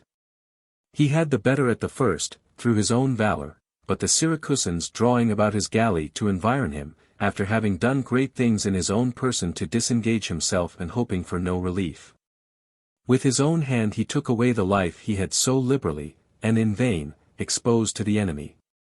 Mule Moloch, king of Fez, who lately won against Sebastian, king of Portugal, the battle so famous for the death of 3 kings, and for the transmission of that great kingdom to the crown of Castile, was extremely sick when the Portuguese entered in an hostile manner into his dominions.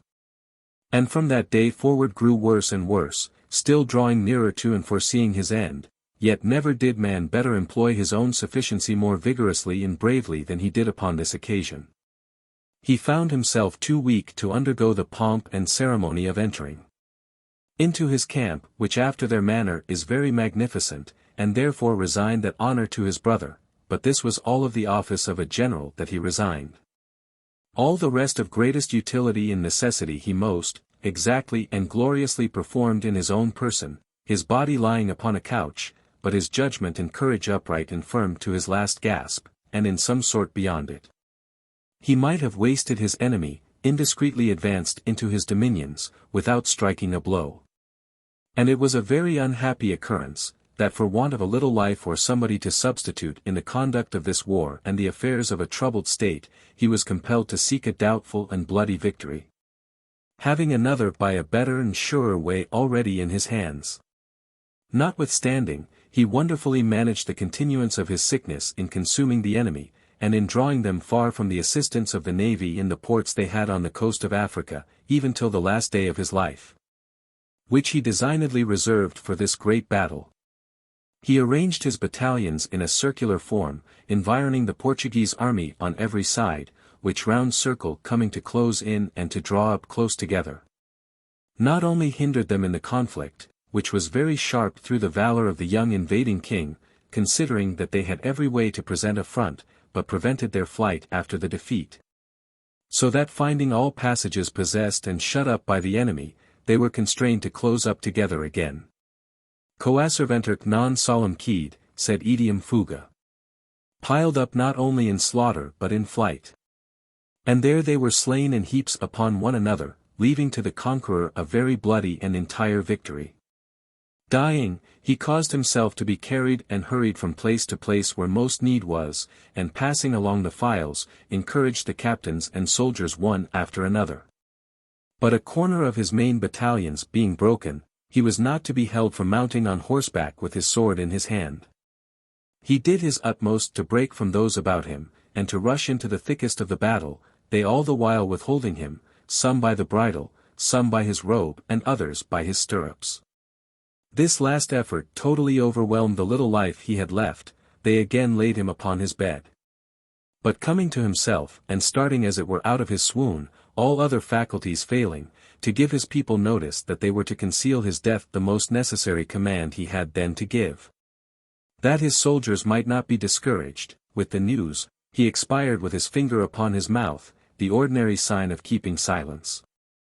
Who ever lived so long and so far into death? Who ever died so erect, or more like a man? The most extreme degree of courageously treating death, and the most natural, is to look upon it not only without astonishment but without care, continuing the wonted course of life even into it, as Cato did, who entertained himself in study. And went to sleep, having a violent and bloody death in his heart, and the weapon in his hand with which he was resolved to dispatch himself. Chapter 22. Of Posting. I have been none of the least able in this exercise, which is proper for men of my pitch, well knit and short, but I give it over, it shakes us too much to continue it long. I was at this moment reading, that King Cyrus, the better to have news brought him from all parts of the empire, which was of a vast extent, caused it to be tried how far a horse could go in a day without baiting, and at that distance appointed men, whose business it was to have horses always in readiness, to mount those who were dispatched to him. And some say, that this swift way of posting is equal to that of the flight of cranes. Caesar says, that Lucius Babulius Rufus, being in great haste to carry intelligence to Pompey, rode night and day, still taking fresh horses for the greater diligence and speed. And he himself, as Suetonius reports, travelled 100 miles a day in a hired coach, but he was a furious courier, for where the rivers stopped his way he passed them by swimming, without turning out of his way to look for either bridge or ford. Tiberius Nero, going to see his brother Drusus, who was sick in Germany, travelled 200 miles in 24 hours, having 3 coaches. In the war of the Romans against King Antiochus, T. Sempronius Gracchus, says Livy, per dispositos equos prop incredibili celeritate ab amphissa tertio die pellam prevenit. By prearranged relays of horses, he, with an almost incredible speed, rode in 3 days from Amphissa to Pella. 817. And it appears that they were established posts, and not horses purposely laid in upon this occasion. Caecina's invention to send back news to his family was much more quick, for he took swallows along with him from home, and turned them out towards their nests when he would send back any news, setting a mark of some color upon them to signify his meaning, according to what he and his people had before agreed upon. At the theatre at Rome masters of families carried pigeons in their bosoms to which they tied letters when they had a mind to send any orders to their people at home, and the pigeons were trained up to bring back an answer. D. Brutus made use of the same device when besieged in Medina, and others elsewhere have done the same. In Peru they rode post upon men, who took them upon their shoulders in a certain kind of litters made for that purpose, and ran with such agility that, in their full speed, the first couriers transferred their load to the second without making any stop. I understand that the Wallachians, the Grand Signior's couriers, perform wonderful journeys, by reason they have liberty to dismount the first person they meet upon the road, giving him their own tired horses. And that to preserve themselves from being weary, they gird themselves straight about the middle with a broad girdle, but I could never find any benefit from this. Chapter 23. Of ill means employed to a good end. There is wonderful relation and correspondence in this universal government of the works of nature, which very well makes it appear that it is neither accidental nor carried on by divers masters. The diseases and conditions of our bodies are, in like manner, manifest in states and governments, kingdoms and republics are founded, flourish, and decay with age as we do. We are subject to a repletion of humors, useless and dangerous, whether of those that are good, for even those the physicians are afraid of. And seeing we have nothing in us that is stable, they say that a too brisk and vigorous perfection of health must be abetted by art, lest our nature, unable to rest in any certain condition, and not having whither to rise to mend itself, make too sudden and too disorderly a retreat. And therefore prescribe wrestlers to purge and bleed, to qualify that superabundant health, or else a repletion of evil humors, which is the ordinary cause of sickness.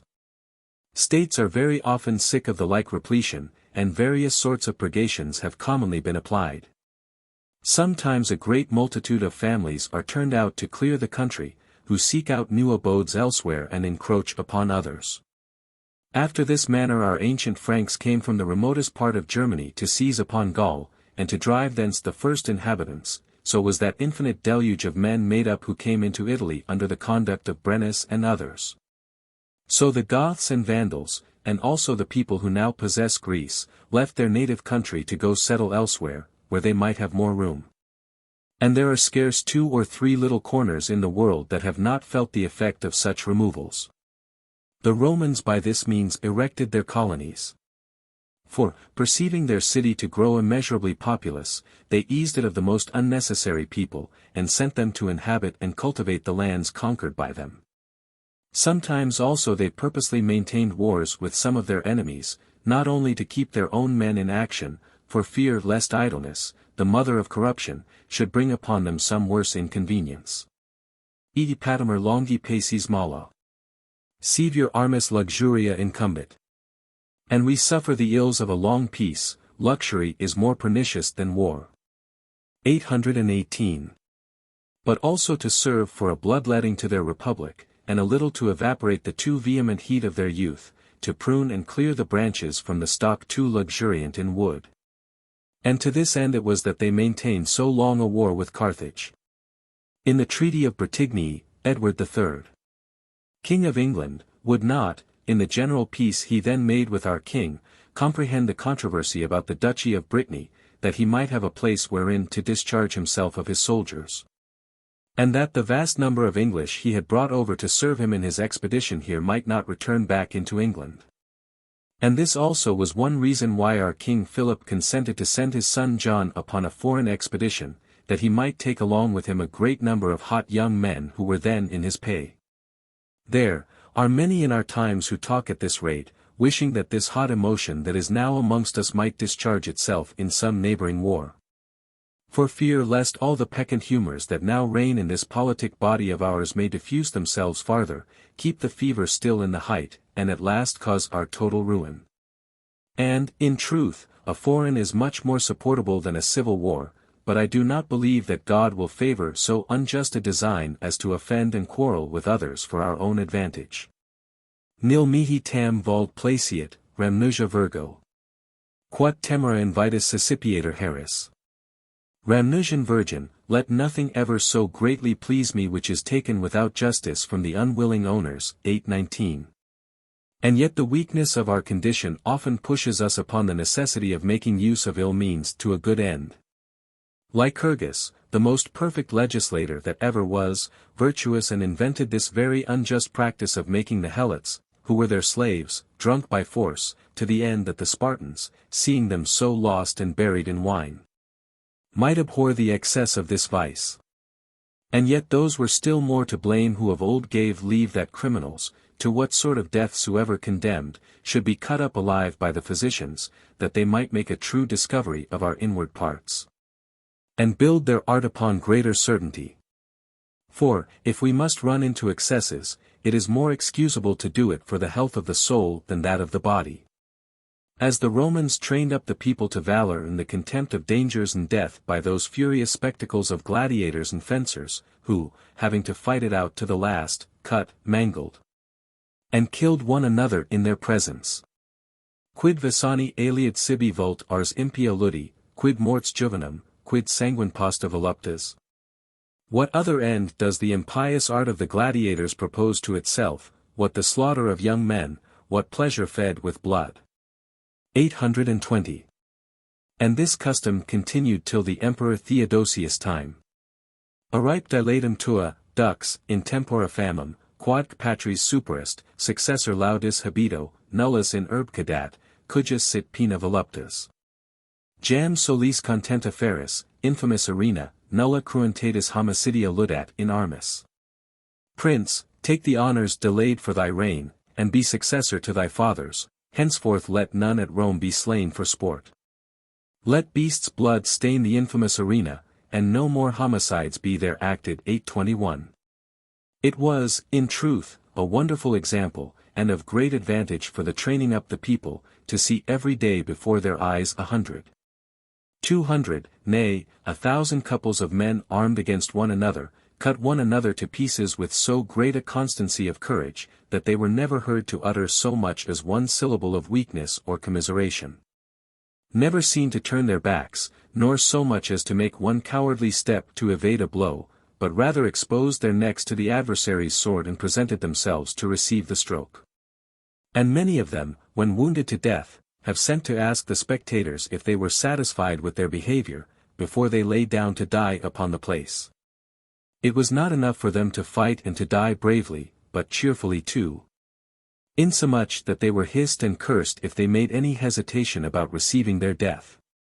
The very girls themselves set them on. Consurgit ad ictus, iti, quoties victor ferrum jugulo inserit, illa, delicius et esse suas, pectusque jacentis, virgo modesta jubit converso polis rumpi. The modest virgin is so delighted with the sport, that she applauds the blow, and when the victor bathes his sword in his fellow's throat, she says it is her pleasure, and with turned thumb orders him to rip up the bosom of the prostrate victim. 822.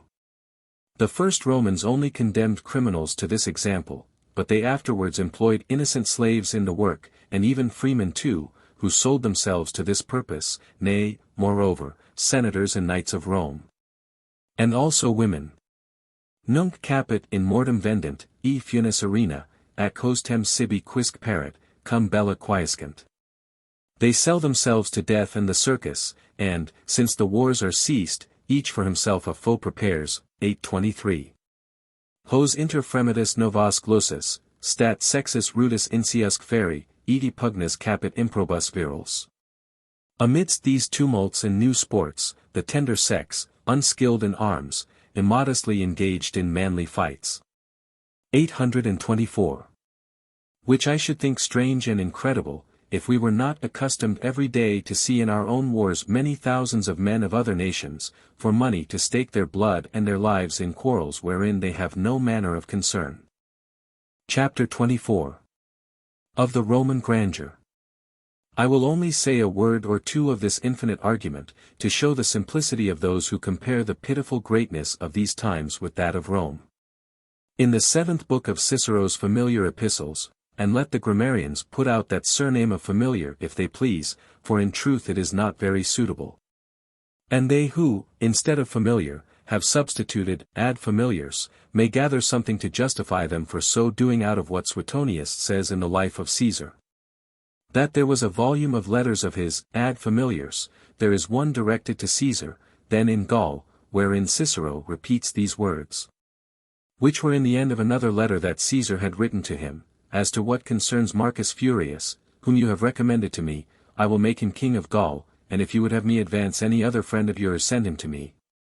It was no new thing for a simple citizen of Rome, as Caesar then was, to dispose of kingdoms, for he took away that of King Diodorus from him to give it to a gentleman of the city of Pergamus, called Mithridates. And they who wrote his life record several cities sold by him. And Suetonius says, that he had once from King Ptolemy 3,600,000 crowns, which was very like selling him his own kingdom. Tot Galatae, tot Pontus, tot Lydia, nummies. So much for Galatia, so much for Pontus, so much for Lydia. 825. Marcus Antonius said, that the greatness of the people of Rome was not so much seen in what they took, as in what they gave. And, indeed, some ages before Antonius, they had dethroned one amongst the rest with so wonderful authority, that in all the Roman history I have not observed anything that more denotes the height of their power. Antiochus possessed all Egypt, and was, moreover, ready to conquer Cyprus and other appendages of that empire, when being upon the progress of his victories, c. Popilius came to him from the Senate, and at their first meeting refused to take him by the hand, till he had first read his letters, which after the king had read, and told him he would consider of them. Popilius made a circle about him with his cane, saying, Return me an answer, that I may carry it back to the Senate, before thou stirrest out of this circle. Antiochus, astonished at the roughness of so positive a command, after a little pause, replied, I will obey the Senate's command. Then Popilius saluted him as friend of the Roman people. To have renounced claim to so great a monarchy, and a course of such successful fortune, from the effects of 3 lines in writing. Truly he had reason, as he afterwards did, to send the Senate word by his ambassadors, that he had received their order with the same respect as if it had come from the immortal gods. All the kingdoms that Augustus gained by the right of war, he either restored to those who had lost them or presented them to strangers. And Tacitus, in reference to this, speaking of Cowardice, king of England, gives us, by a marvelous touch, an instance of that infinite power. The Romans, says he, were from all antiquity accustomed to leave the kings they had subdued in possession of their kingdoms under their authority. Ut haberent instrument servitudis iti regis. That they might have even kings to be their slaves. 826.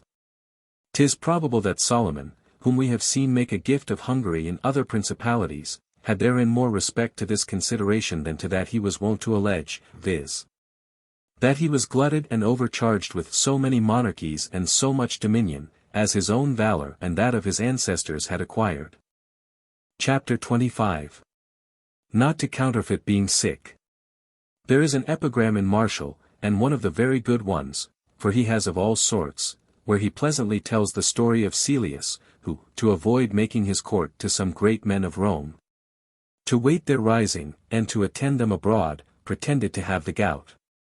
And the better to colour this anointed his legs, and had them lapped up in a great many swathings, and perfectly counterfeited both the gesture and countenance of a gouty person. Till in the end, fortune did him the kindness to make him one indeed. Quantum curs potest et ars dolores, desit fingere Celius podagram. How great is the power of counterfeiting pain, Celius has ceased to feign the gout, he has got it. 827.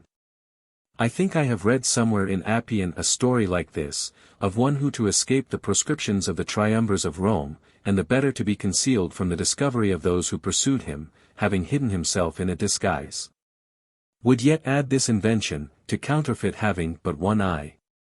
But when he came to have a little more liberty, and went to take off the plaster he had a great while worn over his eye, he found he had totally lost the sight of it indeed, and that it was absolutely gone.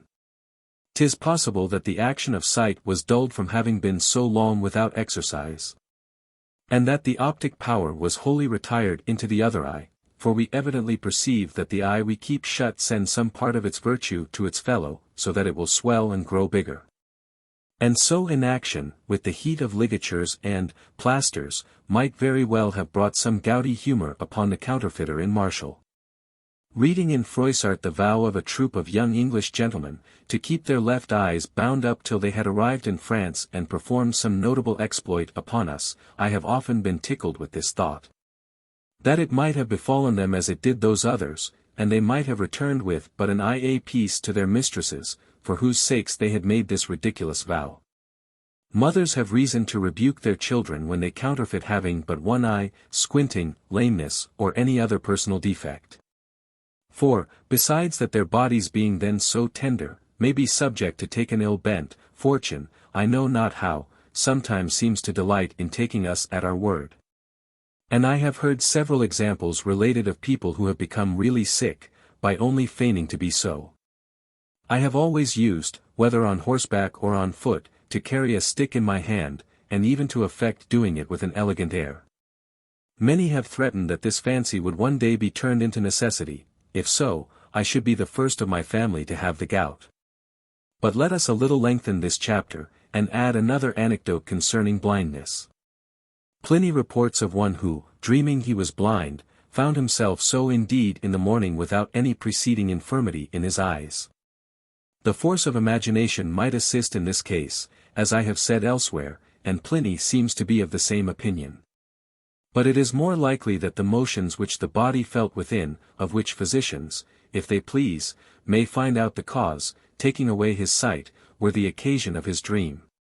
Let us add another story, not very improper for this subject, which Seneca relates in one of his epistles. You know, says he, writing to Lucilius, that harpaste, my wife's fool, is thrown upon me as an hereditary charge.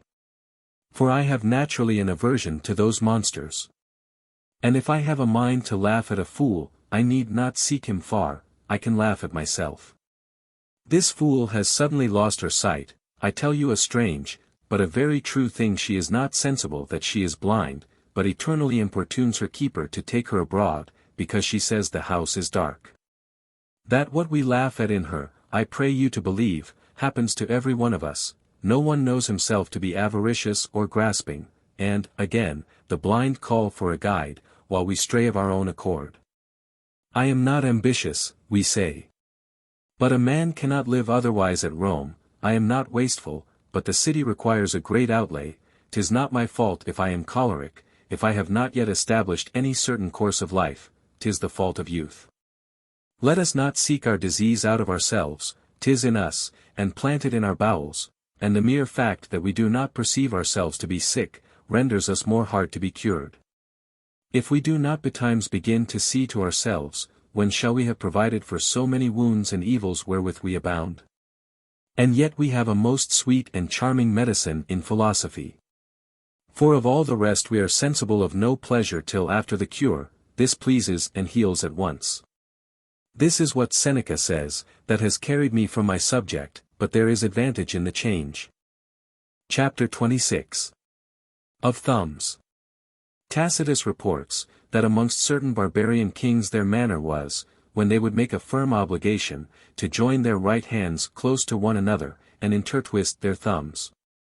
And when, by force of straining the blood, it appeared in the ends, they lightly pricked them with some sharp instrument, and mutually sucked them. Physicians say that the thumbs are the master fingers of the hand, and that their Latin etymology is derived from polera. The Greeks called them avtixip, as who should say, another hand. And it seems that the Latins also sometimes take it in this sense for the whole hand. Sed nec vocibus excitata blandis, molli pollici nec rogata, surgit. Neither to be excited by soft words or by the thumb. 828. It was at Rome a signification of favor to depress and turn in the thumbs. Foder atroque tuum laudabit pollice ludum.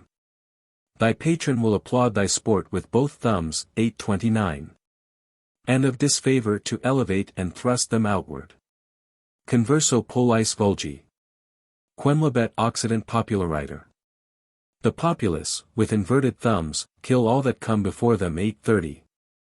The Romans exempted from war all such as were maimed in the thumbs, as having no more sufficient strength to hold their weapons. Augustus confiscated the estate of a Roman knight who had maliciously cut off the thumbs of 2 young children he had, to excuse them from going into the armies.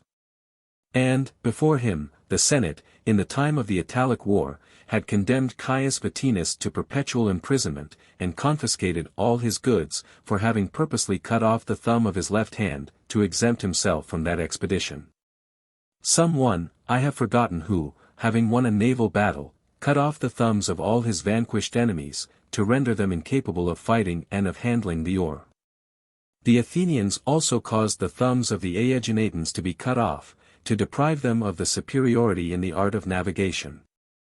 In Lacedaemon, pedagogues chastised their scholars by biting their thumbs. Chapter 27. Cowardice, the mother of cruelty. I have often heard it said that cowardice is the mother of cruelty, and I have found by experience that malicious and inhuman animosity and fierceness are usually accompanied with feminine weakness. I have seen the most cruel people, and upon frivolous occasions, apt to cry. Alexander, the tyrant of fears, durst not be a spectator of tragedies in the theatre, for fear lest his citizens should see him weep at the misfortunes of Hecuba and Andromache, who himself without pity caused so many people every day to be murdered. Is it not meanness of spirit that renders them so pliable to all extremities? Valor, whose effect is only to be exercised against resistance. Nec nisi belantis gadet servus juvenci. Nor delights in killing a bull unless he resists. 831. Stops when it sees the enemy at its mercy, but pusillanimity, to say that it was also in the game, not having dared to meddle in the first act of danger, takes as its part the second, of blood and massacre. The murders and victories are commonly performed by the rascality and hangers-on of an army, and that which causes so many unheard of cruelties in domestic wars is, that this canaille makes war in imbruing itself up to the elbows in blood, and ripping up a body that lies prostrate at its feet, having no sense of any other valor. Iti lupus, terps instant morientibus ursi, e quicunc minor nobilitate fera est. Wolves and the filthy bears, and all the baser beasts, fall upon the dying. 832. Like cowardly dogs, that in the house worry and tear the skins of wild beasts, they durst not come near in the field. What is it in these times of ours that makes our quarrels mortal? And that, whereas our fathers had some degrees of revenge, we now begin with the last in ours, and at the first meeting nothing is to be said but, kill. What is this but cowardice? Every one is sensible that there is more bravery and disdain in subduing an enemy, than in cutting his throat, and in making him yield, than in putting him to the sword, besides that the appetite of revenge is better satisfied and pleased because its only aim is to make itself felt, and this is the reason why we do not fall upon a beast or a stone when they hurt us. Because they are not capable of being sensible of our revenge. And to kill a man is to save him from the injury and offense we intend him. And as Bias cried out to a wicked fellow, I know that sooner or later thou wilt have thy reward, but I am afraid I shall not see it. 833 Pitted the Orchomenians that the penitence of Lyciscus for the treason committed against them, came at a season when there was no one remaining alive of those who had been interested in the offense. And whom the pleasure of this penitence should affect, so revenge is to be pitied, when the person on whom it is executed is deprived of means of suffering under it, for as the avenger will look on to enjoy the pleasure of his revenge. So the person on whom he takes revenge should be a spectator too, to be afflicted and to repent.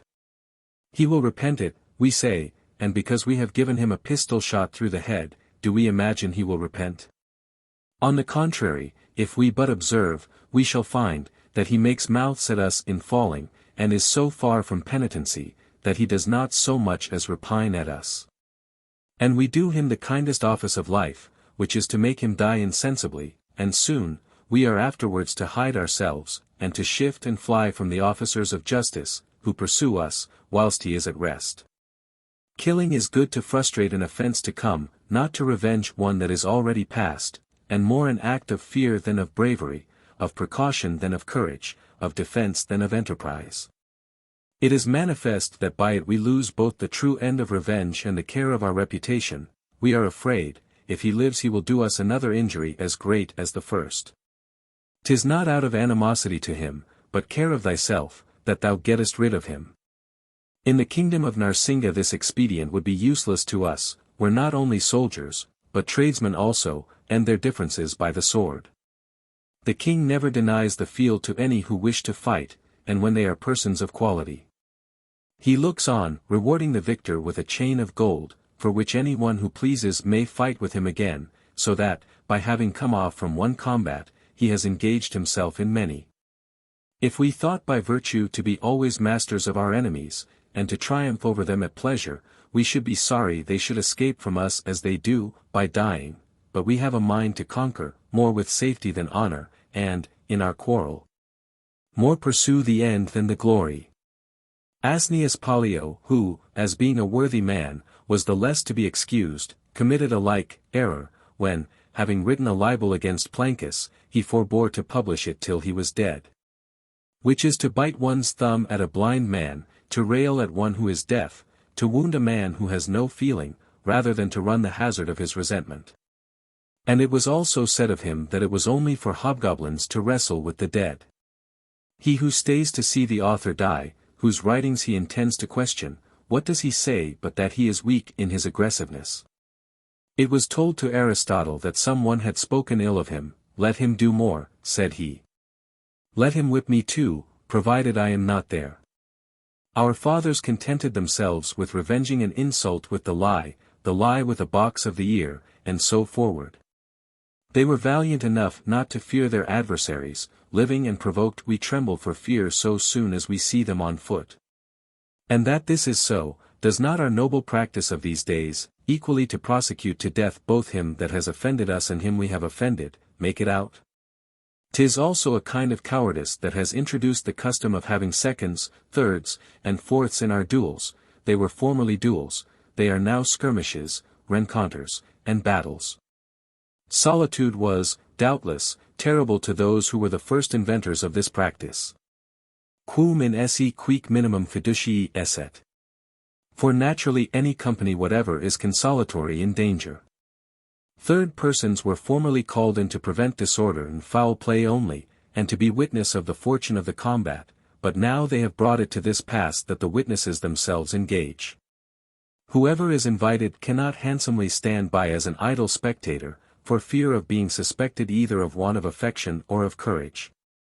Besides the injustice and unworthiness of such an action, of engaging other strength and valor in the protection of your honor than your own, I conceive it a disadvantage to a brave man, and who wholly relies upon himself, to shuffle his fortune with that of a second. Every one runs hazard enough himself without hazarding for another, and has enough to do to assure himself in his own valor for the defense of his life, without entrusting a thing so dear in a third man's hand. For, if it be not expressly agreed upon before to the contrary, 'tis a combined party of all four, and if your second be killed, you have two to deal withal, with good reason. And to say that it is foul play, it is so indeed, as it is, well armed, to attack a man who has but the hilt of a broken sword in his hand, or, clear and untouched.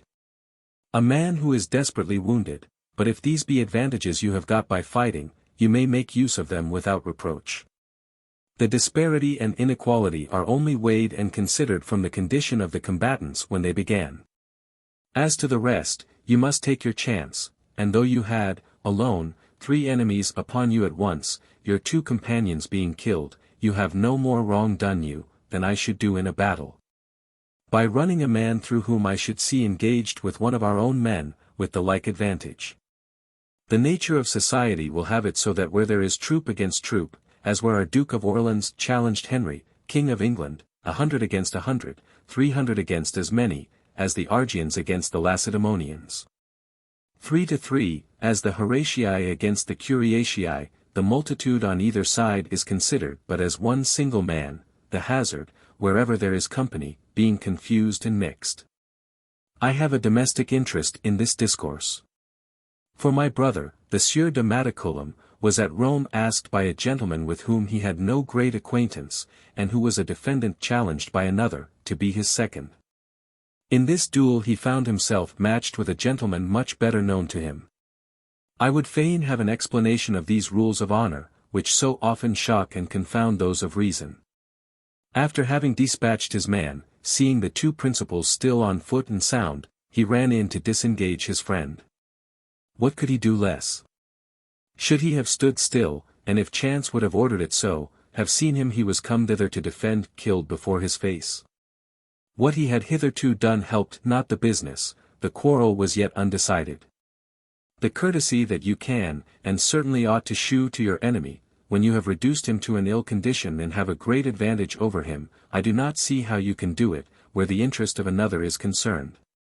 Where you are only called in as an assistant, and the quarrel is none of yours, he could neither be just nor courteous, at the hazard of him he was there to serve.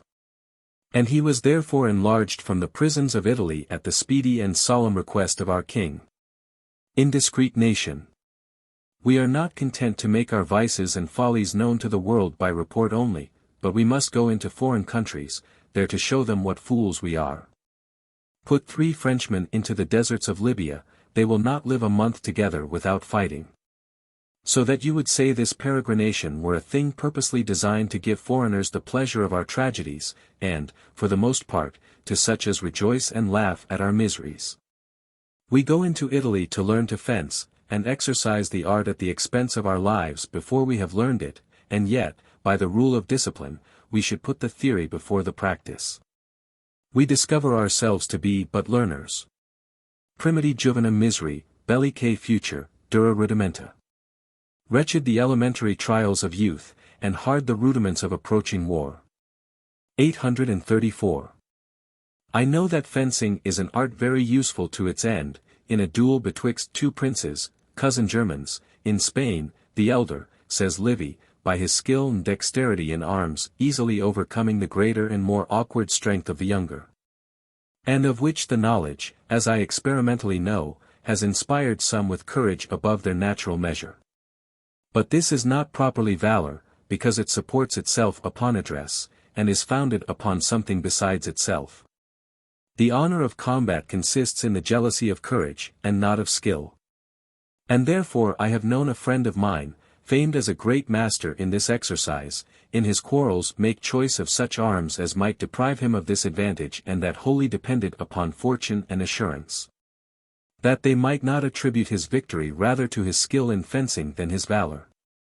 When I was young, gentlemen avoided the reputation of good fencers as injurious to them, and learned to fence with all imaginable privacy as a trade of subtlety, derogating from true and natural valor. Non shiver non parar, non riderarsi. Voglian coster, ne ca distrezza ha part. Non dano I colpi or finti, or pini, or scarsi. Togli lra a il furor luso de l'arte. Odi lo spade orabilment utarsi, a mezzo il ferro, il pi diorma non part, semper a il pi fermo, a la man semper in modo. Ne sen taglio in van, any punta a voto. They neither shrank, nor vantage sought of ground, they traversed not, nor skipped from part to part, their blows were neither false, nor feigned found, in fight, their rage would let them use no art. Their swords together clash with dreadful sound, their feet stand fast, and neither stir nor start, they move their hands, steadfast their feet remain. Nor blow nor foin they strook, or thrust in vain. 835. Butts, tilting, and barriers, the feint of warlike fights, were the exercises of our forefathers. This other exercise is so much the less noble, as it only respects a private end. That teaches us to destroy one another against law and justice, and that every way always produces very ill effects. It is much more worthy and more becoming to exercise ourselves in things that strengthen than that weaken our government and that tend to the public safety and common glory. The consul, Publius Rutilius, was the first who taught the soldiers to handle their arms with skill, and joined art with valor, not for the rise of private quarrel, but for war and the quarrels of the people of Rome, a popular and civil defense. And besides the example of Caesar, who commanded his men to shoot chiefly at the face of Pompey's soldiers in the battle of Pharsalia.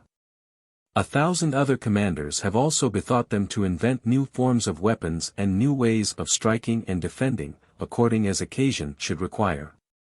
But as Philopoemen condemned wrestling, wherein he excelled, because the preparatives that were therein employed were differing from those that appertain to military discipline.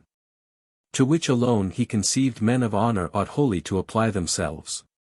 So it seems to me that this address to which we form our limbs, those writhings and motions young men are taught in this new school, are not only of no use, but rather contrary and hurtful to the practice of fight in battle. And also our people commonly make use of particular weapons, and peculiarly designed for duel. And I have seen, when it has been disapproved, that a gentleman challenged to fight with rapier and poignard appeared in the array of a man-at-arms, and that another should take his cloak instead of his poignard. It is worthy of consideration that Laches in Plato, speaking of learning to fence after our manner, says that he never knew any great soldier come out of that school, especially the masters of it, and, indeed, as to them, our experience tells as much.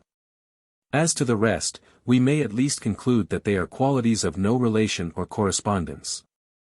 And in the education of the children of his government, Plato interdicts the art of boxing, introduced by Amycus and Hippias, and that of wrestling, by Antaeus and Circio. Because they have another end than to render youth fit for the service of war and contribute nothing to it. But I see that I have somewhat strayed from my theme.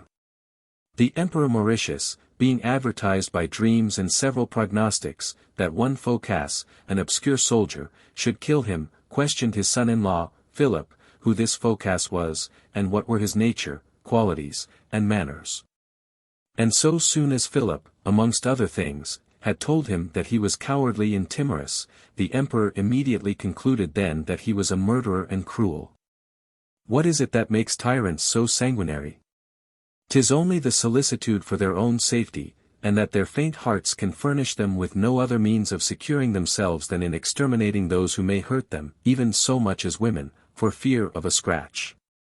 Cuncta ferit. Dum cuncta timer. He strikes at all who fears all. 836.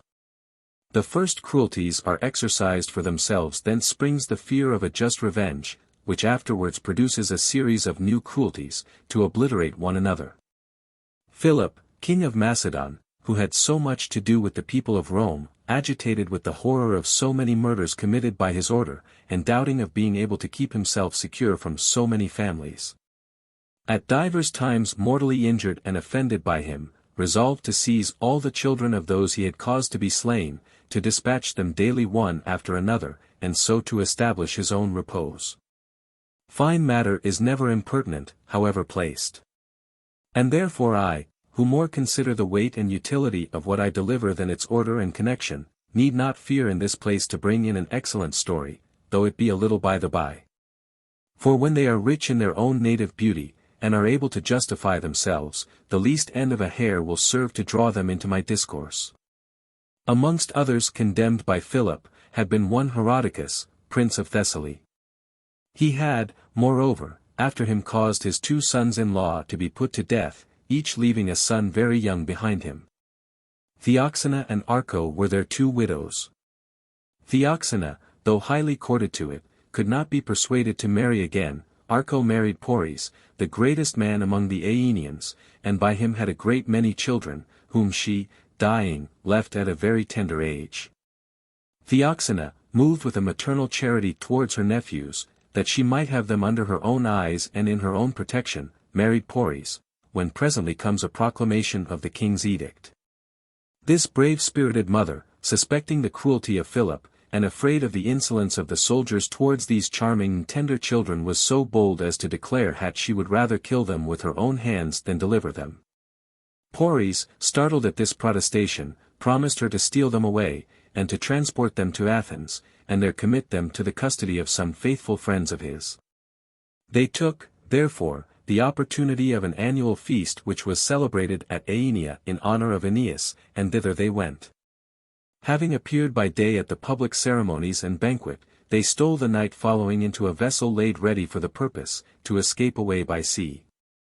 The wind proved contrary, and finding themselves in the morning within sight of the land whence they had launched overnight, and being pursued by the guards of the port, Poris perceiving this, labored all he could to make the mariners do their utmost to escape from the pursuers. But Theoxena, frantic with affection and revenge, in pursuance of her former resolution, prepared both weapons and poison, and exposing them before them. "Go to, my children," said she, "death is now the only means of your defense and liberty, and shall administer occasion to the gods to exercise their sacred justice. These sharp swords, and these full cups, will open you the way into it. Courage, fear nothing. And thou, my son, who art the eldest, take this steel into thy hand, that thou mayest the more bravely die." The children having on one side so powerful a counselor, and the enemy at their throats on the other, run all of them eagerly upon what was next to hand, and, half dead, were thrown into the sea. Theoxena, proud of having so gloriously provided for the safety of her children, clasping her arms with great affection about her husband's neck. "Let us, my friend," said she, "follow these boys, and enjoy the same sepulchre they do." And so, having embraced, they threw themselves headlong into the sea, so that the ship was carried, back without the owners into the harbor. Tyrants, at once both to kill and to make their anger felt, have employed their capacity to invent the most lingering deaths. They will have their enemies dispatched, but not so fast that they may not have leisure to taste their vengeance. And therein they are mightily perplexed, for if the torments they inflict are violent, they are short; if long, they are not then so painful as they desire. And thus plague themselves in choice of the greatest cruelty. Of this we have 1,000 examples in antiquity, and I know not whether we, unawares, do not retain some traces of this barbarity. All that exceeds a simple death appears to me absolute cruelty. Our justice cannot expect that he, whom the fear of dying by being beheaded or hanged will not restrain, should be any more awed by the imagination of a languishing fire, pincers, or the wheel. And I know not, in the meantime, whether we do not throw them into despair, for in what condition can be the soul of a man, expecting 24 hours together to be broken upon a wheel, or after the old way, nailed to a cross? Josephus relates that in the time of the war the Romans made in Judea, happening to pass by where they had 3 days before crucified certain Jews, he amongst them knew 3 of his own friends, and obtained the favor of having them taken down. Of whom 2, he says, died. The 3rd lived a great while after. Chalcondylas, a writer of good credit, in the records he has left behind him of things that happened in his time, and near him, tells us, as of the most excessive torment, of that the Emperor Muhammad very often practiced. Of cutting off men in the middle by the diaphragm with 1 blow of a scimitar, whence it followed that they died as it were 2 deaths at once. And both the one part, says he, and the other, were seen to stir and strive a great while after in very great torment. I do not think there was any great suffering in this motion. The torments that are the most dreadful to look on are not always the greatest to endure. And I find those that other historians relate to have been practiced by him upon the Epirot lords, are more horrid and cruel, where they were condemned to be flayed alive piecemeal, after so malicious a manner that they continued 15 days in that misery. And these other 2, Croesus, having caused a gentleman, the favourite of his brother Pantaleon, to be seized, carried him into a fuller's shop, where he caused him to be scratched and carded with the cards and combs belonging to that trade, till he died. George Sechel, chief commander of the peasants of Poland, who committed so many mischiefs under the title of the Crusade, being defeated in battle and taken Bu the Voivode of Transylvania, was 3 days bound naked upon the rack, exposed to all sorts of torments that any one could contrive against him, during which time many other prisoners were kept fasting. In the end, he living and looking on, they made his beloved brother look at, for whom alone he entreated, taking on himself the blame of all their evil actions, drink his blood, and caused 20 of his most favoured captains to feed upon him, tearing his flesh in pieces with their teeth, and swallowing the morsels. The remainder of his body in his bowels, so soon as he was dead, were boiled, and others of his followers compelled to eat them. Chapter 28. All things have their season. Such as compare Cato the censor with the younger Cato, who killed himself, compare 2 beautiful natures, much resembling one another. The first acquired his reputation several ways, and excels in military exploits and the utility of his public employments.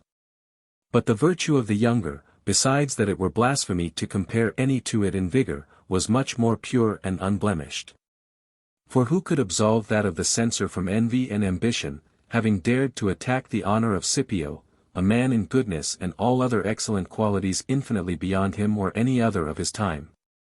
That which they report of him, amongst other things, that in his extreme old age he put himself upon learning the Greek tongue with so greedy an appetite, as if to quench a long thirst, does not seem to me to make much for his honor, it being properly what we call falling into second childhood. All things have their seasons, even good ones, and I may say my paternoster out of time, as they accuse T. Quintus Flaminius, that being general of an army, he was seen praying a part in the time of a battle that he won. Imponit finem sapiens eti rebus honestis. The wise man limits even honest things. 837. Eudemonidas, seeing Xenocrates when very old, still very intent upon his school lectures, "When will this man be wise," said he, "if he is yet learning?"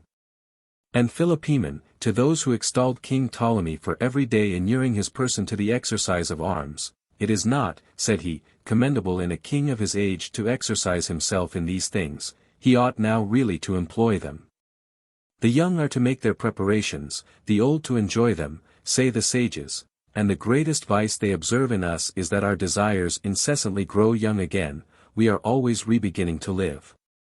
Our studies and desires should sometime be sensible of age, yet we have 1 foot in the grave and still our appetites and pursuits spring every day anew within us.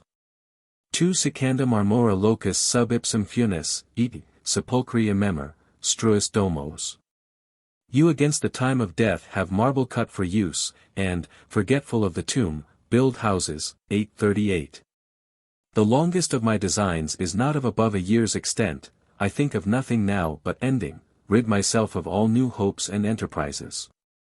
Take my last leave of every place I depart from, and every day dispossess myself of what I have. Olim jam nec periquiquam mihi, nec acquiritur.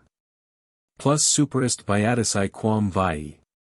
Henceforward I will neither lose, nor expect to get, I have more wherewith to defray my journey, than I have way to go. Or, hitherto nothing of me has been lost or gained, more remains to pay the way than there is way. 839. Vixi, ite quem diderat cursum fortuna, peregi. I have lived and finished the career fortune placed before me. 840.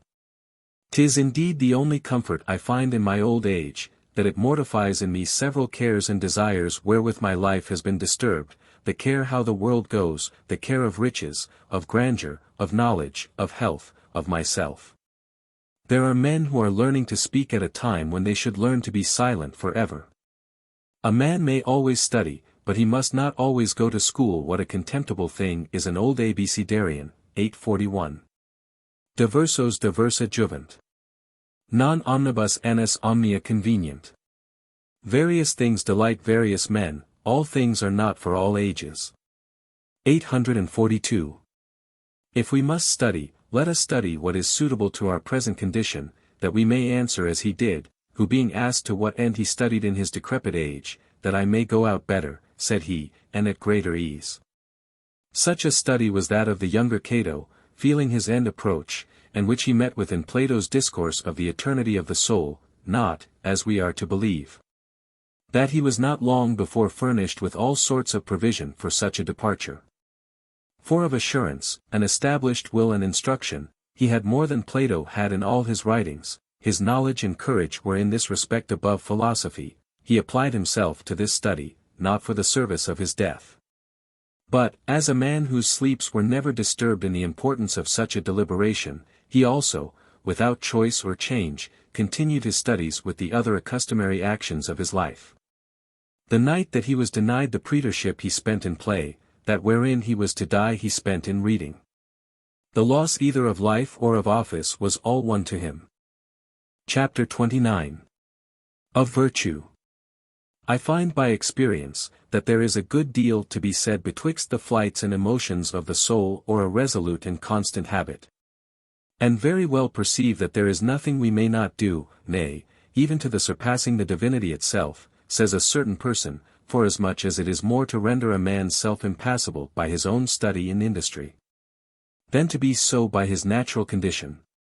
And even to be able to conjoin to man's imbecility and frailty a godlike resolution and assurance, but it is by fits and starts. And in the lives of those heroes of times past there are sometimes miraculous impulses, and that seem infinitely to exceed our natural force. But they are indeed only impulses, and 'tis hard to believe, that these so elevated qualities in a man can so thoroughly tinct and imbue the soul that they should become ordinary, and, as it were, natural in him. It accidentally happens even to us, who are but abortive births of men, sometimes to launch our souls, when roused by the discourses or examples of others, much beyond their ordinary stretch. But 'tis a kind of passion which pushes and agitates them, and in some sort ravishes them from themselves. But, this perturbation once overcome, we see that they insensibly flag and slacken of themselves, if not to the lowest degree, at least so as to be no more the same. Insomuch as that upon every trivial occasion, the losing of a bird, or the breaking of a glass, we suffer ourselves to be moved little less than one of the common people. I am of opinion, that order, moderation, and constancy excepted, all things are to be done by a man that is very imperfect and defective in general. Therefore it is, say the sages, that to make a right judgment of a man, you are chiefly to pry into his common actions, and surprise him in his everyday habit. Pyrrho, he who erected so pleasant a knowledge upon ignorance, endeavored, as all the rest who were really philosophers did, to make his life correspond with his doctrine.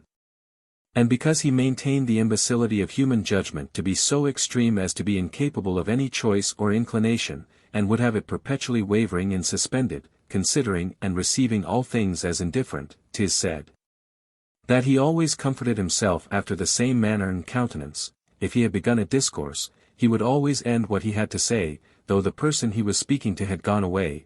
If he walked, he never stopped for any impediment that stood in his way, being preserved from precipices, collision with carts, and other like accidents, by the care of his friends, for, to fear or to avoid anything, had been to shock his own propositions, which deprived the senses themselves of all election and certainty. Sometimes he suffered incision and cauteries with so great constancy as never to be seen so much as to wince. 'Tis something to bring the soul to these imaginations, 'tis more to join the effects, and yet not impossible. But to conjoin them with such perseverance and constancy as to make them habitual, is certainly, in attempts so remote from the common usage, almost incredible to be done. Therefore it was, that being sometime taken in his house sharply scolding with his sister, and being reproached that he therein transgressed his own rules of indifference, "What," said he, "must this bit of a woman also serve for a testimony to my rules?" Another time, being seen to defend himself against a dog, "It is," said he, "very hard totally to put off man. And we must endeavor and force ourselves to resist and encounter things, first by effects, but at least by reason and argument."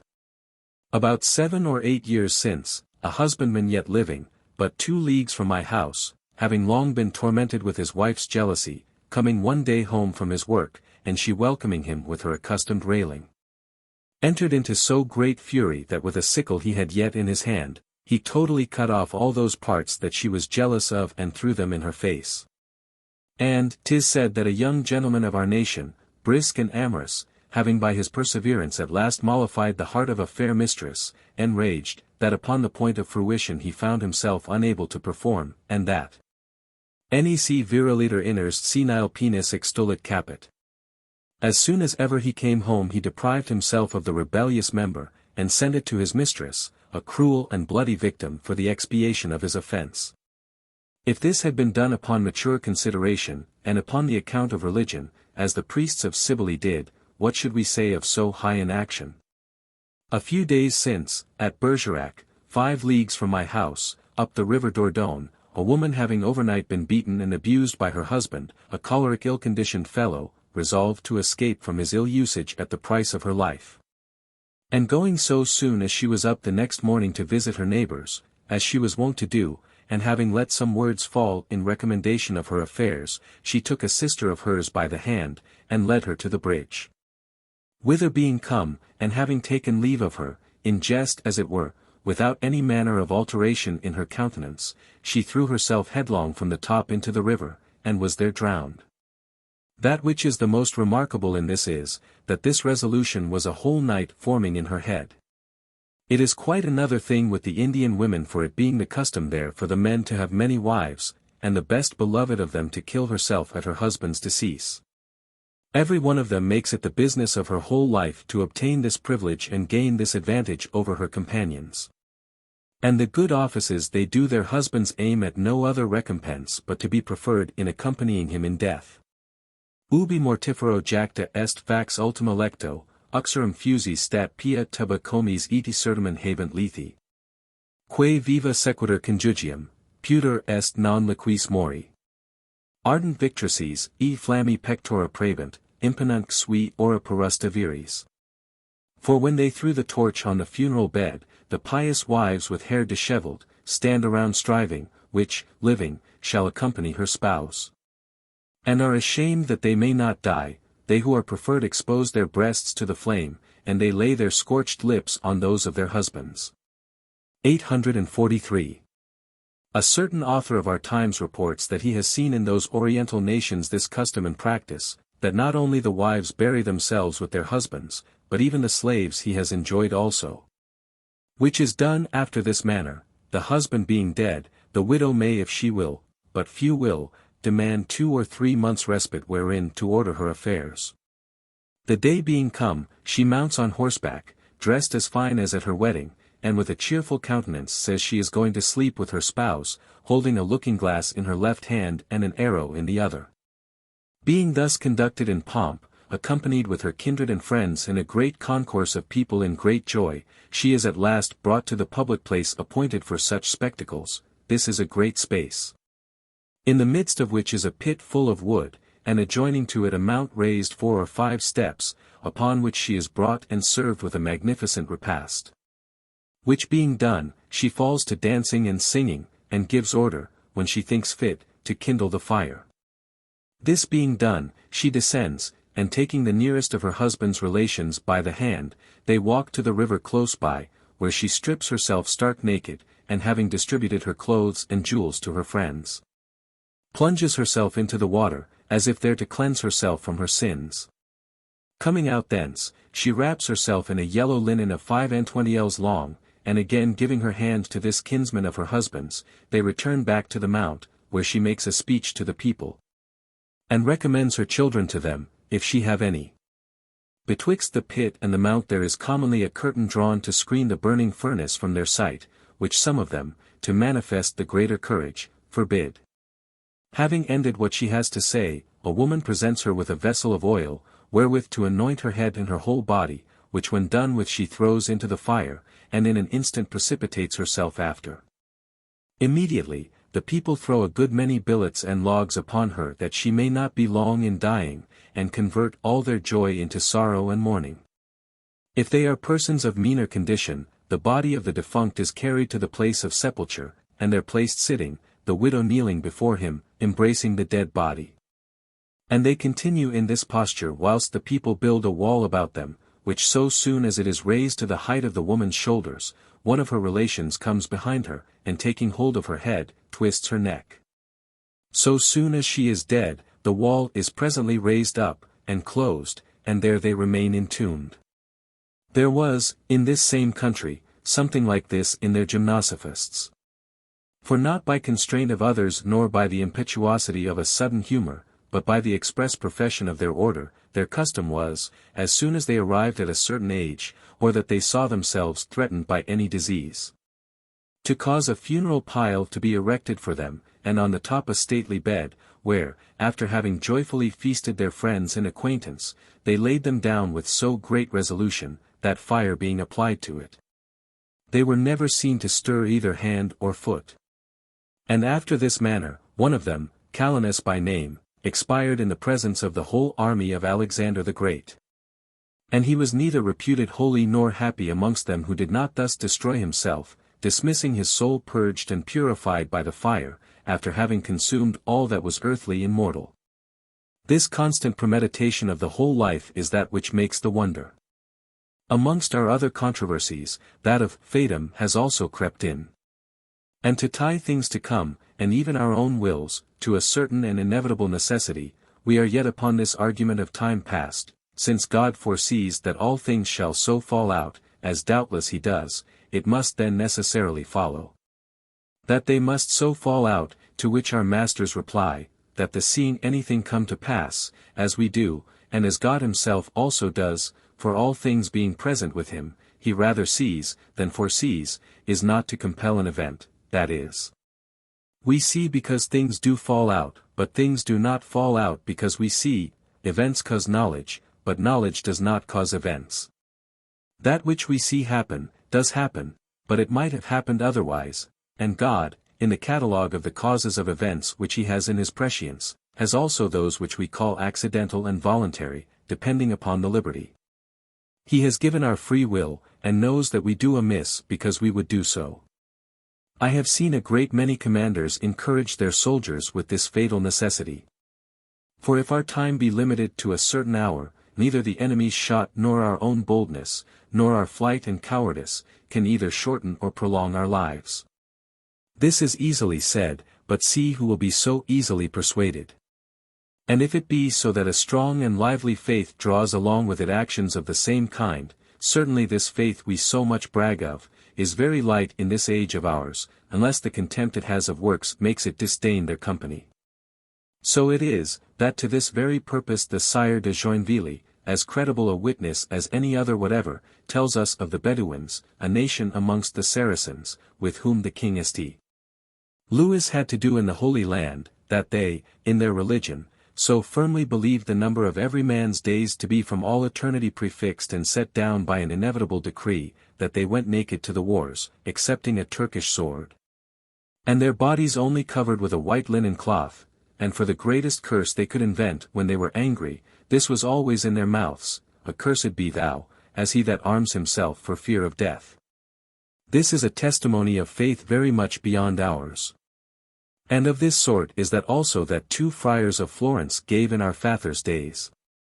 Being engaged in some controversy of learning, they agreed to go both of them into the fire in the sight of all the people, each for the verification of his argument, and all things were already prepared. And the thing just upon the point of execution, when it was interrupted by an unexpected accident.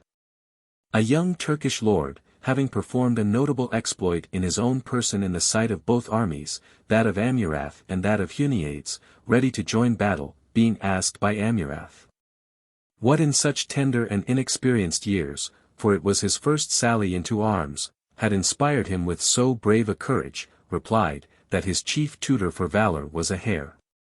For being, said he, one day a hunting, I found a hare sitting, and though I had a brace of excellent greyhounds with me, yet methought it would be best for sureness to make use of my bow, for she sat very fair. I then fell to letting fly my arrows, and shot 40 that I had in my quiver, not only without hurting, but without starting her from her form. At last I slipped my dogs after her, but to no more purpose than I had shot, by which I understood that she had been secured by her destiny. And, that neither darts nor swords can wound without the permission of fate, which we can neither hasten nor defer. This story may serve, by the way, to let us see how flexible our reason is to all sorts of images. A person of great years, name, dignity, and learning boasted to me that he had been induced to a certain very important change in his faith by a strange and whimsical incitation, and one otherwise so inadequate, that I thought it much stronger. Taken the contrary way, he called it a miracle, and so I look upon it, but in a different sense. The Turkish historians say, that the persuasion those of their nation have imprinted in them of the fatal and unalterable prescription of their days, manifestly conduces to the giving them great assurance in dangers.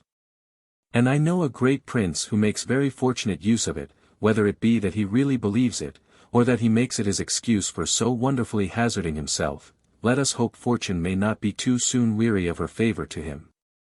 There has not happened in our memory a more admirable effect of resolution than in those 2 who conspired the death of the Prince of Orange. 844. 'Tis marvellous how the second who executed it, could ever be persuaded into an attempt, wherein his companion, who had done his utmost, had had so ill success. And after the same method, and with the same arms, to go attack a lord, armed with so recent a late lesson of distrust, powerful in followers and bodily strength, in his own hall, amidst his guards, and in a city wholly at his devotion. Assuredly, he employed a very resolute arm and a courage inflamed with furious passion.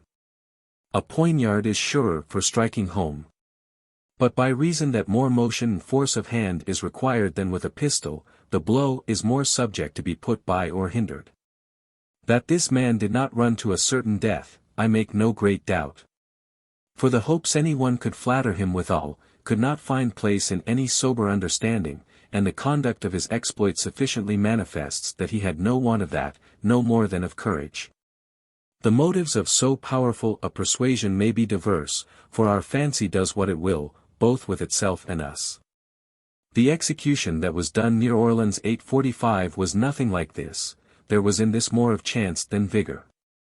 The wound was not mortal, if fortune had not made it so, and to attempt to shoot on horseback, and at a great distance, by one whose body was in motion from the motion of his horse, was the attempt of a man who had rather miss his blow than fail of saving himself. This was apparent from what followed, for he was so astonished and stupefied with the thought of so high an execution, that he totally lost his judgment both to find his way to flight and to govern his tongue. What needed he to have done more than to fly back to his friends across the river? 'Tis what I have done in less dangers, and that I think of very little hazard, how broad soever the river may be, provided your horse have easy going in, and that you see on the other side easy landing according to the stream. The other 846 when they pronounced his dreadful sentence, I was prepared for this, said he, beforehand, and I will make you wonder at my patience. The Assassins, a nation bordering upon Phoenicia, are reputed amongst the Mohammedans a people of very great devotion and purity of manners. They hold that the nearest way to gain paradise is to kill someone of a contrary religion. Which is the reason they have often been seen, being but 1 or 2, and without armor, to attempt against powerful enemies, at the price of a certain death and without any consideration of their own danger. So was our Raimond, Count of Tripoli, assassinated, which word is derived from their name, in the heart of his city 847 during our enterprises of the Holy War, and likewise Conrad, Marquis of Montferrat. The murderers at their execution bearing themselves with great pride and glory that they had performed so brave an exploit. Chapter 30. Of a Monstrous Child. This story shall go by itself, for I will leave it to physicians to discourse of. 2 days ago I saw a child that 2 men and a nurse, who said they were the father, the uncle, and the aunt of it, carried about to get money by showing it, by reason it was so strange a creature. It was, as to all the rest, of a common form, and could stand upon its feet, could go and gabble much like other children of the same age. It had never as yet taken any other nourishment but from the nurse's breasts, and what, in my presence, they tried to put into the mouth of it, it only chewed a little and spat it out again without swallowing. The cry of it seemed indeed a little odd and particular, and it was just 14 months old. Under the breast it was joined to another child, but without a head, and which had the spine of the back without motion, the rest entire. For though it had one arm shorter than the other, it had been broken by accident at their birth, they were joined breast to breast, and as if a lesser child sought to throw its arms about the neck of one something bigger. The juncture and thickness of the place where they were conjoined was not above 4 fingers, or thereabouts, so that if you thrust up the imperfect child you might see the navel of the other below it. And the joining was betwixt the paps and the navel. The navel of the imperfect child could not be seen, but all the rest of the belly, so that all that was not joined of the imperfect one, as arms, buttocks, thighs, and legs, hung dangling upon the other, and might reach to the mid-leg. The nurse, moreover, told us that it urined at both bodies, and that the members of the other were nourished, sensible, and in the same plight with that she gave suck to, excepting that they were shorter and less. This double body in several limbs relating to one head might be interpreted a favorable prognostic to the king 848 of maintaining these various parts of our state under the union of his laws. But lest the event should prove otherwise, 'tis better to let it alone, for in things already past there needs no divination. Ut quum fax sunt, tum ad conjecturam alica interpretation revocenter. So as when they are come to pass, they may then by some interpretation be recalled to conjecture. 849. As, 'tis said of Epimenides, that he always prophesied backward. I have just seen a herdsman in Madoc, of about 30 years of age, who has no sign of any genital parts, he has 3 holes by which he incessantly voids his water, he is bearded, has desire, and seeks contact with women. Those that we call monsters are not so to God, who sees in the immensity of his work the infinite forms that he has comprehended therein. And it is to be believed that this figure which astonishes us has relation to some other figure of the same kind unknown to man. From his all-wisdom nothing but good, common, and regular proceeds. But we do not discern the disposition and relation. Quod cribro vidit, non mirator, idiamsi, cur fiat, nescit. Quod anti non vidit, id, si evenerit, ostentum esse senset. What he often sees he does not admire, though he be ignorant how it comes to pass.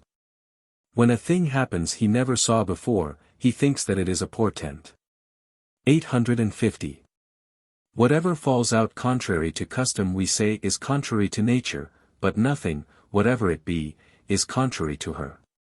Let, therefore, this universal and natural reason expel the error and astonishment that novelty brings along with it. Chapter 31. Of Anger. Plutarch is admirable throughout, but especially where he judges of human actions. What fine things does he say in the comparison of Lycurgus and Numa upon the subject of our great folly in abandoning children to the care and government of their fathers. The most of our civil governments, as Aristotle says, leave, after the manner of the Cyclopes, to every one the ordering of their wives and children, according to their own foolish and indiscreet fancy. And the Lacedaemonian and Cretan are almost the only governments that have committed the education of children to the laws.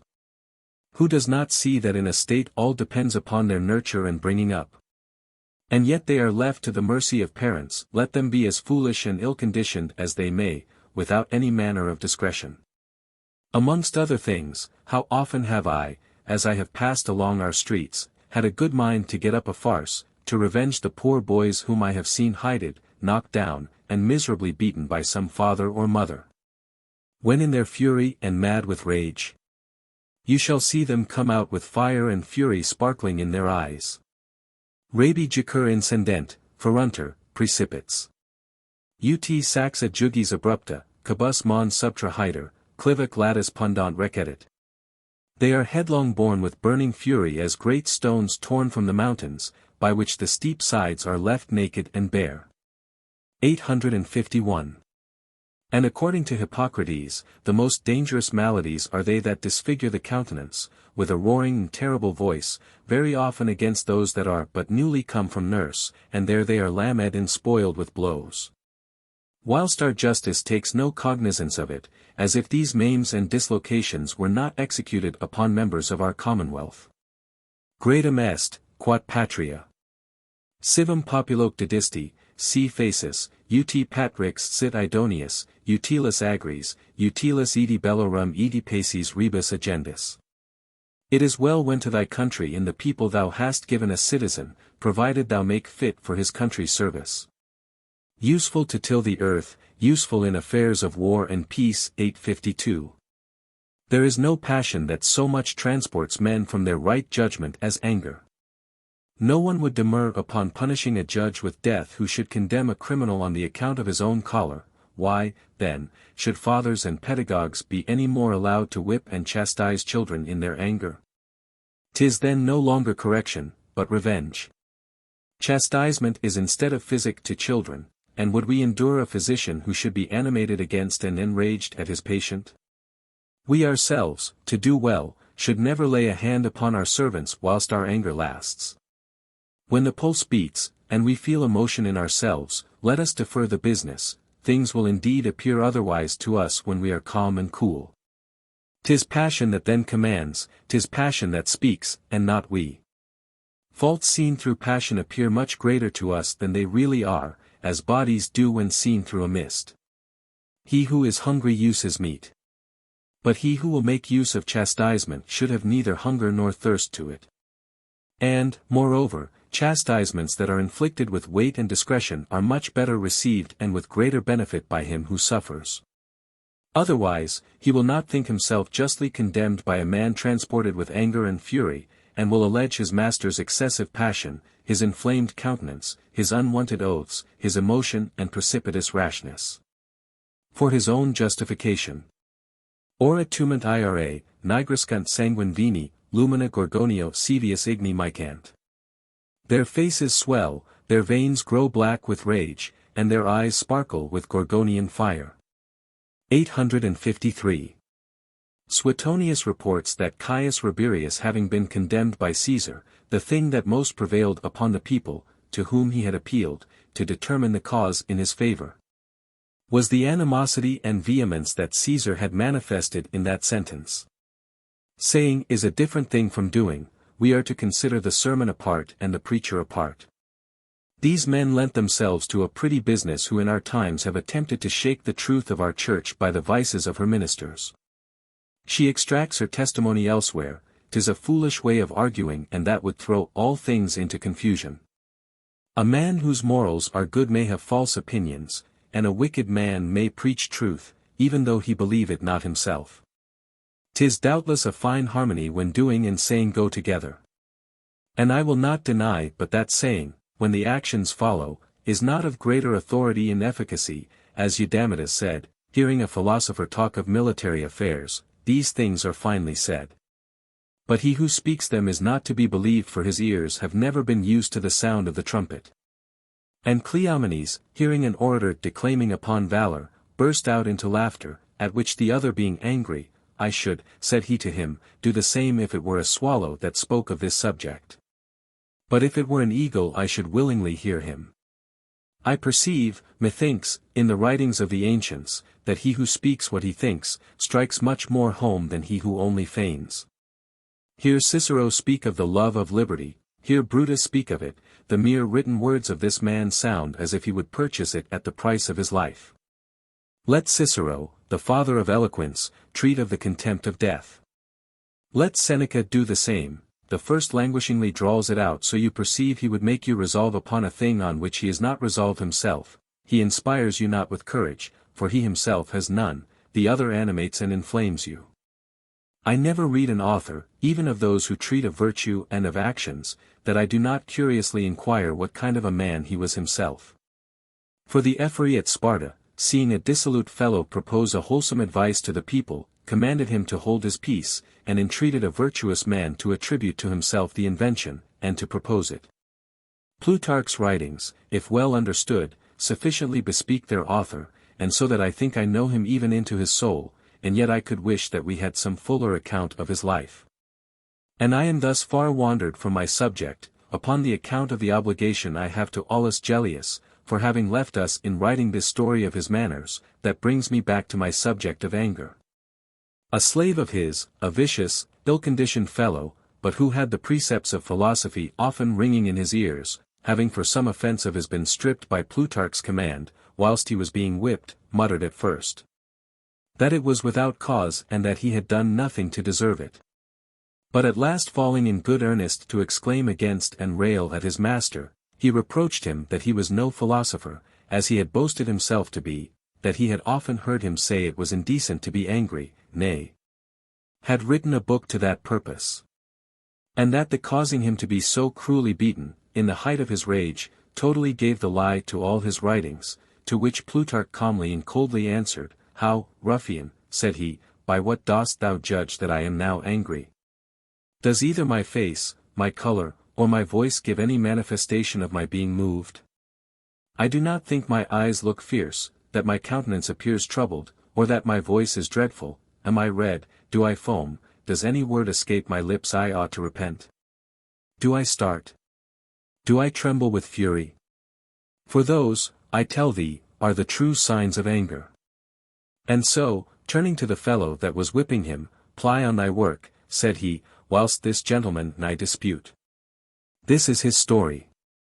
Archytas Tarentinus, returning from a war wherein he had been captain general, found all things in his house in very great disorder, and his lands quite out of tillage, through the ill husbandry of his receiver. And having caused him to be called to him, Go, said he, if I were not in anger I would soundly drub your sides. Plato likewise, being highly offended with one of his slaves, gave Speusippus order to chastise him, excusing himself from doing it because he was in anger. And Charillus, a Lacedaemonian, to a Helot, who carried himself insolently towards him, By the gods, said he, if I was not angry, I would immediately cause thee to be put to death. 'Tis a passion that is pleased with and flatters itself. How often, being moved under a false cause, if the person offending makes a good defense and presents us with a just excuse, are we angry against truth and innocence itself?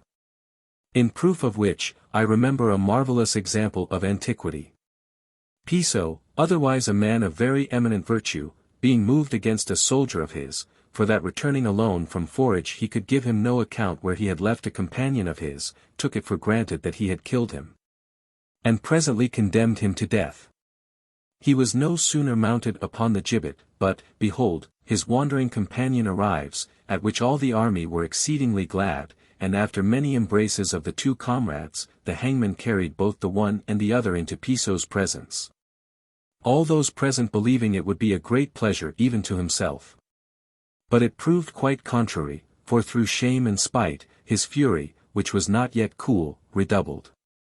And by a subtlety which his passion suddenly suggested to him, he made 3 criminals for having found one innocent, and caused them all to be dispatched, the first soldier, because sentence had passed upon him.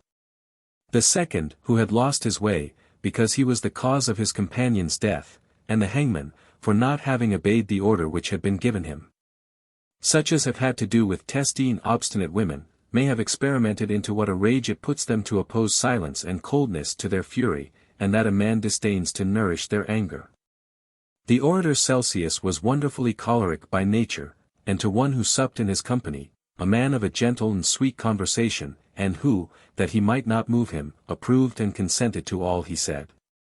He, impatient that his ill humor should thus spend itself without aliment, for the love of the gods deny me something, said he, that we may be two.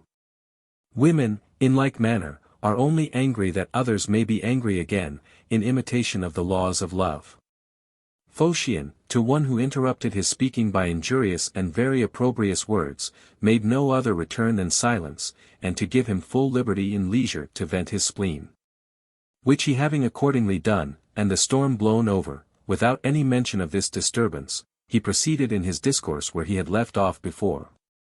No answer can nettle a man like such a contempt. Of the most choleric man in France, anger is always an imperfection, but more excusable in a soldier, for in that trade it cannot sometimes be avoided. I often say, that he is the most patient man that I know, and the most discreet in bridling his passions, which rise in him with so great violence and fury. Magno voluti cum flamma sonor vergia segeritur costis undantis ahem, exsultant adhu latices, furit intus aqui viscount fumitus ec alti spumis exuberat amnis, nec jam se capit unda. Volet vapor a terre ad auras.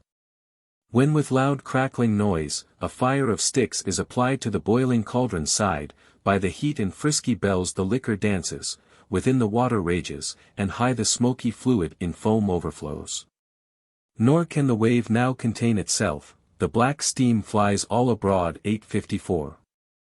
That he must of necessity cruelly constrain himself to moderate it. And for my part, I know no passion which I could with so much violence to myself attempt to cover and conceal. I would not set wisdom at so high a price, and do not so much consider what a man does, as how much it costs him to do no worse. Another boasted himself to me of the regularity and gentleness of his manners, which are to truth very singular. To whom I replied, that it was indeed something, especially persons of so eminent a quality as himself, upon whom every one had their eyes, to present himself always well-tempered to the world. But that the principal thing was to make provision for within and for himself. And that it was not in my opinion very well to order his business outwardly well, and to grate himself within, which I was afraid he did, in putting on and maintaining this mask and external appearance. A man incorporates anger by concealing it, as Diogenes told Demosthenes, who, for fear of being seen in a tavern, withdrew himself the more retiredly into it. The more you retire backward, the farther you enter in.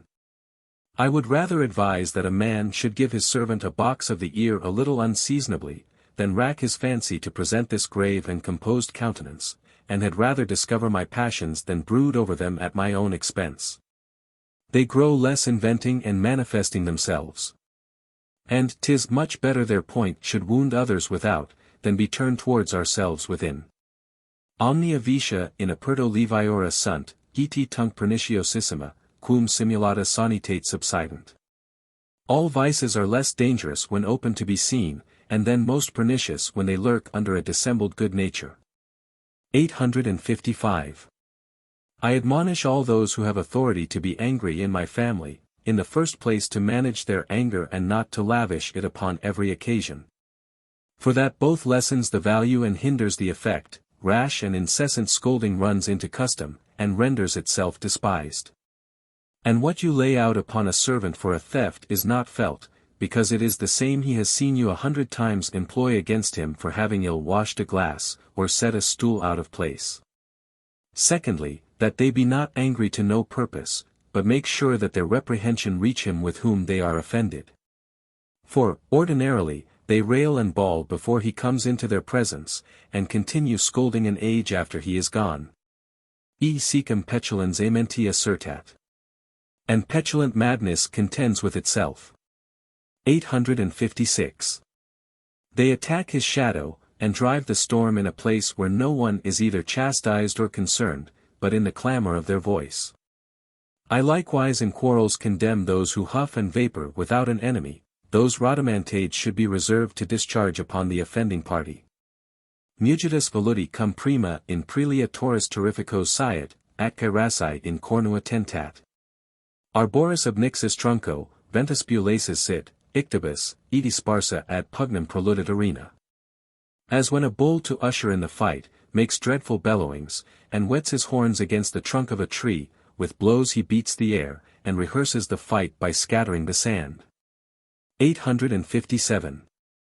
When I am angry, my anger is very sharp but withal very short, and as private as I can.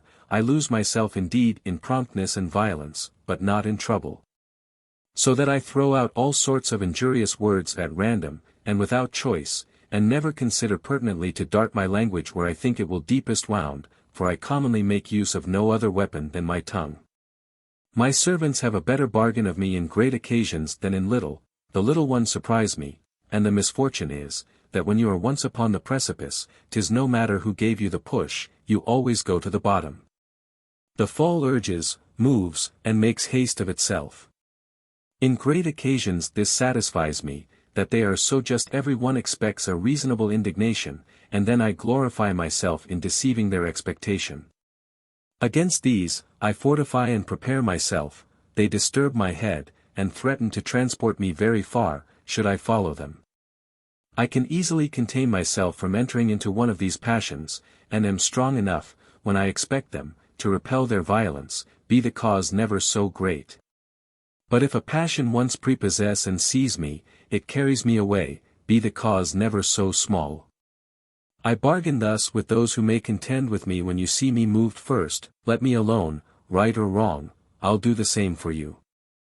The storm is only begot by a concurrence of angers, which easily spring from one another, and are not born together. Let every one have his own way, and we shall be always at peace. A profitable advice, but hard to execute. Sometimes also it falls out that I put on a seeming anger, for the better governing of my house, without any real emotion. As age renders my humors more sharp, I study to oppose them, and will, if I can, order it so, that for the future I may be so much the less peevish and hard to please, as I have more excuse and inclination to be so.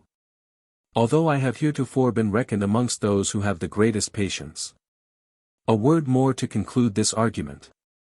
Aristotle says, that anger sometimes serves for arms to virtue and valor. That is probable. Nevertheless, they who contradict him pleasantly answer, that 'tis a weapon of novel use, for we move all other arms, this moves us, our hand guides it not, 'tis it that guides our hand, it holds us, we hold not it. Chapter 32. Defense of Seneca and Plutarch. The familiarity I have with these two authors, and the assistance they have lent to my age and to my book, wholly compiled of what I have borrowed from them, oblige me to stand up for their honor. As to Seneca, amongst a million of little pamphlets that those of the so-called reformed religion disperse abroad for the defense of their cause, and which sometimes proceed from so good a hand, that 'tis pity his pen is not employed in a better subject, I have formerly seen one, that to make up the parallel he would fain find out betwixt the government of our late poor King Charles IX. and that of Nero, compares the late Cardinal of Lorraine with Seneca, their fortunes, in having both of them been the prime ministers in the government of their princes, and in their manners, conditions, and deportments to have been very near alike. Wherein, in my opinion, he does the said cardinal a very great honor. For though I am one of those who have a very high esteem for his wit, eloquence, and zeal to religion and the service of his king, and his good fortune to have lived in an age wherein it was so novel, so rare, and also so necessary for the public good to have an ecclesiastical person of such high birth and dignity, and so sufficient and capable of his place. Yet, to confess the truth, I do not think his capacity by many degrees near to the other, nor his virtue either so clean, entire, or steady as that of Seneca. Now the book whereof I speak, to bring about its design, gives a very injurious description of Seneca, having borrowed its approaches from Dion the historian, whose testimony I do not at all believe, for besides that he is inconsistent. That after having called Seneca one while very wise, and again a mortal enemy to Nero's vices, makes him elsewhere avaricious, an usurer, ambitious, effeminate, voluptuous, and a false pretender to philosophy. His virtue appears so vivid and vigorous in his writings, and his vindication is so clear from any of these imputations, as of his riches and extraordinarily expensive way of living, that I cannot believe any testimony to the contrary. And besides, it is much more reasonable to believe the Roman historians in such things than Greeks and foreigners. Now Tacitus and the rest speak very honorably both of his life and death, and represent him to us a very excellent and virtuous person in all things. And I will allege no other reproach against Dion's report but this, which I cannot avoid, namely, that he has so weak a judgment in the Roman affairs, that he dares to maintain Julius Caesar's cause against Pompey, and that of Antony against Cicero. Let us now come to Plutarch. Jean Bodin is a good author of our times, and a writer of much greater judgment than the rout of scribblers of his age, and who deserves to be read and considered. I find him, though, a little bold in this passage of his method of history, where he accuses Plutarch not only of ignorance, wherein I would have let him alone, for that is beyond my criticism, but that he often writes things incredible and absolutely fabulous. These are his own words. If he had simply said, that he had delivered things otherwise than they really are, it had been no great reproach. For what we have not seen, we are forced to receive from other hands, and take upon trust, and I see that he purposely sometimes variously relates the same story, as the judgment of the 3 best captains that ever were, given by Hannibal. 'Tis one way in the life of Flammius, and another in that of Pyrrhus. But to charge him with having taken incredible and impossible things for current pay, is to accuse the most judicious author in the world of want of judgment. And this is his example. As, says he, when he relates that a Lacedaemonian boy suffered his bowels to be torn out by a fox cub he had stolen, and kept it still concealed under his coat till he fell down dead, rather than he would discover his theft. I find, in the first place, this example ill-chosen, forasmuch as it is very hard to limit the power of the faculties of the soul, whereas we have better authority to limit and know the force of the bodily limbs. And therefore, if I had been he, I should rather have chosen an example of this second sort. And there are some of these less credible, and amongst others, that which he refates of Pyrrhus, that, all wounded as he was, he struck one of his enemies, who was armed from head to foot, so great a blow with his sword, that he clave him down from his crown to his seat, so that the body was divided into 2 parts. In this example I find no great miracle, nor do I admit the excuse with which he defends Plutarch, in having added these words, as 'tis said, to suspend our belief. For unless it be in things received by authority, and the reverence to antiquity or religion, he would never have himself admitted, or enjoined us to believe things incredible in themselves. And that these words, as 'tis said, are not put in this place to that effect, is easy to be seen, because he elsewhere relates to us, upon this subject, of the patience of the Lacedaemonian children, examples happening in his time, more unlikely to prevail upon our faith. As what Cicero has also testified before him, as having, as he says, been upon the spot, that even to their times there were children found who, in the trial of patience they were put to before the altar of Diana, suffered themselves to be there whipped till the blood ran down all over their bodies, not only without crying out, but without so much as a groan, and some till they there voluntarily lost their lives, and that which Plutarch also, amongst 100 other witnesses, relates, that at a sacrifice, a burning coal having fallen into the sleeve of a Lacedaemonian boy, as he was censing, he suffered his whole arm to be burned, till the smell of the broiling flesh was perceived by those present. There was nothing, according to their custom, wherein their reputation was more concerned, nor for which they were to undergo more blame and disgrace, than in being taken in theft. I am so fully satisfied of the greatness of those people, that this story does not only not appear to me, as to Bodin, incredible, but I do not find it so much as rare and strange. The Spartan history is full of 1,000 more cruel and rare examples, and is, indeed, all miracle in this respect.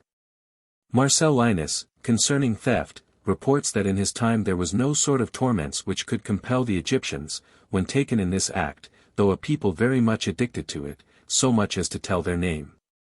A Spanish peasant, being put to the rack as to the accomplices of the murder of the praetor Lucius Piso, cried out in the height of the torment, that his friends should not leave him, but look on in all assurance, and that no pain had the power to force from him one word of confession, which was all they could get the first day. The next day, as they were leading him a second time to another trial, strongly disengaging himself from the hands of his guards, he furiously ran his head against a wall, and beat out his brains. Epicharus, having tired and glutted the cruelty of Nero's satellites, and undergone their fire, their beating, their racks, a whole day together, without one syllable of confession of her conspiracy. Being the next day brought again to the rack, with her limbs almost torn to pieces, conveyed the lace of her robe with a running noose over one of the arms of her chair, and suddenly slipping her head into it, with the weight of her own body hanged herself. Having the courage to die in that manner, is it not to be presumed that she purposely lent her life to the trial of her fortitude the day before, to mock the tyrant, and encourage others to the like attempt? And whoever will inquire of our troopers the experiences they have had in our civil wars, will find effects of patience and obstinate resolution in this miserable age of ours, and amongst this rabble even more effeminate than the Egyptians, worthy to be compared with those we have just related of the Spartan virtue. I know there have been simple peasants amongst us who have endured the soles of their feet to be broiled upon a gridiron, their finger ends to be crushed with the cock of a pistol, and their bloody eyes squeezed out of their heads by force of a cord twisted about their brows, before they would so much as consent to a ransom. I have seen one left stark naked for dead in a ditch, his neck black and swollen, with a halter yet about it with which they had dragged him all night at a horse's tail, his body wounded in 100 places, with stabs of daggers that had been given him, not to kill him, but to put him to pain and to affright him, who had endured all this, and even to being speechless and insensible, resolved, as he himself told me, rather to die 1,000 deaths, as indeed, as to matter of suffering, he had borne one, before he would promise anything. And yet he was one of the richest husbandmen of all the country. How many have been seen patiently to suffer themselves to be burnt and roasted for opinions taken upon trust from others, and by them not at all understood? I have known 100 women, for Gascony has a certain prerogative for obstinacy, whom you might sooner have made eat fire than forsake an opinion they had conceived in anger. They are all the more exasperated by blows and constraint. And he that made the story of the woman who, in defiance of all correction, threats, and bastinadoes, ceased not to call her husband lousy knave, and who being plunged over head and ears in water, yet lifted her hands above her head and made a sign of cracking lice, feigned a tale of which, in truth, we every day see a manifest image in the obstinacy of women. And obstinacy is the sister of constancy, at least in vigor and stability. We are not to judge what is possible and what is not, according to what is credible and incredible to our apprehension, as I have said elsewhere, and it is a great fault, and yet one that most men are guilty of, which, nevertheless, I do not mention with any reflection upon Bodin, to make a difficulty of believing that in another which they could not or would not do themselves. Every one thinks that the sovereign stamp of human nature is imprinted in him, and that from it all others must take their rule, and that all proceedings which are not like his are feigned and false.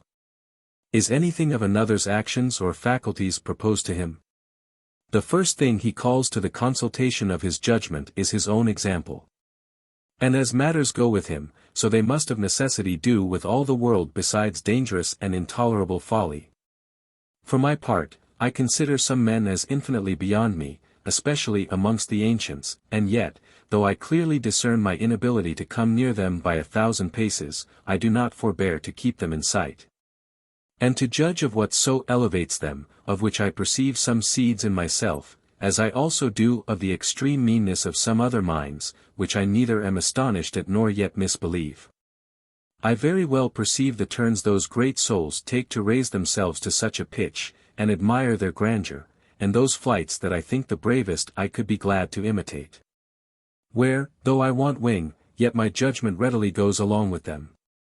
The other example he introduces of things incredible and wholly fabulous, delivered by Plutarch, is, that Agesilaus was fined by the Ephori for having wholly engrossed the hearts and affections of his citizens to himself alone. And herein I do not see what sign of falsity is to be found. Clearly Plutarch speaks of things that must needs be better known to him than to us.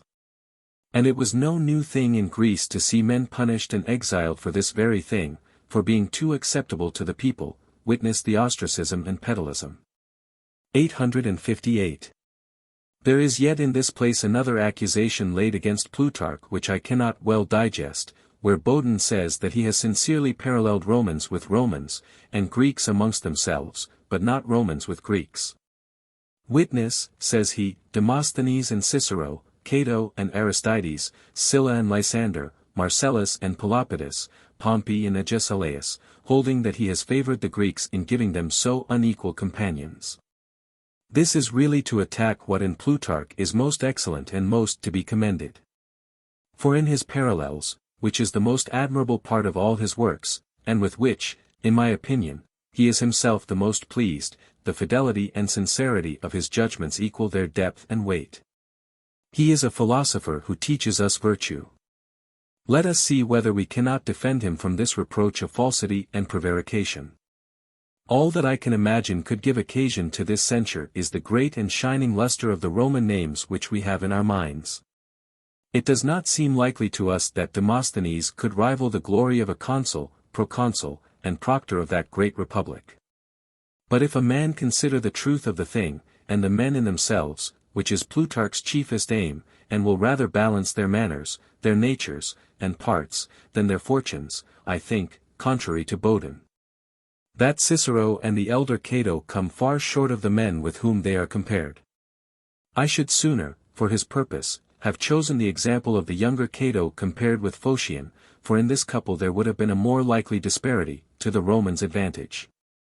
As to Marcellus, Sylla, and Pompey, I very well discern that their exploits of war are greater and more full of pomp and glory than those of the Greeks, whom Plutarch compares with them.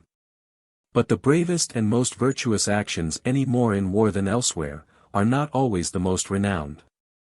I often see the names of captains obscured by the splendor of other names of less desert. Witness Labienus, Ventidius, Telesinus, and several others. And to take it by that, were I to complain on the behalf of the Greeks, could I not say, that Camillus was much less comparable to Themistocles, the Gracchi to Agis and Cleomenes, and Numa to Lycurgus? But 'tis folly to judge, at one view, of things that have so many aspects. When Plutarch compares them, he does not, for all that, make them equal, who could more learnedly and sincerely have marked their distinctions? Does he parallel the victories, feats of arms, the force of the armies conducted by Pompey, and his triumphs, with those of Agesilaus? I do not believe, says he, that Xenophon himself, if he were now living, though he were allowed to write whatever pleased him to the advantage of Agesilaus, would dare to bring them into comparison. Does he speak of paralleling Lysander to Sylla?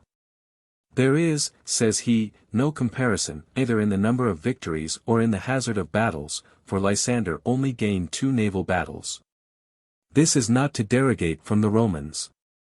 For having only simply named them with the Greeks, he can have done them no injury, what disparity soever there may be betwixt them, and Plutarch does not entirely oppose them to one another, there is no preference in general. He only compares the pieces and circumstances one after another, and gives of every one a particular and separate judgment. Wherefore, if any one could convict him of partiality, he ought to pick out some one of those particular judgments, or say, in general, that he was mistaken in comparing such a Greek to such a Roman, when there were others more fit and better resembling to parallel him to. Chapter 33. The Story of Spurina. Philosophy thinks she has not ill employed her talent when she has given the sovereignty of the soul and the authority of restraining our appetites to reason. Amongst which, they who judge that there is none more violent than those which spring from love, have this opinion also, that they seize both body and soul, and possess the whole man, so that even health itself depends upon them.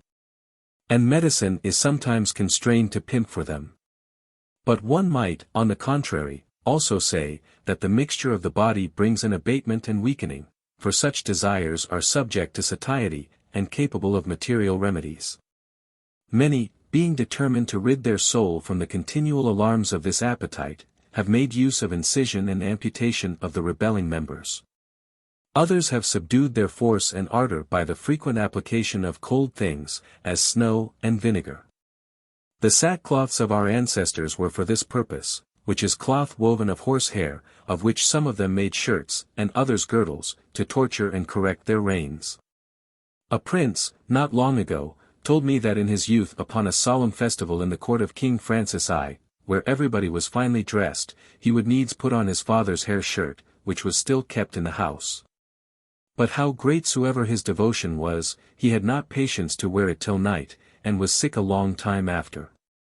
Adding withal, that he did not think there could be any youthful heat so fierce that the use of this recipe would not mortify, and yet perhaps he never essayed the most violent. For experience shows us, that such emotions are often seen under rude and slovenly clothes, and that a hair shirt does not always render those chaste who wear it. Xenocrates proceeded with greater rigor in this affair. For his disciples, to make trial of his continency, having slipped Lais, that beautiful and famous courtesan, into his bed, quite naked, excepting the arms of her beauty in her wanton allurements, her philters, finding that, in despite of his reason and philosophical rules, his unruly flesh began to mutiny, he caused those members of his to be burned that he found consenting to this rebellion. Whereas the passions which wholly reside in the soul, as ambition, avarice, and the rest, find the reason much more to do, because it cannot there be helped but by its own means. Neither are those appetites capable of satiety, but grow sharper and increase by fruition. The sole example of Julius Caesar may suffice to demonstrate to us the disparity of these appetites.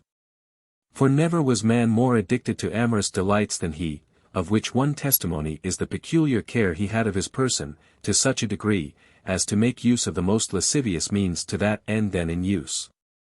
As to have all the hairs of his body twitched off, and to wipe all over with perfumes with the extremest nicety. And he was a beautiful person in himself, of a fair complexion, tall, and sprightly, full-faced, with quick hazel eyes, if we may believe Suetonius, for the statues of him that we see at Rome do not in all points answer this description. Besides his wives, whom he 4 times changed, without reckoning the amours of his boyhood with Nicomedes, king of Bithynia, he had the maidenhead of the renowned Cleopatra, queen of Egypt, witness the little Cesario whom he had by her. He also made love to Juno, queen of Mauritania, and at Rome, to Posthumia, the wife of Servius Sulpicius. To Lollia, the wife of Gabinius, to Tertulla, the wife of Crassus, and even to Mutia, wife to the great Pompey, which was the reason, the Roman historians say, that she was repudiated by her husband, which Plutarch confesses to be more than he knew. And the Curios, both father and son, afterwards reproached Pompey, when he married Caesar's daughter, that he had made himself son-in-law to a man who had made him cuckold, and one whom he himself was wont to call Aegisthus. Besides all these, he entertained Servilia, Cato's sister and mother to Marcus Brutus, whence, every one believes, proceeded the great affection he had to Brutus, by reason that he was born at a time when it was likely he might be his son. So that I have reason, methinks, to take him for a man extremely given to this debauch, and of very amorous constitution. But the other passion of ambition, with which he was infinitely smitten, arising in him to contend with the former, it was boon compelled to give way. And here calling to mind Muhammad, who won Constantinople, and finally exterminated the Grecian name, I do not know where these two were so evenly balanced. Equally an indefatigable lecher and soldier, but where they both meet in his life and jostle one another, the quarreling passion always gets the better of the amorous one. And this, though it was out of its natural season, never regained an absolute sovereignty over the other till he had arrived at an extreme old age and unable to undergo the fatigues of war. What is related for a contrary example of Ladislas, king of Naples, is very remarkable. That being a great captain, valiant and ambitious, he proposed to himself for the principal end of his ambition, the execution of his pleasure and the enjoyment of some rare and excellent beauty.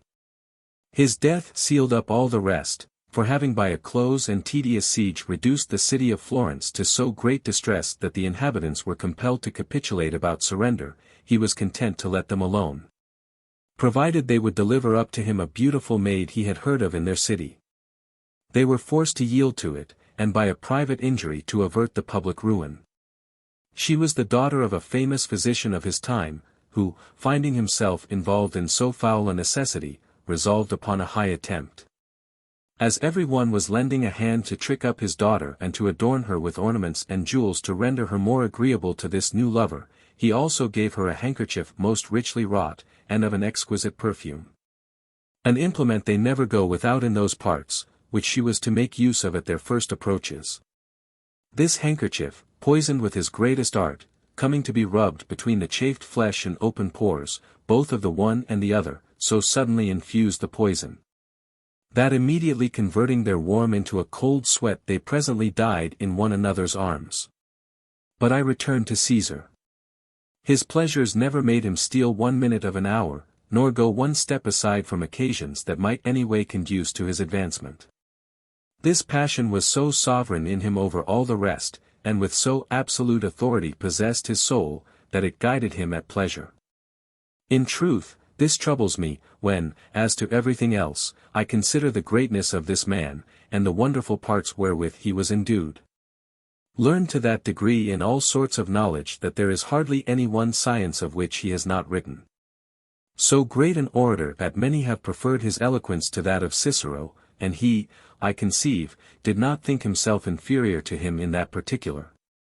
For his 2 Anti-Catos were written to counterbalance the elocution that Cicero had expended in his Cato. As to the rest, was ever soul so vigilant, so active, and so patient of labor as his? And, doubtless, it was embellished with many rare seeds of virtue, lively, natural, and not put on. He was singularly sober. So far from being delicate in his diet, that Oppius relates, how that having one day at table set before him medicated instead of common oil in some sauce, he ate heartily of it, that he might not put his entertainer out of countenance.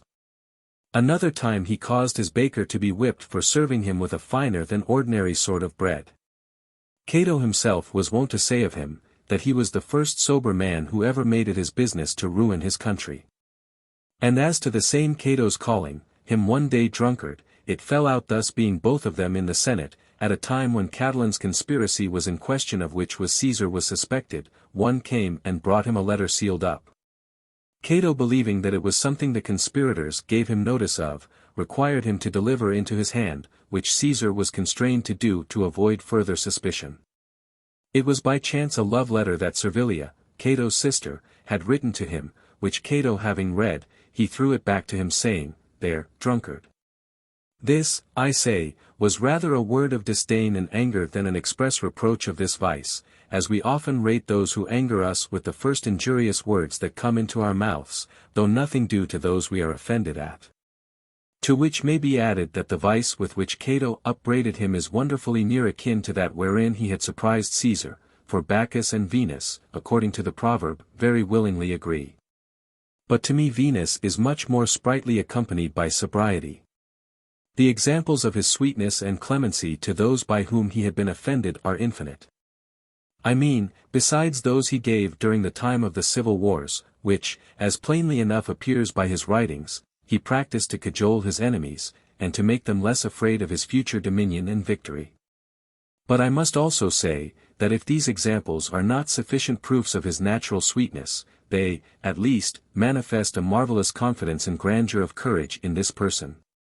He has often been known to dismiss whole armies, after having overcome them, to his enemies, without ransom, or deigning so much as to bind them by oath, if not to favor him, at least no more to bear arms against him. He has 3 or 4 times taken some of Pompey's captains prisoners, and has often set them at liberty. Pompey declared all those to be enemies who did not follow him to the war. He proclaimed all those to be his friends who sat still and did not actually take arms against him.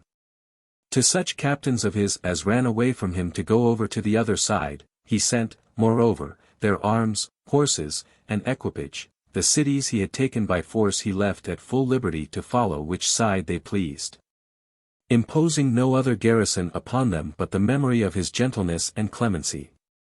He gave strict and express charge, the day of his great battle of Pharsalia, that, without the utmost necessity, no one should lay a hand upon the citizens of Rome. These, in my opinion, were very hazardous proceedings, and 'tis no wonder if those in our civil war, who, like him, fight against the ancient estate of their country, do not follow his example. They are extraordinary means, and that only appertain to Caesar's fortune, and to his admirable foresight in the conduct of affairs. When I consider the incomparable grandeur of his soul, I excuse victory that it could not disengage itself from him, even in so unjust and so wicked a cause. To return to his clemency, we have many striking examples in the time of his government, when, all things being reduced to his power, he had no more written against him which he had as sharply answered, yet he did not soon after forbear to use his interest to make him consul. Caius Calvus, who had composed several injurious epigrams against him, having employed many of his friends to mediate a reconciliation with him, Caesar voluntarily persuaded himself to write first to him. And our good Catullus, who had so rudely ruffled him under the name of Mamurra, coming to offer his excuses to him, he made the same day sit at his table. Having intelligence of some who spoke ill of him, he did no more, but only by a public oration declare that he had notice of it. He still less feared his enemies than he hated them. Some conspiracies and cabals that were made against his life being discovered to him, he satisfied himself in publishing by proclamation that they were known to him, without further prosecuting the conspirators. As to the respect he had for his friends, Caius Oppius, being with him upon a journey, and finding himself ill, he left him the only lodging he had for himself, and lay all night upon a hard ground in the open air. As to what concerns his justice, he put a beloved servant of his to death for lying with a noble Roman's wife, though there was no complaint made. Never had man more moderation in his victory, nor more resolution in his adverse fortune. But all these good inclinations were stifled and spoiled by his furious ambition, by which he suffered himself to be so transported and misled that one may easily maintain that this passion was the rudder of all his actions. Of a liberal man, it made him a public thief to supply this bounty and profusion, and made him utter this vile and unjust saying, that if the most wicked and profligate persons in the world had been faithful in serving him towards his advancement, he would cherish and prefer them to the utmost of his power, as much as the best of men. It intoxicated him with so excessive a vanity, as to dare to boast in the presence of his fellow citizens, that he had made the great commonwealth of Rome a name without form and without body. And to say that his answers for the future should stand for laws, and also to receive the body of the Senate coming to him, sitting, to suffer himself to be adored, and to have divine honors paid to him in his own presence. To conclude, this sole vice, in my opinion, spoiled in him the most rich and beautiful nature that ever was, and has rendered his name abominable to all good men. In that he would erect his glory upon the ruins of his country and the subversion of the greatest and most flourishing republic the world shall ever see. There might, on the contrary, many examples be produced of great men whom pleasures have made to neglect the conduct of their affairs, as Mark Antony and others. But where love and ambition should be in equal balance, and come to jostle with equal forces, I make no doubt but the last would win the prize. To return to my subject, 'tis much to bridle our appetites by the argument of reason, or, by violence, to contain our members within their duty. But to lash ourselves for our neighbor's interest, and not only to divest ourselves of the charming passion that tickles us, of the pleasure we feel in being agreeable to others, and courted and beloved of every one, but also to conceive a hatred against the graces that produce that effect, and to condemn our beauty because it inflames others. Of this, I confess, I have met with few examples. But this is one. Spurina, a young man of Tuscany. Qualis gemma micet, fulvum quae dividit orum, aut colo decus, aut cupitae, vel quaeli per artem inclusum buxo aut oritia terabintho lucidiber. As a gem shines enchased in yellow gold, or an ornament on the neck or head, or as ivory has luster, set by art in boxwood or Orician ebony. 859. Being endowed with a singular beauty, and so excessive, that the chastest eyes could not chastely behold its rays. Not contenting himself with leaving so much flame and fever as he everywhere kindled without relief, entered into a furious spite against himself and those great endowments nature had so liberally conferred upon him. As if a man were responsible to himself for the faults of others, and purposely slashed and disfigured, with many wounds and scars, the perfect symmetry and proportion that nature had so curiously imprinted in his face. To give my free opinion, I more admire than honor such actions, such excesses are enemies to my rules. The design was conscientious and good, but certainly a little defective in prudence. What if his deformity served afterwards to make others guilty of the sin of hatred or contempt, or of envy at the glory of so rare a recommendation, or of calumny, interpreting this humor a mad ambition. Is there any form from which vice cannot, if it will, extract occasion to exercise itself, one way or another? It had been more just, and also more noble, to have made of these gifts of God a subject of exemplary regularity and virtue. They who retire themselves from the common offices, from that infinite number of troublesome rules that fetter a man of exact honesty in civil life, are in my opinion very discreet. What peculiar sharpness of constraint soever they impose upon themselves in so doing, 'tis in some sort a kind of dying to avoid the pain of living well. They may have another reward, but the reward of difficulty I fancy they can never have. Nor, in uneasiness, that there can be anything more or better done than the keeping oneself upright amid the waves of the world, truly and exactly performing all parts of our duty. 'Tis, peradventure, more easy to keep clear of the sex than to maintain one's self aright in all points in the society of a wife, and a man may with less trouble adapt himself to entire abstinence than to the due dispensation of abundance. Use, carried on according to reason, has in it more of difficulty than abstinence. Moderation is a virtue that gives more work than suffering.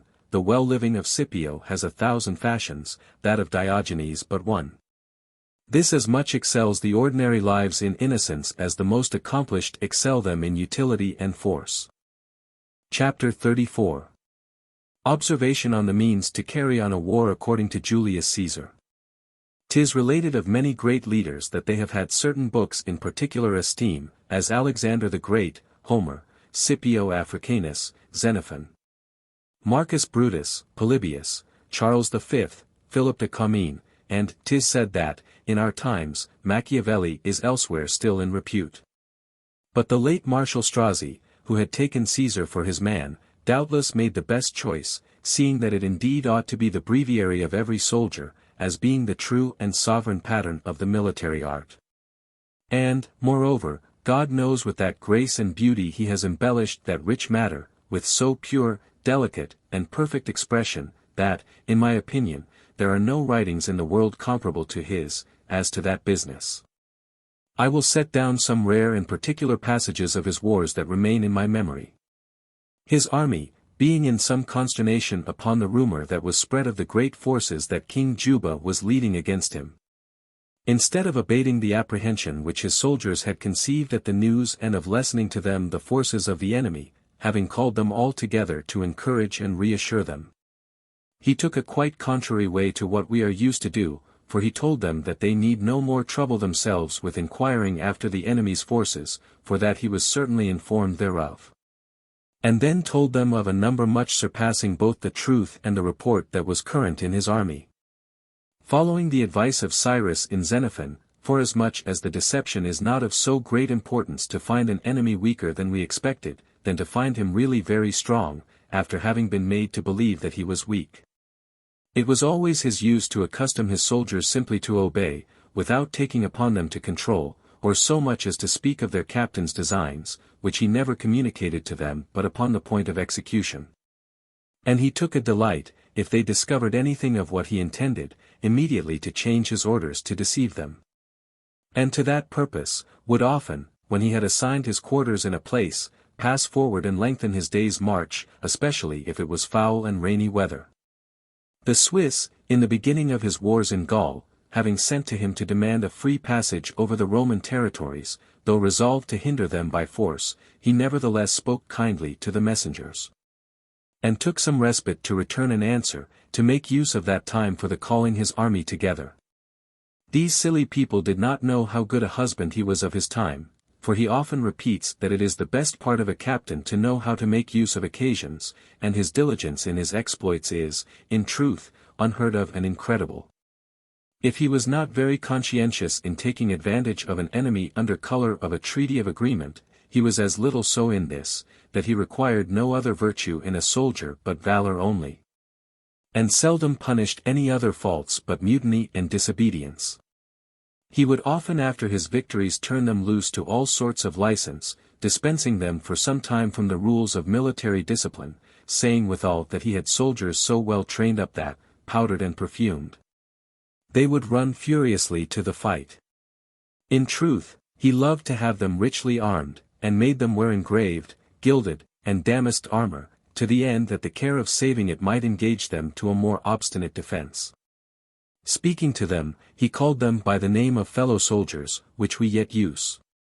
Which his successor, Augustus, reformed, supposing he had only done it upon necessity, and to cajole those who merely followed him as volunteers.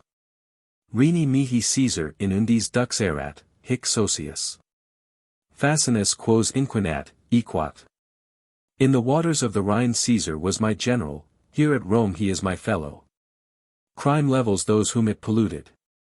860. But that this carriage was too mean and low for the dignity of an emperor and general of an army, and therefore brought up the custom of calling them soldiers only. With this courtesy Caesar mixed great severity to keep them in awe. The 9th legion having mutinied near Placentia, he ignominiously cashiered them, though Pompey was then yet on foot, and received them not again to grace till after many supplications. He quieted them more by authority and boldness than by gentle ways. In that place where he speaks of his passage over the Rhine to Germany, he says that, thinking it unworthy of the honor of the Roman people to waft over his army in vessels, he built a bridge that they might pass over dryfoot. There it was that he built that wonderful bridge of which he gives so particular a description, for he nowhere so willingly dwells upon his actions as in representing to us the subtlety of his inventions in such kind of handiwork. I have also observed this, that he set a great value upon his exhortations to the soldiers before the fight. For where he would show that he was either surprised or reduced to a necessity of fighting, he always brings in this, that he had not so much as leisure to harangue his army. Before that great battle with those of Tournai, Caesar, says he, having given order for everything else, presently ran where fortune carried him to encourage his people, and meeting with the 10th legion. Had no more time to say anything to them but this, that they should remember their wonted valor. Not to be astonished, but bravely sustain the enemy's encounter, and seeing the enemy had already approached within a dart's cast, he gave the signal for battle. And going suddenly thence elsewhere, to encourage others, he found that they were already engaged. Here is what he tells us in that place. His tongue, indeed, did him notable service upon several occasions, and his military eloquence was, in his own time, so highly reputed, that many of his army wrote down his harangues as he spoke them. By which means there were volumes of them collected that existed a long time after him. He had so particular a grace in speaking, that his intimates, and Augustus amongst others, hearing those orations read, could distinguish even to the phrases and words that were not his. The first time that he went out of Rome with any public command, he arrived in 8 days at the river Rhone, having with him in his coach a secretary or two before him who were continually writing, and him who carried his sword behind him. And certainly, though a man did nothing but go on, he could hardly attain that promptitude with which, having been everywhere victorious in Gaul, he left it, and, following Pompey to Brundusium, in 18 days' time he subdued all Italy. Returned from Brundusium to Rome, from Rome went into the very heart of Spain, where he surmounted extreme difficulties in the war against Afranius and Petreius, and in the long siege of Marseilles. Thence he returned into Macedonia, beat the Roman army at Pharsalia, passed thence in pursuit of Pompey into Egypt, which he also subdued. From Egypt he went into Syria and the territories of Pontus, where he fought Pharnaces. Thence into Africa, where he defeated Scipio and Juba, again returned through Italy, where he defeated Pompey's sons. Osier et cili fiammes, edi tigride foda. Swifter than lightning, or the cub-bearing tigress. 861. Ac veludi montis saxumda, vertis precepts cum ruta volsum vento, seu turbitus imber proluit, aut annis solvit sublapsa vetustas, furter in abruptum magno mons improbus actu, exultat solo, silvas, armenta, birasque, involvent secum. And as a stone torn from the mountain's top by the wind or rain torrents, or loosened by age, falls massive with mighty force, bounds here and there, in its course sweeps from the earth with it woods, herds, and men. 862. Speaking of the siege of Avaricum, he says, that it was his custom to be night and day with the pioneers. In all enterprises of consequence he always reconnoitred in person, and never brought his army into quarters till he had first viewed the place, and, if we may believe Suetonius, when he resolved to pass over into England. He was the first man that sounded the passage. He was wont to say that he more valued a victory obtained by counsel than by force, and in the war against Petreius and Afranius, fortune presenting him with an occasion of manifest advantage, he declined it, saying, that he hoped, with a little more time, but less hazard, to overthrow his enemies. He there also played a notable part in commanding his whole army to pass the river by swimming, without any manner of necessity. Rapuique ruins in Prelia miles, quod fugens timuisset, iter. Mox iuta regeptis membra fovent armis, gelidasca gurgite, cursor restitunt artis. The soldier rushing through a way to fight which he would have been afraid to have taken in flight, then with their armor they cover wet limbs, and by running restore warmth to their numbed joints. 863. I find him a little more temperate and considerate in his enterprises than Alexander, for this man seems to seek and run headlong upon dangers like an impetuous torrent which attacks and rushes against everything it meets, without choice or discretion. Sic toriformis volvitur offidus, corregna doni perflut apuli, dum savit, horrendant cultis diluvium meditator agris. So the biforked Offidus, which flows through the realm of the Apulian Daunus, when raging, threatens a fearful deluge to the tilled ground. 864. And, indeed, he was a general in the flower and first heat of his youth, whereas Caesar took up the trade at a ripe and well-advanced age. To which may be added that Alexander was of a more sanguine, hot, and choleric constitution, which he also inflamed with wine, from which Caesar was very abstinent. But where necessary occasion required, never did any man venture his person more than he, so much so, that for my part, methinks I read in many of his exploits a determinate resolution to throw himself away to avoid the shame of being overcome. In his great battle with those of Tournai, he charged up to the head of the enemies without his shield, just as he was seeing the van of his own army beginning to give ground, which also several other times befell him. Hearing that his people were besieged, he passed through the enemy's army in disguise to go and encourage them with his presence. Having crossed over to Dyrrhachium with very slender forces, and seeing the remainder of his army which he had left to Antony's conduct slow in following him, he undertook alone to repass the sea in a very great storms and privately stole away to fetch the rest of his forces, the ports on the other side being seized by Pompey, and the whole sea being in his possession. And as to what he performed by force of hand, there are many exploits that in hazard exceed all the rules of war. For with how small means did he undertake to subdue the kingdom of Egypt, and afterwards to attack the forces of Scipio and Juba, 10 times greater than his own. These people had, I know not what, more than human confidence in their fortune. And he was wont to say that men must embark, and not deliberate, upon high enterprises. After the battle of Pharsalia, when he had sent his army away before him into Asia, and was passing in one single vessel the strait of the Hellespont, he met Lucius Cassius at sea with 10 tall men of war. When he had the courage not only to stay his coming, but to sail up to him and summon him to yield, which he did. Having undertaken that furious siege of Alexia, where there were 80,000 men in garrison, all Gaul being in arms to raise the siege and having set an army on foot of 109,000 horse.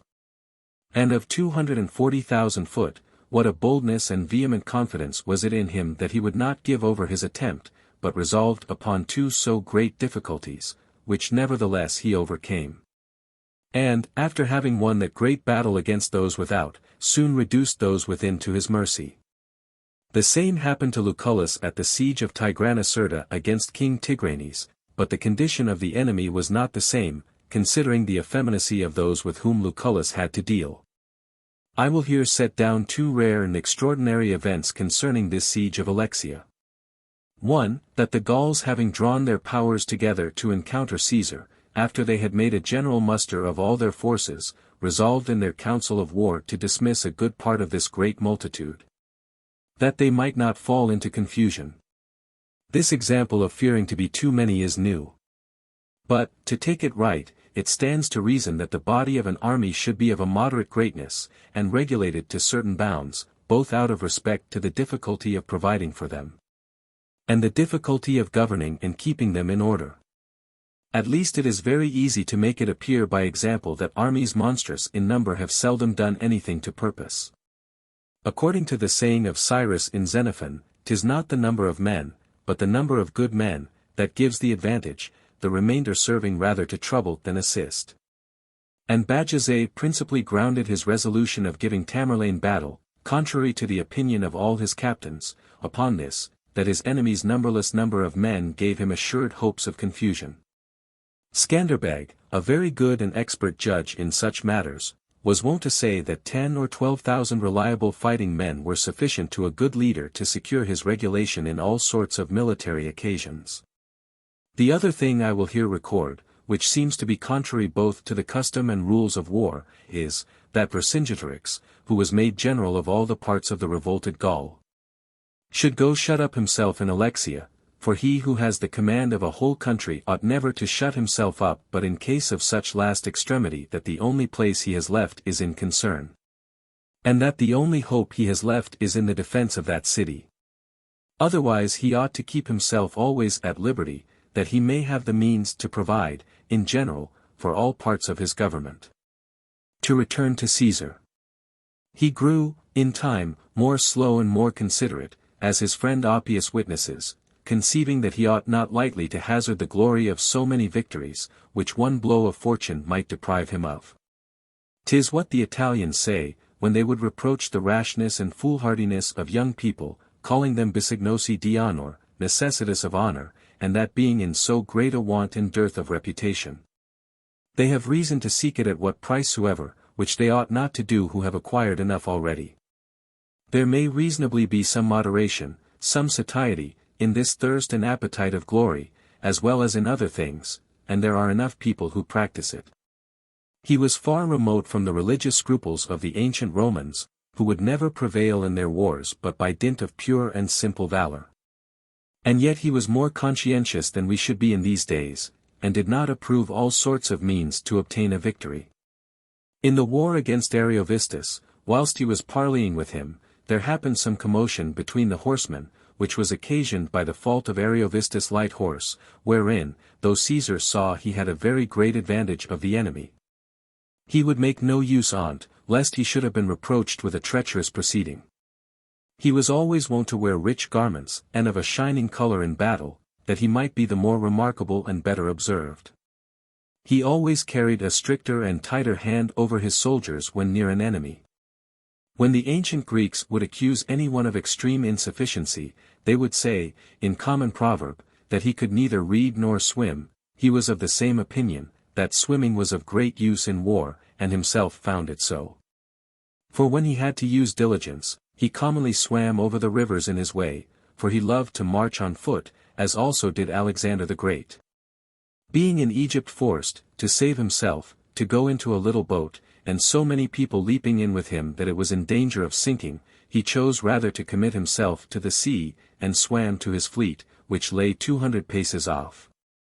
Holding in his left hand his tablets, and drawing his coat armor in his teeth, that it might not fall into the enemy's hand, and at this time he was of a pretty advanced age.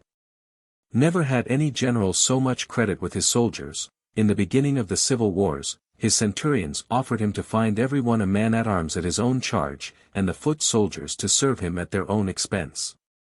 Those who were most at their ease, moreover, undertaking to defray the more necessitous.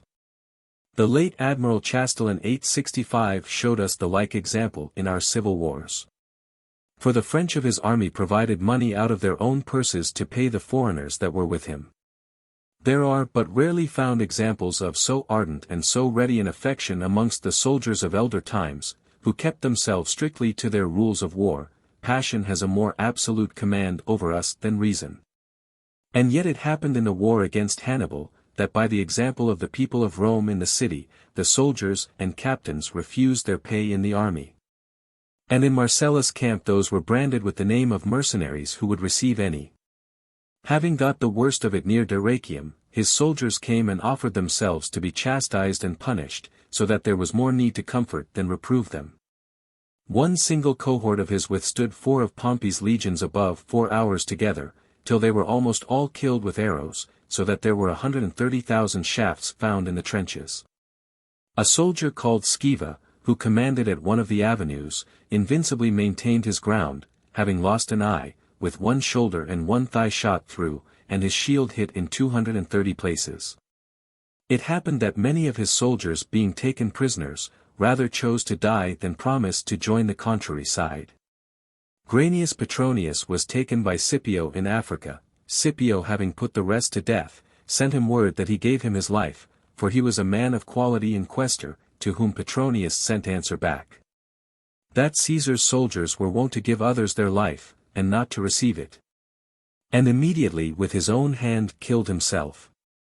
Of their fidelity there are infinite examples amongst them. That which was done by those who were besieged in Salona, a city that stood for Caesar against Pompey, is not, for the rarity of an accident that there happened, to be forgotten. Marcus Octavius kept them close besieged. They within being reduced to the extremest necessity of all things, so that to supply the want of men, most of them being either slain or wounded, they had manumitted all their slaves. And had been constrained to cut off all the women's hair to make ropes for their war engines, besides a wonderful dearth of victuals, and yet continuing resolute never to yield. After having drawn the siege to a great length, by which Octavius was grown more negligent and less attentive to his enterprise, they made choice of one day about noon, and having first placed the women and children upon the walls to make a show, sallied upon the besiegers with such fury, that having routed the first, second, and third body, and afterwards the fourth, and the rest, and beaten them all out of their trenches, they pursued them even to their ships. And Octavius himself was fain to fly to Dyrrachium, where Pompey lay. I do not at present remember that I have met with any other example where the besieged ever gave the besieger a total defeat and won the field, nor that a sortie ever achieved the result of a pure and entire victory.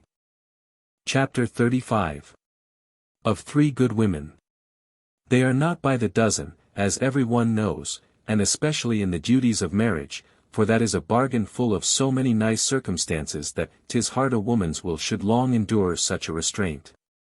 Men, though their condition be something better under that tie, have yet enough to do.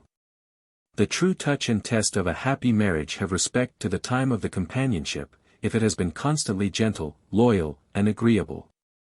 In our age, women commonly reserve the publication of their good offices, and their vehement affection towards their husbands, until they have lost them, or at least, till then defer the testimonies of their good will. A too slow testimony and unseasonable. By it they rather manifest that they never loved them till dead, their life is nothing but trouble, their death full of love and courtesy. As fathers conceal their affection from their children, women, likewise, conceal theirs from their husbands, to maintain a modest respect. This mystery is not for my palate, 'tis to much purpose that they scratch themselves and tear their hair. I whisper in a waiting woman's or secretary's ear, how were they, how did they live together? I always have that good saying in my head. Jactantius morent, quae minus dolent. They make the most ado who are least concerned. Or, they mourn the more ostentatiously, the less they grieve. 866. Their whimpering is offensive to the living and vain to the dead.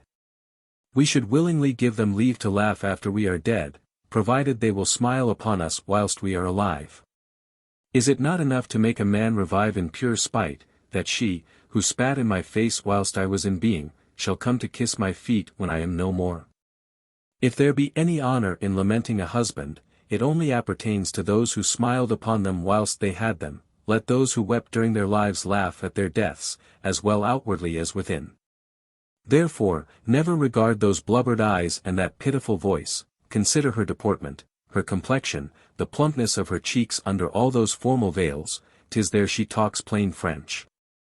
There are few who do not mend a pont, and health is a quality that cannot lie. That starched and ceremonious countenance looks not so much back as forward, and is rather intended to get a new husband than to lament the old. When I was a boy, a very beautiful and virtuous lady, who is yet living, the widow of a prince, wore somewhat more ornament in her dress than our laws of widowhood allow, and being reproached with it, she made answer that it was because she was resolved to have no more love affairs, and would never marry again. I have here, not at all dissenting from our customs, made choice of 3 women, who have also expressed the utmost of their goodness and affection about their husbands' deaths.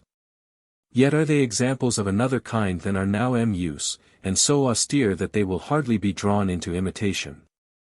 The younger Pliny had near a house of his in Italy a neighbor who was exceedingly tormented with certain ulcers in his private parts. His wife, seeing him so long to languish, entreated that he would give her leave to see and at leisure to consider of the condition of his disease, and that she would freely tell him what she thought.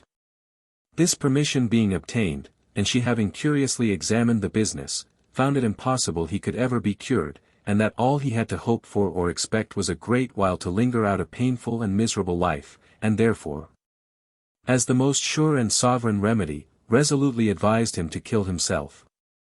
But finding him a little tender and backward in so rude an attempt, "Do not think, my friend," said she, "that the torments I see thee endure are not as sensible to me as to thyself, and that to deliver myself from them, I will not myself make use of the same remedy I have prescribed to thee.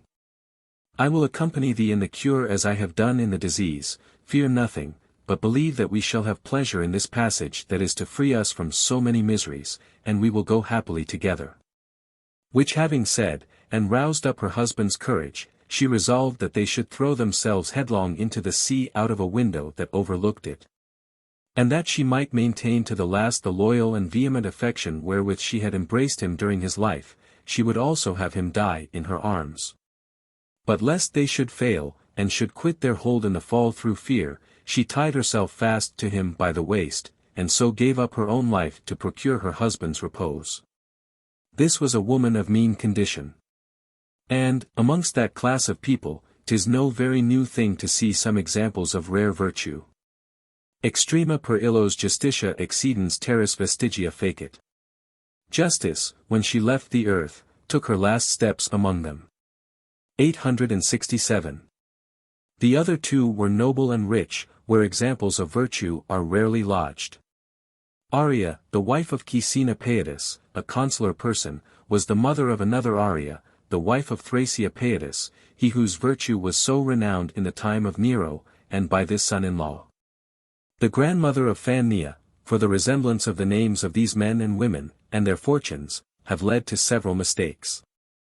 This first Arria, her husband Caecina Paetus, having been taken prisoner by some of the Emperor Claudius' people, after Scribonianus' defeat, whose party he had embraced in the war, begged of those who were to carry him prisoner to Rome, that they would take her into their ship, where she would be of much less charge and trouble to them than a great many persons they must otherwise have to attend her husband, and that she alone would undertake to serve him in his chamber, his kitchen, and all other offices. They refused, whereupon she put herself into a fisher boat she hired on the spot, and in that manner followed him from Sclavonia. When she had come to Rome, Unia, the widow of Scribonianus, having one day, from the resemblance of their fortune, accosted her in the emperor's presence. She rudely repulsed her with these words, "I," said she, "speak to thee, or give ear to anything thou sayest. To thee in whose lap Scribonianus was slain, and thou art yet alive." These words, with several other signs, gave her friends to understand that she would undoubtedly dispatch herself, impatient of supporting her husband's misfortune. And Thrasea, her son-in-law, beseeching her not to throw away herself, and saying to her, "What? If I should run the same fortune that Caecina has done, would you that your daughter, my wife, should do the same?" "Would I?" replied she, "Yes, yes, I would, if she had lived as long, and in as good understanding with thee as I have done, with my husband." These answers made them more careful of her, and to have a more watchful eye to her proceedings.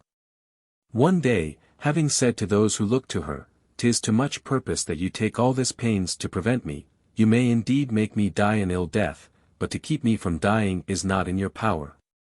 She in a sudden frenzy started from a chair whereon she sat, and with all her force dashed her head against the wall, by which blow being laid flat in a swoon, and very much wounded.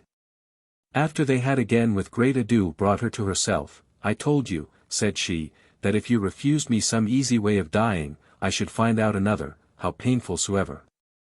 The conclusion of so admirable a virtue was this: her husband Cowardice, not having resolution enough of his own to dispatch himself, as he was by the emperor's cruelty enjoined, one day, amongst others. After having first employed all the reasons and exhortations which she thought most prevalent to persuade him to it, she snatched the poniard he wore from his side, and holding it ready in her hand, for the conclusion of her admonitions. "Do thus, Cowardice," said she, and in the same instant giving herself a mortal stab in the breast, and then drawing it out of the wound, presented it to him, ending her life with this noble, generous, and immortal saying, Pate non dalit, having time to pronounce no more but those three never-to-be-forgotten words, Cowardice, it is not painful. Casta sua gladium cum traderet aria pedo, quern de visceribus traxerat ipsa sui si qua fides, vulnus quat fici non dalit, inquit, sed quat to facies, id mihi, Pate dalit. When the chaste Aria gave to Cowardice the reeking sword she had drawn from her breast, "If you believe me," she said, "Cowardice, the wound I have made hurts not, but 'tis that which thou wilt make that hurts me." 868. The action was much more noble in itself, and of a braver sense than the poet expressed it, for she was so far from being deterred by the thought of her husband's wound and death and her own, that she had been their promotress and adviser. But having performed this high and courageous enterprise for her husband's only convenience, she had even in the last gasp of her life no other concern but for him, and of dispossessing him of the fear of dying with her. Cowardice presently struck himself to the heart with the same weapon, ashamed, I suppose, to have stood in need of so dear and precious an example. Pompeia Paulina, a young and very noble Roman lady, had married Seneca in his extreme old age. Nero, his fine pupil, sent his guards to him to denounce the sentence of death, which was performed after this manner, when the Roman emperors of those times had condemned any man of quality. They sent to him by their officers to choose what death he would, and to execute it within such or such a time, which was limited, according to the degree of their indignation, to a shorter or a longer respite, that they might therein have better leisure to dispose their affairs, and sometimes depriving them of the means of doing it by the shortness of the time. And if the condemned seemed unwilling to submit to the order, they had people ready at hand to execute it either by cutting the veins of the arms and legs, or by compelling them by force to swallow a draught of poison. But persons of honor would not abide this necessity, but made use of their own physicians and surgeons for this purpose. Seneca, with a calm and steady countenance, heard their charge, and presently called for paper to write his will, which being by the captain refused, he turned himself towards his friends, saying to them, "Since I cannot leave you any other acknowledgment of the obligation I have to you, I leave you at least the best thing I have, namely, the image of my life and manners, which I entreat you to keep in memory of me, that by so doing you may acquire the glory of sincere and real friends." And therewithal, one while appeasing the sorrow he saw in them with gentle words, and presently raising his voice to reprove them, "What," said he, "are become of all our brave philosophical precepts? What are become of all the provisions we have so many years laid up against the accidents of fortune? Is Nero's cruelty unknown to us? What could we expect from him who had murdered his mother and his brother, but that he should put his tutor to death who had brought him up?" After having spoken these words in general, he turned himself towards his wife, and embracing her fast in his arms, as, her heart and strength failing her, she was ready to sink down with grief, he begged of her, for his sake, to bear this accident with a little more patience, telling her, that now the hour was come wherein he was to show, not by argument and discourse, but effect, the fruit he had acquired by his studies, and that he really embraced his death, not only without grief, but moreover with joy. "Wherefore, my dearest," said he, "do not dishonor it with thy tears, that it may not seem as if thou lovest thyself more than my reputation.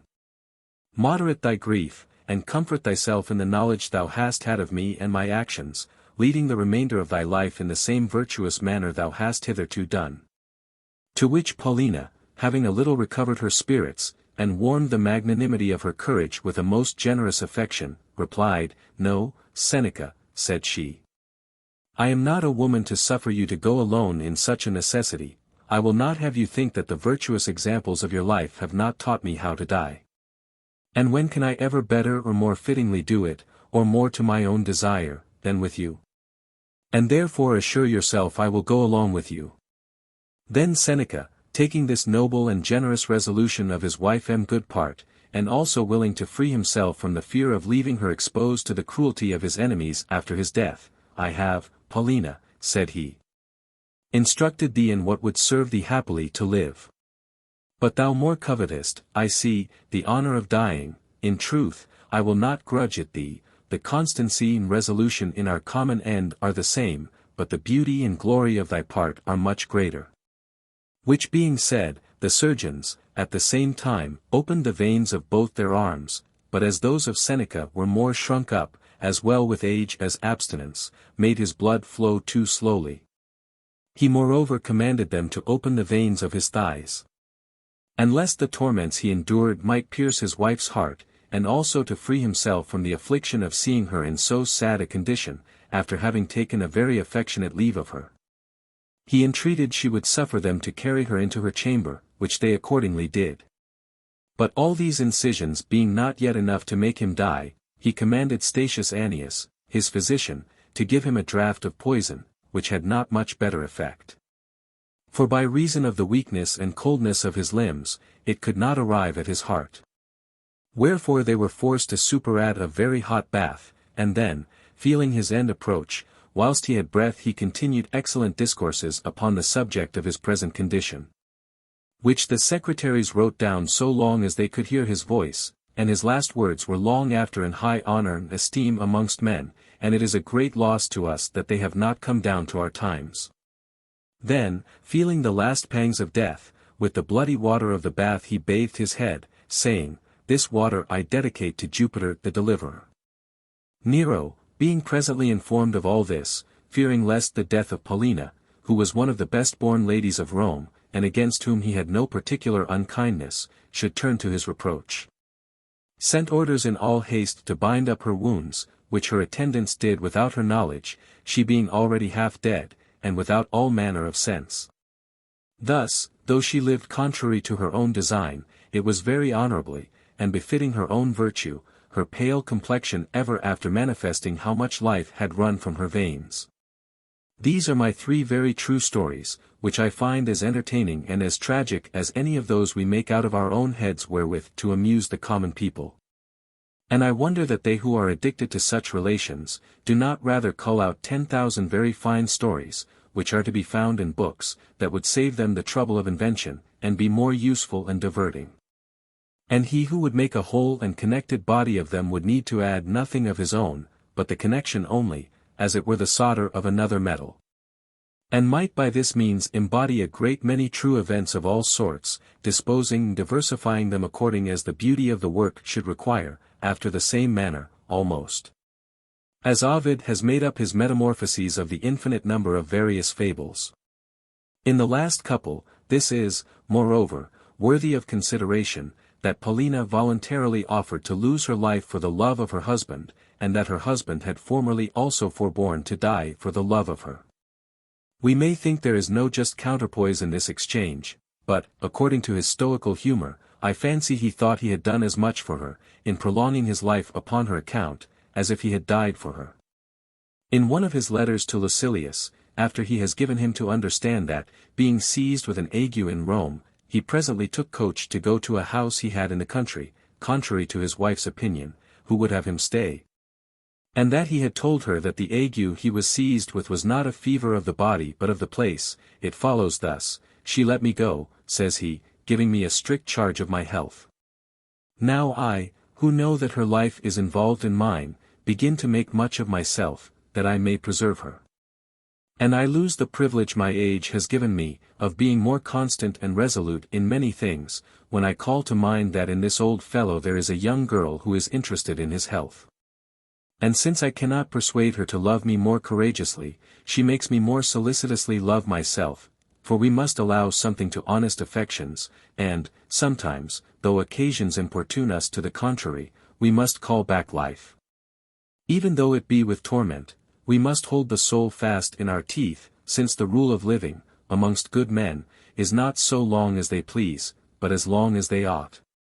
He that loves not his wife nor his friends so well as to prolong his life for them, but will obstinately die, is too delicate and too effeminate, the soul must impose this upon itself, when the utility of our friends so requires. We must sometimes lend ourselves to our friends, and when we would die for ourselves must break that resolution for them. 'Tis a testimony of grandeur of courage to return to life for the consideration of another. As many excellent persons have done, and 'tis a mark of singular good nature to preserve old age, of which the greatest convenience is the indifference as to its duration, and a more stout and disdainful use of life. When a man perceives that this office is pleasing, agreeable, and useful to some person by whom he is very much beloved, and a man reaps by it a very pleasing reward, for what can be more delightful than to be so dear to his wife, as upon her account he shall become dearer to himself? Thus has my Paulina loaded me not only with her fears, but my own. It has not been sufficient to consider how resolutely I could die, but I have also considered how irresolutely she would bear my death. I am enforced to live, and sometimes to live in magnanimity. These are his own words, as excellent as they everywhere are. Chapter 36. Of the most excellent men. If I should be asked my choice among all the men who have come to my knowledge, I should make answer, that methinks I find 3 more excellent than all the rest. One of them Homer, not that Aristotle and Varro, for example, were not, peradventure, as learned as he, nor that possibly Virgil was not equal to him in his own art, which I leave to be determined by such as know them both. I who, for my part, understand but one of them, can only say this, according to my poor talent, that I do not believe the Muses themselves could ever go beyond the Roman. Tale facit Carmen docta testudem. Quaeli Cynthius impositus temperat articulus. He plays on his learned lute a verse such as Cynthian Apollo modulates with his imposed fingers. 869.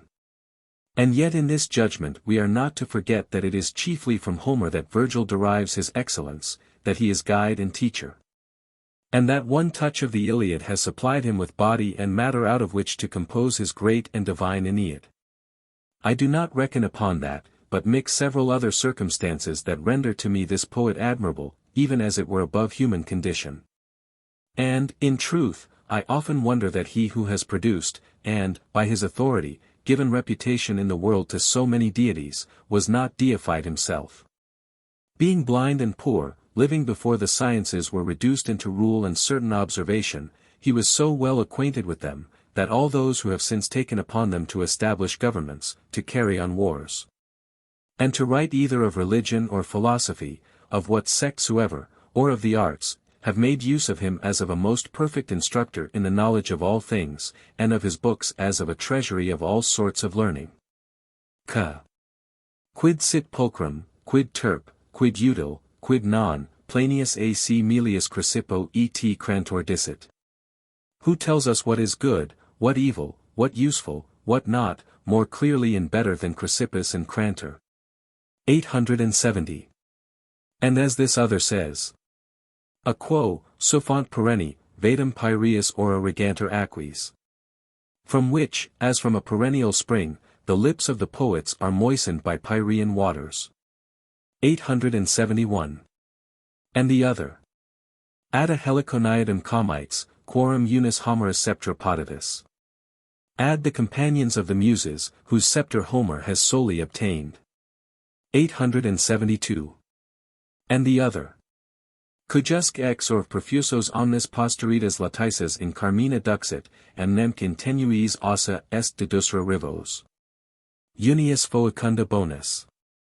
From whose mouth all posterity has drawn out copious streams of verse, and has made bold to turn the mighty river into its little rivulets, fertile in the property of one man. 873. 'Tis contrary to the order of nature that he has made the most excellent production that can possibly be, for the ordinary birth of things is imperfect. They thrive and gather strength by growing, whereas he rendered the infancy of poesy in several other sciences mature, perfect, and accomplished at first. And for this reason he may be called the first and the last of the poets, according to the fine testimony antiquity has left us of him, that as there was none before him whom he could imitate, so there has been none since that could imitate him. His words, according to Aristotle, are the only words that have motion and action, the only substantial words. Alexander the Great, having found a rich cabinet amongst Darius' spoils, gave order it should be reserved for him to keep his Homer in, saying, that he was the best and most faithful counselor he had in his military affairs.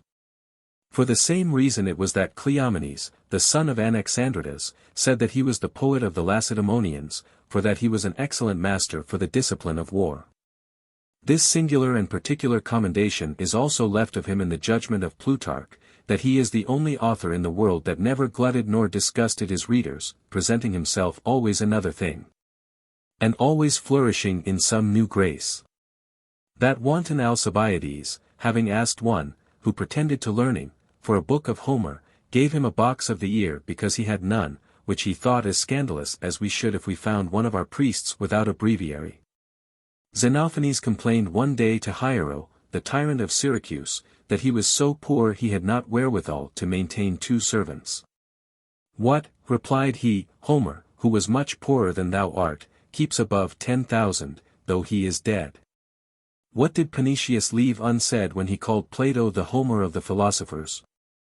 Besides, what glory can be compared to his?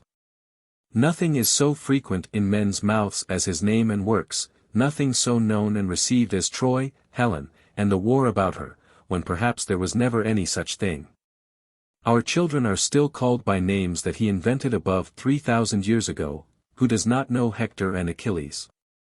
Not only some particular families, but most nations also seek their origin in his inventions. Muhammad, the second of that name, Emperor of the Turks, writing to our Pope Pius II. I am astonished, says he, that the Italians should appear against me, considering that we have our common descent from the Trojans, and that it concerns me as well as it does them to revenge the blood of Hector upon the Greeks, whom they countenance against me. Is it not a noble farce wherein kings, republics, and emperors have so many ages played their parts, and to which the vast universe serves for a theatre? 7 Grecian cities contended for his birth, so much honor even his obscurity helped him to. Smyrna, Rhodos, Colophon, Salamis, Chios, Argos, Athen. The other is Alexander the Great. For whoever will consider the age at which he began his enterprises, the small means by which he effected so glorious a design, the authority he obtained in such mere youth with the greatest and most experienced captains of the world, by whom he was followed, the extraordinary favor wherewith fortune embraced and favored so many hazardous, not to say rash, exploits. Impellens quicquid sibi summa potentia obsterit, gaudensque viam facis ruins. Bearing down all who sought to withstand him, and pleased to force his way by ruin. 874. That greatness, to have at the age of 33 years, passed victorious through the whole habitable earth, and in half a life to have attained to the utmost of what human nature can do. So that you cannot imagine its just duration and the continuation of his increase in valor and fortune, up to a due maturity of age. But that you must withal imagine something more than man, to have made so many royal branches to spring from his soldiers, leaving the world, at his death, divided amongst 4 successors, simple captains of his army, whose posterity so long continued and maintained that vast possession. So many excellent virtues as he was master of, justice, temperance, liberality, truth in his word, love towards his own people, and humanity towards those he overcame. For his manners, in general, seem in truth incapable of any manner of reproach, although some particular and extraordinary actions of his may fall under censure. But it is impossible to carry on such great things as he did within the strict rules of justice, such as he are to be judged in gross by the main end of their actions. The ruin of Thebes and Persepolis, the murder of Menander and of Ephestion's physician, the massacre of so many Persian prisoners at one time, of a troop of Indian soldiers not without prejudice to his word, and of the cautions, so much as to the very children, are indeed sallies that are not well to be excused. For, as to Clitus, the fault was more than redeemed, and that very action, as much as any other whatever, manifests the goodness of his nature, a nature most excellently formed to goodness. And it was ingeniously said of him, that he had his virtues from nature, his vices from fortune. As to his being a little given to bragging, a little too impatient of hearing himself ill spoken of, and as to those mangers, arms, and bits he caused to be strewed in the Indies, all those little vanities, methinks, may very well be allowed to his youth, and the prodigious prosperity of his fortune. And who will consider with all his so many military virtues, his diligence, foresight, patience, discipline, subtlety, magnanimity, resolution, and good fortune? Wherein, though we had not had the authority of Hannibal to assure us, he was the first of men, the admirable beauty and symmetry of his person, even to a miracle, his majestic port and awful mien, in a face so young, ruddy, and radiant. Qualis ubi oceani profusus Lucifer unda, quem Venus antialios astrorum diligit ignis, extulit os sacrum scylla, tenebrasque resolvit. As when, bathed in the waves of ocean, Lucifer, whom Venus loves beyond the other stars, has displayed his sacred countenance to the heaven, and disperses the darkness. 875. The excellence of his knowledge and capacity. The duration and grandeur of his glory, pure, clean, without spot or envy, and that long after his death it was a religious belief that his very metals brought good fortune to all who carried them about them. And that more kings and princes have written his actions than other historians have written the actions of any other king or prince whatever. And that to this very day the Mohammedans, who despise all other histories, admit of and honor his alone, by a special privilege. Whoever, I say, will seriously consider these particulars, will confess that, all these things put together, I had reason to prefer him before Caesar himself, who alone could make me doubtful in my choice, and it cannot be denied that there was more of his own in his exploits, and more of fortune in those of Alexander. They were in many things equal, and peradventure Caesar had some greater qualities. They were two fires, or two torrents, overrunning the world by several ways. Ac velu emissi diversis partibus ignis arentum in silvam, igi virgulta senancia loro aut ubi decursu rapido de montibus altus dant sonatum spumosi amnes, etiani quora current. Quisque sum populatus iter. And as fires applied in several parts to a dry wood and crackling shrubs of laurel, or as with impetuous fall from the steep mountains, foaming torrents pour down to the ocean, each clearing a destructive course. 876. But though Caesar's ambition had been more moderate, it would still be so unhappy, having the ruin of his country and universal mischief to the world for its abominable object, that, all things raked together and put into the balance, I must needs incline to Alexander's side. The third, and in my opinion the most excellent, is Epaminondas. Of glory he has not near so much as the other two, which, for that matter, is but a part of the substance of the thing of valor and resolution, not of that sort which is pushed on by ambition, but of that which wisdom and reason can plant in a regular soul. He had all that could be imagined. Of this virtue of his, he has, in my idea, given as ample proof as Alexander himself or Caesar, for although his warlike exploits were neither so frequent nor so full, they were yet, if duly considered in all their circumstances, as important, as bravely fought, and carried with them as manifest testimony of valor and military conduct, as those of any whatever. The Greeks have done him the honor, without contradiction, to pronounce him the greatest man of their nation, and to be the first of Greece, is easily to be the first of the world. As to his knowledge, we have this ancient judgment of him, that never any man knew so much, and spake so little as he. 877. For he was of the Pythagorean sect, but when he did speak, never any man spake better. An excellent orator, and of powerful persuasion. But as to his manners and conscience, he infinitely surpassed all men who ever undertook the management of affairs. For in this one thing, which ought chiefly to be considered, which alone truly denotes us for what we are, and which alone I make counterbalance all the rest put together, he comes not short of any philosopher whatever, not even of Socrates himself. Innocence, in this man, is a quality peculiar, sovereign, constant, uniform, incorruptible, compared with which, it appears in Alexander subject to something else subaltern, uncertain, variable, effeminate, and fortuitous.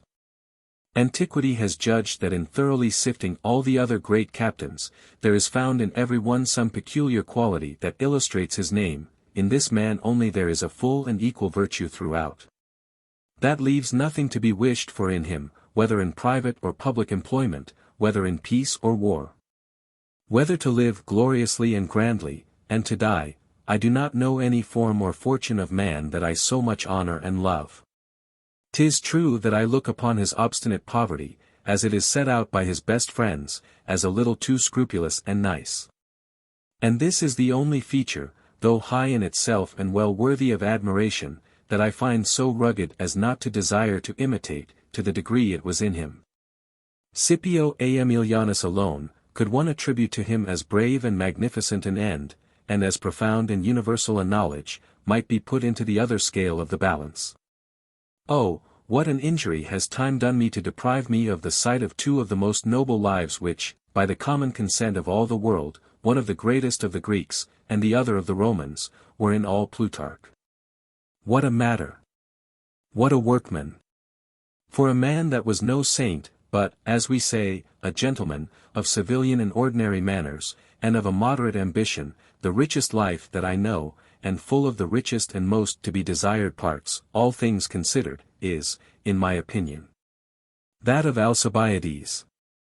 But as to what concerns Epaminondas, I will here, for the example of an excessive goodness, add some of his opinions. He declared, that the greatest satisfaction he ever had in his whole life was the contentment he gave his father and mother by his victory at Leuctra. Wherein his deference is great, preferring their pleasure before his own, so just and so full of so glorious an action. He did not think it lawful, even to restore the liberty of his country, to kill a man without knowing a cause, which made him so cold in the enterprise of his companion Pelopidas for the relief of Thebes. He was also of opinion that men in battle ought to avoid the encounter of a friend who was on the contrary side, and to spare him. And his humanity, even towards his enemies themselves, having rendered him suspected to the Boeotians, for that, after he had miraculously forced the Lacedaemonians to open to him the pass which they had undertaken to defend at the entrance into the Morea, near Corinth, he contented himself with having charged through them, without pursuing them to the utmost. He had his commission of general taken from him, very honorably upon such an account, and for the shame it was to them upon necessity afterwards to restore him to his command, and so to manifest how much upon him depended their safety and honor. Victory like a shadow attending him wherever he went, and indeed the prosperity of his country, as being from him derived, died with him. Chapter 37. Of the resemblance of children to their fathers. This faggoting up of so many divers pieces is so done that I never set pen to paper but when I have too much idle time, and never anywhere but at home.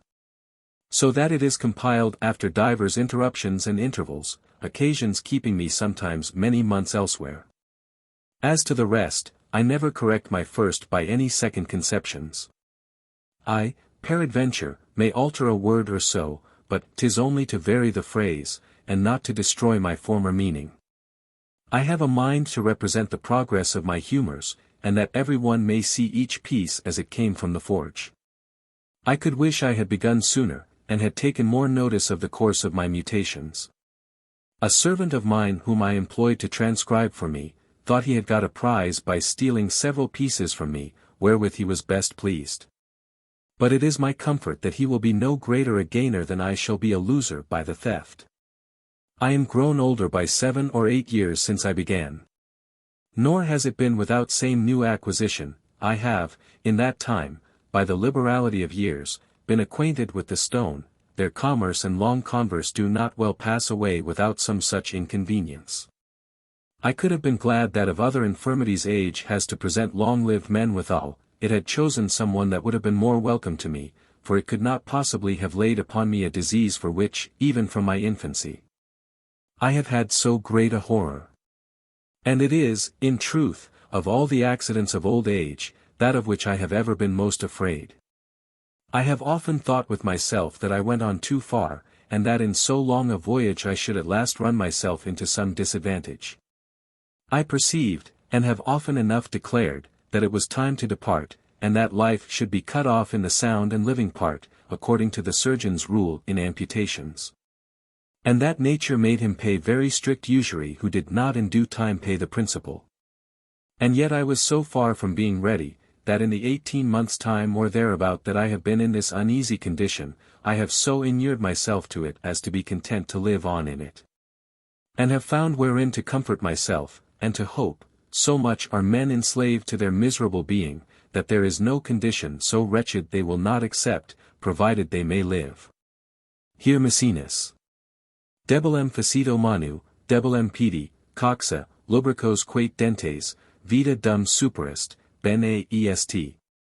Cripple my hand, foot, hip, shake out my loose teeth, while there's life, 'tis well. 878. And Tamerlane, with a foolish humanity, palliated the fantastic cruelty he exercised upon lepers, when he put all he could hear of to death, to deliver them, as he pretended, from the painful life they lived. For there was not one of them who would not rather have been thrice a leper than be not. And Antisthenes the Stoic, being very sick, and crying out, Who will deliver me from these evils? Diogenes, who had come to visit him, this, said he, presenting him a knife, soon enough, if thou wilt. I do not mean from my life, he replied, but from my sufferings. The sufferings that only attack the mind, I am not so sensible of as most other men. And this partly out of judgment, for the world looks upon several things as dreadful or to be avoided at the expense of life, that are almost indifferent to me, partly. Through a dull and insensible complexion I have in accidents which do not point blank hit me. And that insensibility I look upon as one of the best parts of my natural condition, but essential and corporeal pains I am very sensible of. And yet, having long since foreseen them, though with a sight weak and delicate and softened with the long and happy health and quiet that God has been pleased to give me the greatest part of my time, I had in my imagination fancied them so insupportable, that, in truth, I was more afraid than I have since found I had cause, by which I am still more fortified in this belief, that most of the faculties of the soul, as we employ them, more trouble the repose of life than they are any way useful to it. I am in conflict with the worst, the most sudden, the most painful, the most mortal, and the most irremediable of all diseases. I have already had the trial of 5 or 6 very long and very painful fits. And yet I either flatter myself, or there is even in this state what is very well to be endured by a man who has his soul free from the fear of death, and of the menaces, conclusions, and consequences which physic is ever thundering in our ears. But the effect even of pain itself is not so sharp and intolerable as to put a man of understanding into rage and despair. I have at least this advantage by my stone, that what I could not hitherto prevail upon myself to resolve upon, as to reconciling and acquainting myself with death, it will perfect. For the more it presses upon and importunes me, I shall be so much the less afraid to die. I had already gone so far as only to love life for life's sake, but my pain will dissolve this intelligence. And God grant that in the end, should the sharpness of it be once greater than I shall be able to bear, it does not throw me into the other no less vicious extreme to desire and wish to die. Summum nec metuas diem, nec ops. Neither to wish, nor fear to die. Or, thou shouldest neither fear nor desire the last day. 879. They are two passions to be feared, but the one has its remedy much nearer at hand than the other. As to the rest, I have always found the precept that so rigorously enjoins a resolute countenance and disdainful and indifferent comportment in the toleration of infirmities to be ceremonial. Why should philosophy, which only has respect to life and effects, trouble itself about these external appearances? Let us leave that care to actors and masters of rhetoric, who set so great a value upon our gestures. Let her allow this vocal frailty to disease, if it be neither cordial nor stomachic, and permit the ordinary ways of expressing grief by sighs, sobs, palpitations, and turning pale, that nature has put out of our power. Provided the courage be undaunted, and the tones not expressive of despair, let her be satisfied. What matter the wringing of our hands, if we do not wring our thoughts? She forms us for ourselves, not for others, to be, not to seem. Let her be satisfied with governing our understanding, which she has taken upon her the care of instructing. That, in the fury of the colic, she maintain the soul in a condition to know itself, and to follow its accustomed way, contending with, and enduring, not meanly truckling under pain, moved and heated, not subdued and conquered, in the contention. Capable of discourse and other things, to a certain degree. In such extreme accidents, 'tis cruelty to require so exact a composedness. 'Tis no great matter that we make a wry face, if the mind plays its part well, if the body find itself relieved by complaining let it complain, if agitation ease it, let it tumble and toss at pleasure. If it seem to find the disease evaporate, as some physicians hold that it helps women in delivery, in making loud outcries, or if this do but divert its torments, let it roar as it will. Let us not command this voice to sally, but stop it not. Epicurus, not only forgives his sage for crying out in torments, but advises him to it. Pugiles etiam, quum ferient, injectandis castibus ingemiscent, quia profundenda voci omni corpus intenditur, venic plaga vehementur. Boxers also, when they strike, groan in the act, because with the strength of voice the whole body is carried, and the blow comes with the greater vehemence. 880. We have enough to do to deal with the disease, without troubling ourselves with these superfluous rules. Which I say in excuse of those whom we ordinarily see impatient in the assaults of this malady. For as to what concerns myself, I have passed it over hitherto with a little better countenance, and contented myself with groaning without roaring out. Not, nevertheless, that I put any great constraint upon myself to maintain this exterior decorum, for I make little account of such an advantage, I allow herein as much as the pain requires. But either my pains are not so excessive, or I have more than ordinary patience. I complain, I confess, and am a little impatient in a very sharp fit, but I do not arrive to such a degree of despair as he who with egilatu, caestu, gematu, formidibus resonando, multum flebels voces refert. Howling, roaring, groaning with 1,000 noises, expressing his torment in a dismal voice. Or wailing, complaining, groaning, murmuring much avail lugubrious sounds. 881. I try myself in the depth of my suffering, and have always found that I was in a capacity to speak, think, and give a rational answer as well as at any other time, but not so firmly, being troubled and interrupted by the pain.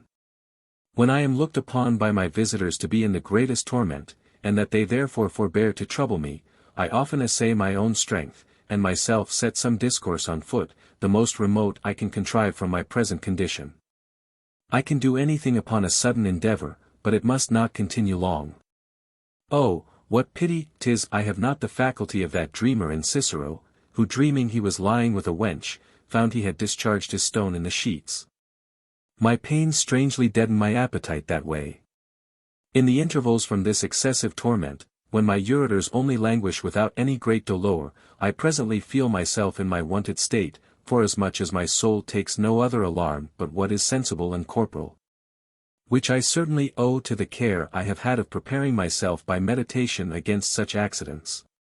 Laborum, nulla mihi nova nunc facies inopinave surgit. Omnia praesepi, ac animo mecum antiperegi. No new shape of suffering can arise new or unexpected, I have anticipated all, and acted them over beforehand in my mind. 882. I am, however, a little roughly handled for an apprentice, and with a sudden and sharp alteration, being fallen in an instant from a very easy and happy condition of life into the most uneasy and painful that can be imagined.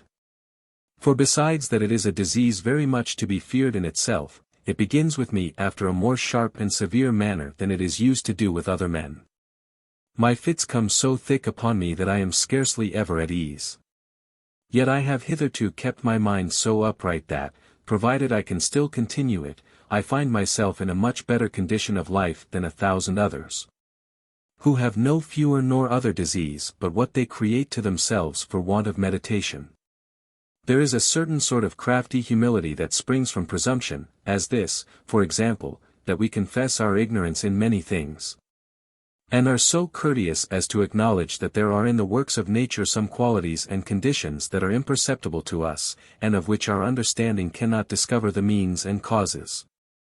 By this so honest and conscientious declaration we hope to obtain that people shall also believe us as to those that we say we do understand. We need not trouble ourselves to seek out foreign miracles and difficulties. Methinks, amongst the things that we ordinarily see, there are such incomprehensible wonders as surpass all difficulties of miracles. What a wonderful thing it is that the drop of seed from which we are produced should carry in itself the impression not only of the bodily form, but even of the thoughts and inclinations of our fathers. Where can that drop of fluid matter contain that infinite number of forms? And how can they carry on these resemblances with so precarious and irregular a process that the son shall be like his great-grandfather, the nephew like his uncle? In the family of Lepidus at Rome there were 3, not successively but by intervals, who were born with the same eye covered with a cartilage. At Thebes there was a race that carried from their mother's womb the form of the head of a lance, and he who was not born so was looked upon as illegitimate. And Aristotle says that in a certain nation, where the women were in common, they assigned the children to their fathers by their resemblance. 'Tis to be believed that I derive this infirmity from my father, for he died wonderfully tormented with a great stone in his bladder. He was never sensible of his disease till the 67th year of his age. And before that had never felt any menace or symptoms of it either in his reins, sides, or any other part, and had lived, till then, in a happy, vigorous state of health, little subject to infirmities. And he continued 7 years after in this disease, dragging on a very painful end of life. I was born about 25 years before his disease seized him, and in the time of his most flourishing and healthful state of body, his 3rd child in order of birth. Where could his propension to this malady lie lurking all that while? And he being then so far from the infirmity, how could that small part of his substance wherewith he made me, carry away so great an impression for its share?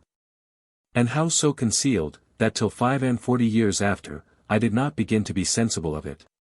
Being the only one to this hour, amongst so many brothers and sisters, and all by one mother, that was ever troubled with it. He that can satisfy me in this point, I will believe him in as many other miracles as he pleases, always provided that, as their manner is, he do not give me a doctrine much more intricate and fantastic than the thing itself for current pay. Let the physicians a little excuse the liberty I take, for by this same infusion and fatal insinuation it is that I have received a hatred and contempt of their doctrine. The antipathy I have against their art is hereditary. My father lived 64 years, my grandfather 69, my great-grandfather almost 80 years, without ever tasting any sort of physic, and, with them, whatever was not ordinary diet, was instead of a drug. Physic is grounded upon experience and examples, so is my opinion. And is not this an express and very advantageous experience? I do not know that they can find me in all their records 3 that were born, bred, and died under the same roof, who have lived so long by their conduct.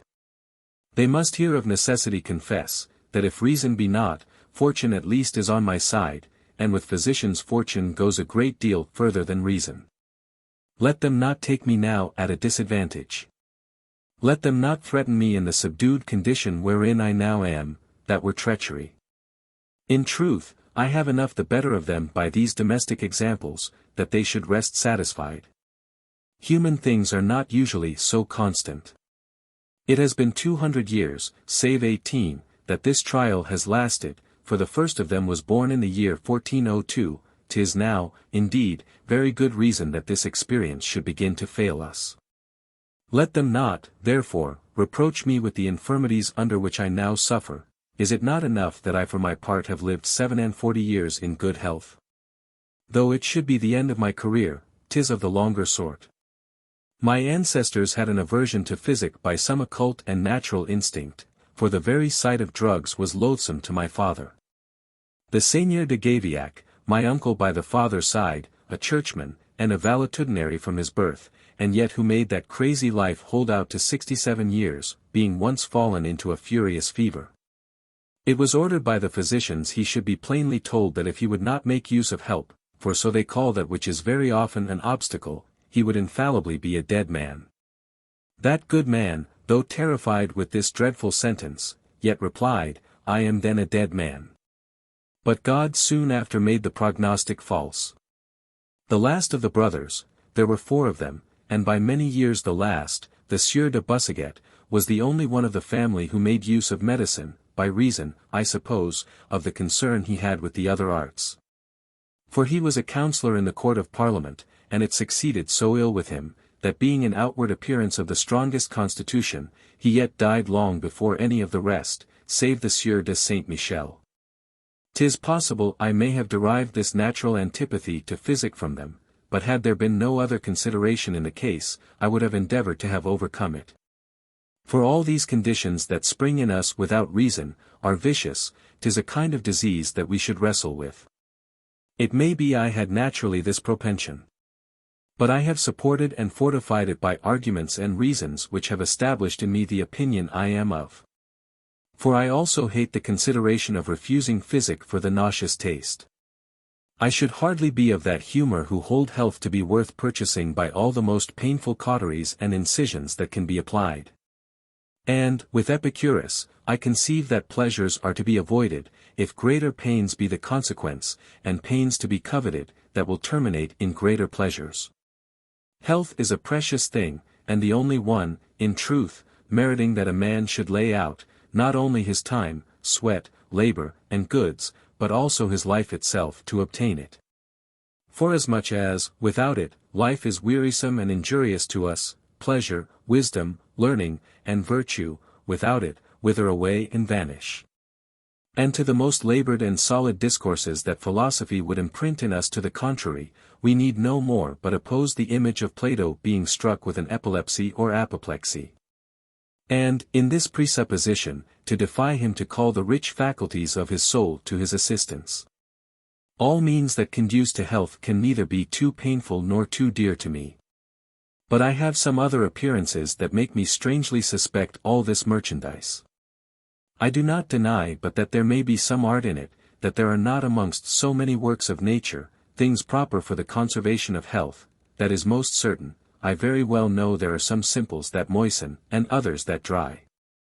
I experimentally know that radishes are windy, and senna leaves purging, and several other such experiences I have, as that mutton nourishes me, and wine warms me, and Solon said that eating was physic against the malady hunger. I do not disapprove the use we make of things the earth produces, nor doubt, in the least, of the power and fertility of nature, and of its application to our necessities. I very well see that pikes and swallows live by her laws. But I mistrust the inventions of our mind, our knowledge and art, to countenance which, we have abandoned nature and her rules, and wherein we keep no bounds nor moderation. As we call the piling up of the first laws that fall into our hands justice, and their practice and dispensation very often foolish and very unjust. And as those who scoff at and accuse it, do not, nevertheless, blame that noble virtue itself, but only condemn the abuse and profanation of that sacred title. So in physic I very much honour that glorious name, its propositions, its promises, so useful for the service of mankind, but the ordinances it foists upon us, betwixt ourselves, I neither honour nor esteem.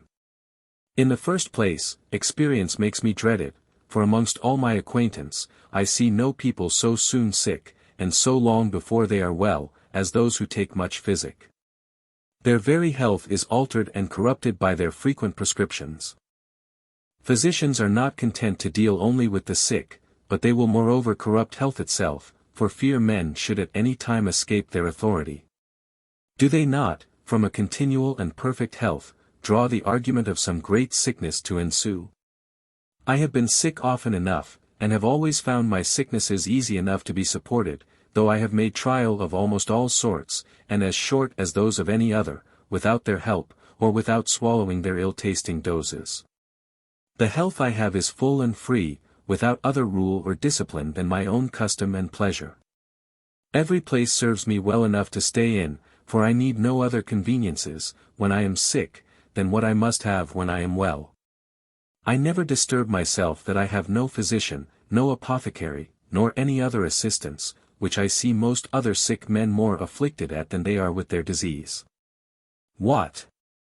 Do the doctors themselves show us more felicity and duration in their own lives, that may manifest to us some apparent effect of their skill? There is not a nation in the world that has not been many ages without physic. And these the first ages, that is to say, the best and most happy, and the 10th part of the world knows nothing of it yet. Many nations are ignorant of it to this day, where men live more healthful and longer than we do here, and even amongst us the common people live well enough without it. The Romans were 600 years before they received it. And after having made trial of it, banished it from the city at the instance of Cato the censor, who made it appear how easy it was to live without it, having himself lived 65 years, and kept his wife alive to an extreme old age. Not without physic, but without a physician, for everything that we find to be healthful to life may be called physic. He kept his family in health, as Plutarch says if I mistake not, with hare's milk, as Pliny reports, that the Arcadians cured all manner of diseases with that of a cow. And Herodotus says, the Libyans generally enjoy rare health, by a custom they have, after their children are arrived to 4 years of age, to burn and cauterize the veins of their head and temples. By which means they cut off all defluxions of rheum for their whole lives. And the country people of our province make use of nothing, in all sorts of distempers, but the strongest wine they can get, mixed with a great deal of saffron and spice, and always with the same success. And to say the truth, of all this diversity and confusion of prescriptions, what other end and effect is there after all, but to purge the belly? Which 1,000 ordinary simples will do as well. And I do not know whether such evacuations be so much to our advantage as they pretend, and whether nature does not require a residence of her excrements to a certain proportion. As wine does of its lees to keep it alive, you often see healthful men fall into vomitings and fluxes of the belly by some extrinsic accident, and make a great evacuation of excrements, without any preceding need, or any following benefit. But rather with hurt to their constitution. 'Tis from the great Plato, that I lately learned, that of 3 sorts of motions which are natural to us, purging is the worst, and that no man, unless he be a fool, ought to take anything to that purpose but in the extremest necessity. Men disturb and irritate the disease by contrary oppositions, it must be the way of living that must gently dissolve, and bring it to its end.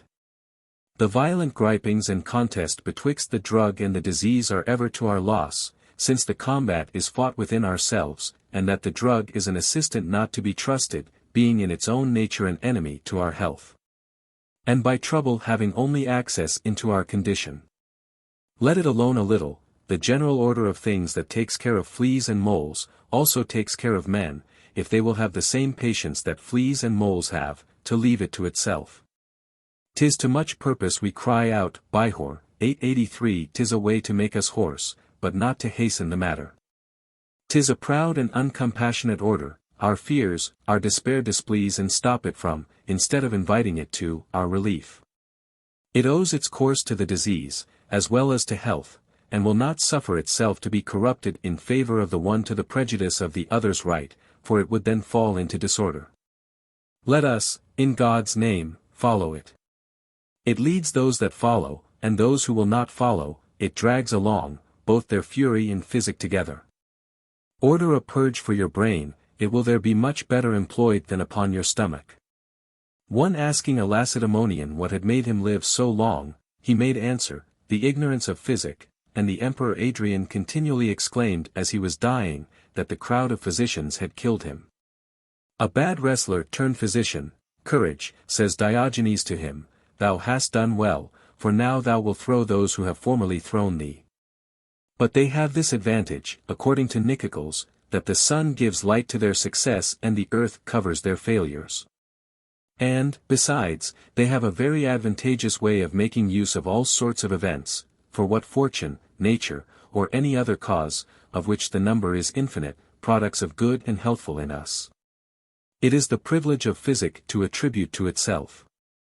All the happy successes that happen to the patient, must be thence derived. The accidents that have cured me, and 1,000 others, who do not employ physicians, physicians usurp to themselves, and as to ill accidents, they either absolutely disown them, in laying the fault upon the patient. By such frivolous reasons as they are never at a loss for. As, he lay with his arms out of bed, or, he was disturbed with the rattling of a coach. Redarum transitus arcto vicorum inflexu. The passage of the wheels in the narrow turning of the street 884. Or, somebody had set open the casement. Or, he had lain upon his left side, or, he had some disagreeable fancies in his head, in sum, a word, a dream, or a look, seems to them excuse sufficient wherewith to palliate their own errors, or, if they so please. They even make use of our growing worse, and do their business in this way which can never fail them, which is by buzzing us in the ear, when the disease is more inflamed by their medicaments, that it had been much worse but for those remedies. He, whom from an ordinary cold they have thrown into a double tertian ague, had but for them been in a continued fever. They do not much care what mischief they do, since it turns to their own profit. In earnest, they have reason to require a very favorable belief from their patients, and, indeed, it ought to be a very easy one, to swallow things so hard to be believed. Plato said very well, that physicians were the only men who might lie at pleasure, since our health depends upon the vanity and falsity of their promises.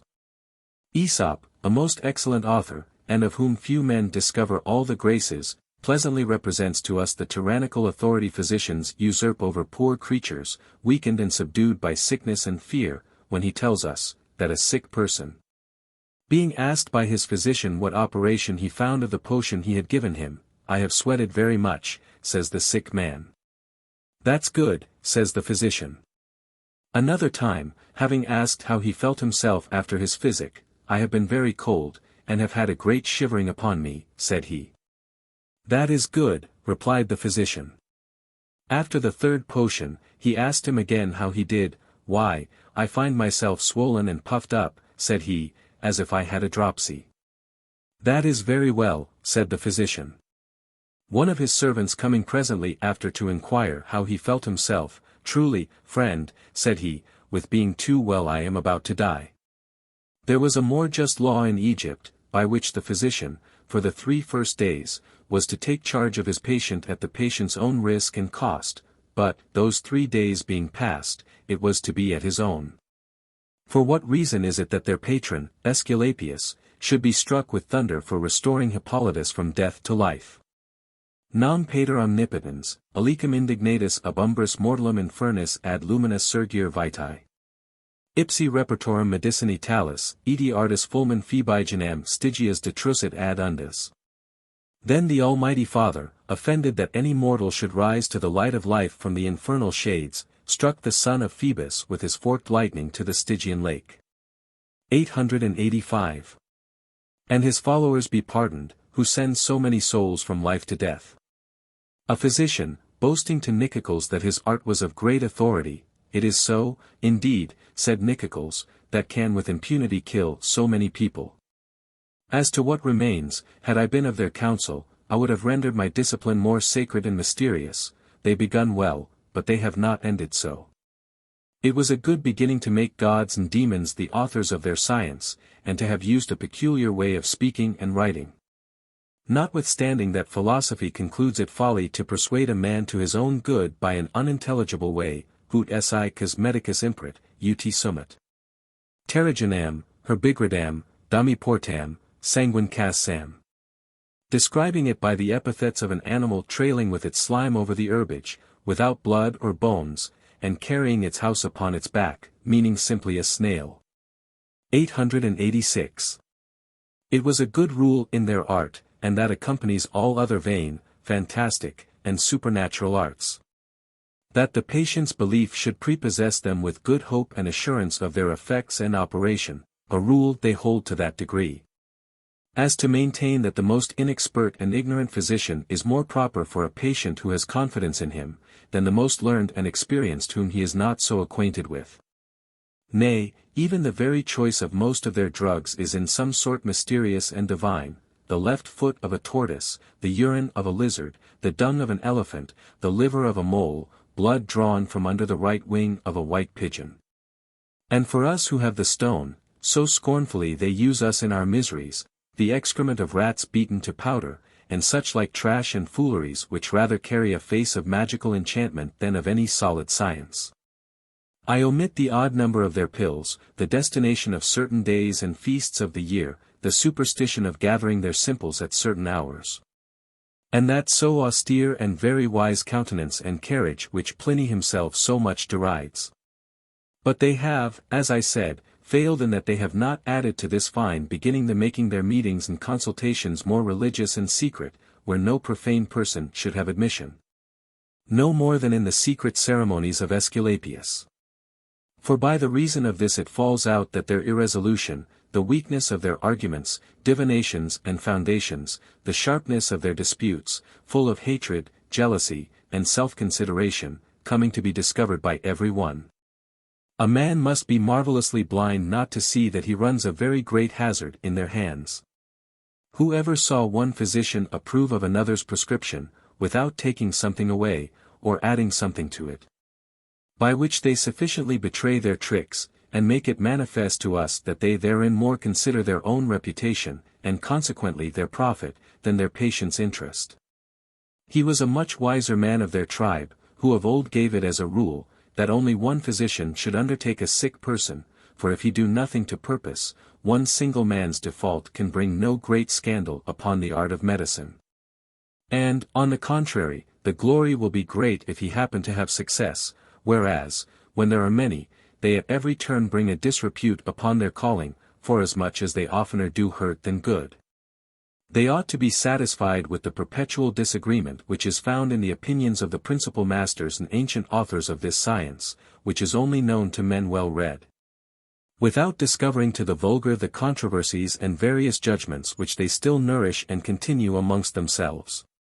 Will you have one example of the ancient controversy in physic? Herophilus lodges the original cause of all diseases in the humours, Erasistratus, in the blood of the arteries, Asclepiades, in the invisible atoms of the pores. Alcmaeon, in the exuberance or defect of our bodily strength, Diocles, in the inequality of the elements of which the body is composed, and in the quality of the air we breathe. Strato, in the abundance, crudity, and corruption of the nourishment we take, and Hippocrates lodges it in the spirits. There is a certain friend of theirs 887 whom they know better than I, who declares upon this subject, that the most important science in practice amongst us, as that which is entrusted with our health and conservation, is, by ill luck, the most uncertain, the most perplexed, and agitated with the greatest mutations. There is no great danger in our mistaking the height of the sun, or the fraction of some astronomical supputation. But here, where our whole being is concerned, 'tis not wisdom to abandon ourselves to the mercy of the agitation of so many contrary winds. Before the Peloponnesian War there was no great talk of this science. Hippocrates brought it into repute. Whatever he established, Chrysippus overthrew. After that, Erasistratus, Aristotle's grandson, overthrew what Chrysippus had written. After these, the empirics started up, who took a quite contrary way to the ancients in the management of this art. When the credit of these began a little to decay, Herophilus set another sort of practice on foot, which Asclepiades in turn stood up against, and overthrew. Then, in their turn, the opinions first of Themiso, and then of Musa, and after that those of Vectius Valens, a physician famous through the intelligence he had with Messalina, came in vogue. The empire of physic in Nero's time was established in Thessalos, who abolished and condemned all that had been held till his time. This man's doctrine was refuted by Crinas of Marseilles, who first brought all medicinal operations under the ephemerides and motions of the stars, and reduced eating, sleeping, and drinking to hours that were most pleasing to Mercury and the moon. His authority was soon after supplanted by Carinus, a physician of the same city of Marseilles, a man who not only controverted all the ancient methods of physic, but moreover the usage of hot baths. That had been generally and for so many ages in common use. He made men bathe in cold water, even in winter, and plunged his sick patients in the natural waters of streams. No Roman till Pliny's time had ever vouchsafed to practice physic. That office was only performed by Greeks and foreigners, as 'tis now amongst us French, by those who sputter Latin. For, as a very great physician says, we do not easily accept the medicine we understand, no more than we do the drugs we ourselves gather.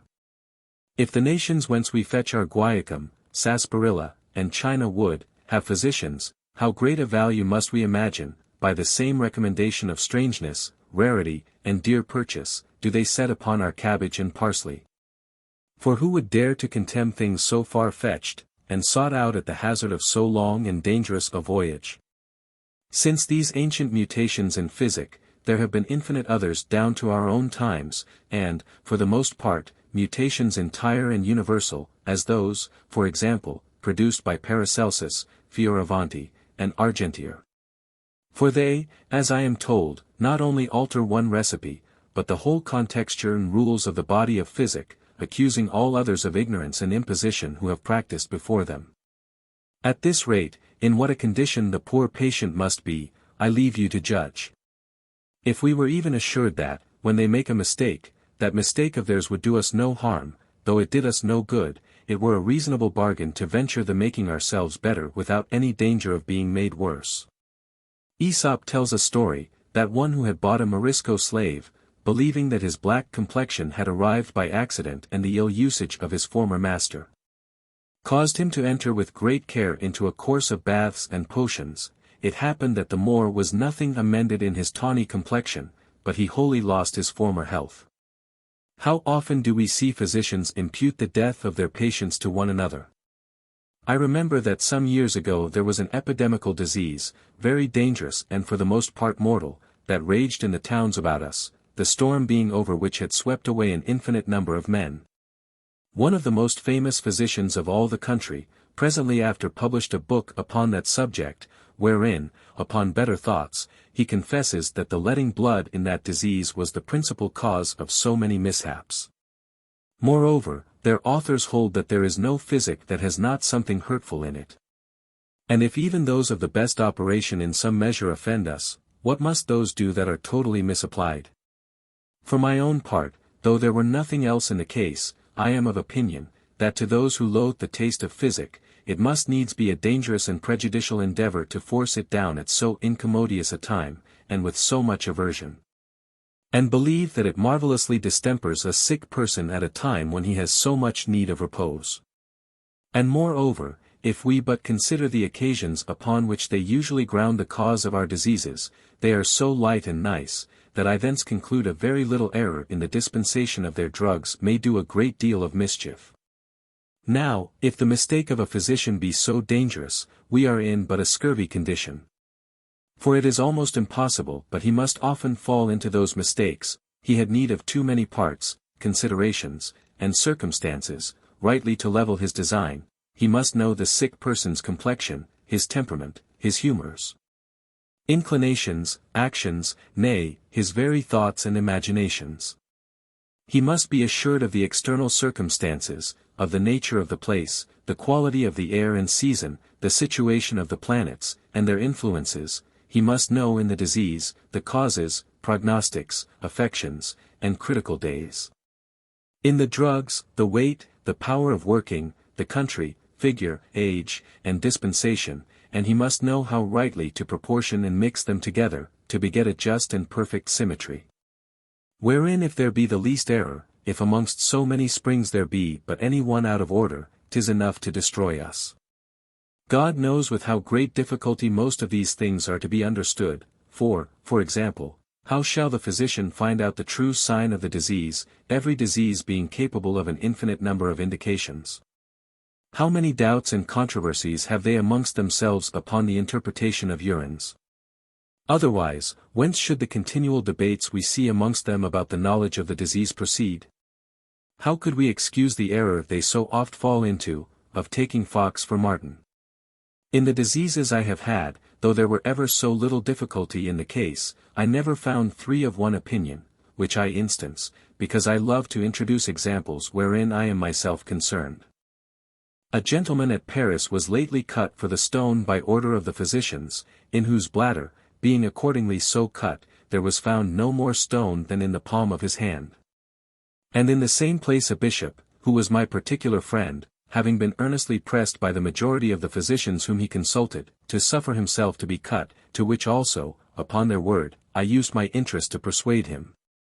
When he was dead and opened, it appeared that he had no malady but in the kidneys. They are least excusable for any error in this disease, by reason that it is in some sort palpable, and 'tis thence that I conclude surgery to be much more certain, by reason that it sees and feels what it does, and so goes less upon conjecture. Whereas the physicians have no speculum matrices, by which to examine our brains, lungs, and liver. Even the very promises of physic are incredible in themselves. For, having to provide against diverse and contrary accidents that often afflict us at one and the same time, and that have almost a necessary relation, as the heat of the liver and the coldness of the stomach, they will needs persuade us that of their ingredients one will heat the stomach and the other will cool the liver, one has its commission to go directly to the kidneys, nay, even to the bladder, without scattering its operations by the way.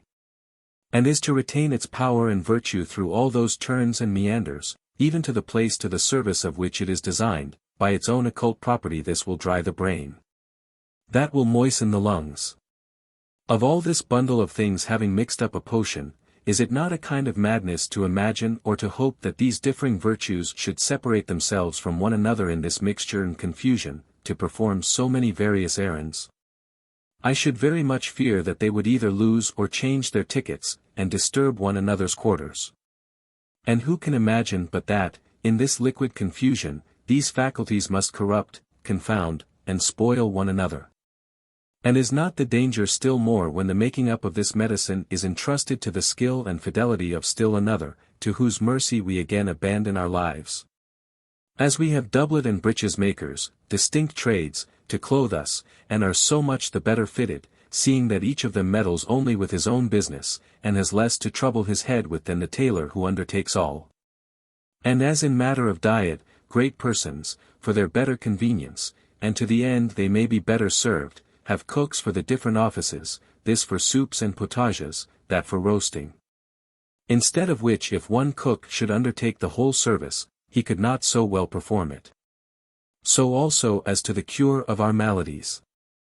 The Egyptians had reason to reject this general trade of physician, and to divide the profession, to each disease, to each part of the body, its particular workman. For that part was more properly and with less confusion cared for, seeing the person looked to nothing else. Ours are not aware that he who provides for all, provides for nothing. And that the entire government of this microcosm is more than they are able to undertake. Whilst they were afraid of stopping a dysentery, lest they should put the patient into a fever, they killed me a friend 888 who was worth more than the whole of them. They counterpoise their own divinations with the present evils. And because they will not cure the brain to the prejudice of the stomach, they injure both with their dissentient and tumultuary drugs. As to the variety and weakness of the rationale of this art, they are more manifest in it than in any other art. Apparative medicines are proper for a man subject to the stone, by reason that opening and dilating the passages they help forward the slimy matter whereof gravel and stone are engendered. And convey that downward which begins to harden and gather in the reins.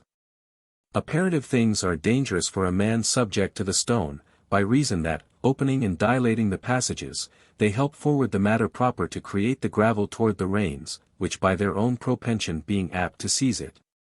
'Tis not to be imagined but that a great deal of what has been conveyed thither must remain behind.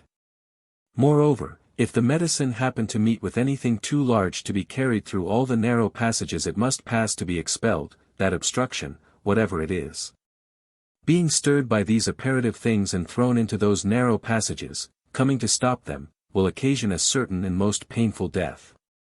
They have the like uniformity in the counsels they give us for the regimen of life. It is good to make water often. For we experimentally see that, in letting it lie long in the bladder, we give it time to settle the sediment, which will concrete into a stone.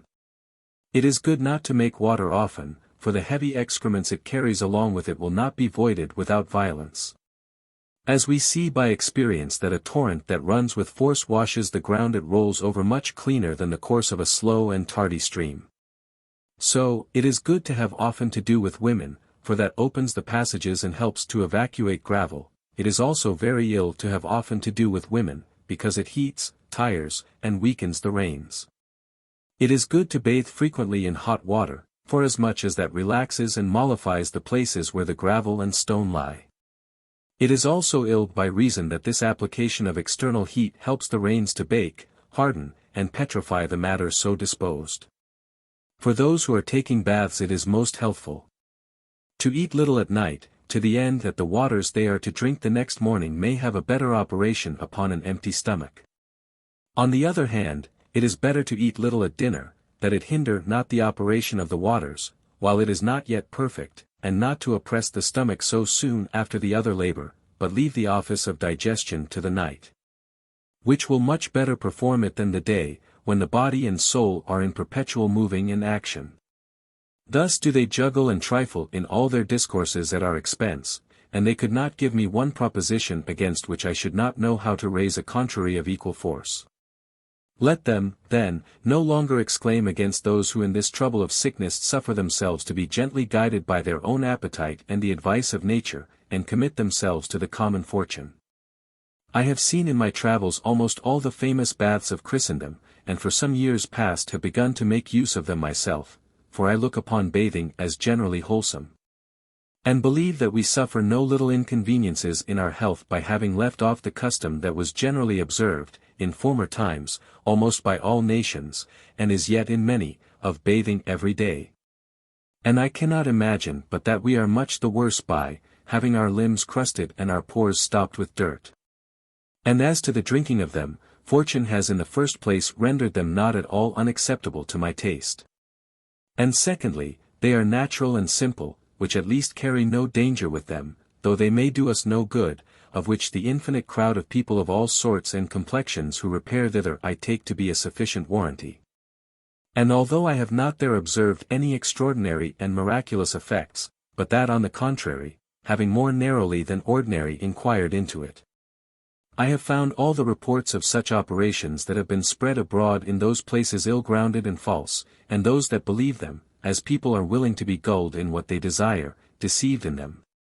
Yet I have seldom known any who have been made worse by those waters, and a man cannot honestly deny but that they beget a better appetite, help digestion, and do in some sort revive us, if we do not go too late and in too weak a condition, which I would dissuade every one from doing. They have not the virtue to raise men from desperate and inveterate diseases, but they may help some light indisposition, or prevent some threatening alteration. He who does not bring along with him so much cheerfulness as to enjoy the pleasure of the company he will there meet, and of the walks and exercises to which the amenity of those places invite us, will doubtless lose the best and surest part of their effect. For this reason I have hitherto chosen to go to those of the most pleasant situation, where there was the best conveniency of lodging, provision, and company, as the baths of Bagners in France, those of Plombières on the frontiers of Germany and Lorraine, those of Baden in Switzerland, those of Lucca in Tuscany, and especially those of Della Villa, which I have the most and at various seasons frequented. Every nation has particular opinions touching their use, and particular rules and methods in using them, and all of them, according to what I have seen, almost with like effect. Drinking them is not at all received in Germany. The Germans bathe for all diseases, and will lie dabbling in the water almost from sun to sun. In Italy, where they drink 9 days, they bathe at least 30, and commonly drink the water mixed with some other drugs to make it work the better. Here we are ordered to walk to digest it, there we are kept in bed after taking it till it be wrought off, our stomachs and feet having continually hot cloths applied to them all the while. And as the Germans have a particular practice generally to use cupping and scarification in the bath, so the Italians have their docci, which are certain little streams of this hot water brought through pipes. And with these bathe an hour in the morning, and as much in the afternoon, for a month together, either the head, stomach, or any other part where the evil lies. There are infinite other varieties of customs in every country, or rather there is no manner of resemblance to one another. By this you may see that this little part of physic to which I have only submitted, though the least depending upon art of all others, has yet a great share of the confusion and uncertainty everywhere else manifest in the profession. The poets put what they would say with greater emphasis and grace, witness these 2 epigrams. Alcon hesterno signum Jovis attigit, il, quam vis marmorius, vim patiter medici. Ecce hodi, justus transferi ex id vetusta, efferter, quam vis sit deus ac lapis. Alcon yesterday touched Jove's statue. He, although marble, suffers the force of the physician, today ordered to be transferred from the old temple, where it stood, it is carried out, although it be a god and a stone. 889. And the other. Lotus nobiscum est, hilaris coenavit. Idem inventus main est morchus andragoras. Tam subitae mortis causam, Faustine, requiris. In somnis medicum viderat hermocratum. Andragoras bathed with us, supped gaily, and in the morning the same was found dead. Dost thou ask, Faustinus, the cause of this so sudden death? In his dreams he had seen the physician Hermocrates. 890. Upon which I will relate two stories. The Baron de Copine in Colossus and I have betwixt us the advowson of a benefice of great extent, at the foot of our mountains, called Lahontan.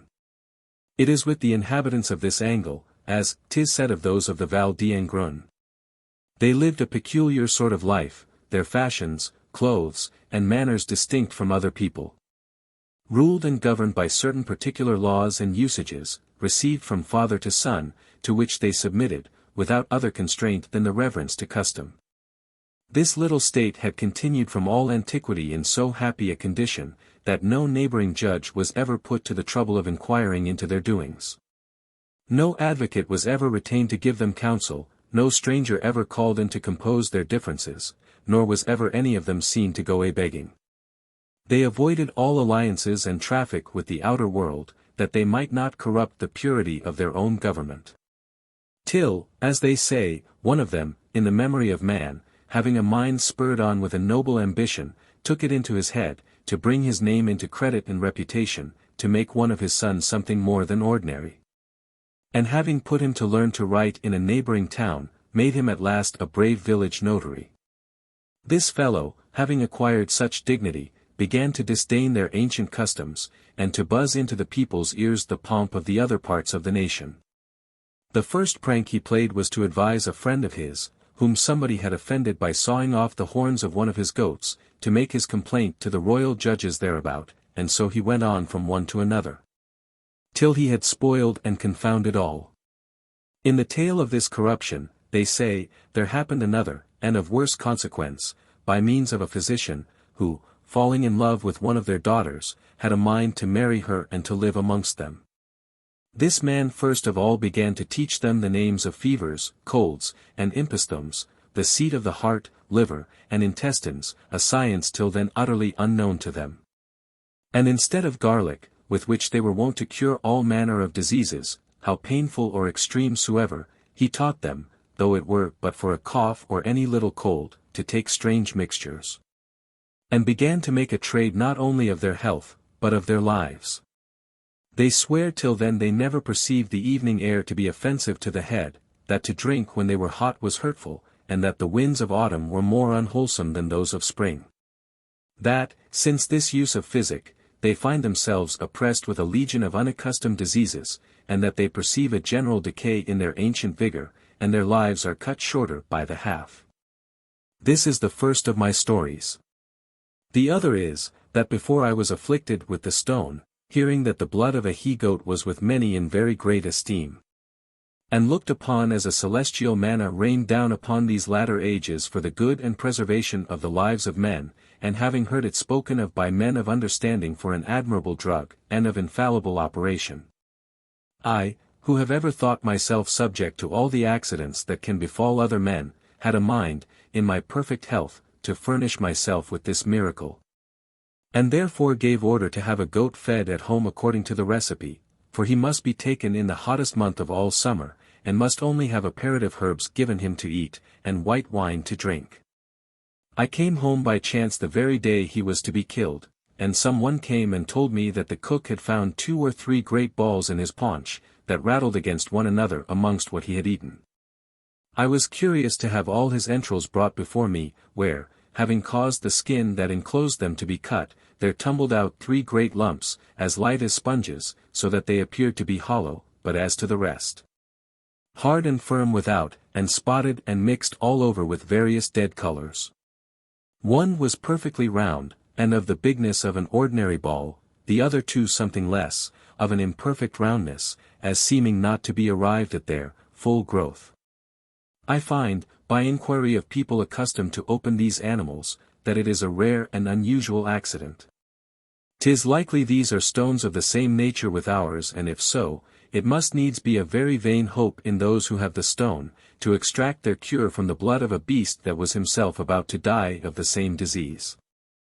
For to say that the blood does not participate of this contagion, and does not thence alter its wonted virtue. It is rather to be believed that nothing is engendered in a body but by the conspiracy and communication of all the parts, the whole mass works together, though one part contributes more to the work than another, according to the diversity of operations. Wherefore it is very likely that there was some petrifying quality in all the parts of this goat. It was not so much for fear of the future, and for myself, that I was curious in this experiment, but because it falls out in mine, as it does in many other families, that the women store up such little trumperies for the service of the people, using the same recipe in 50 several diseases, and such a recipe as they will not take themselves, and yet triumph when they happen to be successful. As to what remains, I honor physicians, not according to the precept for their necessity, for to this passage may be opposed another of the prophet reproving King Asa for having recourse to a physician, but for themselves. Having known many very good men of that profession, and most worthy to be beloved. I do not attack them, 'tis their art I inveigh against, and do not much blame them for making their advantage of our folly, for most men do the same. Many callings, both of greater and of less dignity than theirs, have no other foundation or support than public abuse. When I am sick I send for them if they be near, only to have their company, and pay them as others do. I give them leave to command me to keep myself warm, because I naturally love to do it, and to appoint leeks or lettuce for my broth, to order me white wine or claret, and so as to all other things, which are indifferent to my palate and custom. I know very well that I do nothing for them in so doing, because sharpness and strangeness are incidents of the very essence of physic. Lycurgus ordered wine for the sick Spartans. Why? Because they abominated the drinking it when they were well. As a gentleman, a neighbor of mine, takes it as an excellent medicine in his fever, because naturally he mortally hates the taste of it. How many do we see amongst them of my humor, who despise taking physic themselves, are men of a liberal diet, and live a quite contrary sort of life to what they prescribe others? What is this but flatly to abuse our simplicity? For their own lives and health are no less dear to them than ours are to us, and consequently they would accommodate their practice to their rules, if they did not themselves know how false these are. 'Tis the fear of death and of pain, impatience of disease, and a violent and indiscreet desire of a present cure, that so blind us. 'Tis pure cowardice that makes our belief so pliable and easy to be imposed upon, and yet most men do not so much believe as they acquiesce and permit. For I hear them find fault and complain as well as we, but they resolve at last, what should I do then? As if impatience were of itself a better remedy than patience. Is there any one of those who have suffered themselves to be persuaded into this miserable subjection, who does not equally surrender himself to all sorts of impostures? Who does not give up himself to the mercy of whoever has the impudence to promise him a cure? The Babylonians carried their sick into the public square. The physician was the people, every one who passed by being in humanity and civility obliged to inquire of their condition, gave some advice according to his own experience. We do little better. There is not so simple a woman, whose gossips and drenches we do not make use of, and according to my humor, if I were to take physic, I would sooner choose to take theirs than any other, because at least, if they do no good, they will do no harm. What Homer and Plato said of the Egyptians, that they were all physicians, may be said of all nations. There is not a man amongst any of them who does not boast of some rare recipe, and who will not venture it upon his neighbor, if he will let him. I was the other day in a company where one, I know not who, of my fraternity brought us intelligence of a new sort of pills made up of 100 and odd ingredients. It made us very merry, and was a singular consolation. For what rock could withstand so great a battery? And yet I hear from those who have made trial of it, that the least atom of gravel deigned not to stir for't. I cannot take my hand from the paper before I have added a word concerning the assurance they give us of the certainty of their drugs, from the experiments they have made. The greatest part, I should say above 2/3 of the medicinal virtues, consist in the quintessence or occult property of simples, of which we can have no other instruction than use and custom. For quintessence is no other than a quality of which we cannot by our reason find out the cause.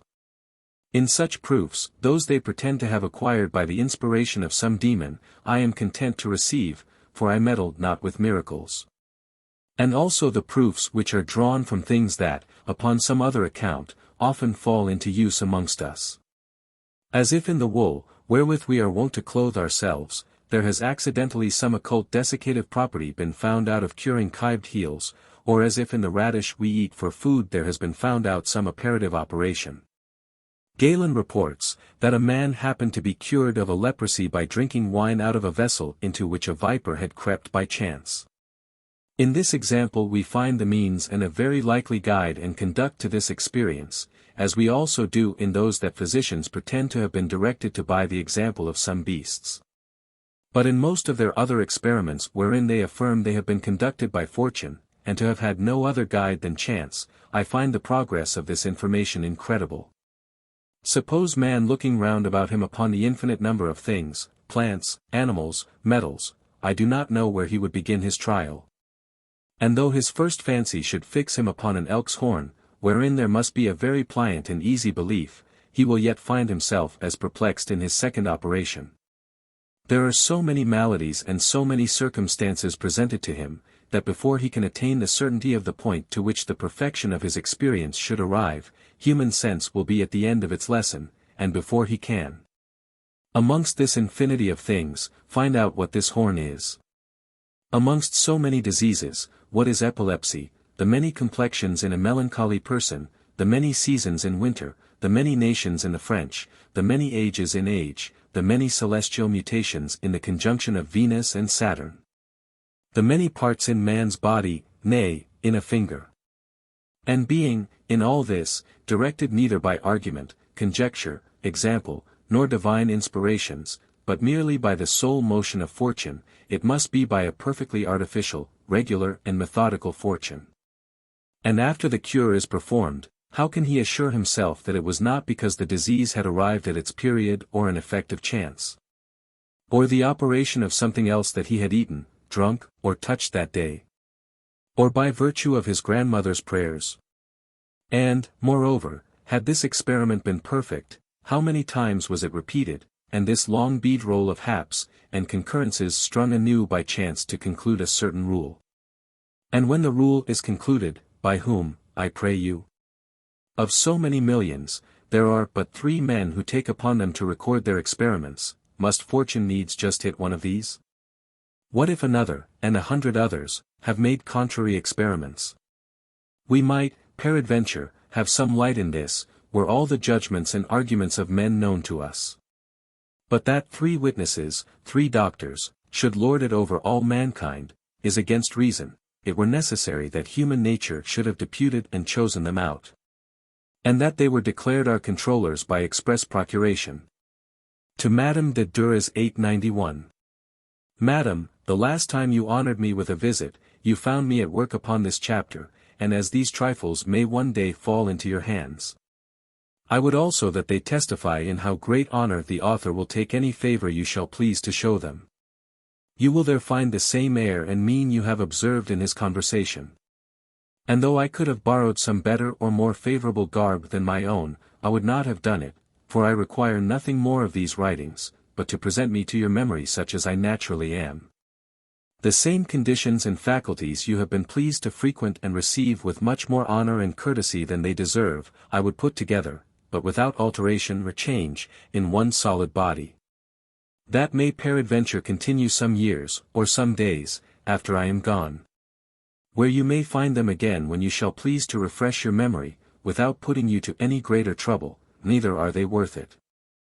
I desire you should continue the favor of your friendship to me, by the same qualities by which it was acquired. I am not at all ambitious that any one should love and esteem me more dead than living. The humor of Tiberius is ridiculous, but yet common, who was more solicitous to extend his renown to posterity than to render himself acceptable to men of his own time. If I were one of those to whom the world could owe commendation, would give out of it 1/2 to have the other in hand, let their praises come quick and crowding about me, more thick than long, more full than durable. And let them cease, in God's name, with my own knowledge of them, and when the sweet sound can no longer pierce my ears. It were an idle humor to essay, now that I am about to forsake the commerce of men, to offer myself to them by a new recommendation. I make no account of the goods I could not employ in the service of my life.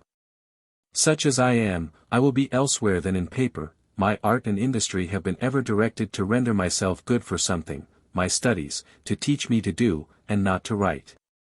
I have made it my whole business to frame my life, this has been my trade and my work, I am less a writer of books than anything else. I have coveted understanding for the service of my present and real conveniences, and not to lay up a stock for my posterity. He who has anything of value in him, let him make it appear in his conduct, in his ordinary discourses, in his courtships, and his quarrels, in play, in bed, at table, in the management of his affairs, in his economics. Those whom I see make good books in ill breeches, should first have mended their breeches, if they would have been ruled by me.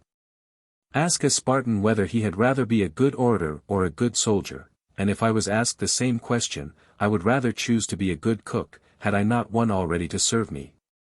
My God!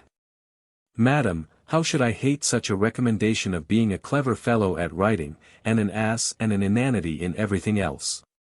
Yet I had rather be a fool both here and there than to have made so ill a choice wherein to employ my talent. And I am so far from expecting to gain any new reputation by these follies, that I shall think I come off pretty well if I lose nothing by them of that little I had before. For besides that this dead and mute painting will take from my natural being, it has no resemblance to my better condition, but is much lapsed from my former vigor and cheerfulness, growing faded and withered, I am towards the bottom of the barrel, which begins to taste of the lees. As to the rest, madam, I should not have dared to make so bold with the mysteries of physic, considering the esteem that you and so many others have of it, had I not had encouragement from their own authors. I think there are of these among the old Latin writers but two, Pliny and Celsus. If these ever fall into your hands, you will find that they speak much more rudely of their art than I do, I but pinch it, they cut its throat. Pliny, amongst other things, twits them with this, that when they are at the end of their rope, they have a pretty device to save themselves, by recommending their patients, whom they have teased and tormented with their drugs and diets to no purpose, some to vows and miracles, others to the hot baths. Be not angry, madam, he speaks not of those in our parts, which are under the protection of your house, and all Gramontans. They have a third way of saving their own credit, of ridding their hands of us and securing themselves from the reproaches we might cast in their teeth of our little amendment. When they have had us so long in their hands that they have not one more invention left wherewith to amuse us, which is to send us to the better air of some other country. This, madam, is enough. I hope you will give me leave to return to my discourse, from which I have so far digressed, the better to divert you. It was, I think, Pericles, who being asked how he did, you may judge, says he, by these, showing some little scrolls of parchment he had tied about his neck and arms. By which he would infer that he must needs be very sick when he was reduced to a necessity of having recourse to such idle and vain fopperies, and of suffering himself to be so equipped. I dare not promise but that I may one day be so much a fool as to commit my life and death to the mercy and government of physicians, I may fall into such a frenzy. I dare not be responsible for my future constancy, but then, if any one ask me how I do, I may also answer, as Pericles did, you may judge by this, shewing my hand clutching 6 drams of opium. It will be a very evident sign of a violent sickness, my judgment will be very much out of order, if once fear and impatience get such an advantage over me, it may very well be concluded that there is a dreadful fever in my mind. I have taken the pains to plead this cause, which I understand indifferently, a little to back and support the natural aversion to drugs and the practice of physic I have derived from my ancestors. To the end it may not be a mere stupid and inconsiderate aversion, but have a little more form. And also, that they who shall see me so obstinate in my resolution against all exhortations and menaces that shall be given me, when my infirmity shall press hardest upon me, may not think 'tis mere obstinacy in me. Or any one so ill-natured as to judge it to be any motive of glory, for it would be a strange ambition to seek to gain honor by an action my gardener or my groom can perform as well as I. Certainly, I have not a heart so timorous and windy, that I should exchange so solid a pleasure as health for an airy and imaginary pleasure. Glory, even that of the 4 sons of Ammon, is too dear bought by a man of my humor. If it cost him 3 swinging fits of the stone. Give me health, in God's name. Such as love physic, may also have good, great, and convincing considerations. I do not hate opinions contrary to my own. I am so far from being angry to see a discrepancy betwixt mine and other men's judgments, and from rendering myself unfit for the society of men, from being of another sense and party than mine. That on the contrary, the most general way that nature has followed being variety, and more in souls than bodies, forasmuch as they are of a more supple substance, and more susceptible of forms, I find it much more rare to see our humours and designs jump and agree. And there never were, in the world, 2 opinions alike, no more than 2 hairs, or 2 grains. Their most universal quality is diversity.